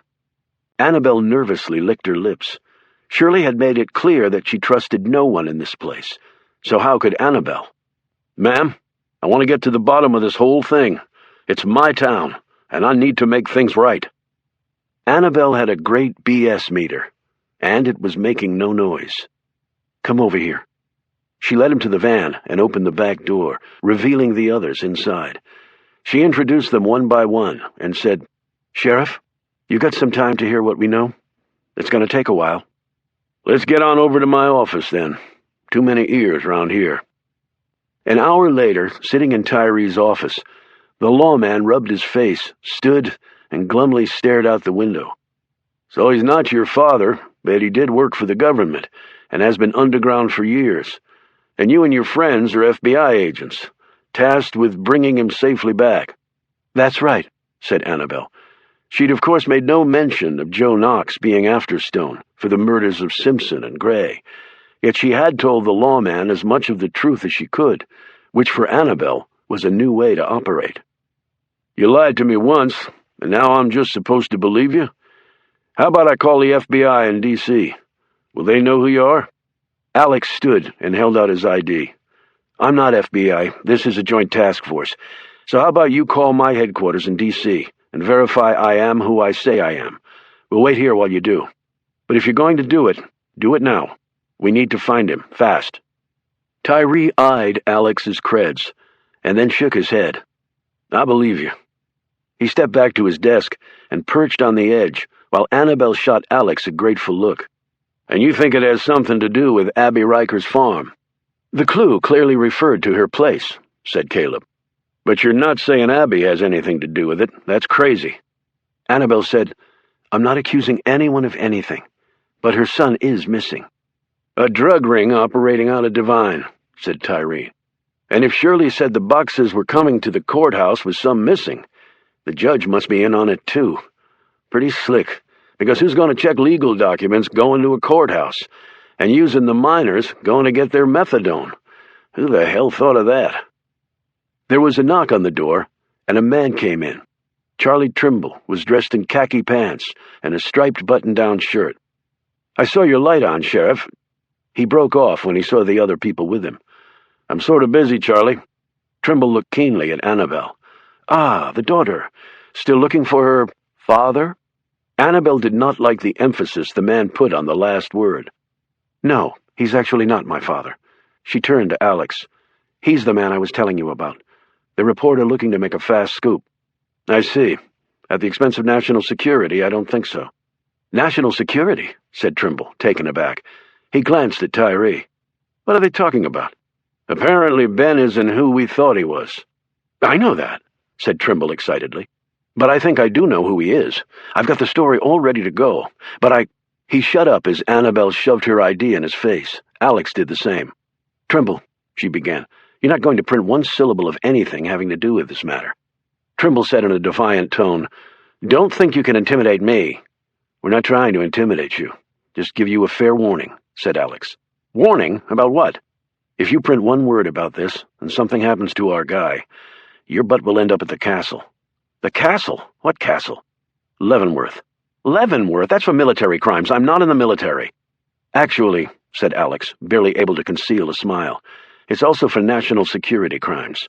And just for the record, you're anything I want you to be." "What about the First Amendment?" Reuben towered over him.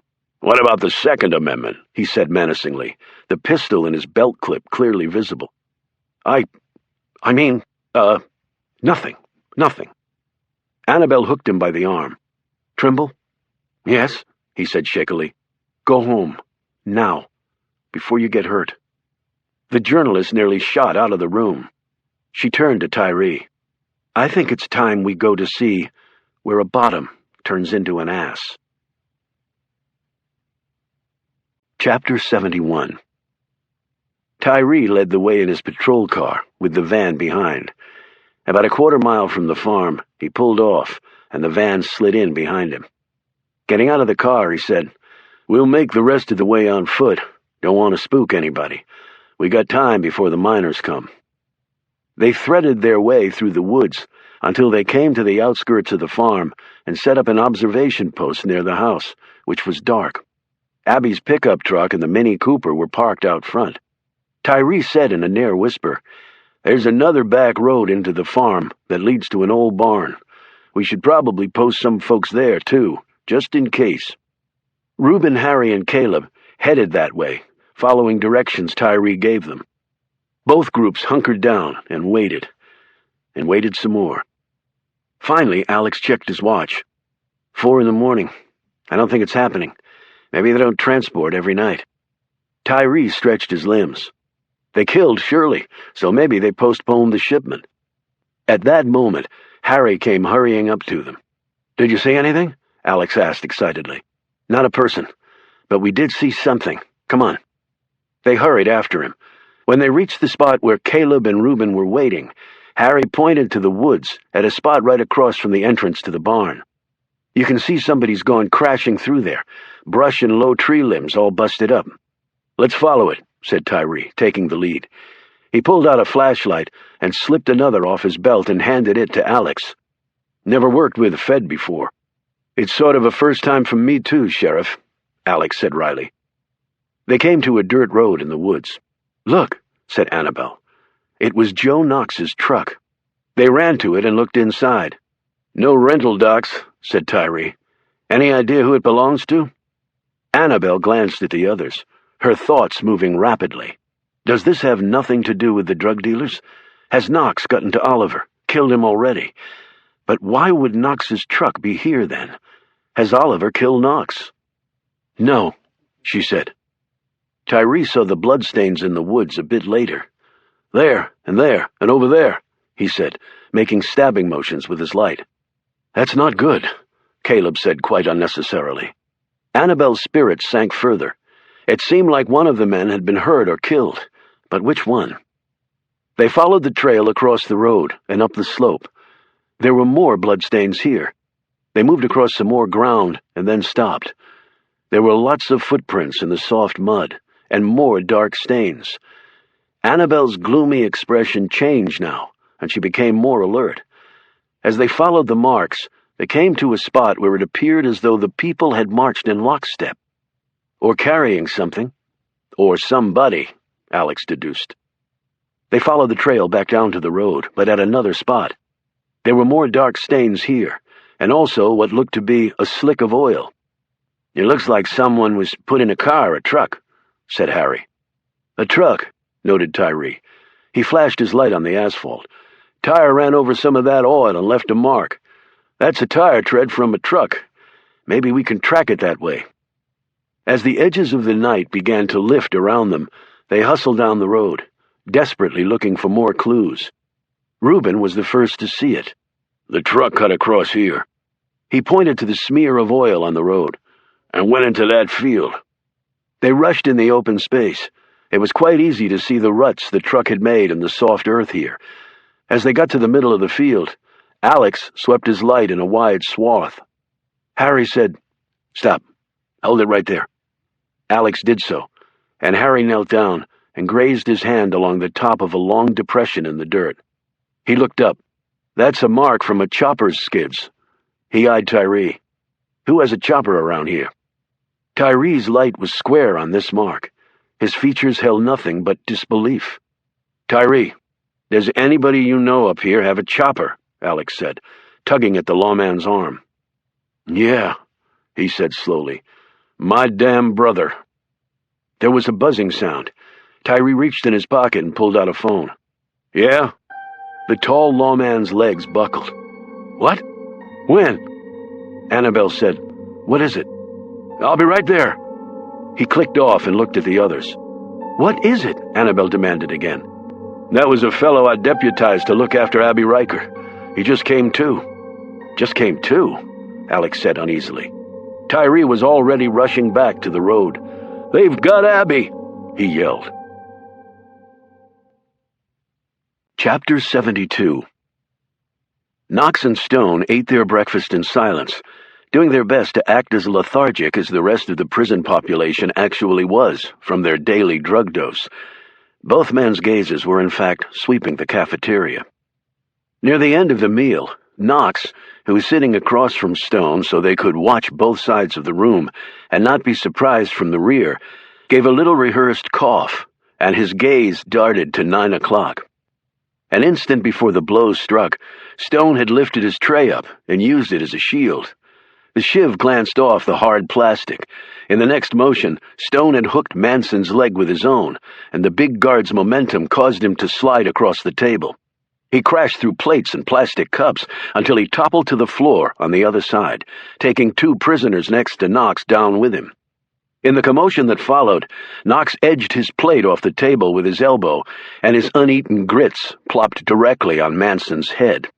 When the other guards came running, they found Stone and Knox sitting there calmly, but with bewildered expressions, and staring at the pile of bodies on the floor.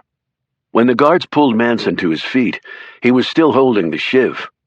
"Frank, what the hell are you—" began one of the guards, before Manson roughly pushed him away. With an enraged scream, he tried to jump over the table at Stone. Only Knox had stood on his foot at the precise moment, and his leap turned into an abrupt fall. His chin slammed down on the table in front of where Stone was sitting. As if on cue, Knox stood, blocking the view of the other guards. "Let me get out of your way, so you can deal with the psycho guard," he said politely. In that instant, Oliver Stone delivered a crushing blow to the back of Manson's neck with his elbow.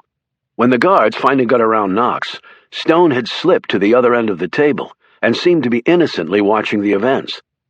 Manson was carried off on a gurney, unconscious and barely breathing. Even the most comatose con in the room had a smile on his face at the sight. Later that morning, Stone and Knox were standing in the rec yard. No one had come after them about what had happened to Manson, though Stone had been popped once in the head for apparently chewing too loudly. "How hard did you hit him?" Knox asked. "Hard enough." "I like your style." Donnie Boy smiled at them as he passed by. He gave a stupid thumbs up to Stone. The guards on the pod towers were making their rounds, eyeballing the gaggle of cons with binoculars and scopes on stationary tripods. And the guns. The guns were always front and center. The power, the deterrent. Stone thought this as he leaned against the cement block wall and wondered how the older guard was going to accomplish it, whatever it was. Knox kept checking the periphery without seeming to do so as he stood next to Stone. One inmate was bouncing the ball. He made a layup, caught the rebound, and went back for a jumper. Like most of the inmates Stone and Knox had seen, he was black, young, tall, and muscular. He seemed to have all his wits about him, so maybe Donnie had let out his secret to others about the carrots. He missed the jumper, and Stone stiffened as the black guy jogged to get the ball that had rolled past the blue line. Before he could get there, though, another inmate crashed into him, knocking the man across the line, where he landed on the ball. The two men got up and faced off. A horn sounded, and the riflemen on the towers took aim. A shot was fired, but it didn't come from the tower. The guards looked everywhere for the source of the round. As if on cue, one inmate hit another inmate, sending him down with a bloodied nose. Another shot was fired.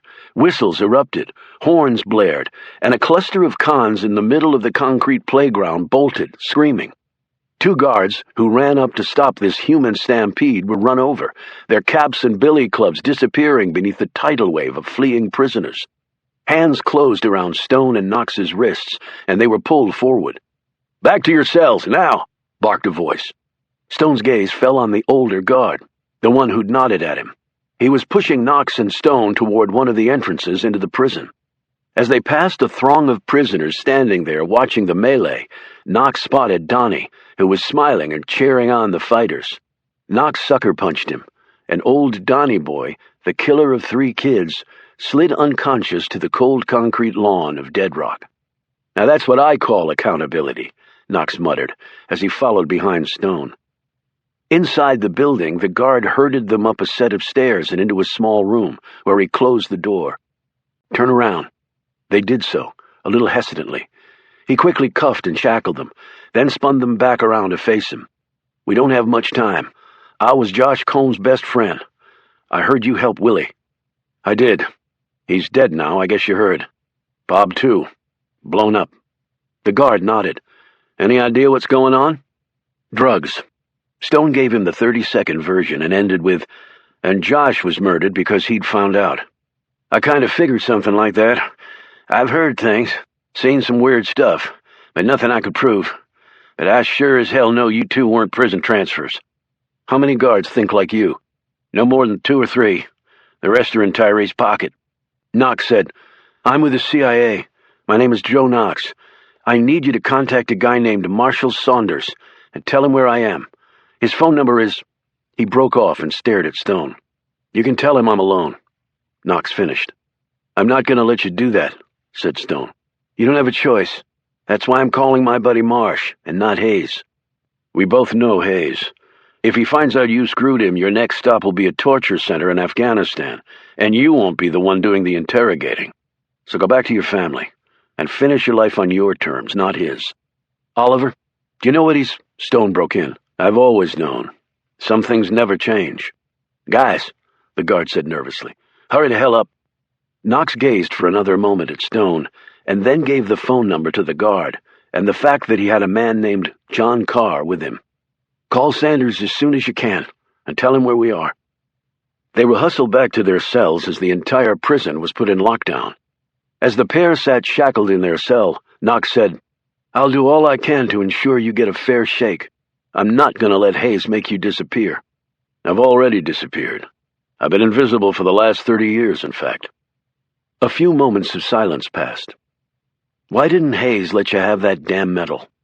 Stone scooted up to a standing position and leaned back against the wall. "It was so many years ago, I don't think I remember anymore." "Sure you do. That place you never forget. Ever."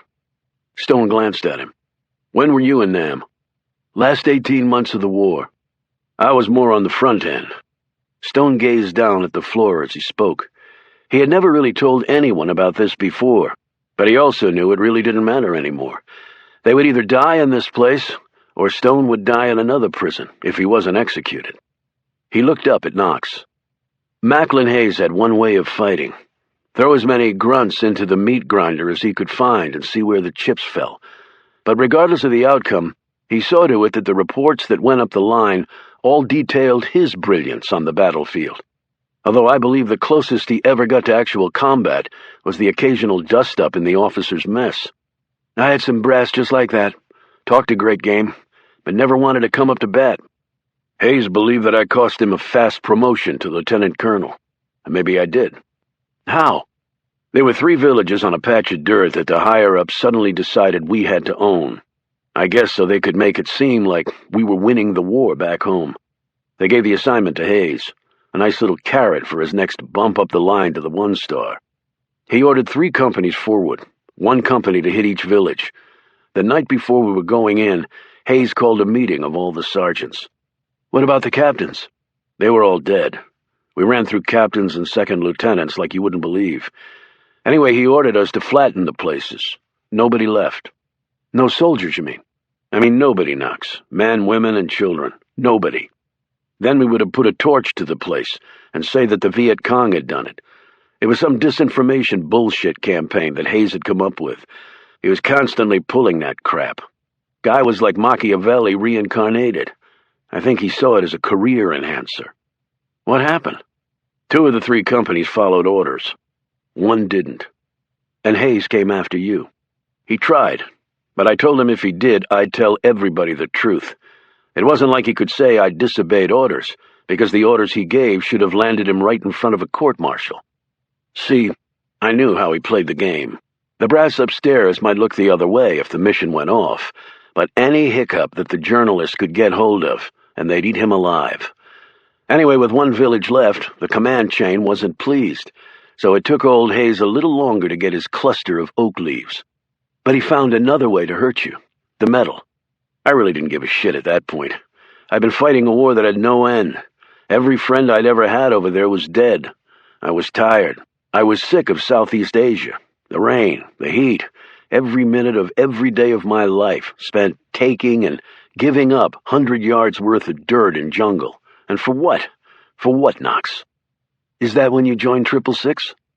Stone hesitated. I guess you've earned the right to know. I promise you it won't go any further. If they convict you, it won't come with any help from me. Yeah, that's when 666 came, although I wouldn't say I joined. They made it clear that was my only option. I just ended up trading one hell for another.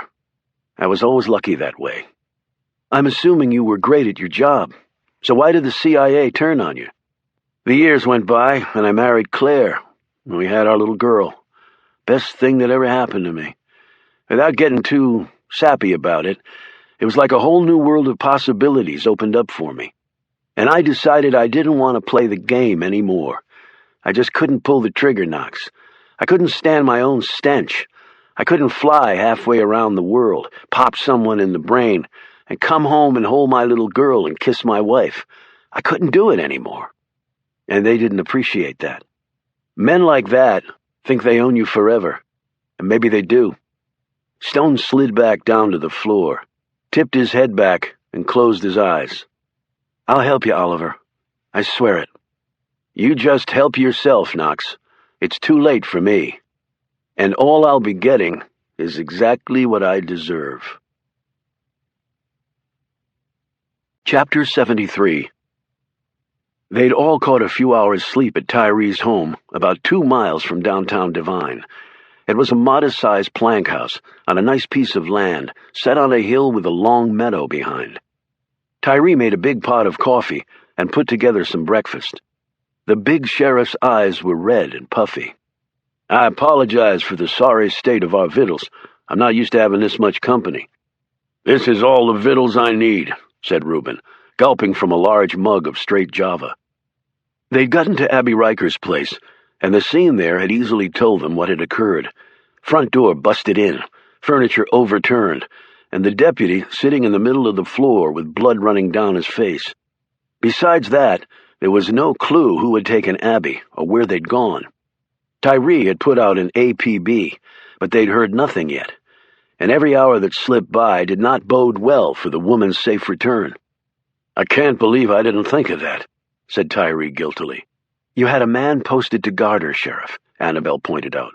Earl isn't much good in situations like that, but he's all I had. I should have been the one to protect her. If anything happens to her... He broke off and stared down, and a tear fell from his eye onto the kitchen table. Why do you think they took her? Alex asked quietly, after an awkward silence. Tyree wiped his face and looked up, clearing his throat loudly. Been thinking about that. Danny's out there somewhere. Maybe they were afraid of what he'd do, so they took his mother as insurance. That boy loves his mother. Do you think Danny was involved in the drug running? Asked Annabelle. Don't know. Fact that they were using that old barn makes me think the answer to that might be yes. But you said he left town. After Debbie died. Maybe he drew the line at folks murdering his friends. Any word on the judge? Asked Alex. Surprise, surprise. He's gone too. So he must have been in on it and got tipped off, said Harry. Tyree nodded. He'd been a judge down in Texas, and he spent time in South America. At least that's what he told me. They know drug dealing real well there. Tyree added, See, I've been reading about how easy it is to ship stuff up from Texas that comes over the Mexican border. Seems there's two ways to deal prescription drugs. Steal it or make it. Make prescription drugs? Said Caleb, looking astonished. Alex nodded.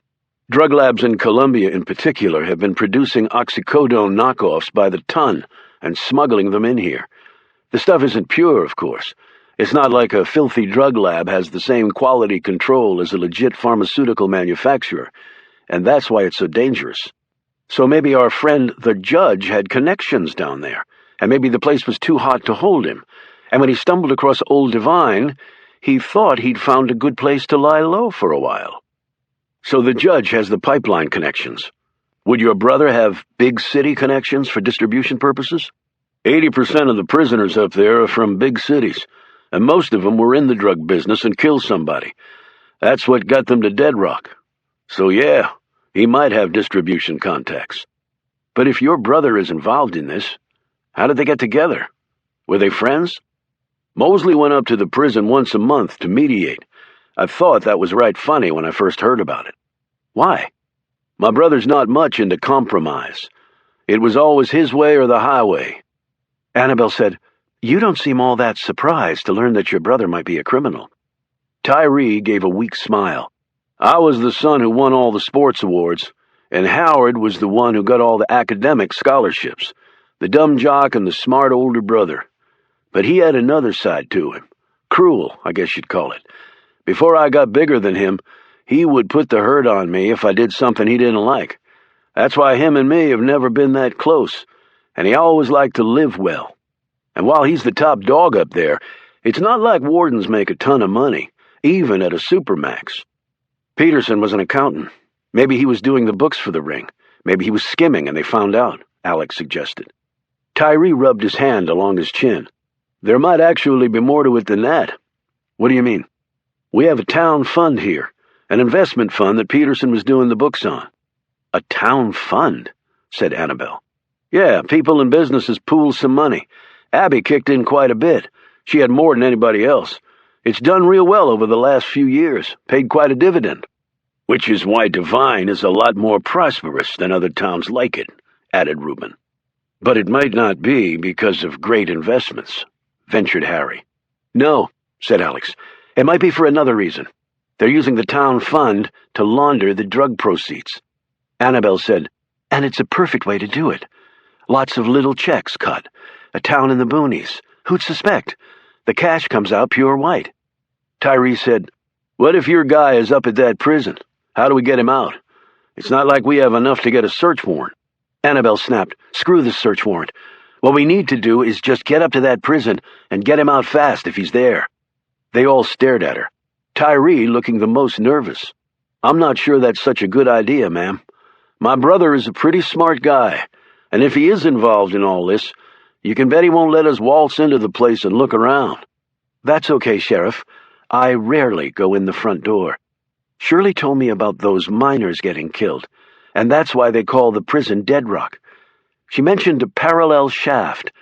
I wonder where it is, and how far it went in. Tyree said, I don't know the particulars. I can check at the local library, Caleb offered. And find out everything you can on Dead Rock Prison, she added. She looked at Tyree. And I'd appreciate everything you can tell me about the place, too. I'll be glad to, but there's lots of places to hide folks up there, Tyree pointed out. I'm sort of counting on that, said Annabelle. Chapter 74. There was another chopper in the vicinity of Divine, and it soared along the treetops before landing in the parking lot of Blue Spruce Prison. Only one man got out of the bird. He walked unhurriedly toward the prison. It took a few minutes of processing at the front entrance and a phone call, and for such a special visitor, the warden himself came down. Macklin Hayes shook hands with Howard Tyree. "What does the CIA want here?" Tyree said in a surly tone. "I think you have one of my men here," the CIA chief answered pleasantly. "I've no idea what you're talking about." "All right, we'll play the game. For now, anyway. His name is Joe Knox. He's about 6'1", 220, with slicked-back salt-and-pepper hair. He should have another man with him, a little taller, leaner, white hair, cut short. Answers to the name Oliver Stone or John Carr, depending on the day and the situation. There's no one here who fits that description. Now, I'm going to have to ask you to leave. This is a supermax prison, and unauthorized visitors are never welcome, even from the CIA." Tyree's men clustered behind him. Hayes looked slightly alarmed. "You seem to have me outnumbered. My goodness, what was I thinking?" He put the slim briefcase he was carrying down on the table, popped it open, and drew out a slim file. From it, he took several slips of paper. "Drug running, was it? Yes, that's right." He gave a mock shiver. "I'm sure you all are suitably tough and dangerous, so I must watch my step." He pressed his long, bony fingers against the pages. "These documents are awaiting signature by the Attorney General to authorize a lockdown of this prison and all personnel here." "On what grounds?" "On the grounds that your drug-dealing operation is funneling monies to terrorist organizations that have infiltrated the United States." "That's ridiculous." "Actually, we already have the proof ready to go. This document," Hayes continued imperturbably, "is an arrest warrant for Joseph Knox, John Carr, and Howard Tyree. You can see that it's duly signed." The warden didn't even bother glancing at the papers. He said, "You might be a big deal in Washington, but in case you haven't noticed, this isn't Washington, so I'm not going anywhere." "That's the whole point," said Hayes. "Let me see Knox and Carr, and you'll have no more problems." "Right. If they were here, and I'm not saying they are, how do you know they wouldn't tell you some bullshit story that you'll use to come after me? Tell me that." Hayes looked at his watch. When he glanced back up, his smile was gone. "I don't give a shit about your little drug operation. In the grand scheme of things, you don't even rise to the level of a hemorrhoid on my ass. You have 1 minute to take me to these men." "Or what?" snapped Tyree. "You really are tiresome." Hayes reached slowly in his pocket, lifted out his phone, and pushed one button. A second later, there was an explosion in the prison's front parking lot. Tyree and his men raced to the window and looked out at the smoldering remains of the car. Smoke was still rising off the chopper's side cannon muzzle. "That was my damn Cadillac!" screamed Tyree. "I know. We checked the registration. I wouldn't have wasted a cannon round that expensive on a mere guard's ride. Let me make this as clear as I possibly can. This is a national security issue. Not even the president himself could stand in the way. And you, my little friend, are no president. Take me to see them now." He added in a softer tone, "And Uncle Sam will even buy you a new car." Stone and Knox sat shackled at the table. Everyone in the prison had heard the explosion outside, but no one knew what was going on.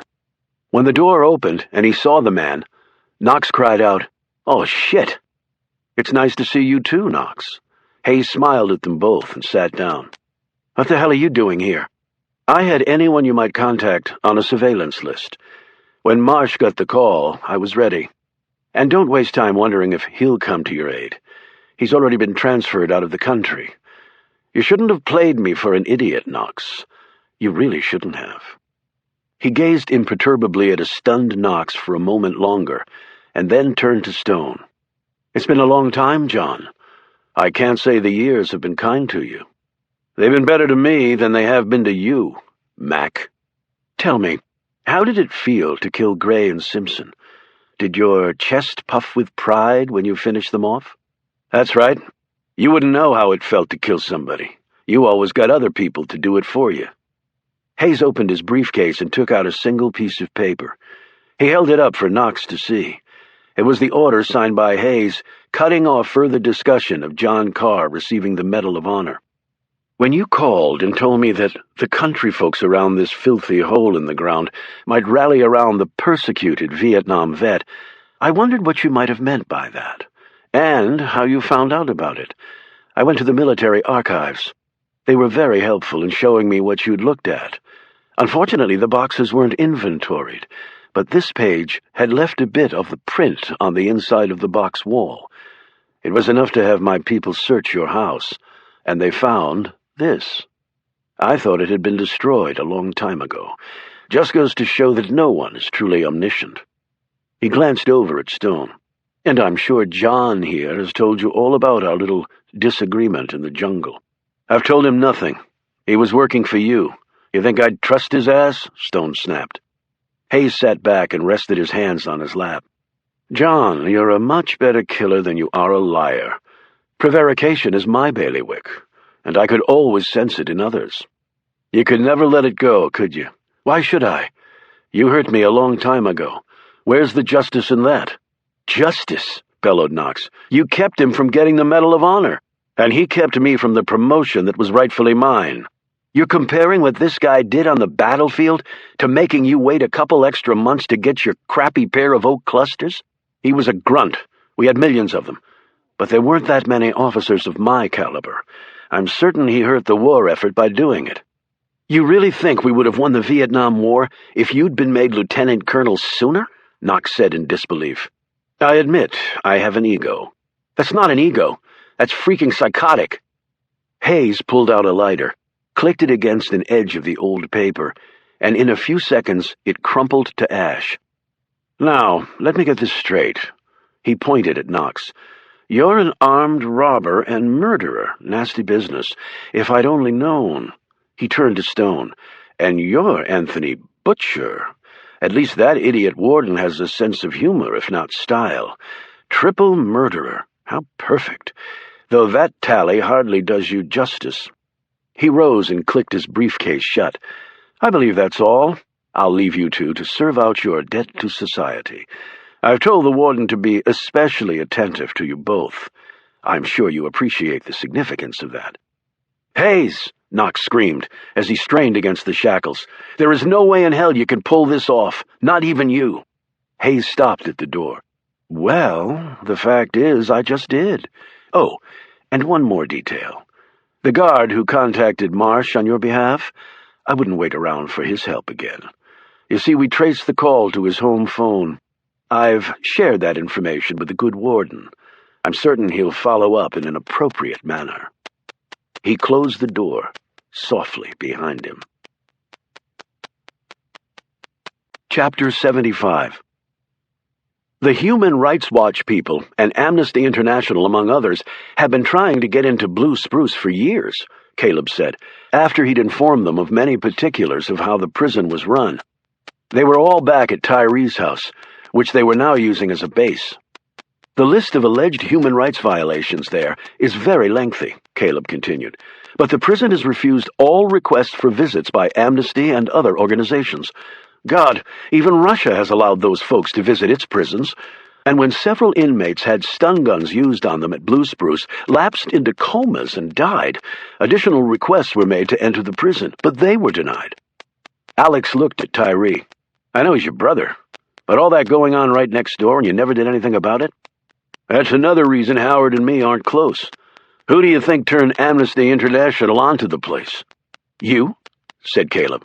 I went up there once on a prisoner transport. Poked around a bit when nobody was watching me. I guess my big brother thought I could be trusted. Stuff I saw, heard, yeah, I called it in. Howard found out later.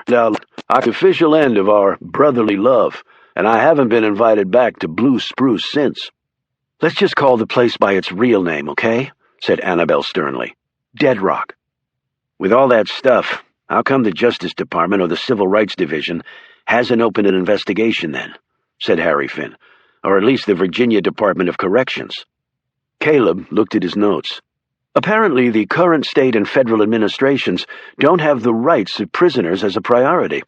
There was talk of a state inquiry, but it went nowhere, and the Justice Department has nothing pending.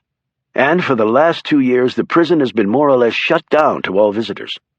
So Howard Tyree has his own personal little fiefdom and can do what he wants, including selling drugs, growled Reuben, and holding innocent men. Looks that way, said Caleb. "What about the mine shaft?" asked Annabelle. "I did find some info on that," Caleb answered, as he pulled out some pages he'd printed off at the library. It was cut on a parallel course to the shaft the miners were trapped in.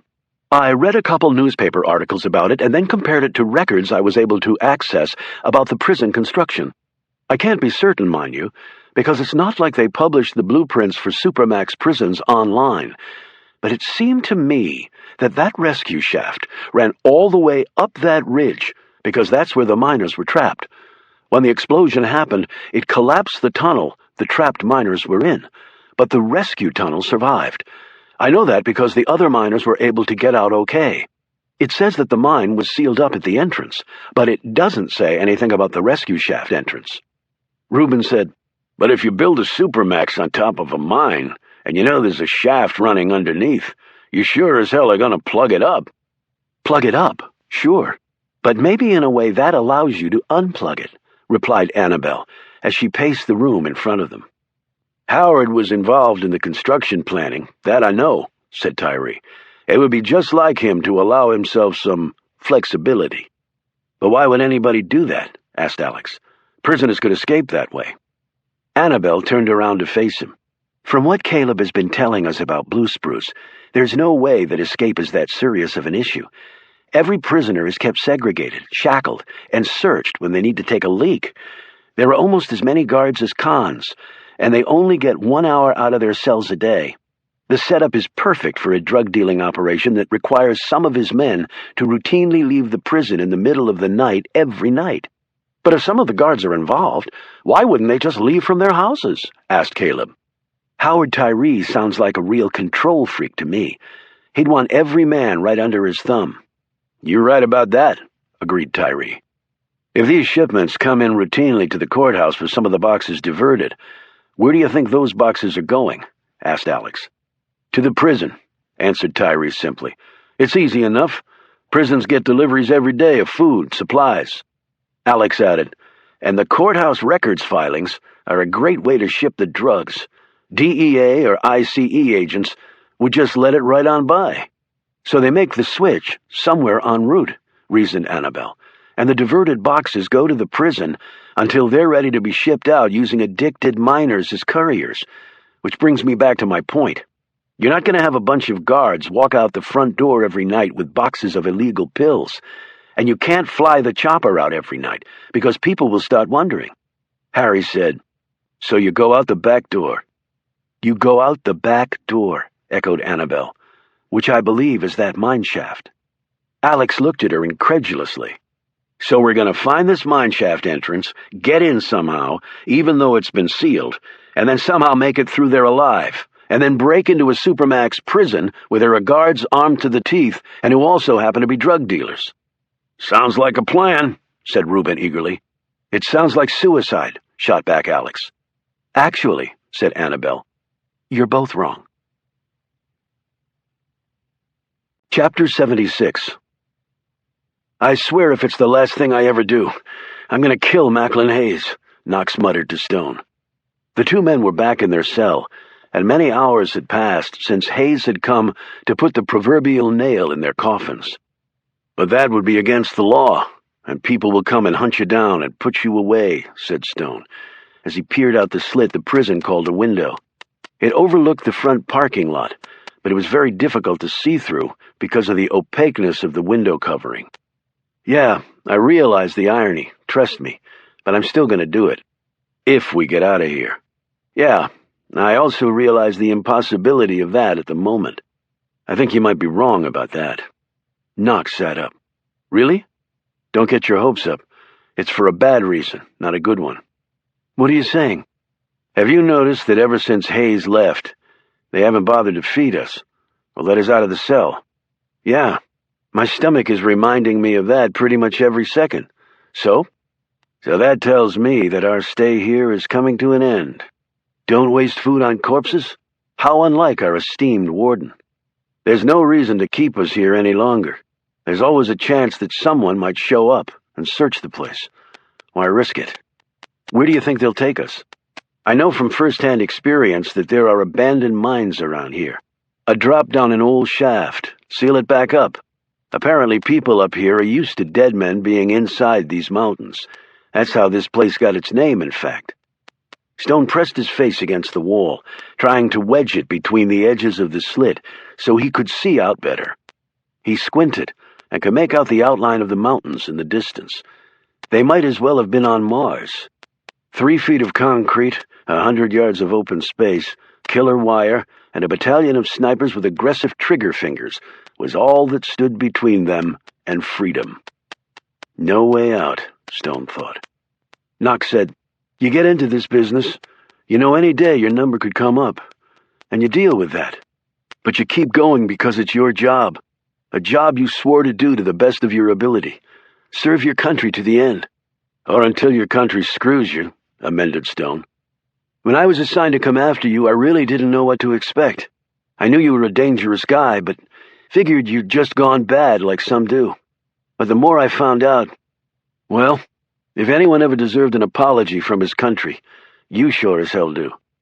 "Funny, I was thinking the same thing about you, Knox." "My friends call me Joe, Oliver." Stone turned back to look at him. Knox was standing and holding out his hand. Stone took it, and the 2 condemned men shared a brief but heartfelt handshake. "When do you think they'll come for us?" "Tonight." Stone looked out the slit again. "And best as I can tell, that's about 6 hours away." He stopped talking, and then desperately tried to squeeze his head into the slit. He was barely making out a group of people climbing out of a car and heading to the prison entrance. Yet one tall, bushy-haired gent stood out from the others. "It has to be," thought Stone. "What is it?" Knox said. "What do you see?" Stone turned to look at him, a smile spreading across his face. "I see hope, Joe. Damn if I don't see hope."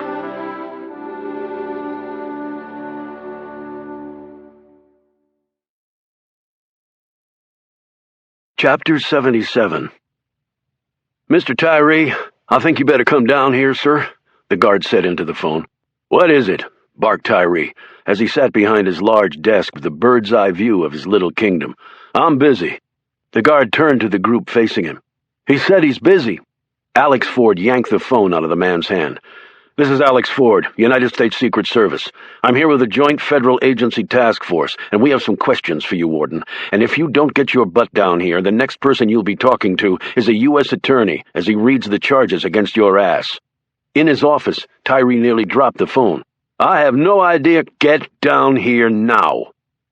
60 seconds passed, and then Tyree walked stiffly into the front entrance area. Alex flashed his creds before motioning to the others. Reuben, Caleb, and Harry Finn wore blue FBI windbreakers. Annabelle had on a DEA jacket. Agents Hunter, Kelso, Wright, and Tasker. "What the hell is this about?" said Tyree angrily. Alex looked askance at him. "You really want to do this out in the open? Wouldn't you prefer some privacy? Or is every son of a bitch here in on it?" "In on what?" Tyree said indignantly. "Tyree, you can't be that stupid. In fact, I've got a file on you an inch thick that says you're a pretty smart boy." Tyree glanced at the nervous-looking guards and hurriedly motioned Alex and the others into a small room off the main entrance. Alex shut the door behind them. "Okay, your little drug ring is falling apart." "What drug ring?" Alex looked at Annabelle. "Agent Hunter?" Annabelle walked up to the diminutive Tyree, towering over him. "I thought you'd be a bigger guy. I rarely see shrimp like you in charge of an op this large." "I am the warden of this prison. You will address me—" "Screw you. You're lucky I'm not cuffing your scrawny ass right now. We have the shipments coming up from down south. Either the real oxy or manufactured pills. They're addressed to the courthouse, which gives them cover. That's where the old judge came in, the old judge on the run. When we find his ass, he'll turn government witness faster than I can say lethal injection. And you can kiss your butt so long, unless you killed him, too, like you did Shirley and Willie Combs. And let's not forget Debbie Randolph and your bean counter in crime, Rory Peterson. How much did he skim off the top before you stopped him?"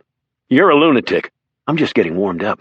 Then you'll see how crazy I can really be when I have your ass with a grand jury indictment painted all over it. So, where was I? Oh, then part of the shipment is peeled off en route and comes here. Maybe in the chopper rides where you transport prisoners. Then the stuff gets moved out to the back edge of the Riker farm. and the miner train comes by and picks it up in the dark of night and slings it on up the pipeline under the guise of the poor addicts going to get their methadone, and the money comes pouring in. She glanced at Caleb. Agent Kelso? Caleb stepped forward. And then the town investment fund is used to launder the drug proceeds. That's where Rory Peterson came in. He kept the cooked books and parceled out checks to the good folks of Devine, with you and your partners keeping the lion's share of the profits. What the citizens of Devine thought were payoffs from brilliant bets in the stock market were really drug monies. I believe that an investigation will show that you all have an ownership interest in all those businesses. Then you dump the laundered funds into offshore accounts. Peterson was killed because he was skimming. Josh Combs was killed because he got wind of what was going on up here. You killed Shirley because after you killed her son, you figured she might just turn on you. Why the hell would I kill her son? Annabelle looked confident because Tyree had told them what Stone had figured out. Because he was close to Debbie. She saw whoever killed Peterson because she was working at the bakery across the street from his office. Your goons killed Peterson and Debbie and made her death look like a suicide. But Willie never believed she killed herself. He was making a lot of noise. You were probably afraid Debbie might have called him back and told him something about what she saw before she was killed. You tried once to get him and failed. The second time it worked. Tyree slumped down in a chair. She counted off on her fingers. So let's see. That's at least half a dozen murders in addition to the federal drug charges. And on top of that, we have reason to believe that you're holding 2 federal agents here against their will. What? Tyree snapped. Right. I forgot to tell you that part. Where are they? One answers to the name Joe Knox, the other John Carr. Annabelle studied him closely. The man was a good poker player, but she saw the truth simply in how his blinking kicked up a notch and his fingers quivered just a hair. These accusations are ridiculous. And where's your proof? Our proof will be when we search this place and find our 2 agents. And the rest of the puzzle is coming together quite nicely. And when we nab the judge, we'll have our key witness against you. You can't search this place without a warrant. Oh, we'll have a warrant. By crack of dawn tomorrow morning. And just in case you get a hankering to travel anywhere, we have a roadblock set up.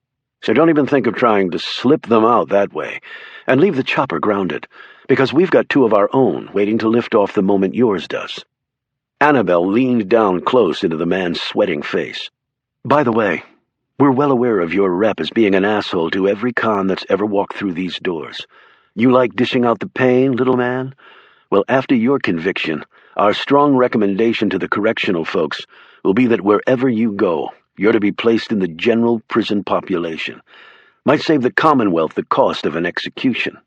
Get my drift? How dare you? Tyree suddenly moved to strike Annabelle, but a massive hand was placed on his arm by Reuben.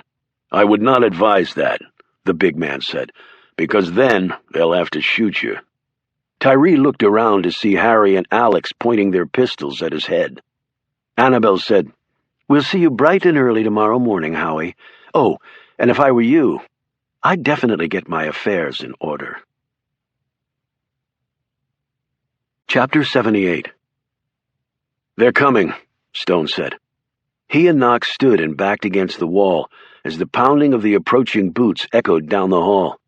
I hope you're right about what you saw, Knox said nervously. Cuffs lot, a voice barked. Stone started forward, but Knox stopped him. This one's mine. They tend to kick the crap out of the first guy. Guess they run out of energy. Joe, you don't have to do that. Why should you have all the fun? Knox backed to the door and put his hands through the slot. Someone grabbed them and pulled hard, causing Knox's head to slam back against the door. As he shook the pain away, he said, You'll have to do a lot better than that, jerk-offs. That got him another slam, but he braced himself against the wall so the damage was negligible. Knox smiled at this small victory, even as his headache grew worse. The 2 guards didn't bother to search them this time, and they weren't shackled. And it was George, the crotch grabber. Manson was apparently still in the infirmary. Or with any luck, dead, thought Stone. Where are your uniforms? Stone asked George. Changing occupations? Knox added. I'm not sure that's the drug dealer look you want. Shut up, roared the man. They were hustled downstairs and through more corridors, and then down a sloping, winding passageway until Stone could smell the pungent odor of wet dirt and slimy rock. Up ahead they saw a light. When they approached, the man came into view. Howard Tyree was dressed all in black and didn't look nearly so smug as usual. Stone looked down at him. "I see the visit today triggered some things." "How did you—" Tyree began, but Knox cut him off. "Macklin Hayes has been under internal investigation for a year for basically being a deranged asshole. They were following him. He'd led them right to us. And you moron." "Shit," blurted out Tyree. Stone said, "So you might just want to surrender, Warden. It's over." Tyree smiled, a dangerous look on his face. "They might be the feds, but they're not from around here. Don't know our ways or our land." He gave Stone a hard shove in the back. "Now move." They walked, the ground sloping down more with each step. Mold clung to the walls, and the heavy smell of damp gripped just as fiercely to their lungs. They finally came to a heavy steel door. George unlocked it. They all stepped through, navigated another short passage, and came to yet another massive door.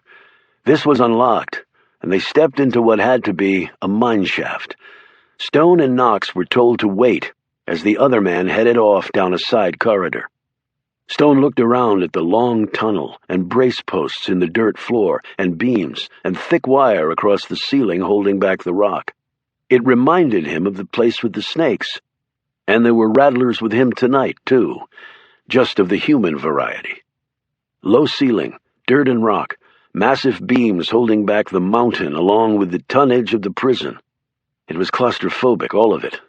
Stone didn't know which was worse, the cell or the mine. Maybe in a way, he thought, they are the same.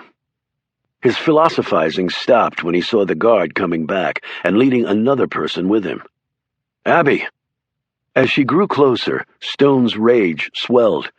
In the beams of the flashlights carried by Tyree and her guards, her face clearly showed the beating she'd endured. Stone lunged at Tyree, but with his hands behind his back, he was easily subdued. "I will kill you," he said quietly to Tyree. "I see it the other way round," the warden replied calmly. They walked on, Abby next to him while Knox shot curious glances at them. "Abby, what happened?" Stone whispered to her. "They came to the house and got me. Maybe killed the man Tyree had guarding me. I don't know for sure. Why would they want you? Something to do with Danny? So he is mixed up in this?" A sob slipped from Abby's mouth. She just nodded mutely. Stone was going to say something else, but a billy club hit him in the back. "No more talking," the warden snapped. Stone lost track of time. Minutes or hours, he couldn't tell down here in the black of a mountain's bowels. He couldn't imagine spending his life down here on his hands and knees digging out rock, digging his own grave. Knox, Stone, and Abby were suddenly grabbed and told to stay still. The two guards ran ahead, and Stone could hear scraping sounds, large things being moved, and the grunts and curses of the men doing that moving. Up ahead, the darkness suddenly turned a bit lighter. Tyree pushed them forward. Stone and Knox exchanged a glance. Neither knew exactly what was going to happen in the next few seconds. Stone kept as close to Abby as he could. If need be, he would shield her with his body. He strained against the cuffs, trying to free himself. They probably only had a few seconds left. They ducked down and came out into a moonlit night.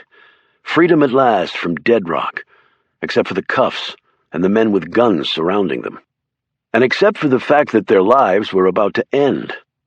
Stone could hardly believe that what many men with special skills had tried to do and failed, a pudgy warden from a backwater hole in the wall was going to succeed in doing.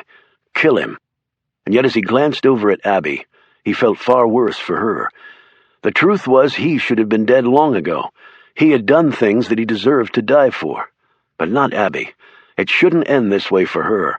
And he told himself he would do everything in his power to prevent the woman's life from ending violently, here on this high rock. Stone glanced around. They appeared to be in the middle of a mountainous forest, but as his eyesight adjusted, he was able to make out a wide path that had been cut through the heavy brush. Tyree took a hold of Stone's arm and propelled him forward. He tripped over a rock and fell awkwardly to the ground. He rose to his knees and looked at the warden. "They have this place completely locked down. There are ways out of here that I know that nobody else does. You don't think I didn't plan for something like this?"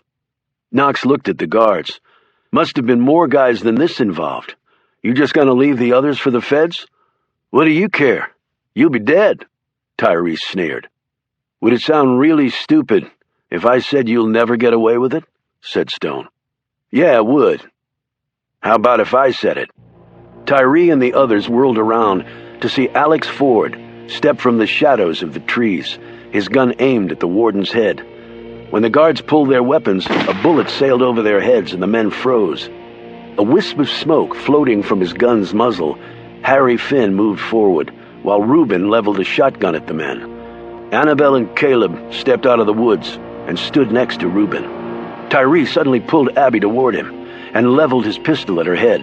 He said, "You folks better back the hell off or this lady is dead." "Put the gun down, Howard." Tyree jerked at the sound of the voice and then looked for its source. His gaze stopped and held as Lincoln Tyree stepped from the tree line. "Put it down, Howard." A smile eased across the warden's plump face. "You know, you were never any good at telling your big brother what to do. Now why don't you stop playing detective and just go on back down to your little town and pretend you know what you're doing?" "I know what I'm doing, big brother. I'm arresting you for enough stuff that you're the one who's gonna end up at Dead Rock." Tyree jammed his pistol against Abby's neck, causing her to cry out in pain. "Maybe you didn't understand what I said. If you don't back off, this lady is gonna die." "Put the gun down," the sheriff said again. "Killing her gets you nothing. It's over." "Gets me nothing? Nothing? I tell you what it gets me. Satisfaction." Alex said, "Last chance. To all three of you. Weapons down, now." "Go to hell," screamed Tyree. He started to pull the trigger, but his gun never fired, because Stone slammed into him, knocking the pudgy man off his feet, his pistol flying away. "Run, Abby," screamed Stone, as he struggled to get up. Tyree started rolling and sat up. Unfortunately, he'd stopped right next to his gun. He snatched it up and aimed for Stone's head. The shot rang out, and the round caught Tyree in the forehead. For a second or two, the warden didn't seem to realize that he'd been killed. Then he fell on his back, his eyes staring up to the sky, the guard towers of Dead Rock visible in the distance, though he couldn't see them anymore. Alex shouted, "Where did that shot come from?" No one had time to answer that question, because another man emerged from the tunnel and opened fire, and the weapon he carried was an MP5 submachine gun that laid down a solid wall of fire all across the tree line. Stone had been in position to see this before anyone else. An instant before he fired, he had gotten to his feet, lunged, and tackled Abby as she was trying to run for cover. Alex, Reuben, and the others fell to the dirt as rounds zipped past overhead, shredding tree bark and anything else in their path. Ripped leaves rained down on them like snowflakes. Sheriff Tyree yelled out as a round caught him in the leg. He fell heavily to the earth, grabbing at his thigh. Stone glanced at the mine shaft opening. It was one-eyed Manson, wearing a neck brace now along with the eye patch, trying to kill them all. God, Stone thought, I should have finished the son of a bitch when I had the chance. Knox had thrown himself behind a large boulder, while George and his buddy had run off toward the woods. His buddy didn't make it very far because one of Manson's errant rounds caught him square in the back, and he fell face down in a wash of blood. Stone got up and ran with every ounce of speed he had. He made a flying tackle on George, and both men went down hard. Stone was still handcuffed, so he couldn't hit him with his fists. He did the next best thing. He head-butted George flush in the face, and the guard fell limp under him. Stone flipped over, and then using his cuffed hands, tore at the leather pouch on George's belt. His fingers closed around the key. He felt for the opening and unlocked the restraints. He grabbed George's gun, but looked down in dismay. The pistol had landed on a rock, and the trigger had snapped off. A moment later, Stone ducked down as MP5 rounds roared overhead, and Abby screamed, "Abby!" Stone slid like a snake through the dirt and rock, his clothes ripping and his skin tearing as he made his way frantically back to her. He'd done this exact same maneuver 1,000 times through the jungles of Southeast Asia, yet never for a reason more important than now. On his belly, too, Knox had dragged himself over to the dead Tyree. He'd wrenched the gun from the dead man's hands and slid back toward where Stone was heading. Manson was barely 10 feet from Abby. He stopped again to slam in another clip.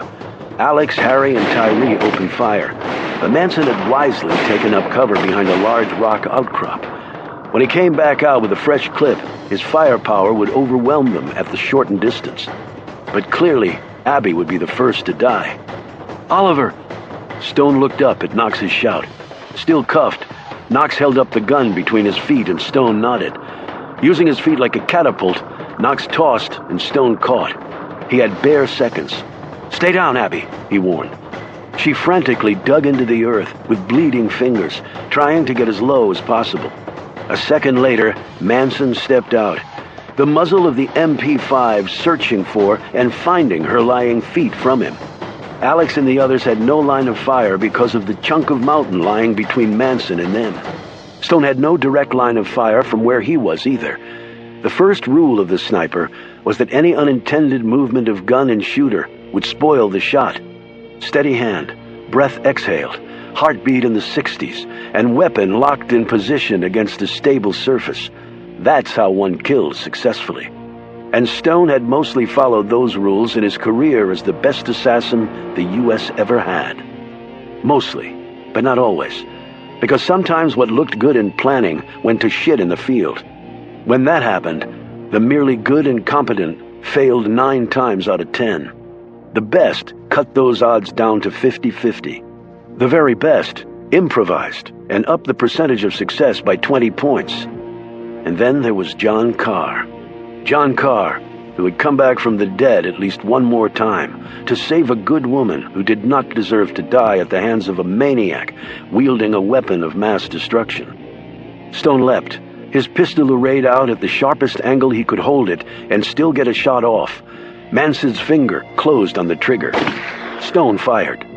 Joe Knox would later claim that he had seen the damn bullet actually bend around the chunk of rock.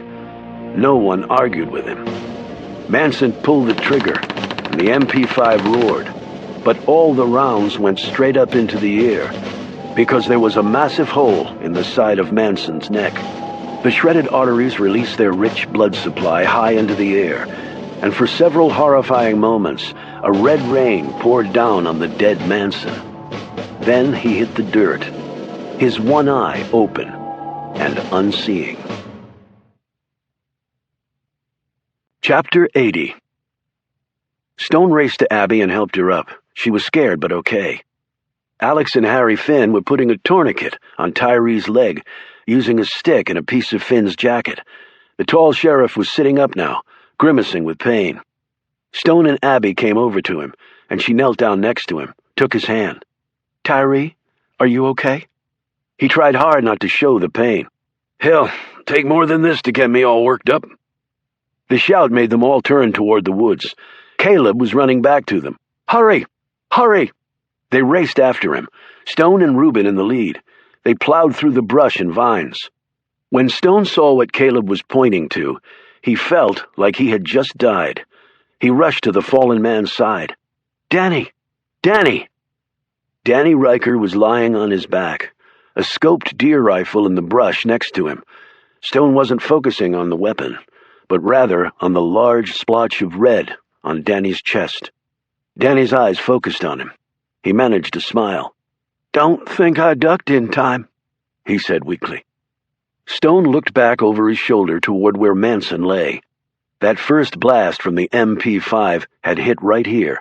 He turned back and counted no less than 3 bullet holes in Danny's shirt, and they were placed at locations that Stone knew did not allow for survival, even if they could get him to a hospital in the next few minutes, which they couldn't. He had brought Willie Combs back from the dead using the juice from a spark plug wire. There would be no such miracle for Danny Riker. Reuben squatted next to his friend and picked up the rifle. "He was the one who took out the warden." "Damn right," Danny said, his voice growing stronger for an instant.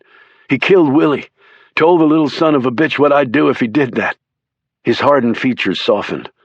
"Get my ma, will you, Ben?" Stone felt, rather than heard, the presence behind him. He rose and stared at Abby, whose gaze was only on her son.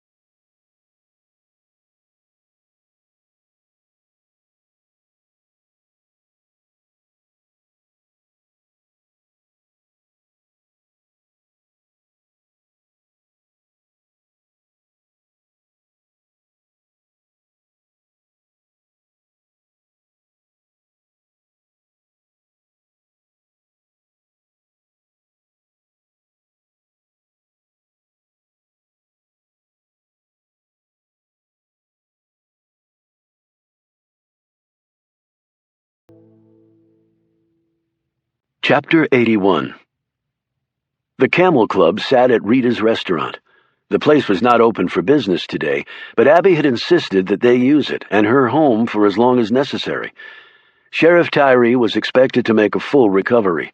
He had summoned the Virginia State Police, who were currently sorting out the mess in Devine. Since transport of drugs across interstate lines had occurred, the feds had also been called in. Knox and Alex had run interference with their government colleagues, and Stone, Annabelle, Caleb, Reuben, and Harry were not part of that questioning. Prison guards had been rounded up, bodies collected, and other evidence secured. Judge Mosley had been stopped at a small airport in West Virginia, trying to board a regional jet for Dulles International Airport, with a travel itinerary that included several countries that had no extradition agreement with the United States. Stone and the others watched the street through the front windows of Rita's. Along with the cop cars and black sedans swooping up and down the road, they observed several citizens of Devine, walking around as though in shock, some holding dividend checks that they now knew were nothing more than drug money. Danny's body had been taken to the morgue in Roanoke, along with Howard Tyree's. Only when the police had zipped him up in a black body bag did Abby relinquish her grip on her son's hand. And even then, she walked down the road after the slowly departing medical examiner's wagon. When everyone had some food and coffee, Stone stood in the middle of the small circle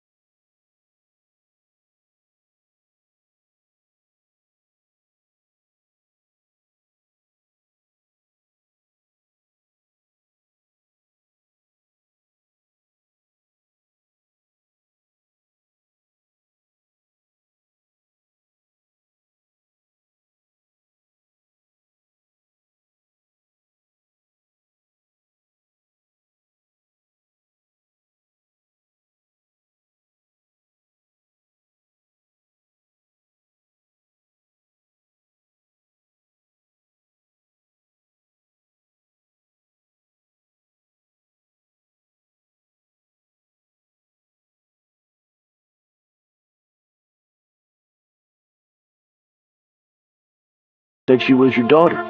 Oh, Stone looked embarrassed. That was a cover story, I'm afraid. My daughter. He stumbled over what he was about to say. My daughter died, like I said. How? Abby, you don't. Please tell me. I want to know. Stone slowly looked up to see her gazing at him pleadingly. She was shot right in front of me, and she was an adult. And the thing was, she didn't even know I was her dad. The last time I'd seen her, she was only 2 years old. I found her again after all those years, and then I lost her. Forever. Abby reached out and took his hand. I'm sorry. But you do survive it, Abby. You never get over it. But you can keep on living, because you really don't have a choice. I'm scared. I'm alone and I'm scared. You're not alone. She laughed half-heartedly. What, Tyree? The wonderful town of Divine? Me. She sat back and looked at him. You? How? I'm here. Now. But for how long? Stone hesitated. He could not lie to the woman. I have to go away. Sure, of course you do. I understand, she said offhandedly. I have some things that I have to take care of. Some wrongs finally need to be righted. Okay, whatever you have to do. Abby, I mean it. I will be there for you, even if I'm not physically here. He caught her gaze and held it with a pleading one of his own. I want to believe that. You can believe it. When do you have to go? Soon. Sooner than later. Are you sure things will work out for you? I won't lie to you. There are no guarantees. The trouble you might get in? Yes. Will they put you in prison? It's certainly possible, Stone admitted. A quiet sob escaped her lips, and she rested her face on the back of his hand.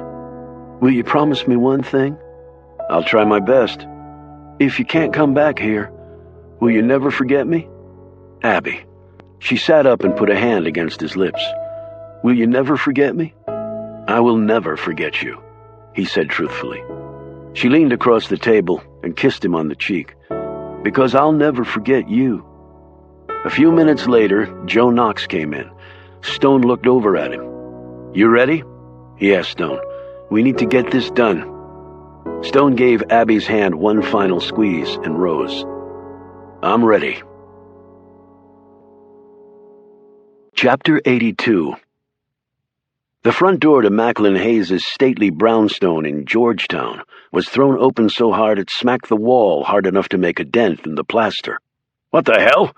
Began the man as he half rose from his chair, the book he'd been holding falling to the floor. When he saw who it was, he sat back down, stunned. Hayes, sir, how goes it? Knox said as he strode in. Knox? Hayes began nervously. How did you get past the guards outside? Oh, that. One of them is a buddy. I said I'd only be a few minutes, so they went down the street for a cup of coffee. A panicked look came to the general's face. Knox, let me explain. When Hayes saw Stone walk into the room, he could only gape in astonishment.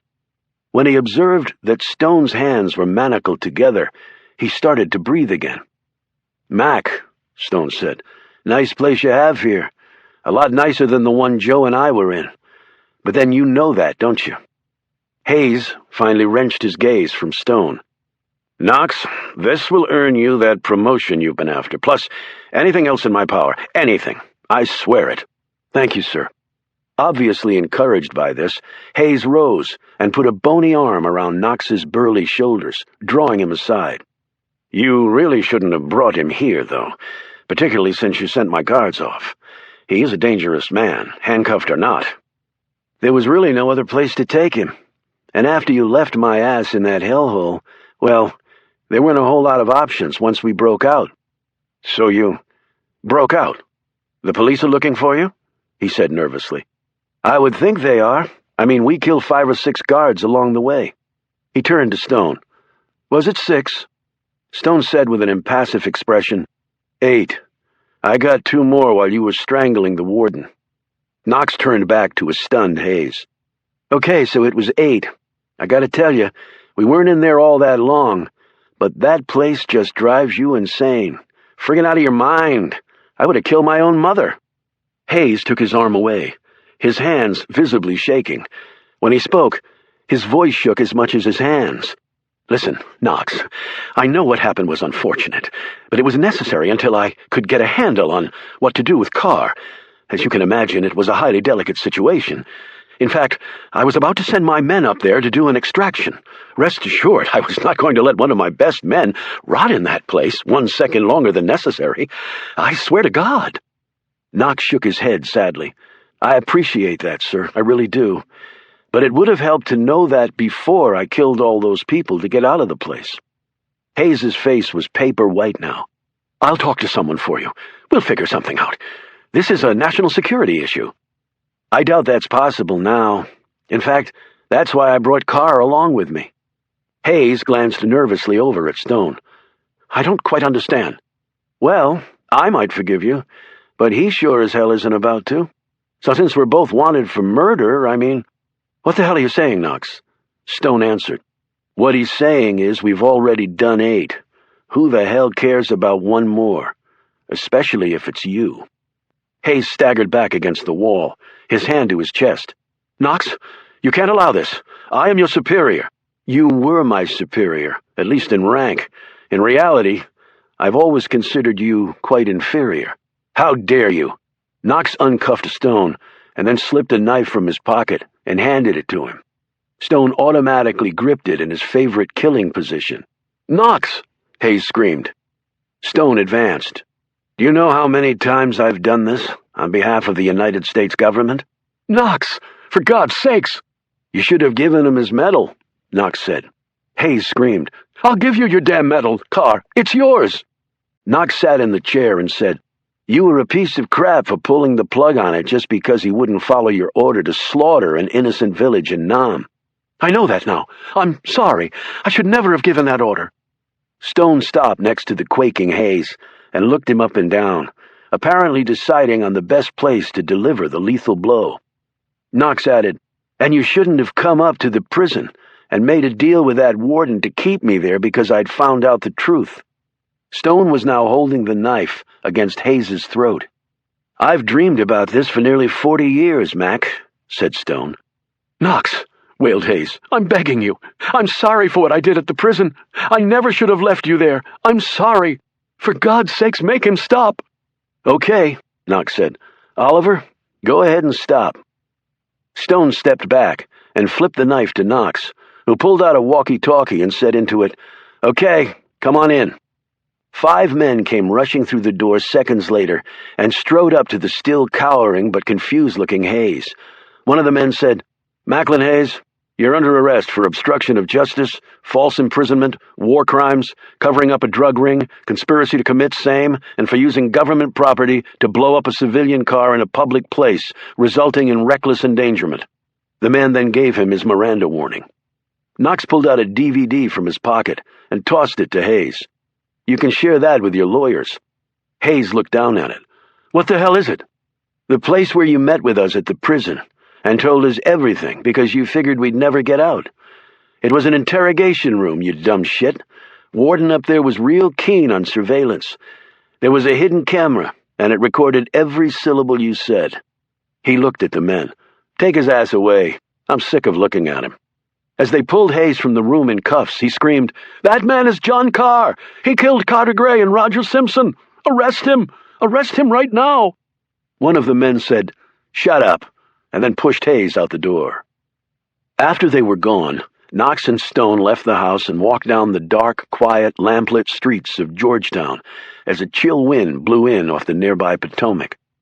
You know, Knox said, Hayes was the only one who was after you. I reported only to him. He was doing this on his own authority. It wasn't an agency thing. He's a man who holds his grudges, agreed Stone. My point is, as far as you're concerned, it's over. He put out his hand and Stone shook it. Knox continued. Now I'm going to walk that way. He pointed to his right. And I suggest you go the other way. I can't do that, Joe. Oliver, get out of this place and go start over somewhere. I'll even get you some money and a new ID. But you have to go. Now. Stone sat down on a weathered stone step and gazed up at the man. I've been going for 30 years, and I'm just tired. But the FBI is still investigating the murders, And with Hayes out of the way, any impediment to them turning in your direction is gone. Sooner or later, they're going to knock on your door, particularly with Hayes screaming his head off about you. I know that. And what, you're gonna just wait until they come get you? Stone stood. No, I'm not gonna wait. I'm going right to the top on this. But first I need to get something. Get something? Where? At a graveyard. Chapter 83. The Secret Service examined the contents of the box that Stone had brought with him. It was the same one hidden at Milton's burial plot before leaving Washington. Knox had driven him over to the graveyard where he'd gotten the box, called Alex Ford, and made the arrangements to be where the three men were now. The White House looked particularly impressive in the crisp morning sunlight. Alex knew the agents on duty today at the visitors' entrance, and he talked to them in low whispers as Knox and Stone went through the metal detector. After that, Alex led them into the White House, along the corridor with views of the Rose Garden, past the library and China Room, up a flight of stairs, past the main entrance, and on until they reached the West Wing. They did not go into the Oval Office, but instead were directed to the nearby Roosevelt Room. As they sat in the large windowless room, which was dominated by a conference table with 16 leather chairs and had a false skylight, Stone looked around at the triglyph molding that was close in design to the one found at Independence Hall. His gaze then went to the portrait of FDR over the fireplace mantel, and finally settled on the painting of Rough Rider Theodore Roosevelt on the south wall.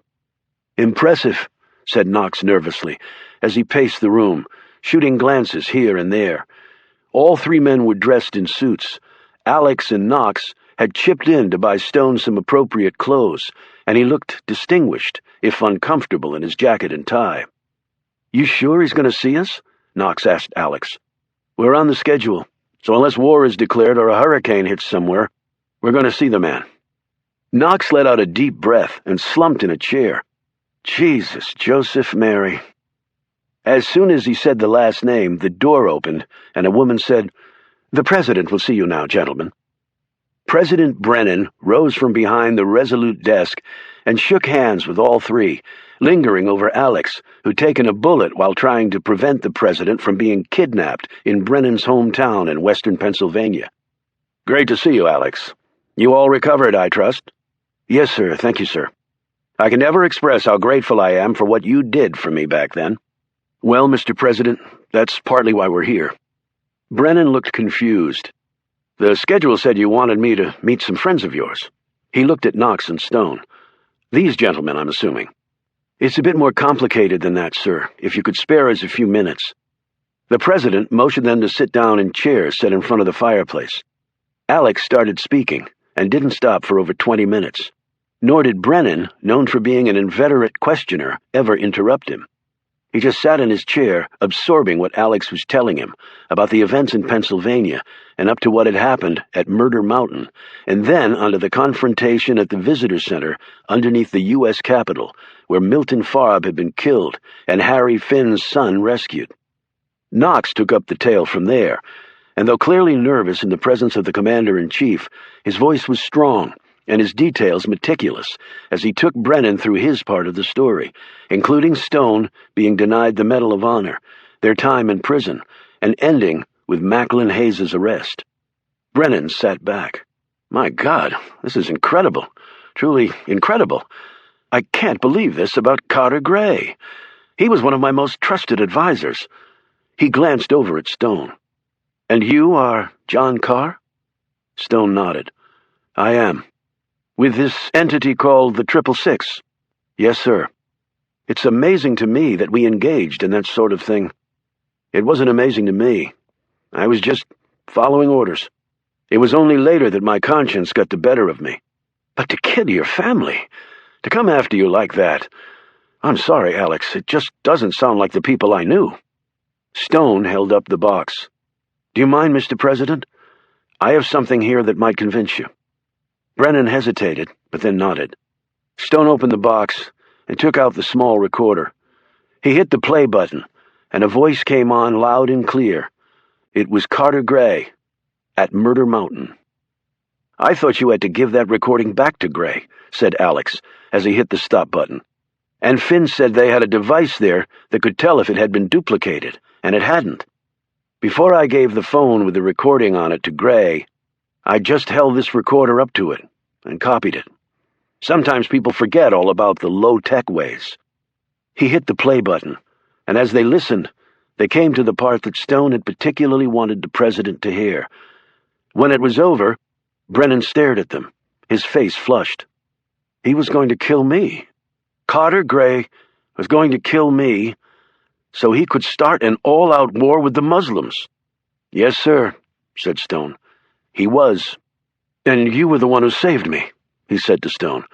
"That was your voice on there, convincing him not to do it, after the woman was killed. Who was she?" "She was my daughter, Beth."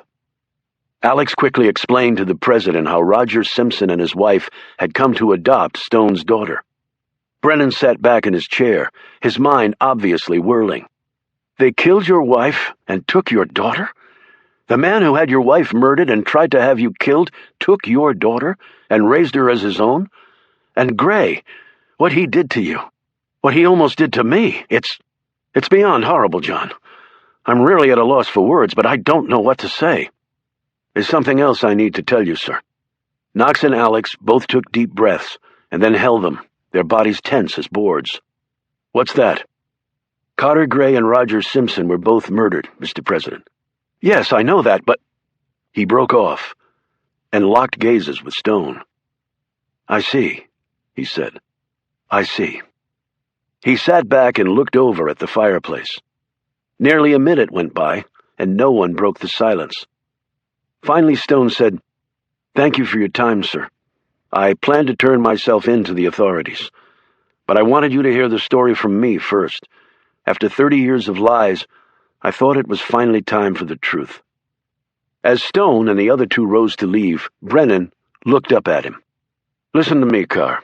You've put me in a difficult position. Probably the most agonizingly difficult spot I've ever been in, and that's saying something for a two-term president. And yet with all that, I don't think it approaches the pain that you've suffered at the hands of a country that should have known better." He paused and stood. "I tell you what I'm going to do, since I wouldn't even be alive now, and this country would be in the middle of a disastrous war but for your efforts. I'm going to take this under advisement.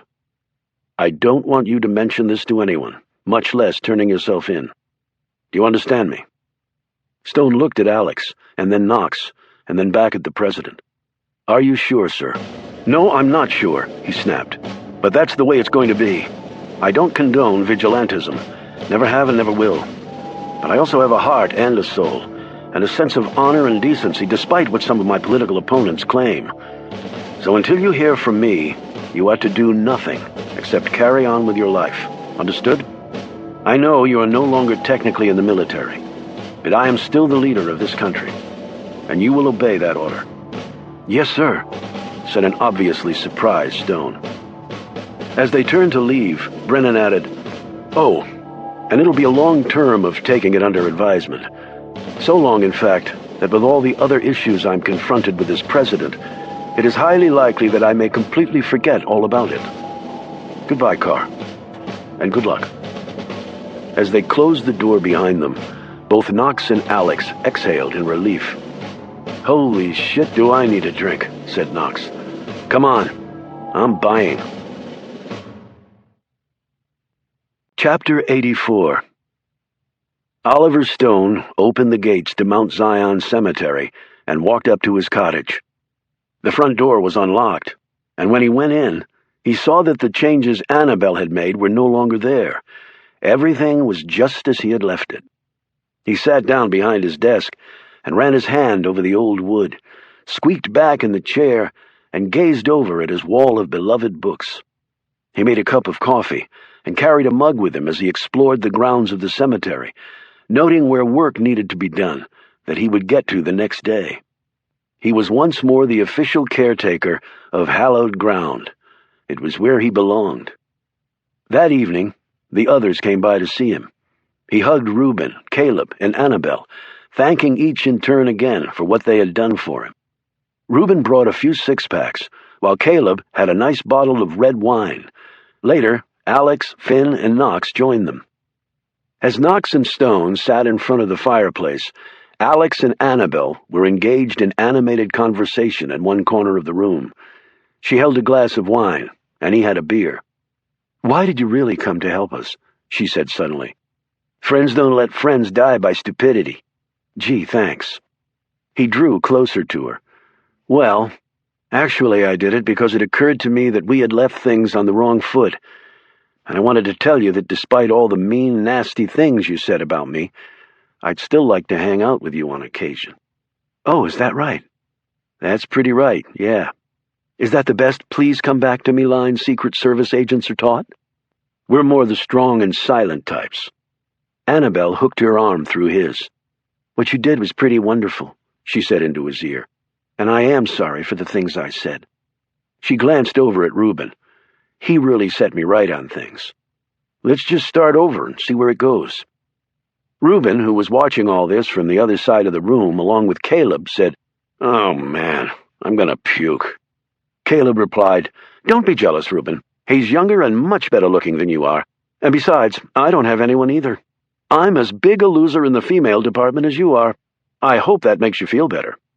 Reuben drank down his entire beer and stalked off, muttering. Everyone looked over when Alex's cell phone began to ring. He answered it. "Hello? What?" He suddenly snapped to attention and almost dropped his beer. "Yes, sir. Absolutely, sir. I'll make sure he's there. You can count on it, sir." He clicked off and looked at the others in complete astonishment. Knox said, "Who was that? Not the president." Alex slowly shook his head and walked over to Stone and put a hand on his shoulder. "That was the chairman of the Joint Chiefs of Staff." "What?" Reuben exclaimed, his features growing pale. "What the hell did he want? You know, technically, I'm not AWOL. It was a misunderstanding." "He called about you, Oliver," said Alex. Stone looked up at him. "What about me?" "We're taking another trip to the White House. Tomorrow." "What? Why?" Alex smiled. "Something about a medal, my friend. A long overdue one. The top brass reviewed your war record, made the recommendation, and the president immediately accepted it." Reuben roared, "That's fantastic!" He slapped Stone on the back as the others crowded around him, offering their congratulations. When things quieted down, Stone said, "Alex, will you please call them back and tell them I appreciate the gesture, but I can't accept it." "What?" exclaimed a stricken Reuben. Alex added, "Oliver, no one turns down the Medal of Honor. No one. Hell, most soldiers who get it are dead. I'm not turning it down. That would be a dishonor to everyone who earned it. But I just want them to withdraw the offer. They made a mistake." "Mistake, hell. You earned it," Finn said. "I read your record, Oliver. Maybe I did deserve it, back then. And back then I would have accepted it. But I